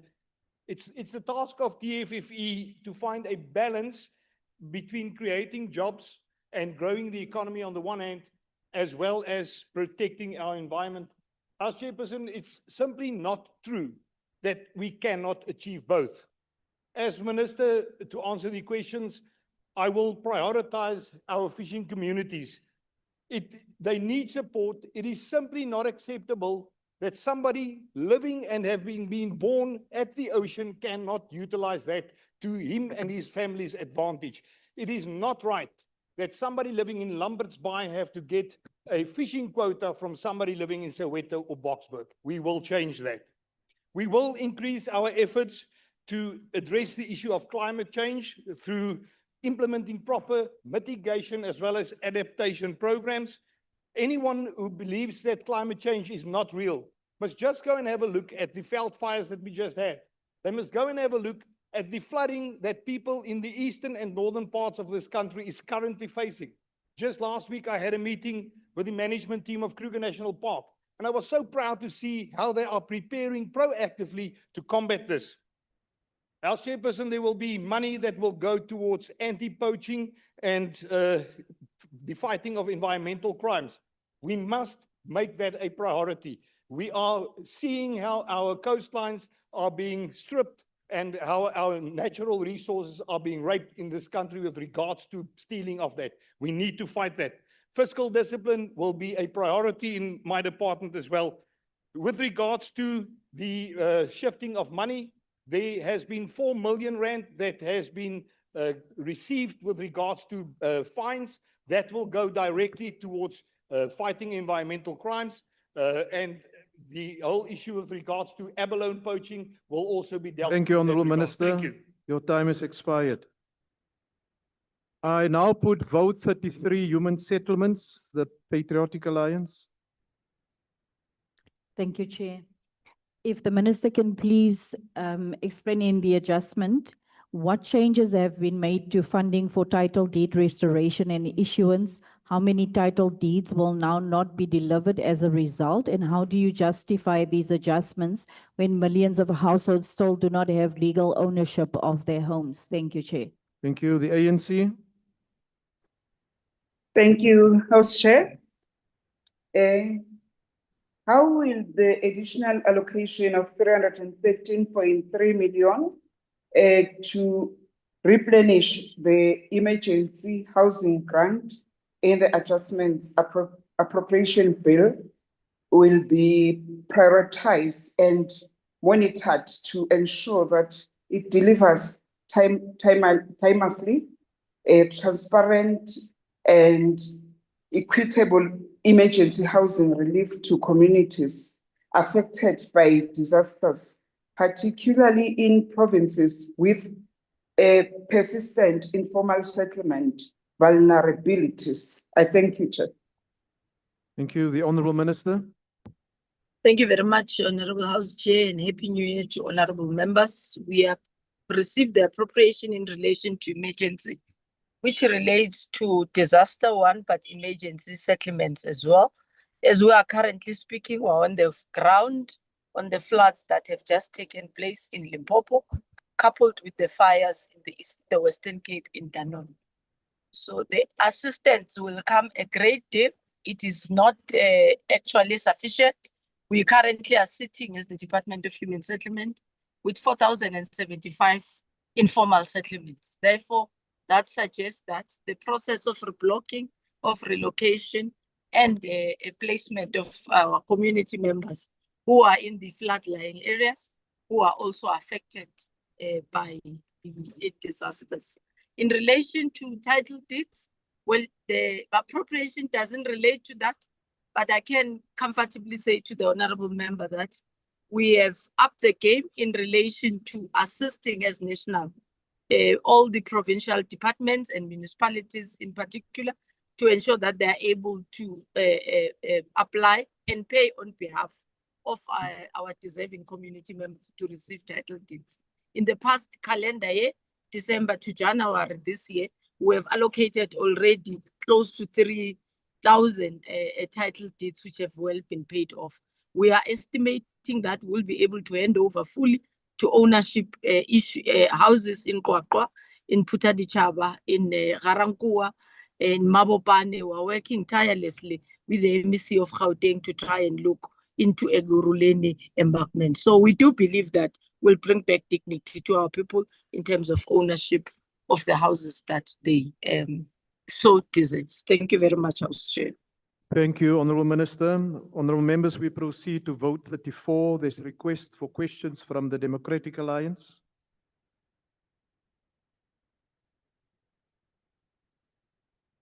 The DA.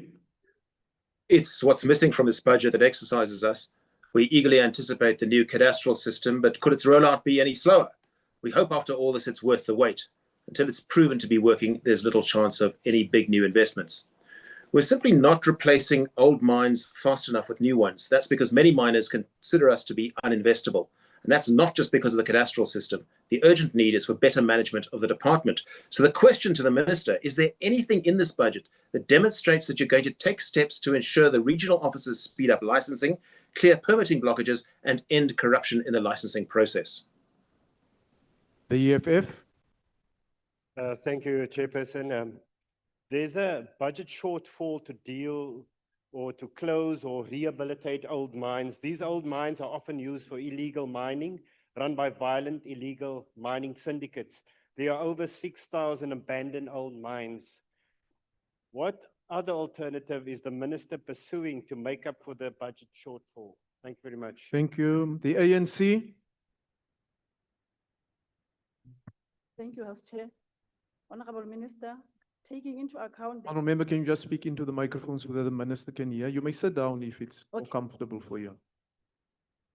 Honorable Minister, taking into account the proposed adjustment appropriation bill allocation for Vote 34, which makes considerations for rollovers and transfers to different programs and initiatives, notably absent are direct allocations for beneficiation programs or transformation initiatives. How does this adjustment budget enable the department to drive mineral beneficiation, support emerging, mostly historically disadvantaged participants in the sector, and advance transformation objectives outlined in the Medium-Term Development Plan and the National Development Plan 2030, particularly given the sector's role in industrialization, GDP contribution, and job creation potential? Thank you, House Chair.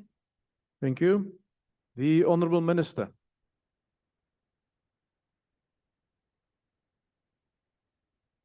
The Honourable Minister of Mineral and Petroleum Resources. Yes.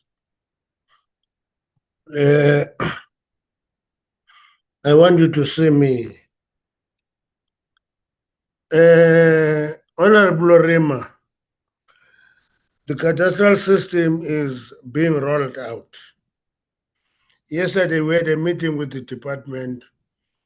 I made clear to them that you can't stop at Western Cape, test it in the Western Cape. You have to take other two regions so that we can see that it is working. But the reality of the matter is that the cadastral system is being operationalized. The problem of regional offices will work together to resolve them. It's another issue that I raised yesterday, that our regional offices are not as enthusiastic as we are about the work of the department. As long as that is the case and they make money in ways that are not conventional, we're going to have problems. Old mines, what people must remember is that old mines are not covered by any law. The rehabilitation law was passed after 1994. And that's why there are 6,100 old mines that are not covered by rehabilitation. That is the concurrent rehabilitation. Those are ownerless and derelict mines. We are working systematically on them, we're reducing the number, we're working on the number. But what we are not going to do is to pretend as if there's enough money to just do rehabilitation, because the apartheid laws didn't provide for rehabilitation. Rollover. The rollover that is in the budget, honorable member, is on the late delivery of laptops. They have been delivered now, they have been paid for, but unfortunately they've been paid in the current financial year, though the budget was in the previous financial year. That is the rollover that we're talking about. Thank you, Honourable addition to that, Minister. Honourable Minister, your time is now expired. Thank you very much. thank you very much. Thank you very much. I now put vote 35, Science and Innovation. There's a request from the FF Plus for a question. The FF Plus. Thank you. Thank you, Honourable Chair. I would like to ask the Minister, what does he have in mind with space development, which emerged since the original budget? Thank you. The ANC. Thank you, Honourable House Chair. Given the critical role of research and development in generating solutions to national challenges, Honourable Minister, what are the specific plans in place for Vote 35, Science, Technology and Innovation, to enhance overall funding for strategic R&D platforms, considering that the Adjustment Appropriation Bill includes a net reduction for the Research, Development and Support main division, specifically cutting from strategic science platforms for research and development? And Honorable House Chair, I would like to also congratulate matric class of 2025, in particular, Luyanda Ndlozi from my former high school, for being the top national and provincial achiever for Quintile 1. Thank you. The EFF. No, thank you very much, Minister. Minister, when we look at the technical report of the DG of the National Senior Certificate results, we get to see that even at basic education level, there seems to be a decline in terms of the STEM subjects that deal with science and innovation. And we keep celebrating this, celebrating 30%, celebrating 40%, but there doesn't seem to be any work that is moving towards developing our young people to contribute to the sciences so that we can be able to grow and build our economy. So what can that ministry do, working together with basic education and to a certain extent higher education, to ensure that we close that gap of the STEM subjects when it relates to education? Thank you. Thank you. The Honourable Deputy Minister. Thank you very much, Chairperson, and thank you very much for the questions. Chair, let me start with the very last one, where you look at the collaboration that we are having with the Department of Basic Education. And we are all worried about the results when the matric results came out to say only 34% of our learners are taking up pure maths.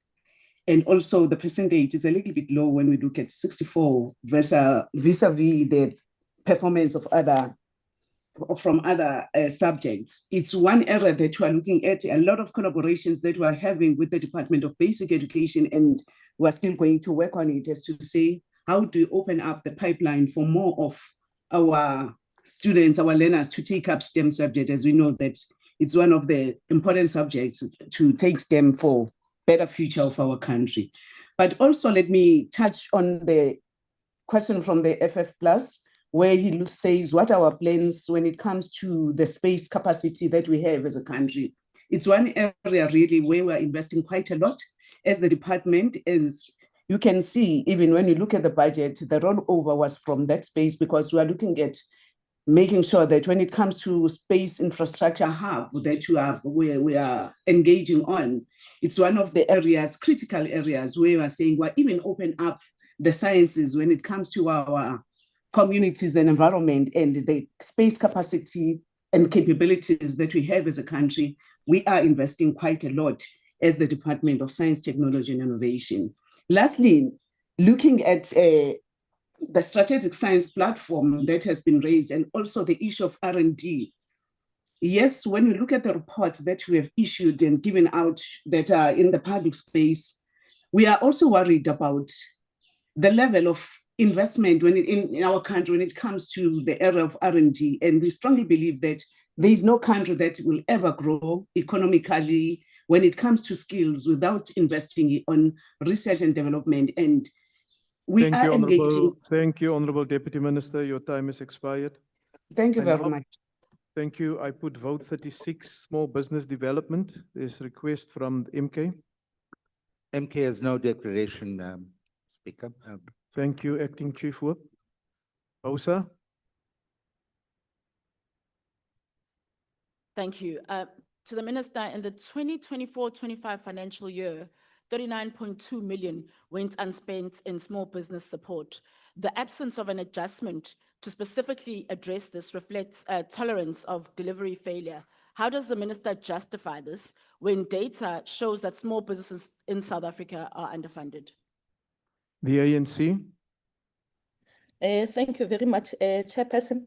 To the Minister, with respect to the reported 408 million environment in expenditure, can the department clarify how this environment aligns with the department's planning and projections, and how has the environment impacted the achievement of key performance targets for MSMEs support and job creation?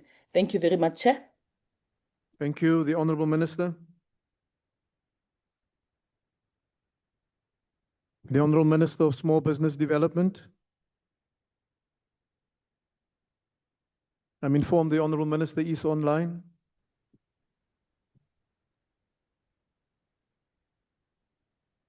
The Honorable Minister of Small Business Development. Honorable members, the same applies that we will come back to this vote. Honorable members, there's on vote 37, Sports, Arts and Culture, there's no request for a question. We'll thus proceed to vote 39 because there is no adjustment in vote 38. Vote 39 is Trade, Industry and Competition. I recognize the DA. Thank you, House Chairperson. And first, I'd like to welcome the Deputy Minister to this House in her new role. The department actually had very few adjustments in this budget, but I do want to draw attention to one item that should have been included, which is the non-payment of 663 million rand from the Film and Incentive Program, which has resulted in the near collapse of an industry, an entire industry, which has been looking to get answers from the department for over a year. And I'd like to ask the Deputy Minister what action she is able to take to look into this matter and ask the department to make the adjustments that are necessary to save this industry and save thousands of jobs, most of which are actually in this province. Thank you. The ACDP.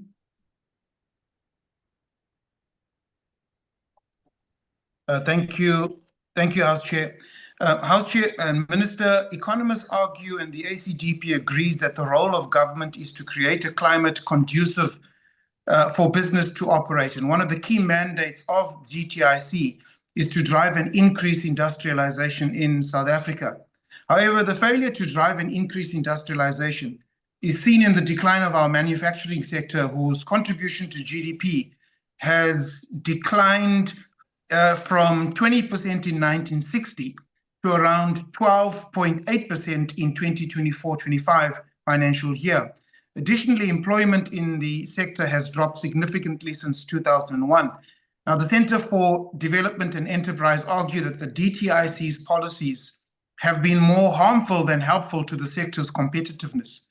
And the ACDP has proposed the implementation of policies based on the Singaporean model, MPH model of meritocracy, pragmatism, and honesty. Now, Minister, can you inform the House and the nation at large as to what policy changes and initiatives, if any, you and your department plan to execute in order to meaningfully drive industrialization and reduce unemployment in South Africa? Thank you. The next question will be asked by Bosa. We won't be asking a question, Chair. Yeah, I've just also been informed that your time is actually expired. This is why. Thank you very much. The EFF. Thank you very much, House Chair.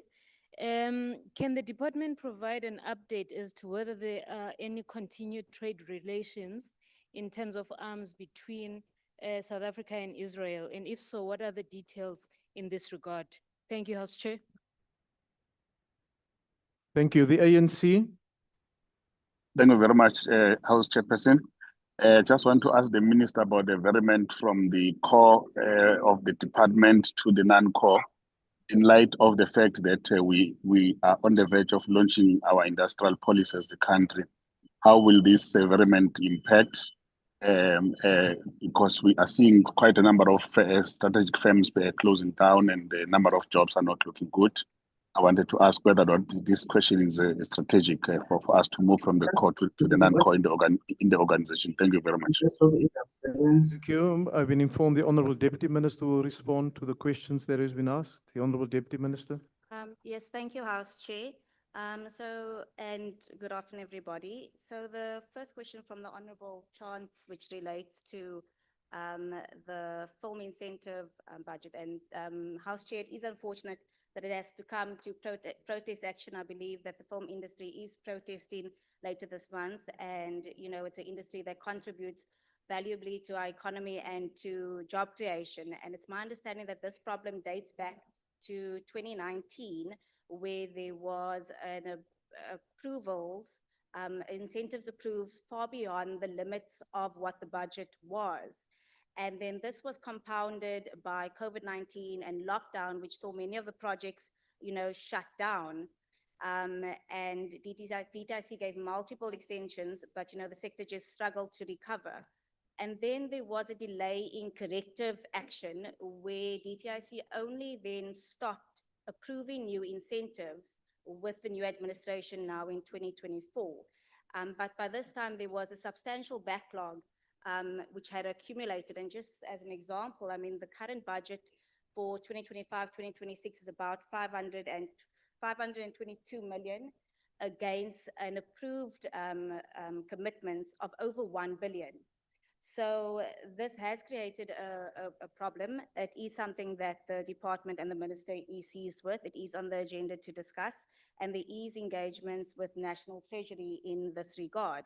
But at the end of the day, House Chair, the film industry complied with all of DTIC's processes, and they were afforded these grants, and yet it then came to a matter of governance and poor financial oversight, which has led to this crisis. And just currently, there are about 67 projects that are currently in the pipeline, that projects that want to go on, yet there's... Honourable Deputy Minister, your time has expired. Thank you very much.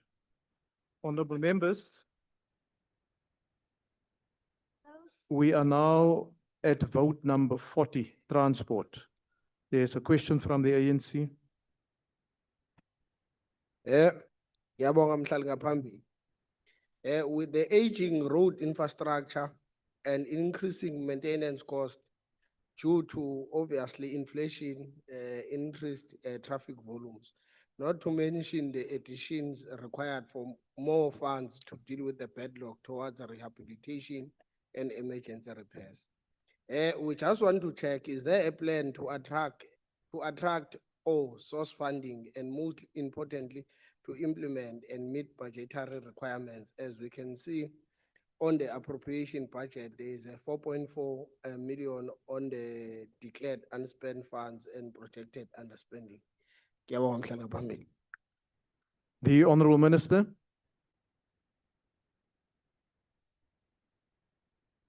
The Honourable Minister of Transport. Thank you. Thank you very much, House Chair.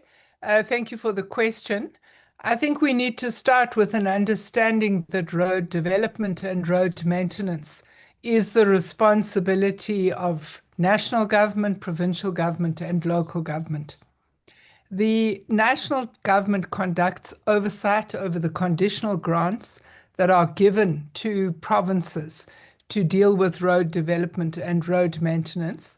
And one of our areas of concern is the fact that historically there has been underspending on this conditional grant, while at the same time, as we all know, some of our provincial roads are not in a good condition. The department has, over the last year, redeveloped our engineering capacity in our roads branch so that we can conduct effective oversight over provincial governments in the spending of the conditional grant. And we have also, at the last MINMEC of last year, introduced standards for road development and road maintenance. So as we conduct oversight, we can assess whether the road maintenance is being carried out to a suitable standard. We believe that this will improve the efficiency of spending.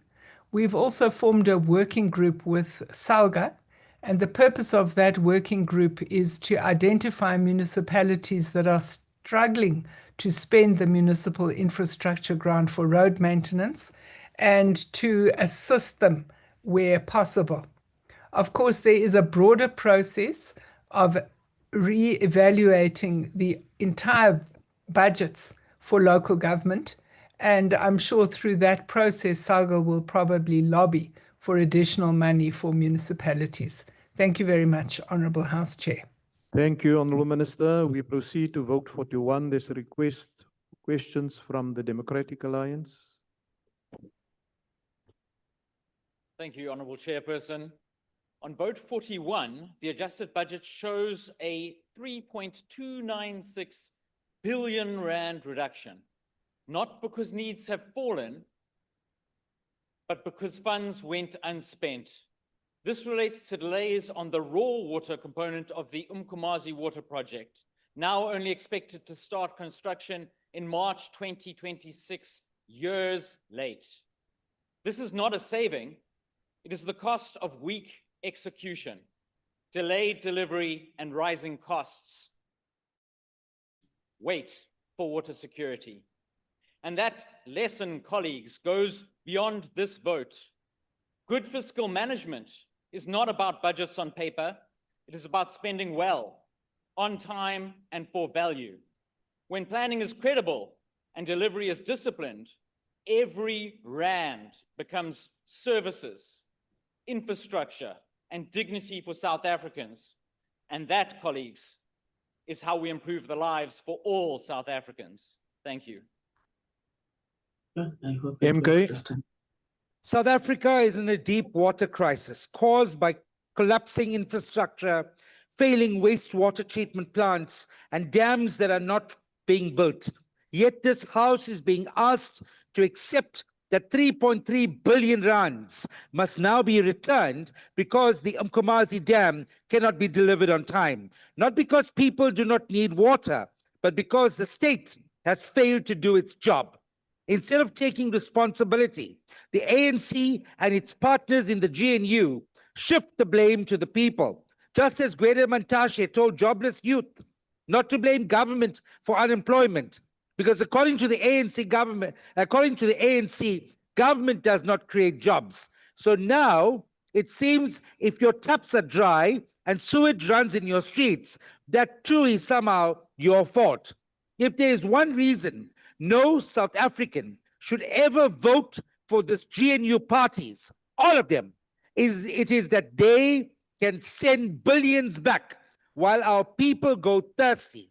And the MK party will not be part of that deception, because we stand for water, we stand for accountability, and we stand for the people. You see the Minister of Water behaving like a clown at the ANC rally over the weekend, while our country is suffering with a water crisis. It's a damn shame.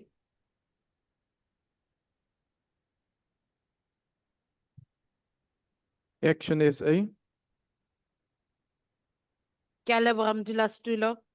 Having access to sufficient and safe water is a constitutional right, yet millions of South Africans continue to experience prolonged water outages, failing infrastructure, and in some cases, no access to clean drinking water at all due to catastrophic water wastage.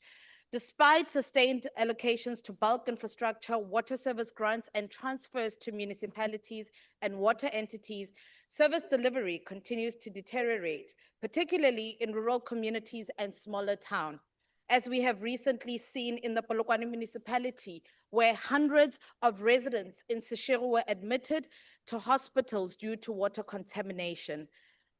Honorable Minister, how does this budget address the immediate crisis of water shortages and unsafe water supply? And what interventions in Vote 41 will ensure allocations translate into reliable access to clean water rather than continued spending without tangible improvements on the ground?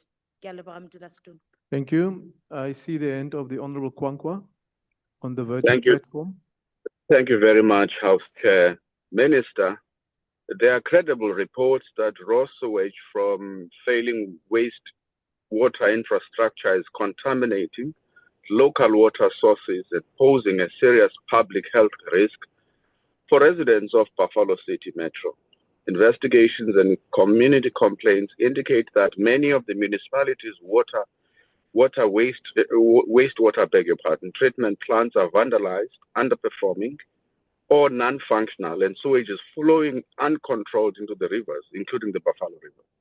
Abantu baphayana nakwenye indawo ezininzi basela amanzi anetuwa, basela amanzi anelindle kuba kaloku infrastructure ngexesha elithi ayizange ilungiswe, ayizange ihoyeke. Sifuna ukuqonda ke ngokuba urhulumente nedepartment ubhekiswa amanzi into abazawuyenza uqiniseka ukuthi qala bayilungisa laa nto kodwa baqiniseka ukuthi abantu eMzantsi Afrika uwonke basela amanzi akwazi ukuseleka kwimeko ukuthi angaselwa ngabantu hayi imeko esetyenziswa zizilwanyana. Enkosi. Thank you, Honorable Member. The ANC. Is there a question from the ANC? None. The Honorable Minister. Thank you very much, House Chair. Compliments to all members. I'm not going to respond to the clown called Ready Acting 24-hour Chief Whip.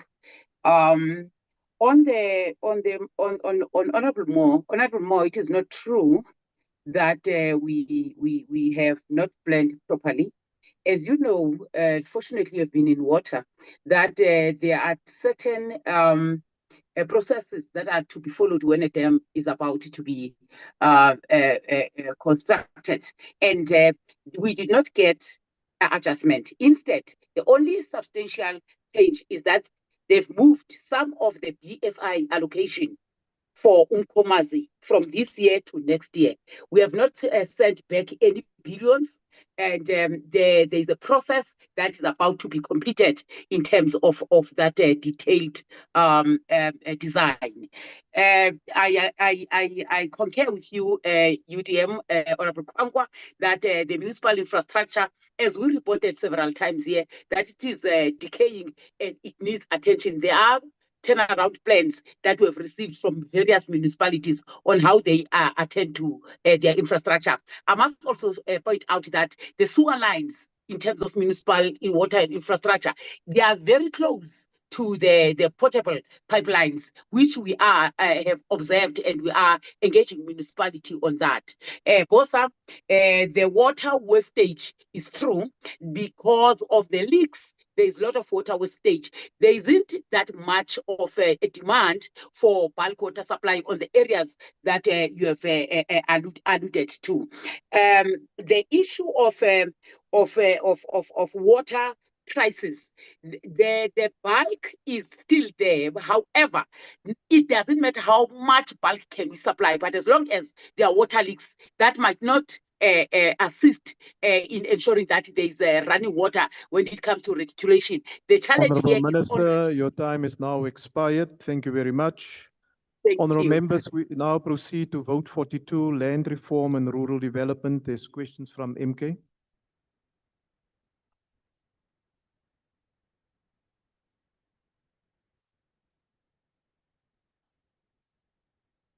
Order, honorable members.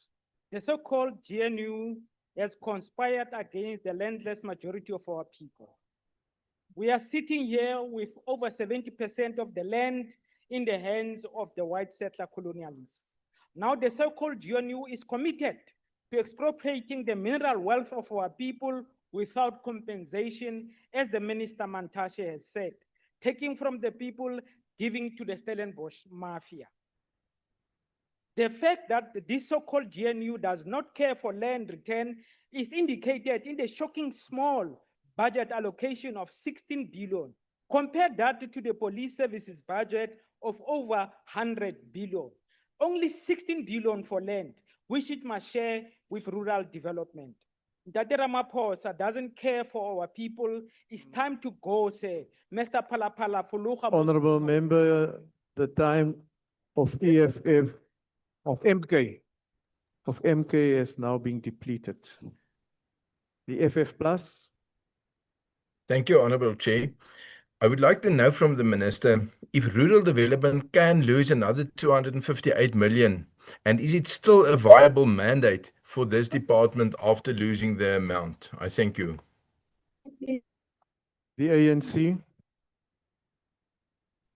The Thank you, question from the Chairperson. ANC. Thank you, Chairperson. Minister, the adjustment appropriation bill for vote 42, land reform and rural development reflects variaments within and between programs, particular land restitution and rural development that are sustainable higher than 20% and 34.9% respectively, which suggest weaknesses in budget planning process. How will the minister tighten up the process to make it more clinical and ensure reprioritization that foregrounds land redistribution and rural infrastructure development as apex priorities in terms of resource allocations? I thank you. Thank you, Honorable Member. The Honorable Minister. Thank you very much, My House apologies, my Chairperson. apologies, my apologies, Honorable Minister. The EFF has indicated. No, quick one, Chair. The most recent Lamusa report to Land Court suggests that it will take about 30 years to resolve the restitution claims lodged by 1998. And this is precisely because if you're not going to have a decisive land expropriation without compensation program, you're likely not even to meet the 30-year target. Now, Minister, we know the PAC to be an organization of land. But ingathi okwangena kule nto ye-GNU awusayithethi le nto yomhlaba, Minister. Ithini into yakho? Thank you. The Honorable Minister. Andanelanga nje uyithetha ngoku njengobana ndikade ndiyithetha njengani ngoku ndiyayenza. And I'm sure this also responds to Honorable. I'm sure this also responds to Honorable Mngxitama that Honorable Mngxitama government is committed in returning the land to its rightful owners. And it is not the other way around. Honorable Boshoff, rural development priorities are being recalibrated in response to the constrained fiscal environment. The reduced budget necessitates a shift away from expansionary commitments towards a focused, impact-driven approach. Accordingly, the department will meet its rural development objectives through the reprioritization of programs, improved targeting of resources to areas of greatest need, strengthened intergovernmental coordination, and partnerships with other spheres of government and development agencies. Honorable Ndalane, the challenges affecting the rural infrastructure pipeline across traditional, communal land reform and restitution areas stem primarily from a sustained erosion of internal delivery capacity. This decline intensified in the period following the COVID-19 pandemic and was compounded by the expenditure containment measures, prolonged appointment moratoria, and organizational disruptions arising from unbundling of the former DALRAT and the implementation of the NMOC processes. These factors weakened critical technical and project management capacity, particularly within provincial infrastructure units, constraining the department's ability to plan, sequence, and implement projects effectively. This occurred against a backdrop of a year-on-year budget reductions over the past 3-year administrative cycles, while rural infrastructure input costs escalated substantially, further undermining delivery performance. In response, the department is prioritizing the rebuilding of internal capacity through the filling of critical posts, the stabilization of provincial technical units, and the restoration of end-to-end infrastructure Honorable planning Minister, and your time delivery is now functions. expired. Thank you very much. Honorable members, we will now return to the two votes that we could not get a response on from the relevant member of the executive. EFF is Amukes. And I am going to allow those parties who made those interventions and questions, because it's not only for the sake of the minister could have been briefed afterwards, but for the sake of all members to hear what those questions were and for the minister then to reply. It's vote 17, higher education, MK.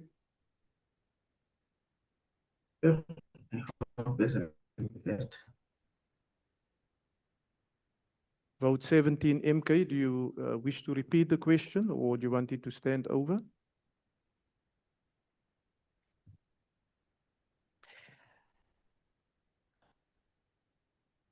Okay, Honorable Chair, the crisis in higher education and training is a daily struggle for students, characterized by NSFAS delays, unpaid allowances, hunger, accommodation shortages, and deteriorating TVET infrastructure. The GNU budget fails to address these issues, promoting austerity while students face exclusion and debt. The TVET colleges, vital for producing artisans and entrepreneurs, remain underfunded and undervalued. The allocation of 48.7 billion for NSFAS and student support is inadequate for the 1.7 million enrolled students, leaving many unfunded and hungry. This budget prioritizes austerity over the future of the working class youth, neglecting the significant potential of TVET colleges. Forward with free, decolonized, and Afrocentric education. Amandla. The EFF. It seems the Minister Puti is already tired, Chair. So I see the former minister is here. If Puti no longer knows how to take his job seriously, perhaps we may have to ask her to come back. The question is simple, Chairperson or Minister. Can you assure the youth of South Africa, can you assure the learners who have passed their matric examinations that they are going to be absorbed in post-school education? And I repeat, when we speak about post-school education, we're not only speaking about universities, we're speaking about universities, TVET colleges, CETs, skills funds, CETAs, etc.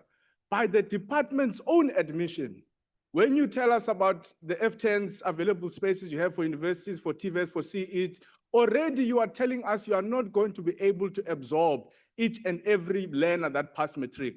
Now, what is the point of that celebration we're doing yesterday? What is the point of that act that the Minister of Basic Education was doing, celebrating, posting posters all over, if people are going to pass matric, but they are not going to be able to access post-secondary education? Because it simply means after working so hard from grade 1 to grade 12 and accomplishing matric and having your family celebrate you, instead of going to school, instead of going to work, you are simply going back home to sit on your couch. Then what is the point of that celebration? So the question is simple, Minister. Are you going to absorb all of them? Not even one must be left outside. Can you assure the learners of this country? Can you assure the youth of this country? Thank you. Thank you, Honourable Member. The ANC. Once again, siyabonga mhlali ngaphambili. No, Minister, given the ongoing NSFAS funding shortfall, currently affecting about 140,000 students, what is the view of the Minister regarding the long-term fiscal sustainability of NSFAS financing, particularly regarding the future funding requirements and mechanisms to mitigate the historical student desk, as we of the view that education should not be commodified? Thank you. Thank you. The Honourable Minister. Thank you, Honourable House Chairperson, and I hope that you can now hear me. And my apologies for the technical glitch that happened earlier on. And starting with the NSFAS related issues, I must firstly say that we have worked around the clock in making sure that we put in place systems that will not only ensure that students are paid their allowances on time, and that universities are, front-loaded their grants on time. But we've also ensured that we, accredit all the students who have applied and do qualify for the National Student Financial Aid Scheme. And I think the NSFAS last week gave a report about the number of students who have already received confirmation of their applications, and also the number of students who need to, make applications. And I want to urge those students who have been declined, because most of them has been because of the inadequate supply of information, that they should appeal before the end of time. We have had a discussion at Cabinet, and Cabinet has given us permission to finalize a discussion document that will include options that has to focus on the sustainability of our of our National Student Financial Aid. And that discussion, its intention will be solely to ensure that we firstly maintain the principle of funding, those who are needy, but also ensuring that there's access, particularly in priority programs that we provide. So we believe that some of the reforms that we've put in place in the National Student Financial Aid Scheme will help us to mitigate and prevent against, over budgeting and over enrollment of students, which led to the budget that we needed, the surplus that happened last year. And we're hoping that we'll do everything in our powers to avoid it this year. We are also finalizing discussions with the Minister of Finance to make sure that, all the students who qualify and who have applied for NSFAS, that those students are being covered. We are also aware that, there is a huge success, and we celebrate and want to congratulate those students who passed their matric or grade 12, as announced yesterday. And that the majority of those students, will be accommodated in our public institutions, public universities, community colleges, TVET colleges.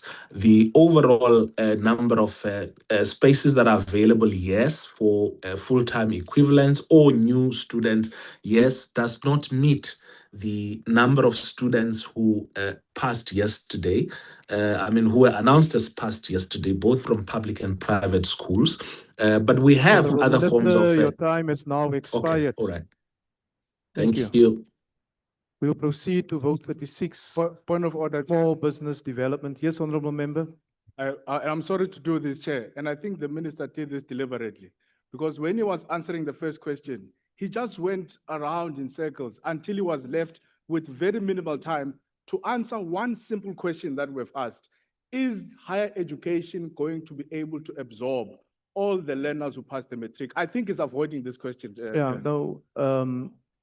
You see, as I indicated earlier, there's policy issues and there's adjustment issues in the budget that we're dealing with. I suggest you use the rules to submit an urgent parliamentary question to the minister so that he can reply to that. So that we I would can also advise Honourable House Chair, No, the Honourable Minister, member I to read have the not- statement which he issued today. Thank Honourable you. Minister, I've not recognized you. I now go to vote 36, small business development. The honourable member from MK who asked the question. Is the the member here to repeat the question from? It was on small business development. Not available. Bausa, do you want to repeat your question to the Minister on small business development? Not. And the ANC. Small business development question? Chair, I'm here. I can repeat if you'd like me to. Yes, please. Please do so. In the 2024-2025 financial year, 39.2 million allocated for small business support went unspent. Yet the adjustment appropriation bill makes no provision to correct, reallocate, or otherwise respond to this underspending. So how does the minister justify this inaction, given the persistent evidence and data that small businesses are underfunded and remain central to employment creation? The ANC? Ke a leboha modulasetulo. With regard to the reported 408 million environment in expenditure, can the department clarify how this environment aligns with the department planning and projection, and how has the environment impacted the achievement of key performance targets for MSMEs support and job creation? Ke a leboha modulasetulo. Thank you, Honourable Member. The Honourable Minister. Thank you so much, Honourable Chairperson, and apologies for the glitches earlier. I don't know what went wrong with our mic. And thank you to the honourable members for the questions. Starting with the first question that was asked in relation to the 39 million that was not spent, probably to just explain that we were two contributors in that, the underspending on filling in of vacancies, and of course the other one was on the issue of product markets. What we are doing to address that is to make sure that we are improving on our planning, but also we filled in the vacancies because, as I said, about 14 million rands was on vacancies that were not filled.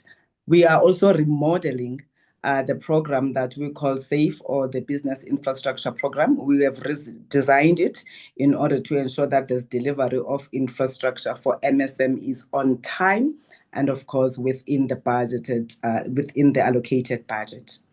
Now, honourable members, the other question that is being asked is, what is it that we are doing in relation to the environments? How do we explain the 408 million rands that we have put on environment? This is a normal system or process that is acceptable to National Treasury. As and when you look at the plans, then you are able to shift funds. But in our case, we needed to correct certain things because some of the funds were previously recorded under the transfers, as some of the projects were undertaken through the entity. Now they were back to us, and the National Treasury advised us that they must be placed accordingly. So it's meant to ensure that we're compliant, but also one of the funds that we also sought environment approval for was when we needed to respond to the spaza shop crisis that was faced by the country, wherein we made a commitment of getting business regulatory officers to assist the municipalities. Thank you, Honourable Minister. Your time is now expired. Honourable members, that concludes the question and answer session on the votes. We shall now proceed to decide the votes and schedules. Honourable members, I now put vote number 1, the presidency. Are there any objections? EFF? Thank you, House Chair. Please note the objection of the EFF. We are calling for a division. A division having been called, the bells will be rung for 5 minutes.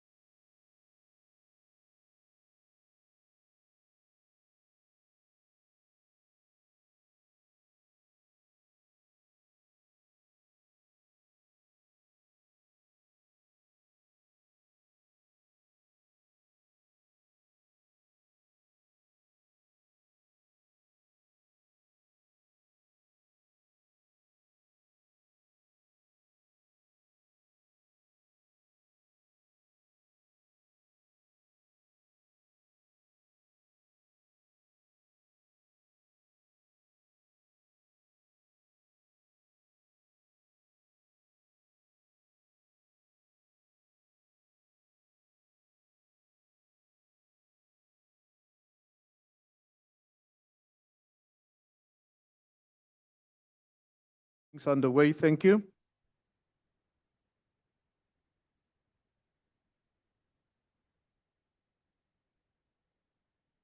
Honorable members, will you take up your seats?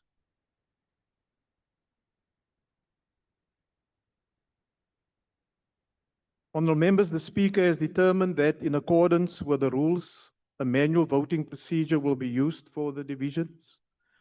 In order to establish a quorum, I would request the table to confirm that we have the requisite number of members physically present in the chamber and on the virtual platform to take this decision. We do have the requisite number.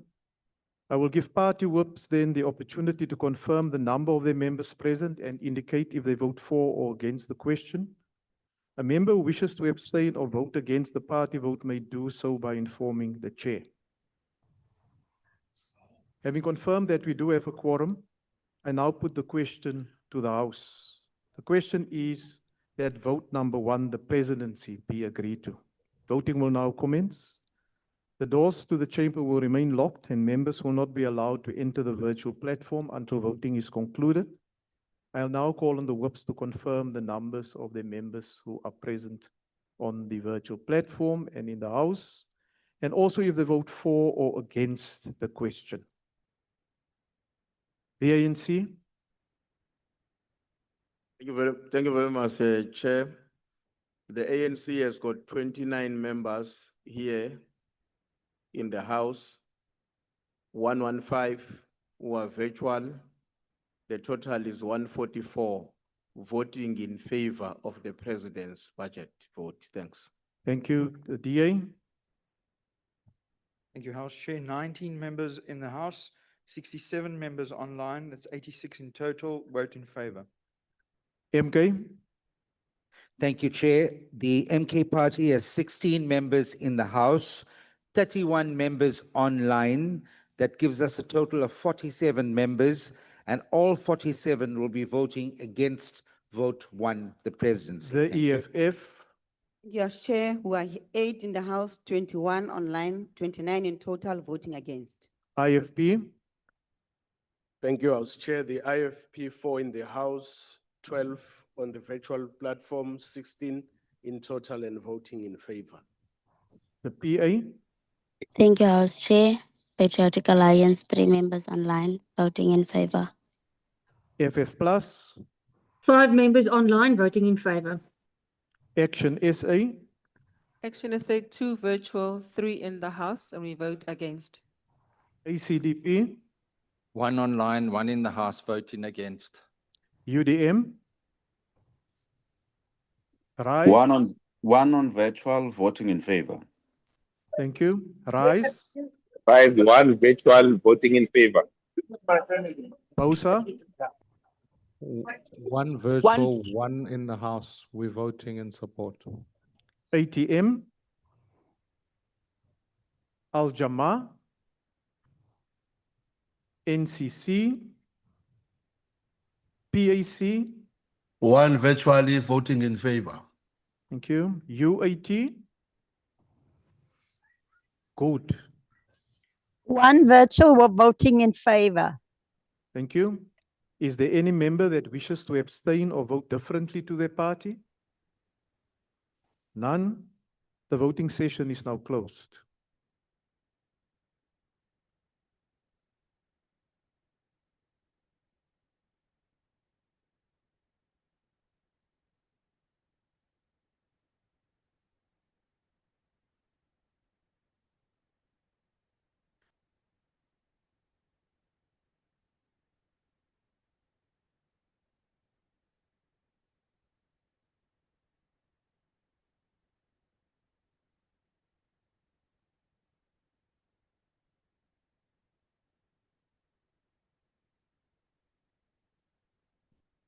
Honorable members, the outcome of the division is as follows. There's no abstentions. 83 voted against, 260 voted in favor. The vote is thus agreed to. I now put vote number 2, Parliament. Are there any objections? Thank you, House Chair. MK Party votes against, and we call for a division. A division having been called, the bells will be rung for 15 seconds. 1-5.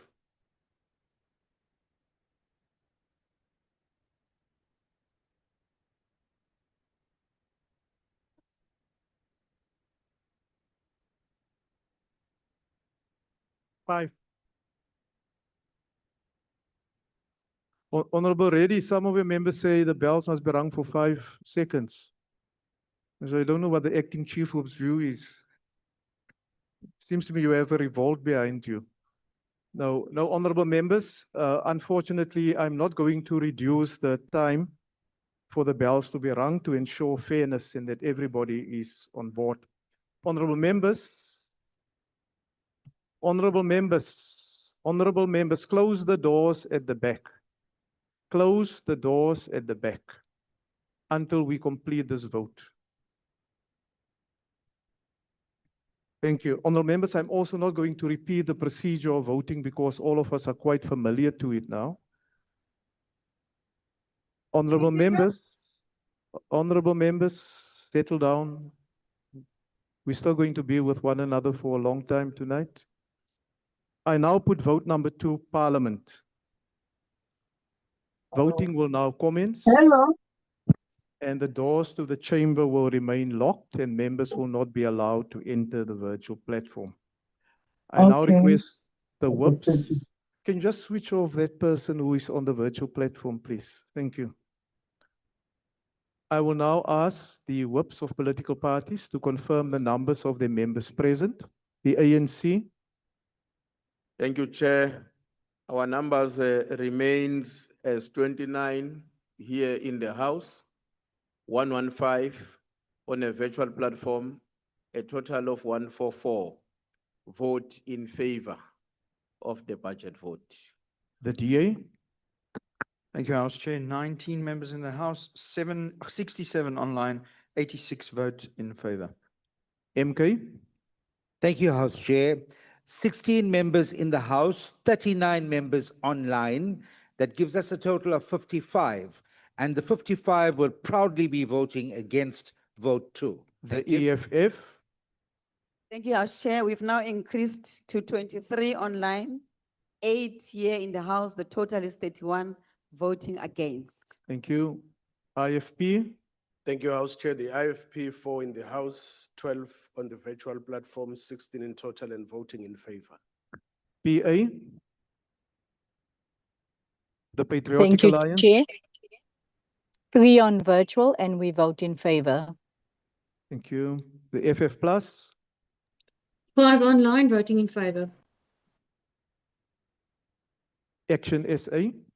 Action SA has 2 virtual, 3 in the House, total 5 we vote against. ACDP. The ACDP is 1 in the House, 1 online, 2 voting in favor. The UDM. 2 online, voting in favor. How many online? We didn't hear you clearly, Honorable Member. 2, 2. Chair. Thank Yes. you. Rice. 1 online supporting. Bosa. 1 in the House and 1 online, and we vote in support. ATM. Al Jamaa. NCC. PAC. 1 UAT. online in favor. Thank you, PAC. UAT. And good. 1 online, in favor. Thank you. Is there a member that wish to abstain or vote differently to their party? Is none. The voting session is now closed.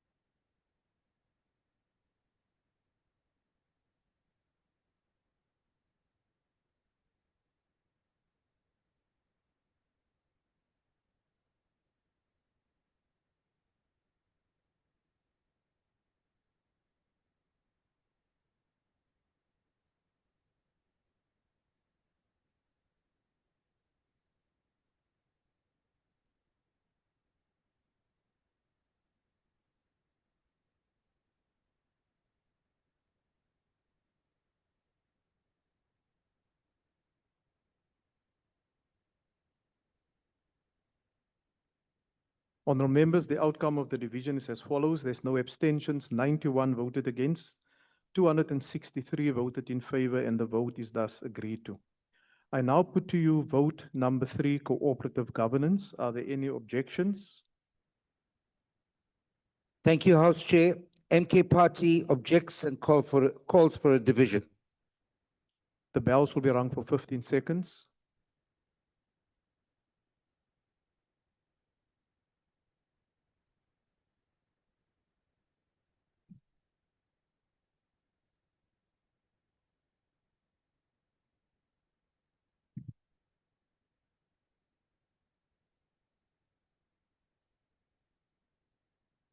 Honorable members, the question before the House is that vote number 3, cooperative governance, be agreed to.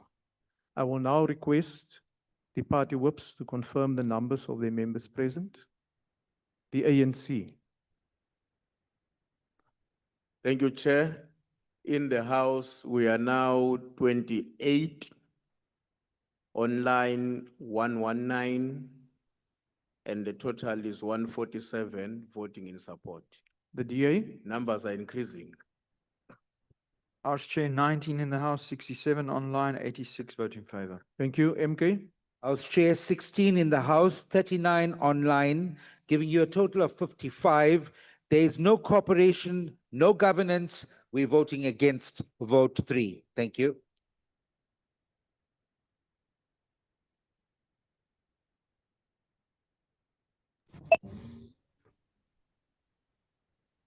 May I ask the acting chief whip to confirm the numbers of the MK members present online because the table numbers differs from yours. According to the table, you have 37 members online. Order, honorable members, we're in a voting session, Honorable Swart. Can I just ask a ruling on commentary as to the votes? Otherwise, we're going to be here all night. We don't need commentary on every single vote. Honorable member, the acting chief whip, can you confirm your numbers, please? Yes, our numbers are 39 as we have counted it, but I'm not sure if the table has got another number. 37. Is it 37? Yes. We will take the table numbers. So it's 37, it's 16 in-house, 37 online, and that gives you 53. Thank you. Thank you. EFF. Thank you, House Order, Chair. honorable members. Order, honorable members. EFF. Thank you, House Chair. 23 online, 8 in the House, total of 31 voting against. The IFP.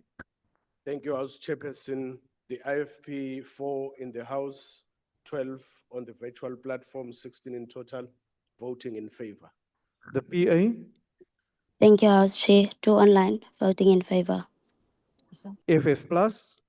5 online, voting in favor. Action SA. Action SA, we now have an additional member on the virtual platform. That's 3 on virtual, 3 in the House. That's total of 6, and we vote in favor. ACDP. 1 online, 1 in the House, 2 voting in support. The UDM. 2 online, voting in favor. Rise. 1 online, voting in favor. Bosa. 1 online, 1 in the House, both voting in favor. ATM. Al Jama. NCC. PAC. UAT. Good. 1 online, voting in favor. Thank you. Is there any member that wish to abstain or vote differently to their party? There's none. The voting session is now closed.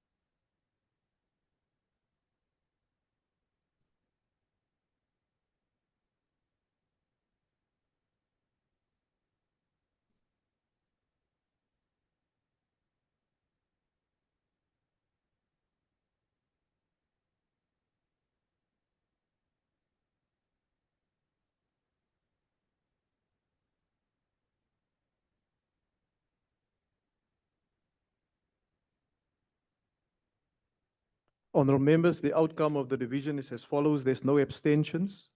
84 voted against, 270 voted in favor, and the vote is thus agreed to. I put vote number 4, Government Communications and Information System. Are there any objections? The EFF? Your Chair, please note the objection of the EFF and you are calling for a division. A division having been called, the bells will be rung for 15 seconds.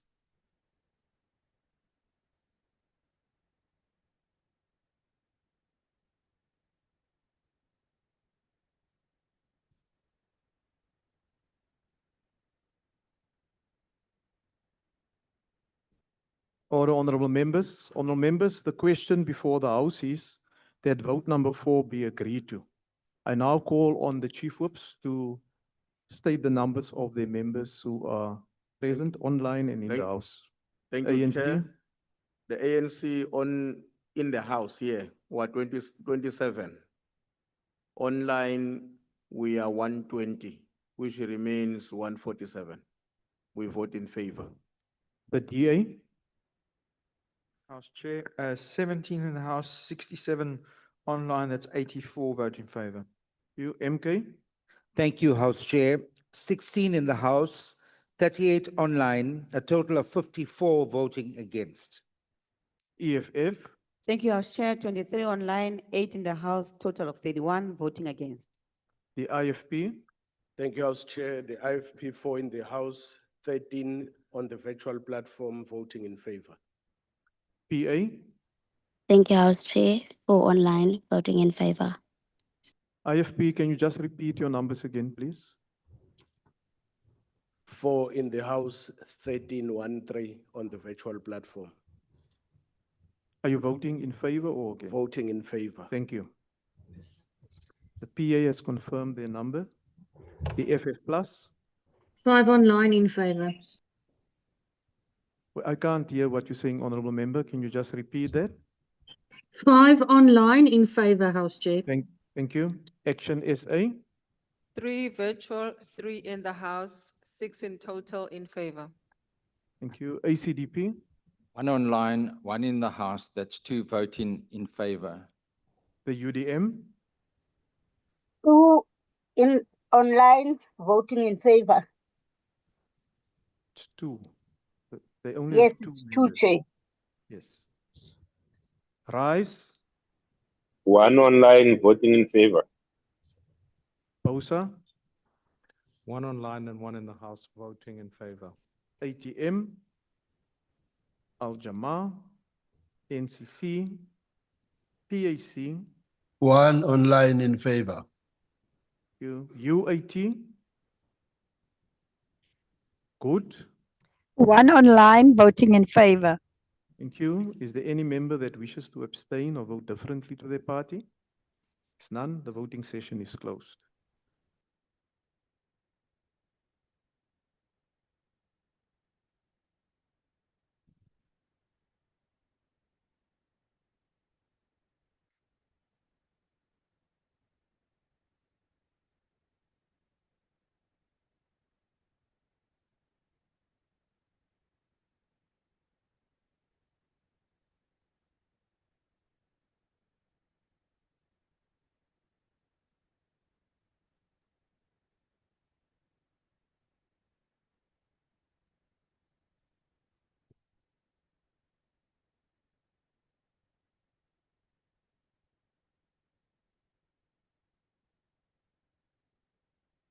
Honorable members, the outcome of the division is as follows.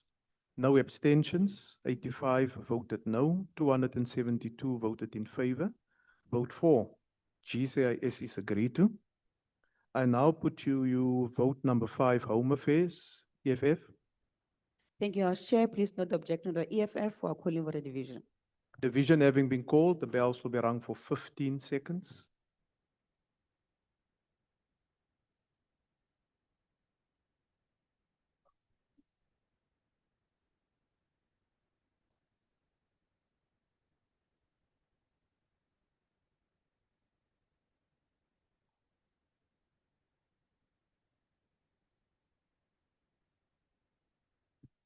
Close the doors, please. Honorable members, The question before the House is that vote number 5, Home Affairs, be agreed to. I will now identify the chief whips of political parties to state their numbers, the ANC. Thank you, Chair. Numbers have not changed. 27 inside, 120 online. That makes up 147 voting in favor. Thank you, the DA. House Chair, 19 in the House, 67 online, 86 vote in favor. MK. Thank you, House Chair. 16 in the House, 38 online. That gives the official opposition 54, and official opposition will be voting against. Thank you. EFF. Thank you, House Chair. 25 online, 7 in the House, 32 in total, voting against. IFP. Thank you, House Chair. The IFP 4 in the House, 1313 on the virtual platform, voting in favor. PA. Thank you, House Chair. 4 online, voting in favor. FF Plus. 5 online, voting in favor. Action SA. 3 on the virtual platform, 3 in the House, total of 6, we vote in favor. ACDP. 1 online, 1 in the House, that's 2 voting in support. UDM. 2 online, voting in favor. RISE. 1 online, supporting. BOSA. 1 online and 1 in the House voting in support. ATM. Al Jamaa. NCC. PAC. 1 in favor. UAT. Good. 1 online, voting in favor. Is there any member that wish to abstain or vote differently to their party? If none, the voting session is closed.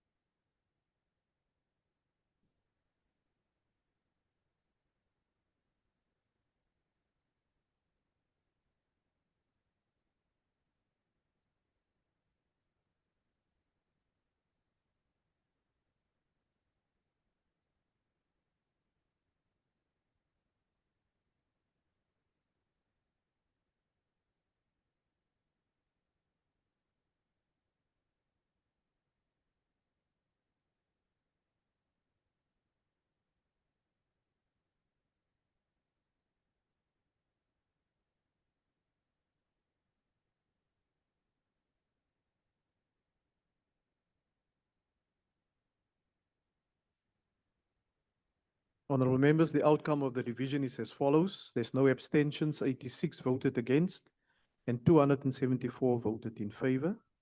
Vote number 5 is agreed to. Honorable members, I now put to you vote number 6. Are there any objections? Yes, Honorable Reddy. Thank you, Honorable House Chair. The MK party will be voting against and will be also calling for a division. The Thank you. division having been called, the bells will be rung for 15 seconds.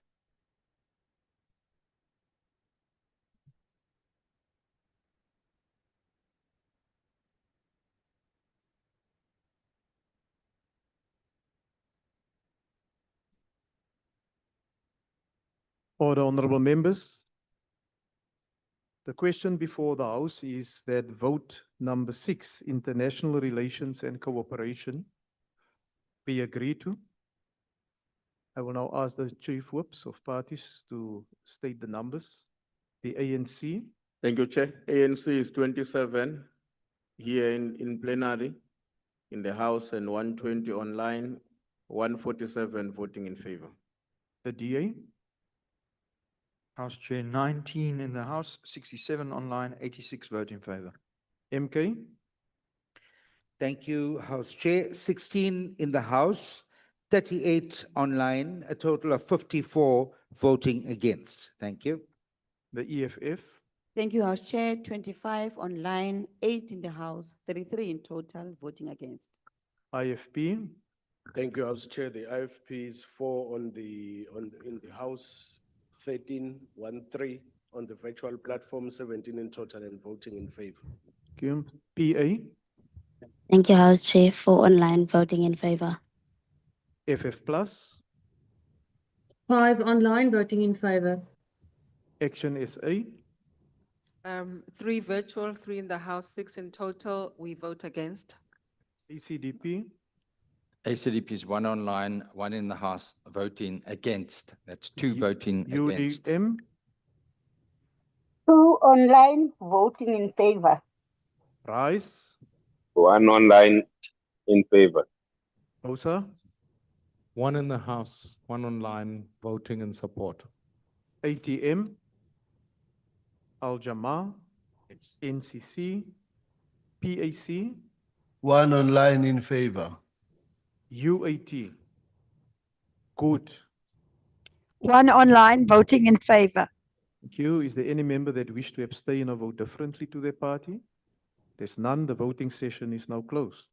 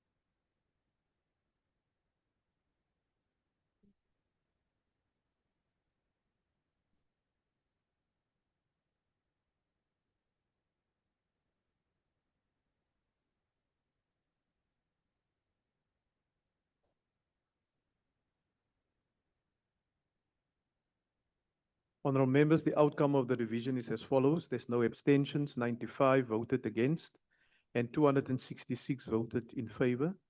The vote is thus agreed to.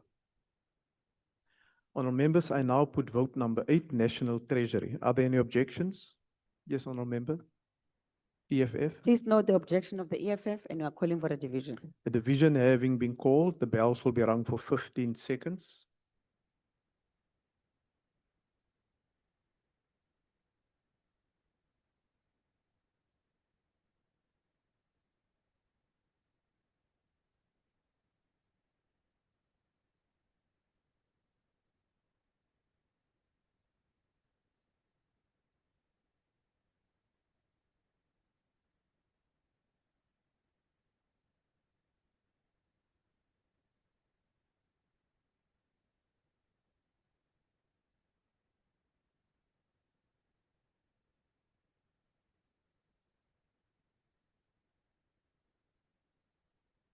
Order, honorable members. The question before the House is that vote number 8, the National Treasury, be agreed to. Chief Whips, can you indicate your numbers? The ANC. 27 online, 27 in the House, 120 online, 147 voting in favor. The DA. House Chair, 19 in the House, 66 online, that's 85 in favor. MK. Thank you, House Chair.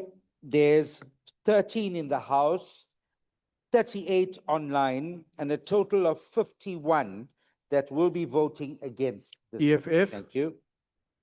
House Chair, I think we must verify the number of the ANC. I There want are your 25 in numbers. the House. No, they are busy checking the numbers. Okay, thank There's you, House staff Chair. sitting here. Chair, we are 25 online, 8 in the House, 33 in total voting against. Thank you. IFP, Your House Chair, the IFP, we are 4 in the House, 13 on the virtual platform, 17 in total, voting in favor. honorable members, can we just quiet down? Because the staff are recording the numbers here. And if we have noise, it's difficult for them to follow the proceedings. The PA, Thank you, House Chair. Patriotic Alliance 4, voting online, voting in favor. FF Plus, Thank you, House Chair. We are 5 online voting in favor. Action SA, House Chair, 3 online, currently 1 in the House, 4, voting in favor. that's 4. The ACDP, 1 online, 1 in the House, that's 2 in support. UDM, 2 online, voting in favor. RISE, 1 online in favor. BOSA, 1 in the House and 1 online voting in support. ATM, Al Jamaa, NCC, PAC, 1 online in favor. UAT, good. 1 online, voting in favor. Honorable Trollip, did you want to correct something? Yes, Chair, sorry, we are voting against. Your total was 4. 4 against. Yes. Thank you. Can you just make that correction, please? Is there any member that wishes to abstain or vote differently from their party? There's none. The voting session is now closed.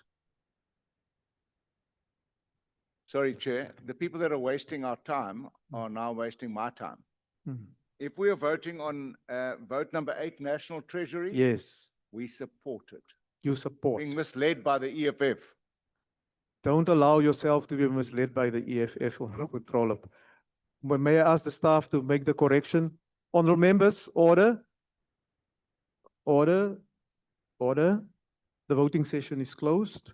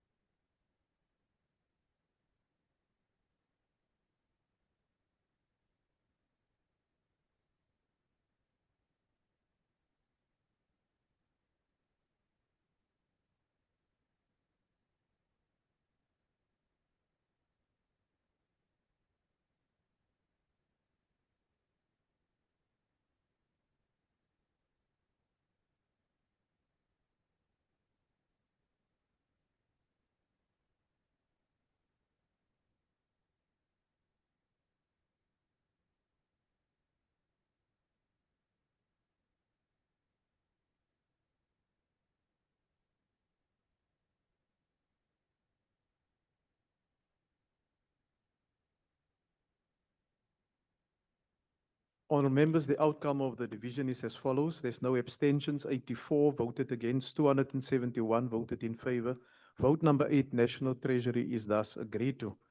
I now put to you vote number 9. Are there any objections? Yes, honorable member. Thank you, House Chair. The MK Party records its vote against, objects, and calls for a division. A Thank you. division having been called, bells will be rung for 15 seconds.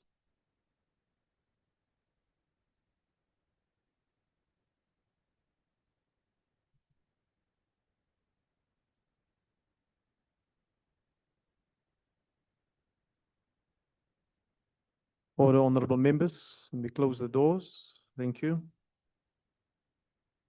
Honorable members, the question before the House is that vote number 9, planning, monitoring, and evaluation be agreed to?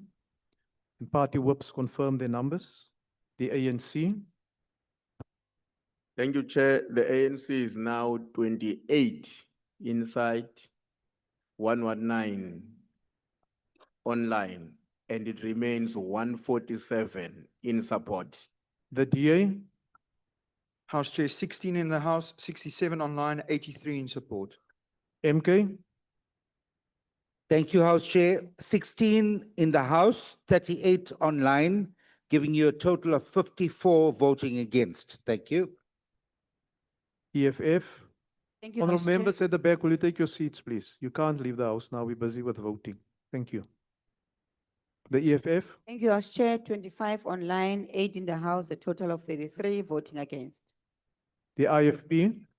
Thank you, House Chair. The IFP 4 in the House, 13 on the virtual platform, 17 in total and voting in favor. The PA. Thank you, House Chair. Patriotic Alliance 4 online, voting in favor. FF Plus. Thank you, House Chairperson. We are 5 online, voting in favor. Action SA. Action SA has 3 virtual, 3 in the House, 6 in total, and we vote against. You sure? Thank you. ACDP. CDP is 1 online, 1 in the House, that is 2 voting in support. Thank you. UDM.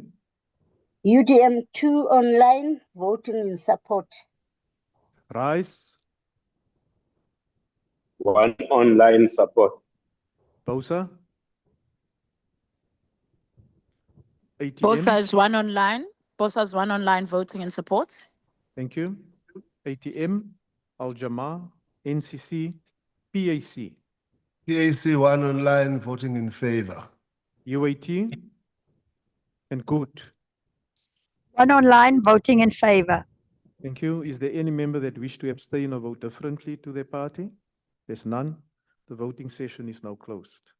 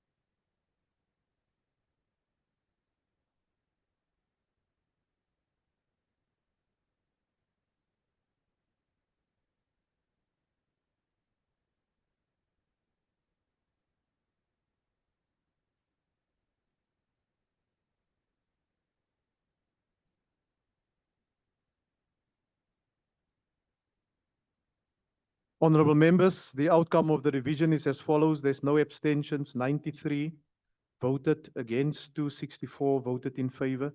Vote number 9 is agreed to. I now put to you vote 10, electricity and energy. Are there any objections?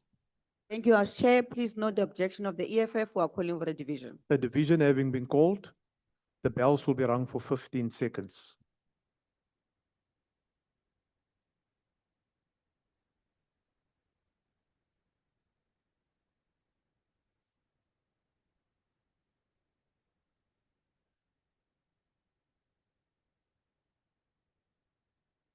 Thank you. Can we close the doors, please?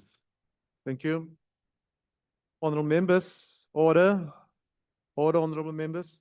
The question before the House is that vote number 10, electricity and energy, be agreed to. Party whips, please confirm your numbers. The ANC. 27 in the House, 120 online, 147 in support. The DA. Thank you, House Chair. 11 in the House, 68 online, 79 in favor. MK. Thank you, Chair. 16 in the House, 32 online, 48 voting against. EFF. Thank you, House Chair. 25 online, 8 in the House, a total of 33 voting against. IFP. Thank you, House Chair. The IFP 4 in the House, 13 on the virtual platform, 17 in total and voting in favor.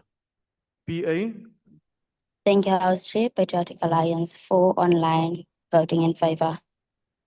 FF Plus, Thank you, House Chair. We are 5 online, voting in support. Action SA, Action SA has 3 virtual, 3 in the House, 6 in total. We vote in favor. thank you. ACDP, 1 online, 1 in the House. That's 2 voting against. UDM, 2 online, voting in favor. Rise, 1 Bosa. online, voting in support. to Bosa, 1 online, voting in support. ATM, Al Jamaa, NCC, PAC, 1 online, voting in favor. UAT, good.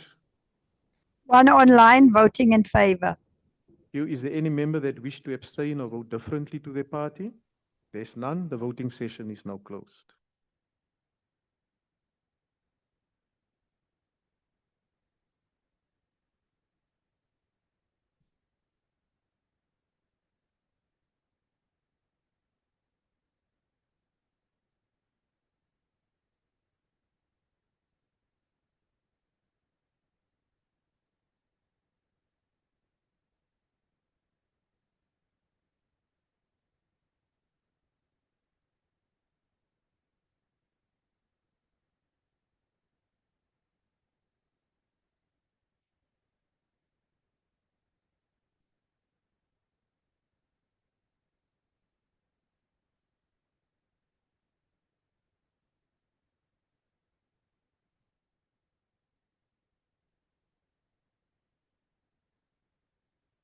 Order, honorable members, the outcome of the division is as follows. There's no abstentions, 83 voted against, 264 voted in favor.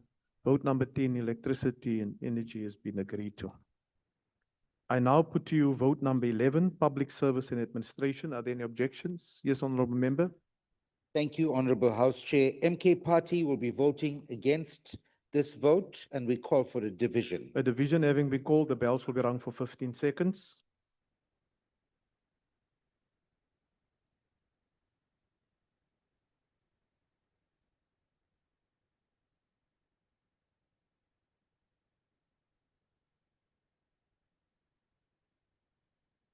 Order, honorable members.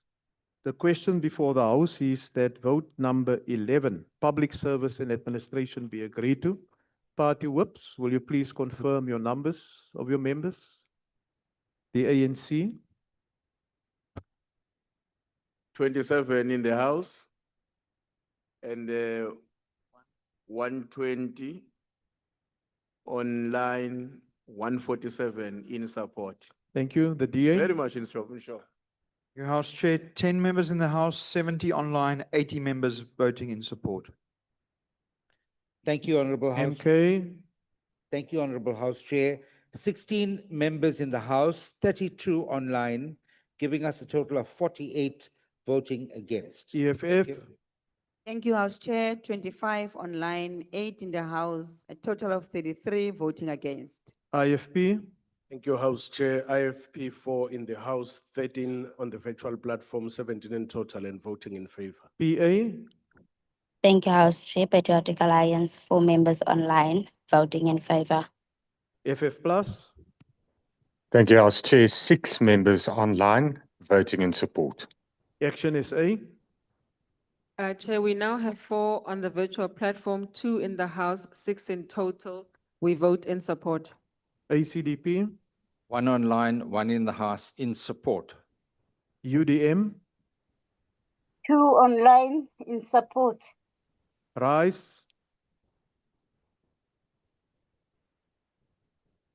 One Rise, online support.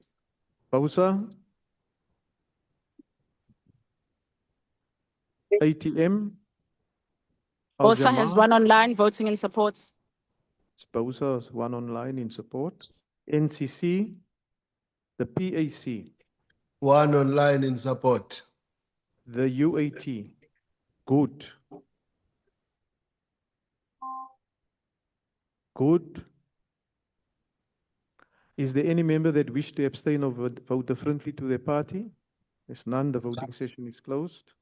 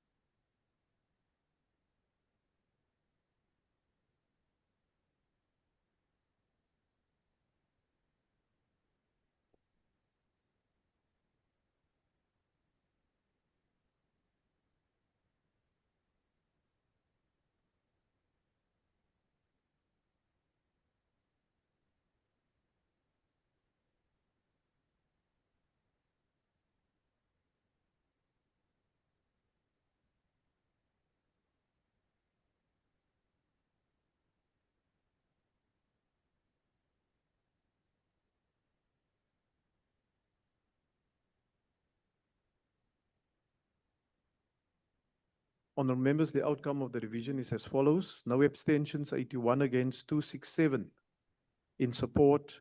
Vote number 11, Public Service and Administration, is thus agreed to. I now put to you vote number 12, Public Service Commission. Yes, Honourable Member.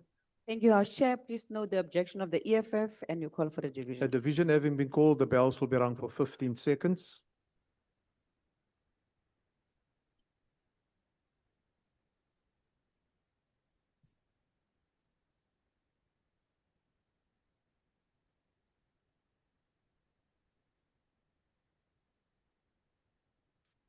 Order, honourable members. The question before the House is that vote number 12, the Public Service Commission, be agreed to.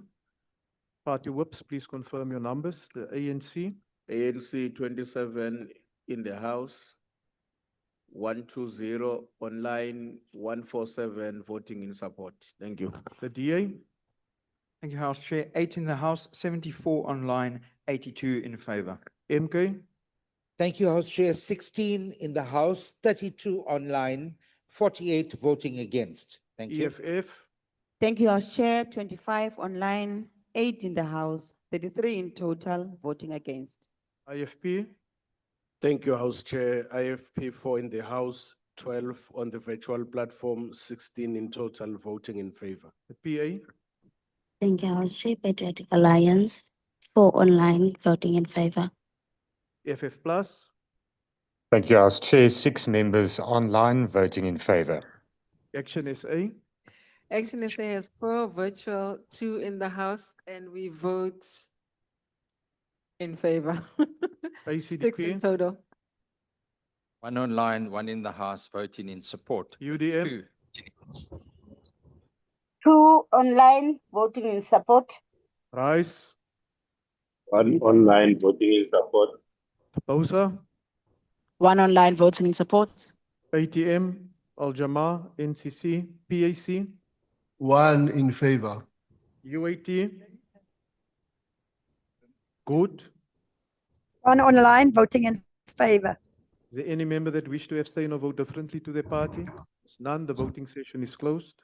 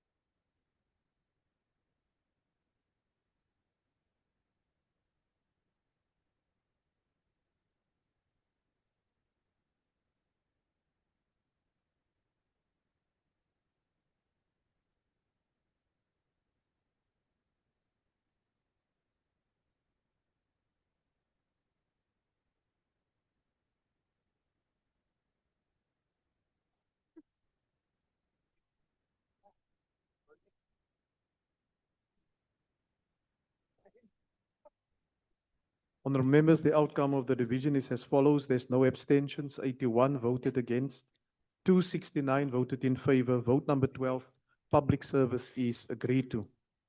I now put to you, honorable members, vote number 13, public works and infrastructure. For this vote to be agreed to, and I ask that the order, honorable members, order. Let me go again. The question before the House is that vote number 13, public works and infrastructure, be agreed to. Party whips, can you confirm your numbers? The ANC, 24 in the House. Yeah, did you call, you haven't called a You're division supposed to yet, put Chair. the matter to the House first. my We know. my it's not clear. apologies. Honorable Reddy. Thank you, House Chair. MK Party will be voting against, and we're calling for a division. So predictable. We, The House we will be work, run we for work for 15 our seconds. money. We don't get paid for nothing.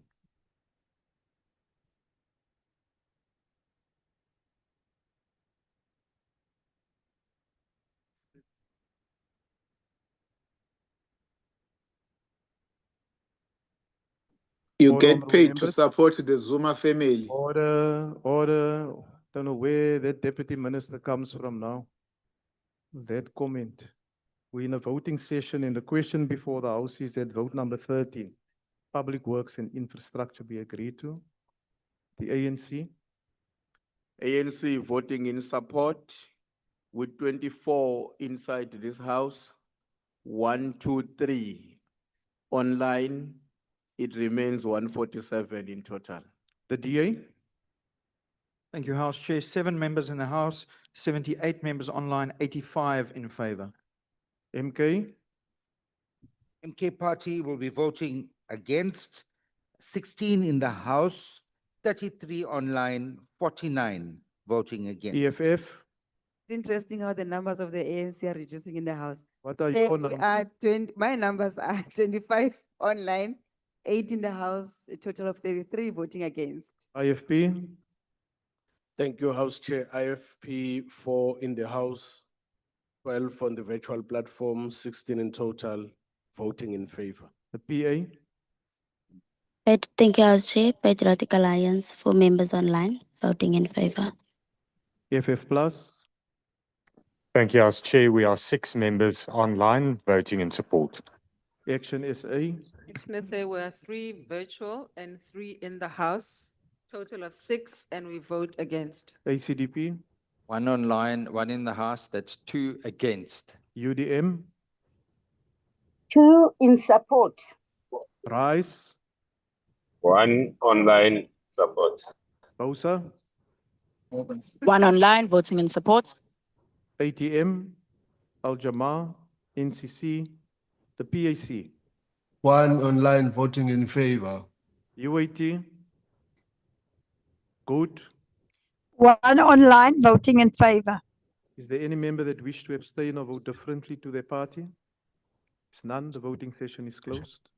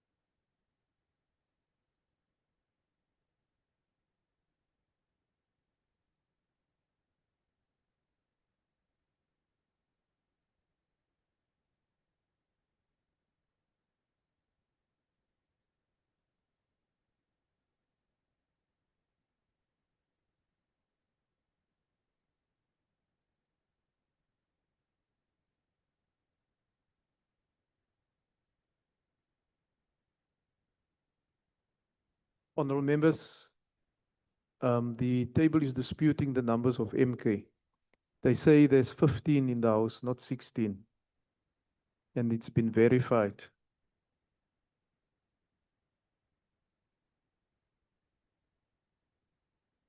There's apparently one of your members who left. Can we just confirm the number, please, so that we don't delay proceedings? One left. It's not difficult to count 15 in the house. There's 15. So can you just correct that, Honorable Chief Whip? Apologies, House Chair. It's 15 in and 33 online. So that gives us a total of 48. Okay. Is that your final answer? Chair. Yeah. Can the table be consistent in checking all the numbers, even on the other parties? The They are people doing that. wicked, They can do that. No, they are doing that. It's reducing, but they don't check their numbers. No, they are doing that. Order, honorable members. Order, order, order. Honorable, order, honorable members.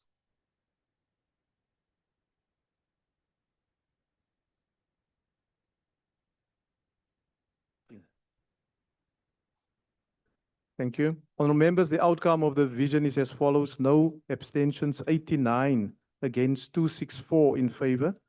Vote number 13, Public Works, has been agreed to. Honorable members, I now put no vote number 14. Are there any objections? Thank you, House Chair. Please note the objection of the EFF and you are calling for the division. The division having been called, the bells will be rung for 15 seconds.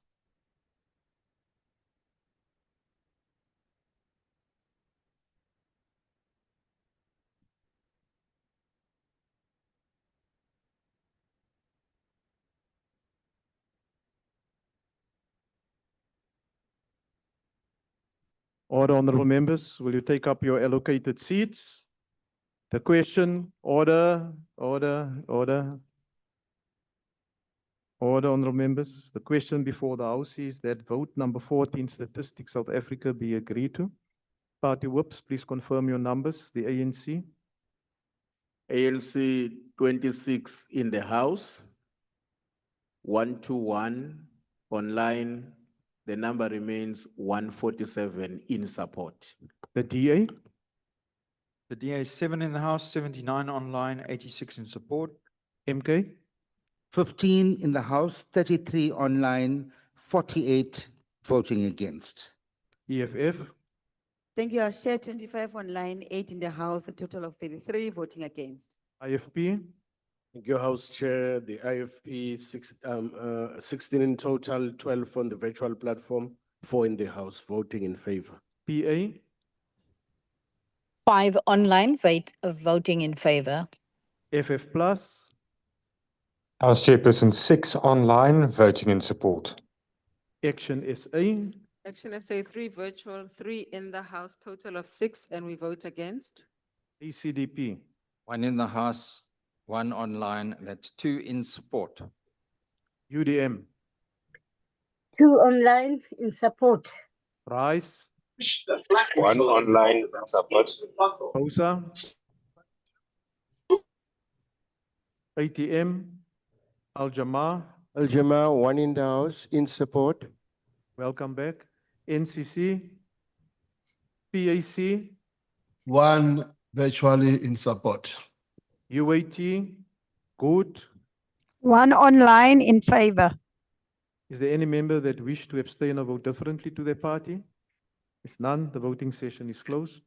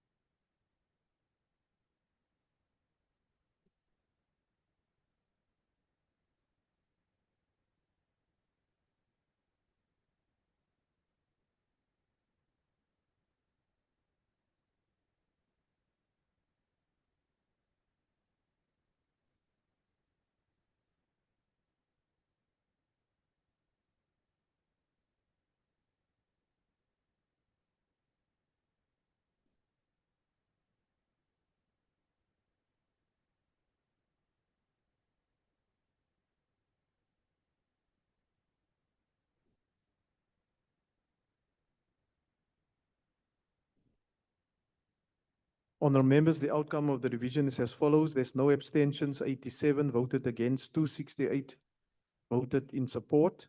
Vote number 14, Statistics South Africa, is thus agreed to. I now put to you vote number 16, Basic Education. Are there any objections? Yes, Honourable Member. Thank you, House Chair. MK Party will be voting against vote 16, and we call for a division. A division having been called, the bells will be rung for 15 seconds. How many now?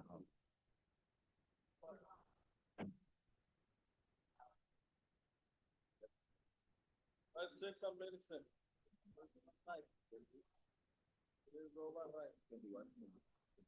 Order, Honourable Members. Order. The question before the House is that vote number 16, Basic Education, be agreed to. Party whips, please record the number of your members. ANC.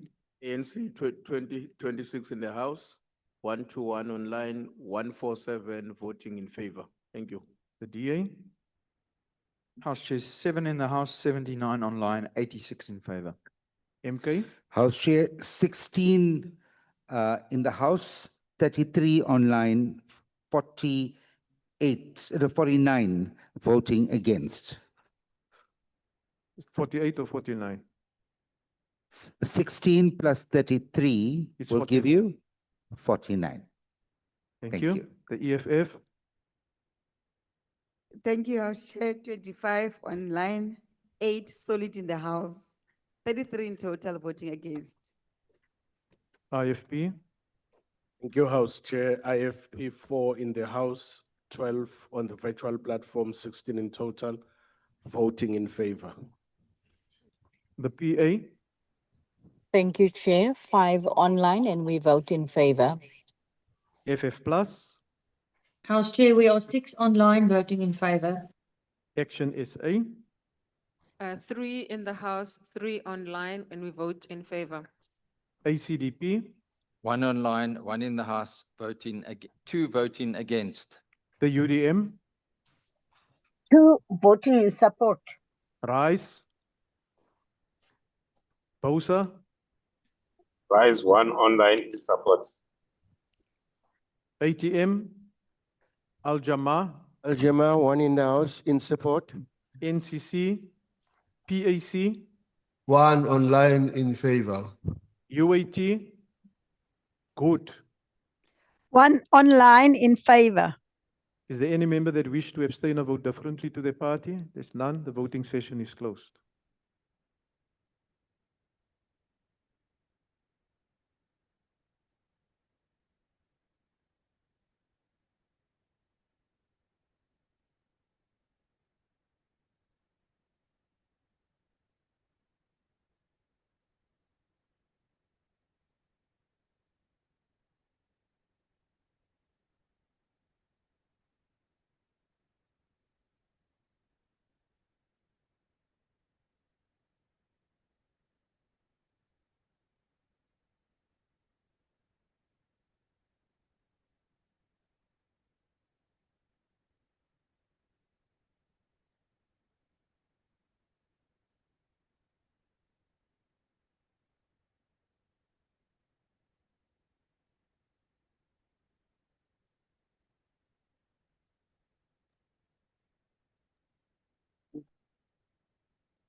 Honourable members, the outcome of the revision is as follows. There's no abstentions. 84 voted against. 272 voted. Mute that, Deputy Minister. Let me repeat. No abstentions. 84 voted against. 272 voted in favor. And vote number 16, Basic Education, is thus agreed to. Honourable members, I now put to you vote number 17. Are there any objections? Yes. Thank you, House Chair. Please note the objection of the EFF and you're calling for a division. A division having been called, the bells will be rung for 15 seconds.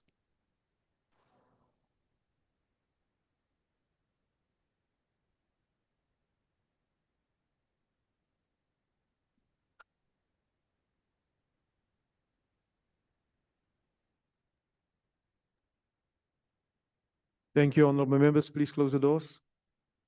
Honorable members, the question before the House is that vote number 17. Vote number 17, that is higher education, be agreed to. Party whips, record your votes, please. ANC.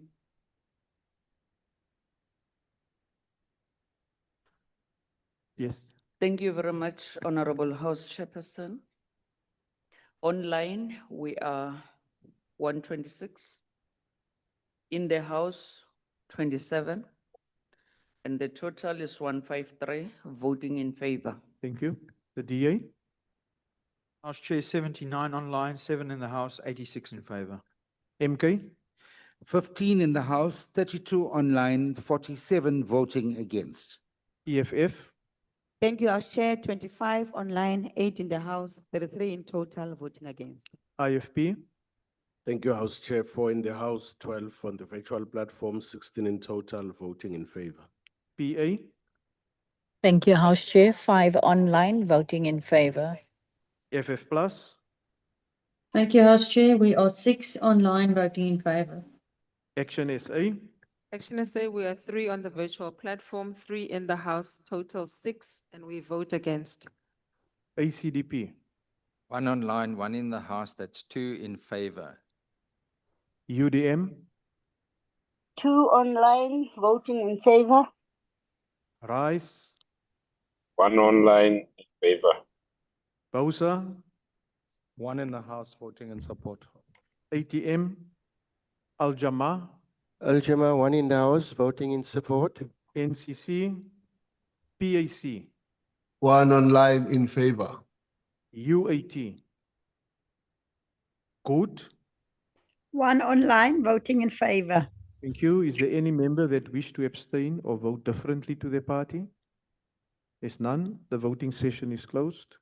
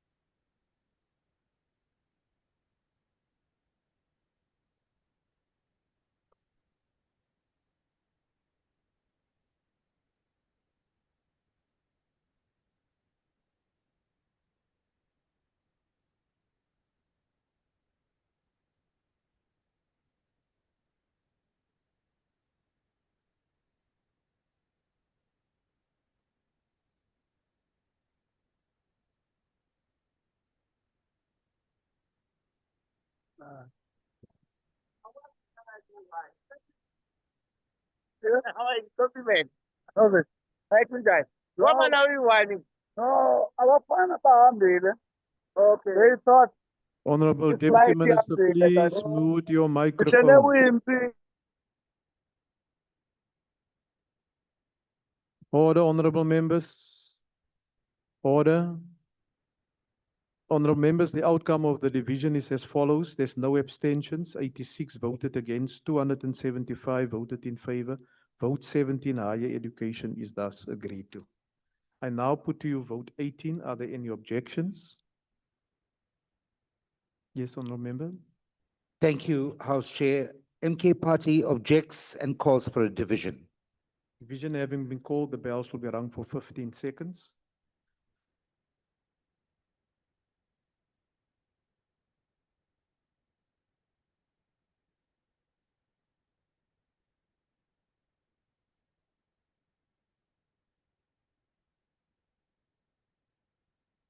Thank you.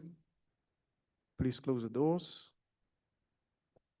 The question before the House is that vote number 18 health be agreed to. Party whips, record your votes of your members present. The ANC. Thank you, House Chairperson. 126 online, 27 in the House.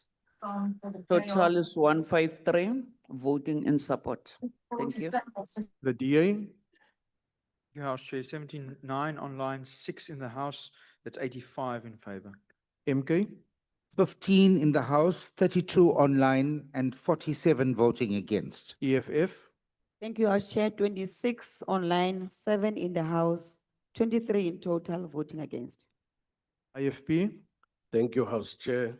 4 in the House, 12 on the virtual platform, 16 in total, voting in favor. The PA, Thank you, House Chair. 5 online, voting in favor. FF Plus, Thank you, House Chair. We are 6 online voting in favor. Action SA, 3 on the virtual platform, 3 in the House, 6 in total. We vote in favor. ACDP, 1 online, 1 in the House, that's 2 voting against. UDM, 2 online, voting for. RISE, BOSA, 1 in the House, voting in support. ATM, Al Jama, Al Jama, 1 in the House, voting in support. NCC, PAC, 1 online, voting in favor. UAT, good. 1 online, voting in favor. You, is there any member that wish to abstain or vote differently to their party? It's none. The voting session is closed. Yes, honourable member, why do you want to be recognized? Thank you, House Chair. House Chair, I have a duty to bring this to your attention. I did not see one of our members leave, so we were 5 in the House, not 6. My apologies for the wrong number, but I do feel I need to bring it to your attention if I submitted the wrong number. We are 5 in the House, not 6, so that would be 84 members in favor. My Well- apologies. The table are instructed to make that correction. Thank you.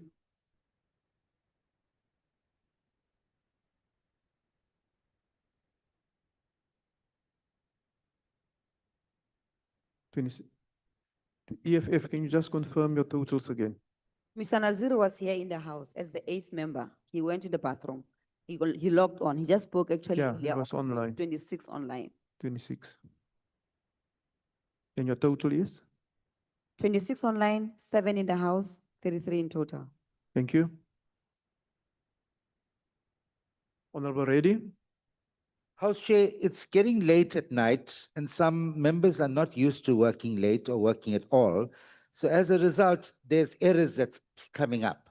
I just want to appeal to table staff to please keep a record of the members that are present, because I've noticed that they are quick to pick up errors with MK, but not with other parties. I mean, we respect and we thank the DA for bringing that up, but that should have been picked up by the table staff.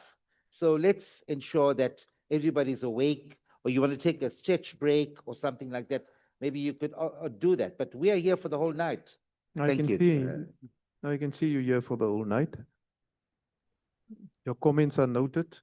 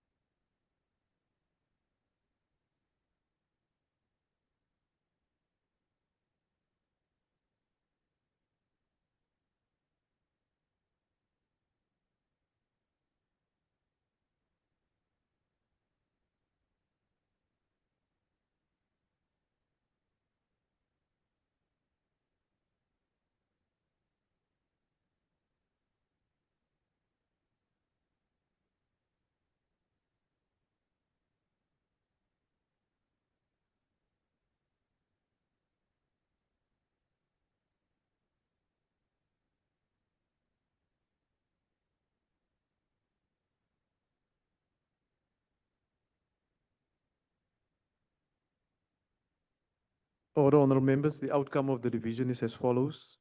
There's no abstentions, 82 voted against, 276 voted in favor. Vote number 18, health, is agreed to. I now put to you vote number 19, social development. Are there any objections? Thank you, House Chair. Please note the objection of the EFF and are calling for a division. A division having been called, the bells will be rung for 15 seconds.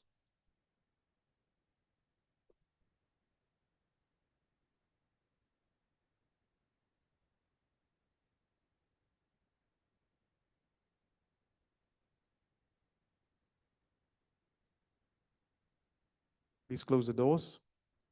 Honourable members, the question before the House is that vote number 19, social development, be agreed to. Whoops, record your numbers, please.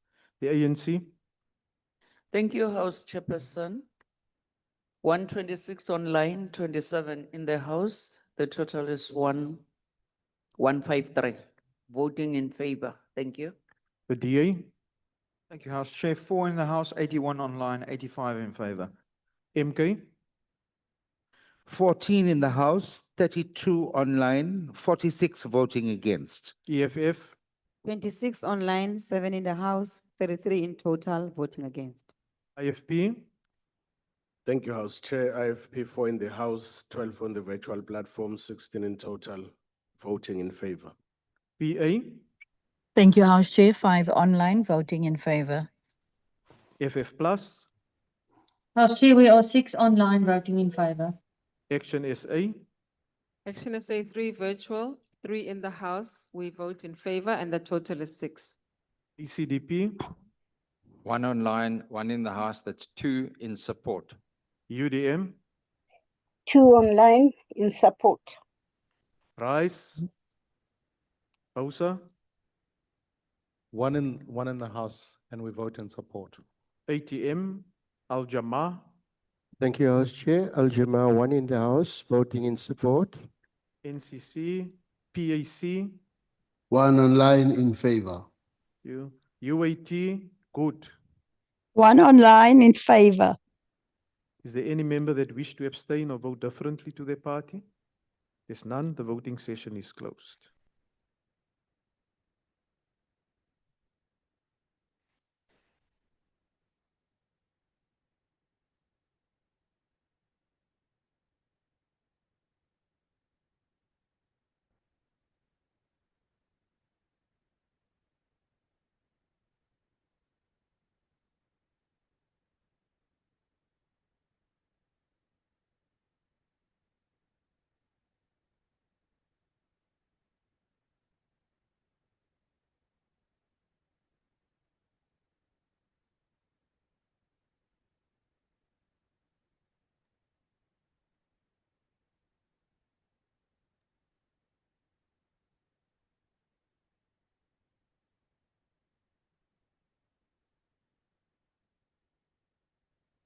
Thank you. The outcome of the division is as follows. There's no abstention, 79 voted against, 279 voted in favor, and vote number 19, social development, is thus agreed to. Honourable members, I now put to you vote number 20, women, youth, and persons with disabilities. Are there any objections? Honourable Reddy. Thank you, House Chair. MK Party will be voting against vote 20, and we're calling for a division. A division having been called, the bells will be rung for 15 seconds.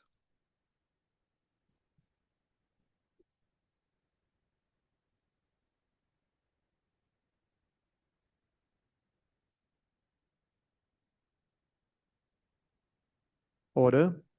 Honourable members, the question before the House is that vote number 20, women, youth, and persons with disabilities, be agreed to. Party whips, please record your numbers. The ANC. Thank you, House Chair. 126 online, 27 in the House, 153 in total, voting in support. The DA. You Chair, 4 in the House, 81 online, 85 in favor. MK. Thank you. 13 in the House, 33 online, 46 voting against. EFF. Thank you, House Chair. 25 online, 8 in the House, 33 in total, voting against. Thank you. IFP.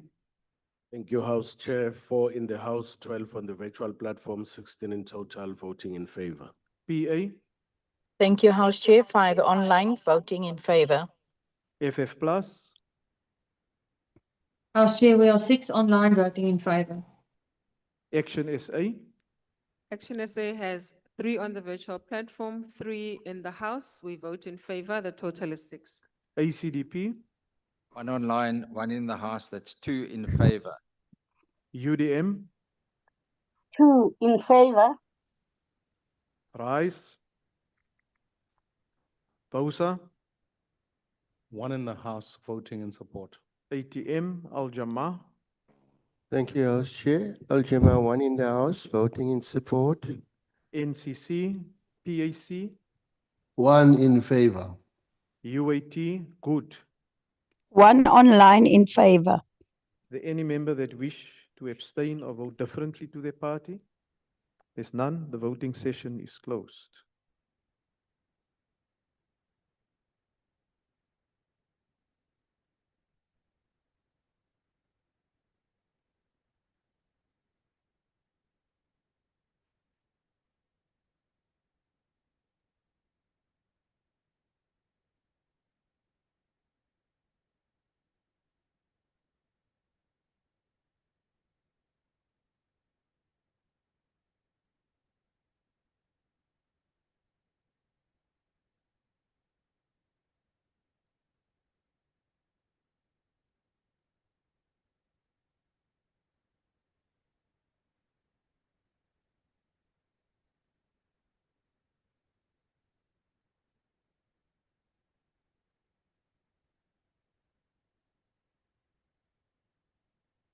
Honourable members, the outcome of the division is as follows. There's no abstention, 79 voted against, 279 voted in favor.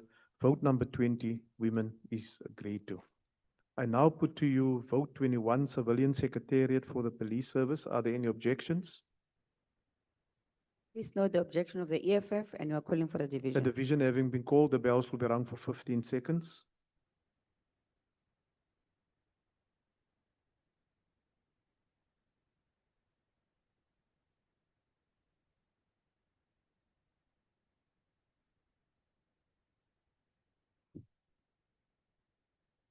Order, honourable members. The question before the House is that vote 21 civilian secretariat for the police service be agreed to. Party whips, please record your numbers. The ANC. Thank you, House Chair. 126 online, 27 in the House, 153 total. We vote in favor. Thank you. DA, House Chair, 4 in the House, 81 online, 85 in favor. MK, 14 in the House, 33 online, giving us a total of 47 voting against. EFF, Thank you, House Chair. 25 online, 8 in the House, a total of 33 voting against. IFP, Thank you, House Chair. IFP 4 in the House, 12 on the virtual platform, 16 in total voting in favor. PA, Thank you, House Chair. 5 online, voting in favor. FF Plus, House Chair, we are 6 online voting in favor. Action SA, 3 in the House, 3 online, total 6, we vote in favor. ACDP, 1 online, 1 in the House, that's 2 in support. UDM, 2 in support. RISE, BOSA, One in the House voting in support. ATM, Al Jama, Thank you, House Chair. 1 in the House, Al Jama voting in support. NCC, PAC, One online in favor. UAT, good. One online in favor.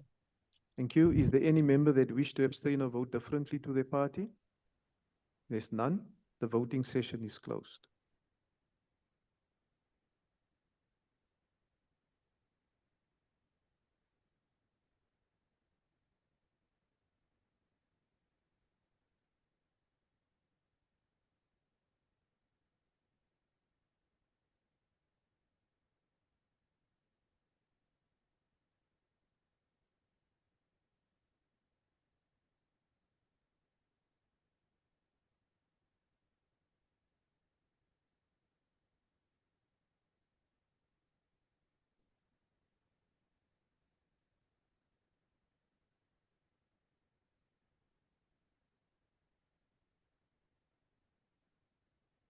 Honourable members, the outcome of the division is as follows. There's no abstentions, 80 voted against, 279 voted in favor.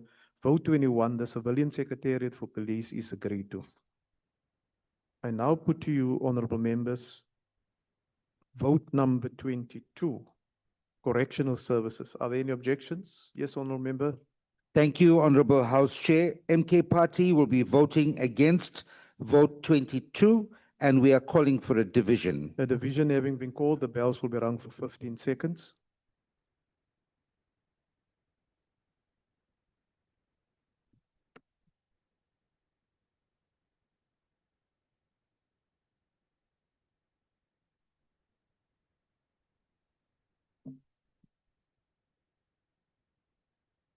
Please close the doors. Thank you. The question before the House is that vote 22, correctional services, be agreed to. Party whips, record your votes, the ANC. Thank you, House Chairperson. 126 online, 27 in the House, 153 in total voting in favor. Thank you. QDA, 4 in the House, 81 online, 85 in total.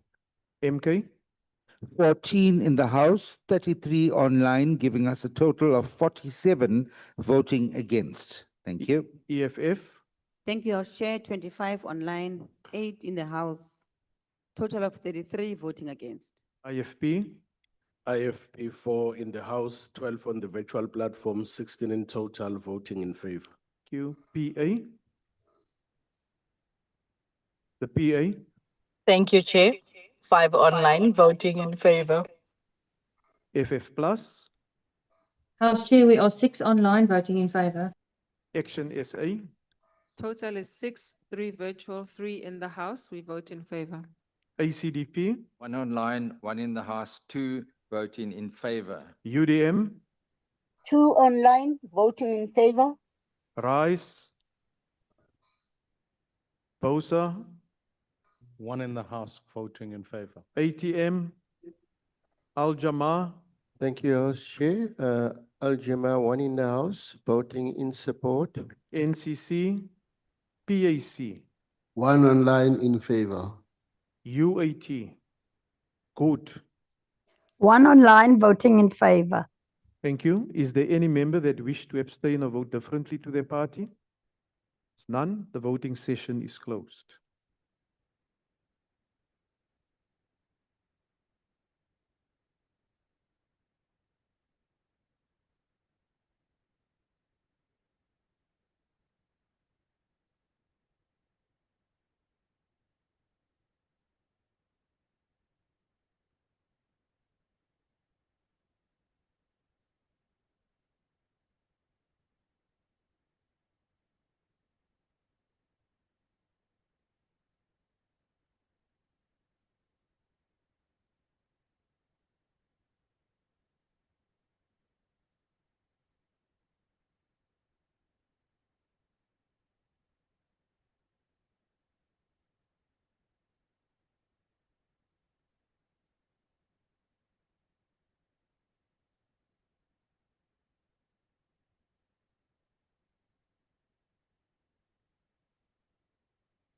Honourable members, the outcome of the division is as follows. There's no abstentions. 80 voted against, 279 voted in favor. Vote 22, correctional services, is agreed to.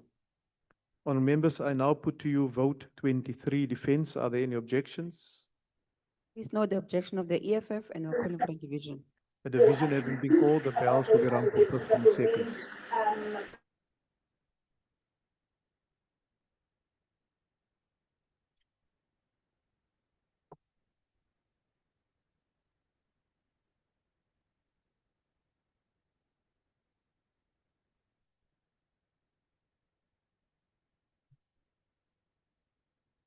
Honourable members, the question before the House is that vote number 23, defence, be agreed to.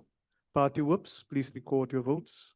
The ANC, Thank you, House Chairperson. No, that's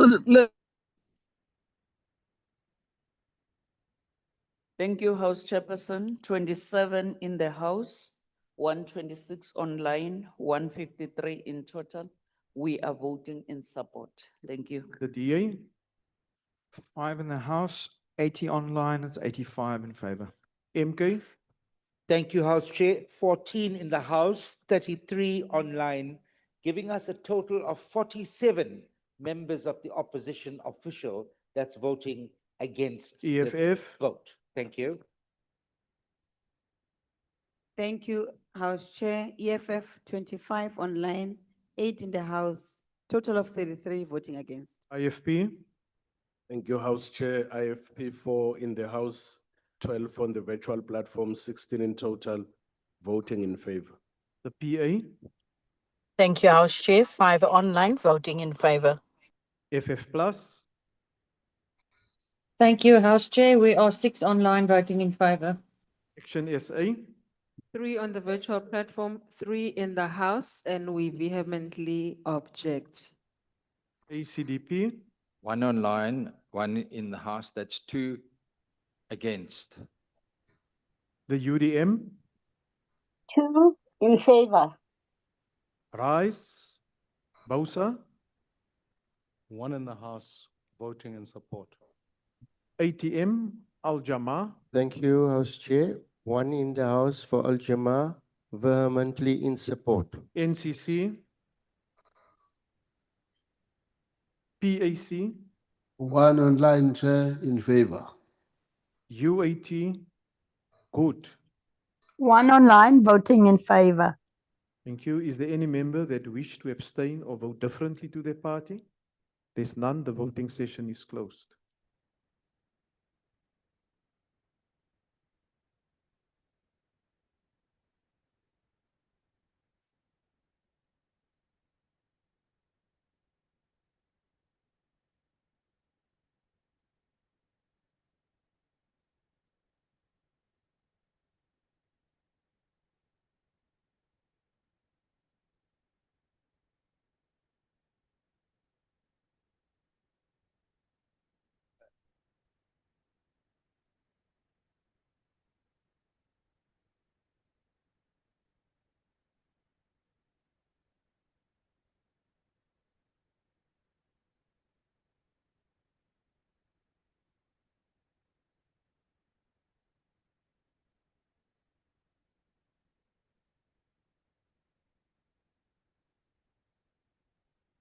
Honourable Member, the outcome of the division is as follows. There's no abstentions. 88 voted against, 271 voted in favour.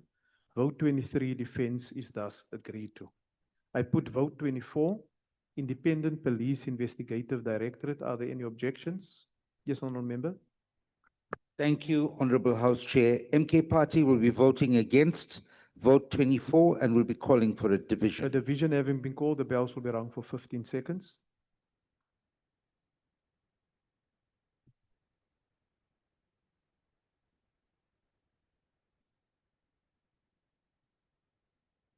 House, 33 online, 47 voting against. EFF. House Chair, 24 online, 8 in the House, 32 in total, voting against. The IFP. Thank you, House Chair. 4 in the House, 12 on the virtual platform, 16 in total, voting in favor. The PA. Thank you, Chair. 5 online voting in favor. FF Plus. Thank you, Chair. We are 6 online voting in favor. Action SA. Thank you, House Chair. We are now 4 on the virtual platform, 2 in the House, total 6, and we vote against. ACDP. 1 online, 1 in the House, and that's 2 voting in support. UDM. 2 online, voting in support. Rise. Bausa. One in the House, voting in support. ATM. Al Jama. Al Jama, one in the House, voting in support. NCC. PAC. 1 online, in favor. UAT. Good. 1 online voting in favor. Is there any member that wish to abstain or vote differently to their party? It's none. The voting session is closed.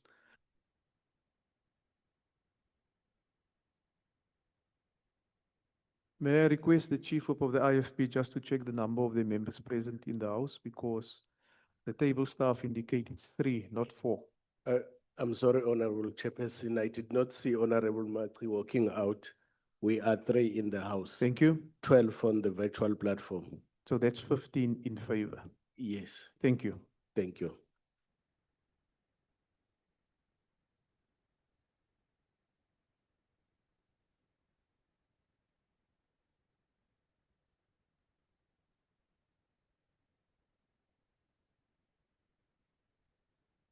Remember, we're not allowing singing here. If you have your conference, you can do that.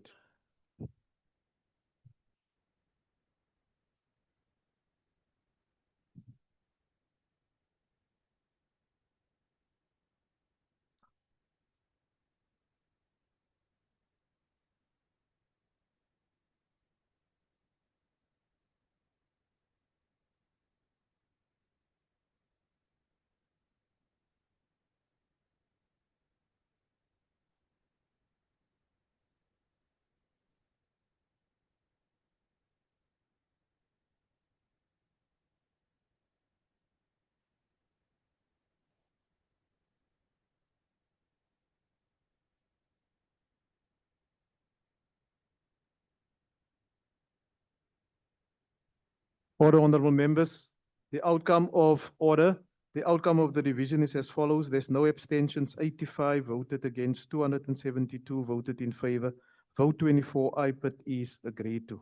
I put to you vote number 25, Justice and Constitutional Development. Are there any objections? Yes, Honorable Mautwe. House Chair, please note the objection of the EFF and we are calling for a division. The division having been called, the bells will be rung for 15 seconds. Recording in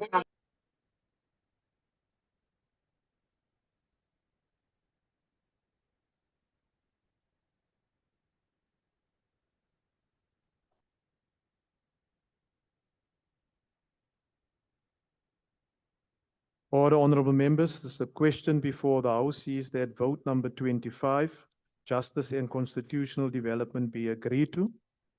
Party whips, record your votes. The ANC. Thank you, House Chairperson. 27 in the House, 126 online, 153 in total. We are voting in favor. DA. Thank you, House Chair. 5 in the House, 81 online, 86 in favor. MK. 14 in the House, 33 online. That leaves us a total of 47 voting against. Thank you. EFF. Thank you, House Chair. 25 online, 7 in the House, 32 in total, voting against. IFP. Thank you, House Chair. IFP 4 in the House, 12 on the virtual platform, 16 in total, voting in favor. PA. Thank you, House Chair. 5 online, voting in favor.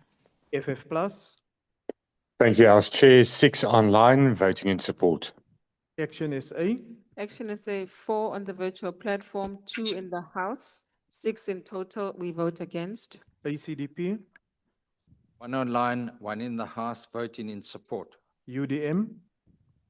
2 online, voting in support. BOSA. 1 in the House, voting in support. ATM. Al Jama. Thank you, House Chair. 1 in the House, voting in support. NCC. PAC. 1 online, Chair, voting in favor. UAT. Good. 1 online, voting in favor. Thank you. Is there any member that wish to abstain or vote differently to their party? There's none. The voting session is closed.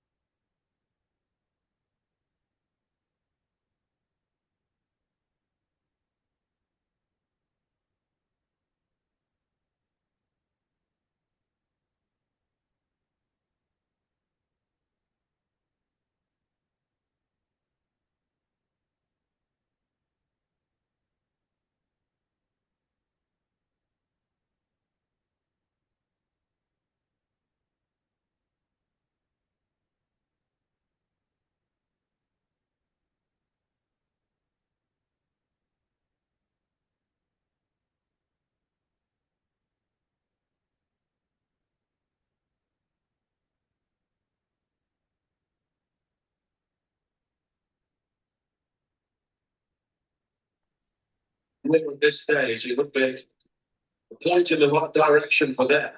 Thank you.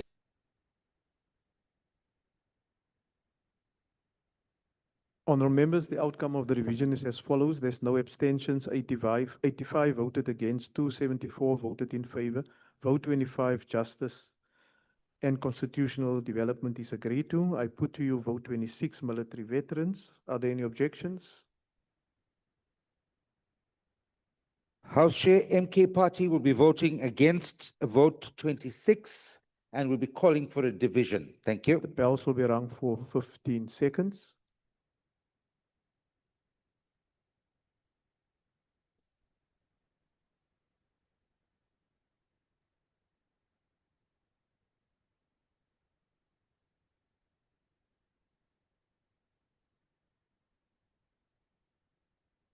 Thank you. May close the doors. Honourable members, the question before the House is that vote 26 military veterans be agreed to. Party whips, record your votes. The ANC. Thank you, House Chairperson.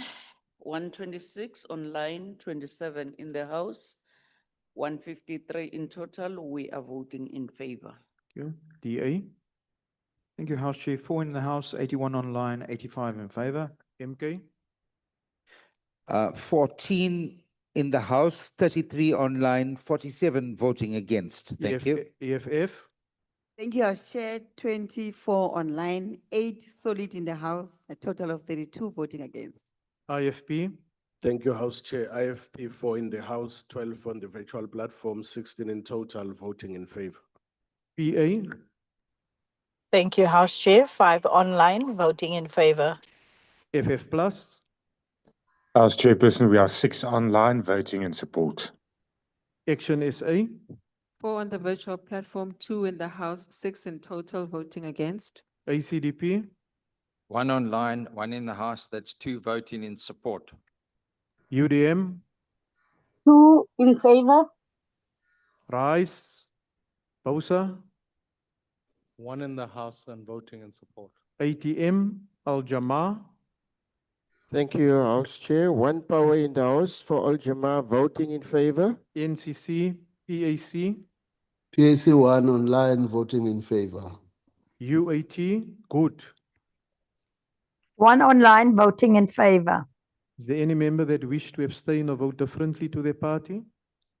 There's none, the voting session is closed.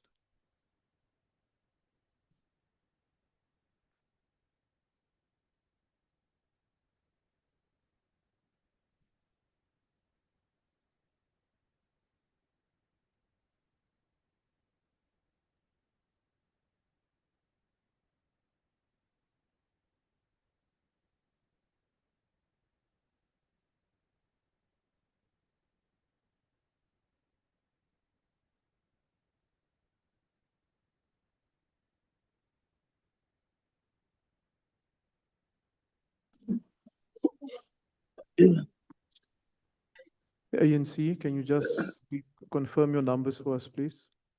The ANC, 126 online, 27 in the House. We are 27 in the House, and the total is 153. thank you.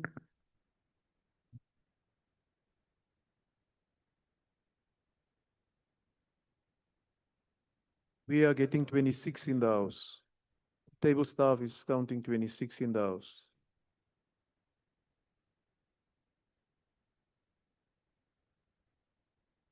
Okay, 126, 26, 152. 150. Voting in favor, but we're Just make that 27. correction, please. No, but we're 27. We are 27. We're 27. Table staff, We are 27 in the House. Yeah.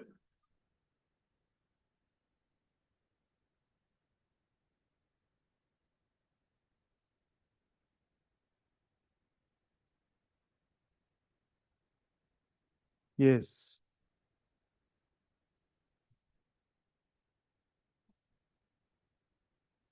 This, the Chief Whip, the seating arrangements with the DA is causing problems here.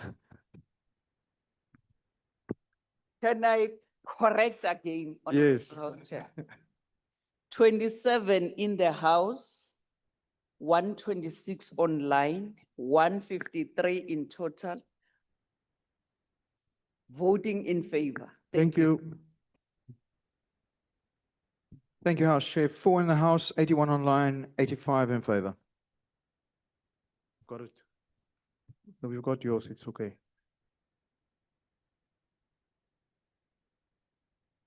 We were just checking the numbers of the ANC.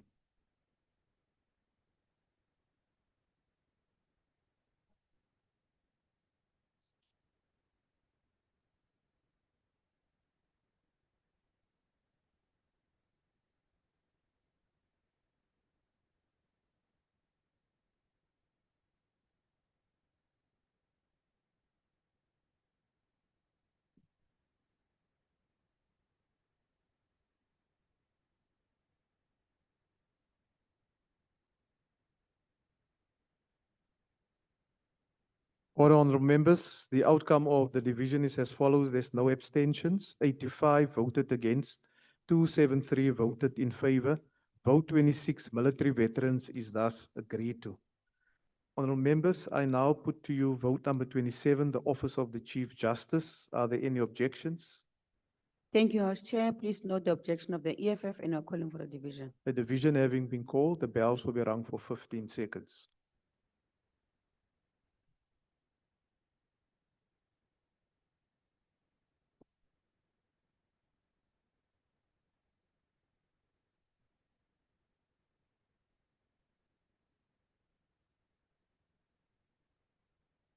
Please close the doors. Thank you.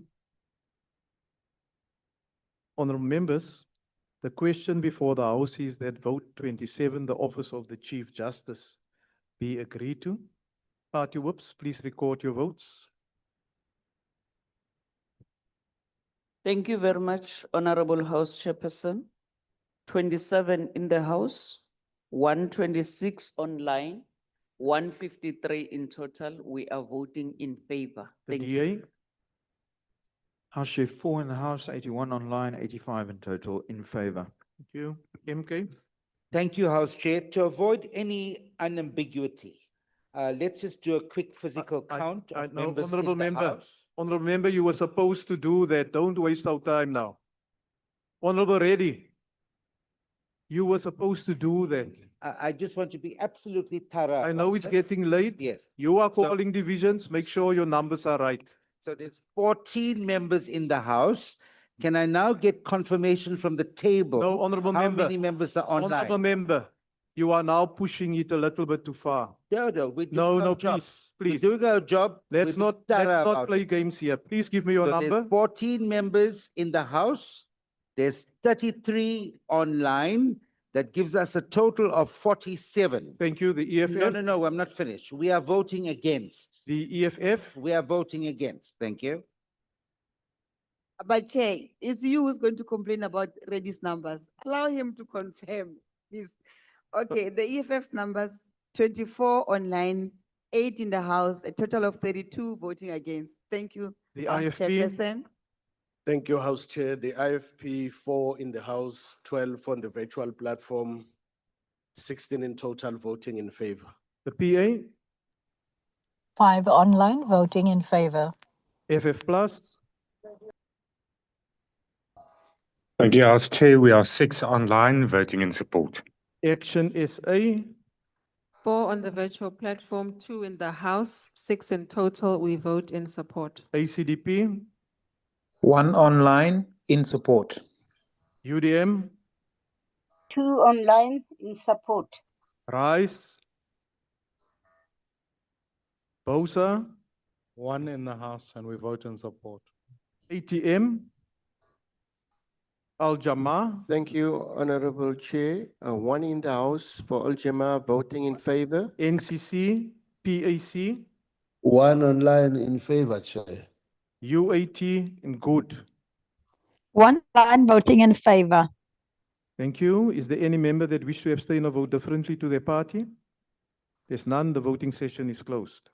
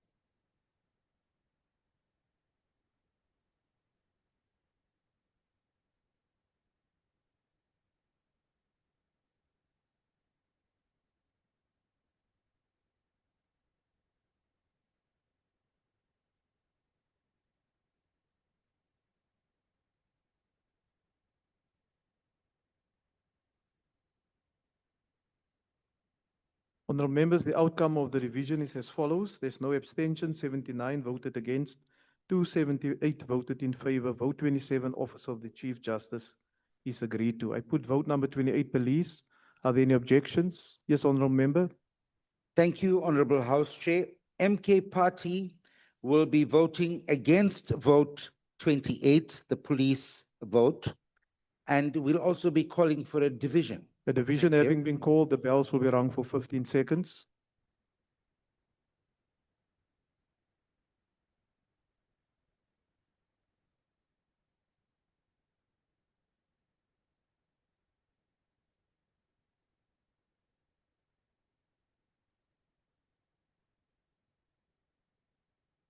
Please close the doors.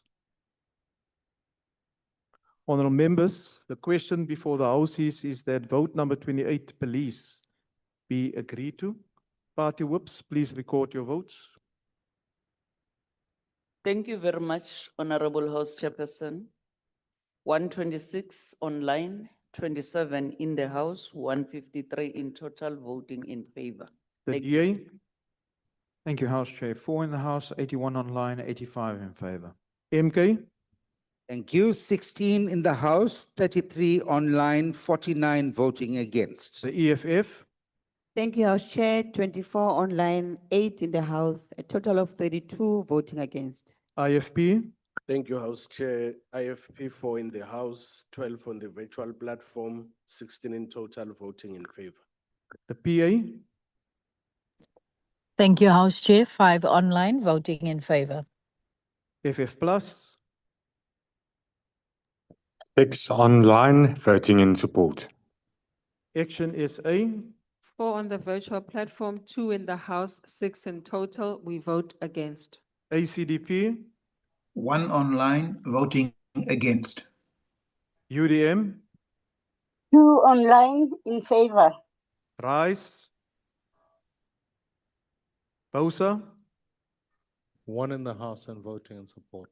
ATM, Al Jama, Thank you, Honorable Chair. 1 in the House, voting in favor for Al Jama. NCC, PAC, 1 online in favor. UAT, good. 1 online, vote in favor. Is there any member that wish to abstain or vote differently to their party? Is none, Honorable Reddy? Honorable House Chair, I've just been informed by the table staff that our numbers in the House is 13. I'm actually disputing that. So if I could just please do a count, because I've got 16 and I announced 16. I certainly would not want to be giving incorrect figures. So as MK Party, we Yeah, must 13 is stand- not difficult to count.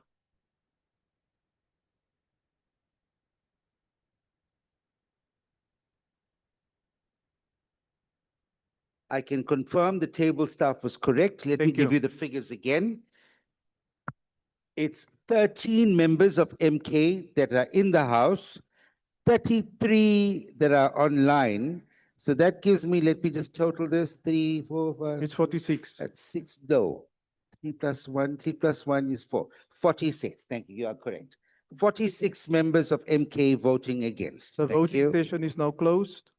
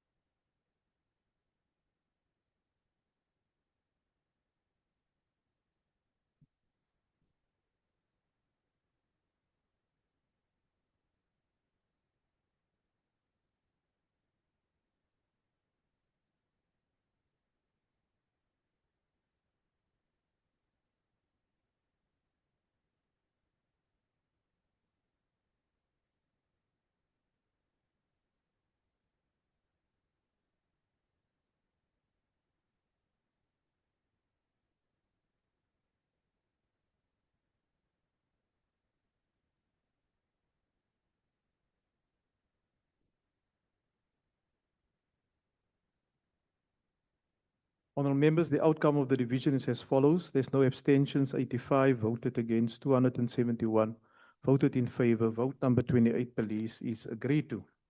I now put to you vote 29. Are there any objections? Yes, honourable member. Thank you, House Chair. Please note the objection of the EFF and you're calling for a division. The division having been called, the bells will be rung for 15 seconds.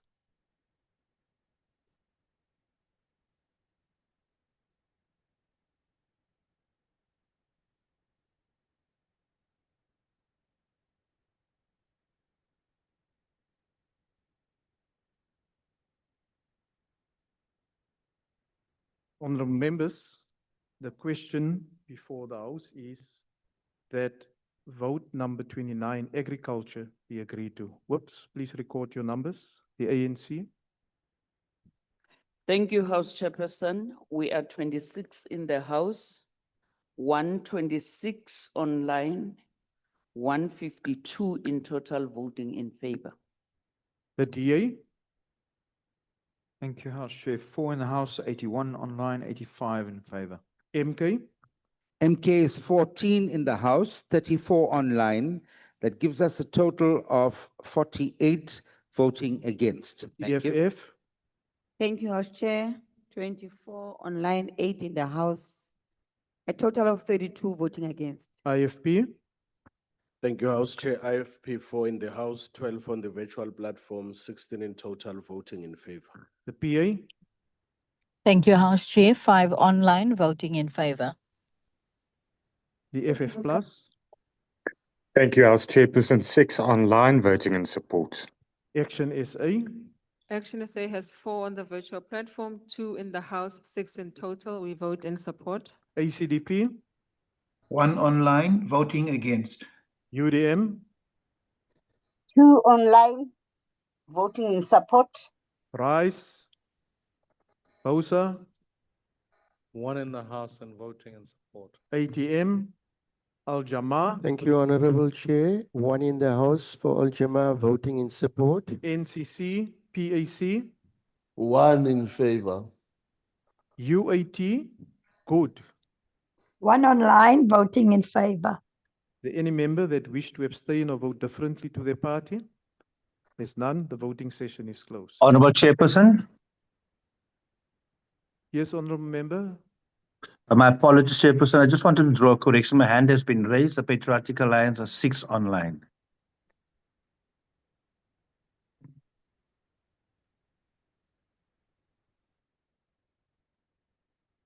Thank you. That correction will be effected.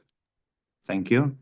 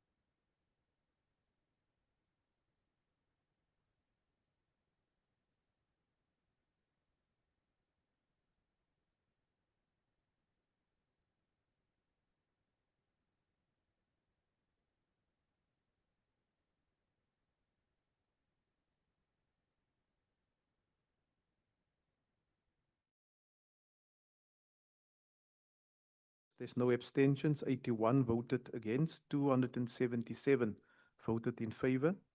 Vote 29, agriculture, is thus agreed to. I put vote number 30, communications and digital technologies. Yes, honorable member. Thank you, Honorable House Chair. The MK Party will be voting against vote 30, communications and digital technologies, and we are calling for a division. The Thank division you. having been called, the bells will be rung for 15 seconds.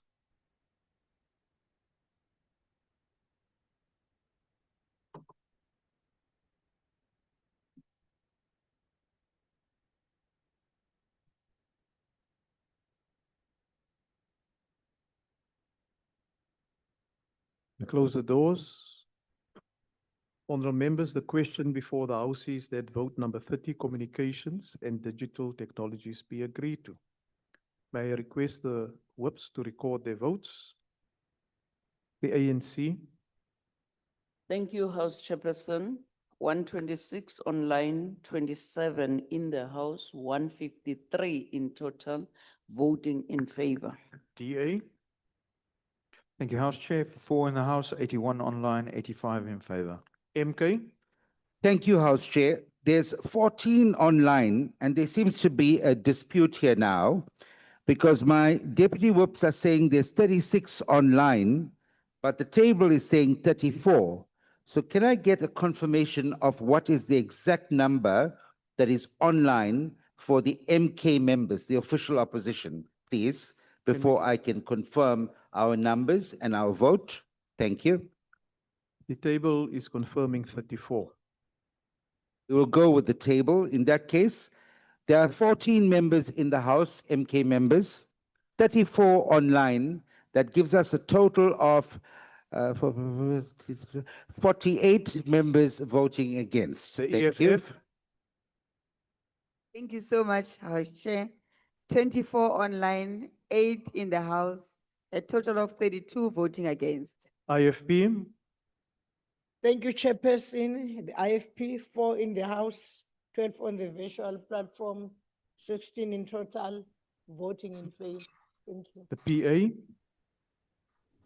Thank you, House Chair. 6 online, voting in favor. FF Plus, Thank you, House Chair. 6 members online voting in support. Action SA, Thank you, House Chair. We've got 4 members on the virtual platform, 2 in the House, 6 in total, voting in support. ACDP, ACDP has 1 online voting in support. UDM, 2 online in support. RISE, BOSA, 1 in the House voting in support. ATM, Al Jama, Thank you, Honorable Chair. 1 in the House for Al Jama voting in support. NCC, PAC, 1 online in favor, Chair. UAT, good. 1 online, voting in favor. Is there any member that wish to abstain or vote differently to their party? There's none. The voting session is closed.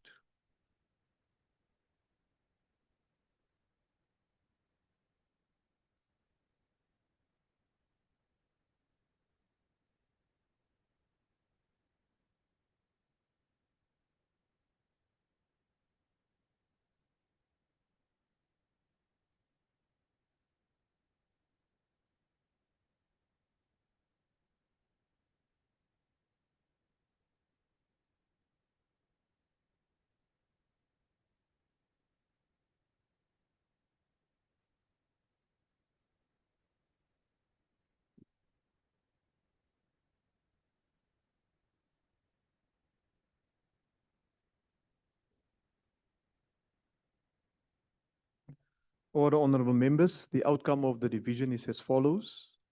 There's no abstentions, 80 voted against, 279 voted in favor.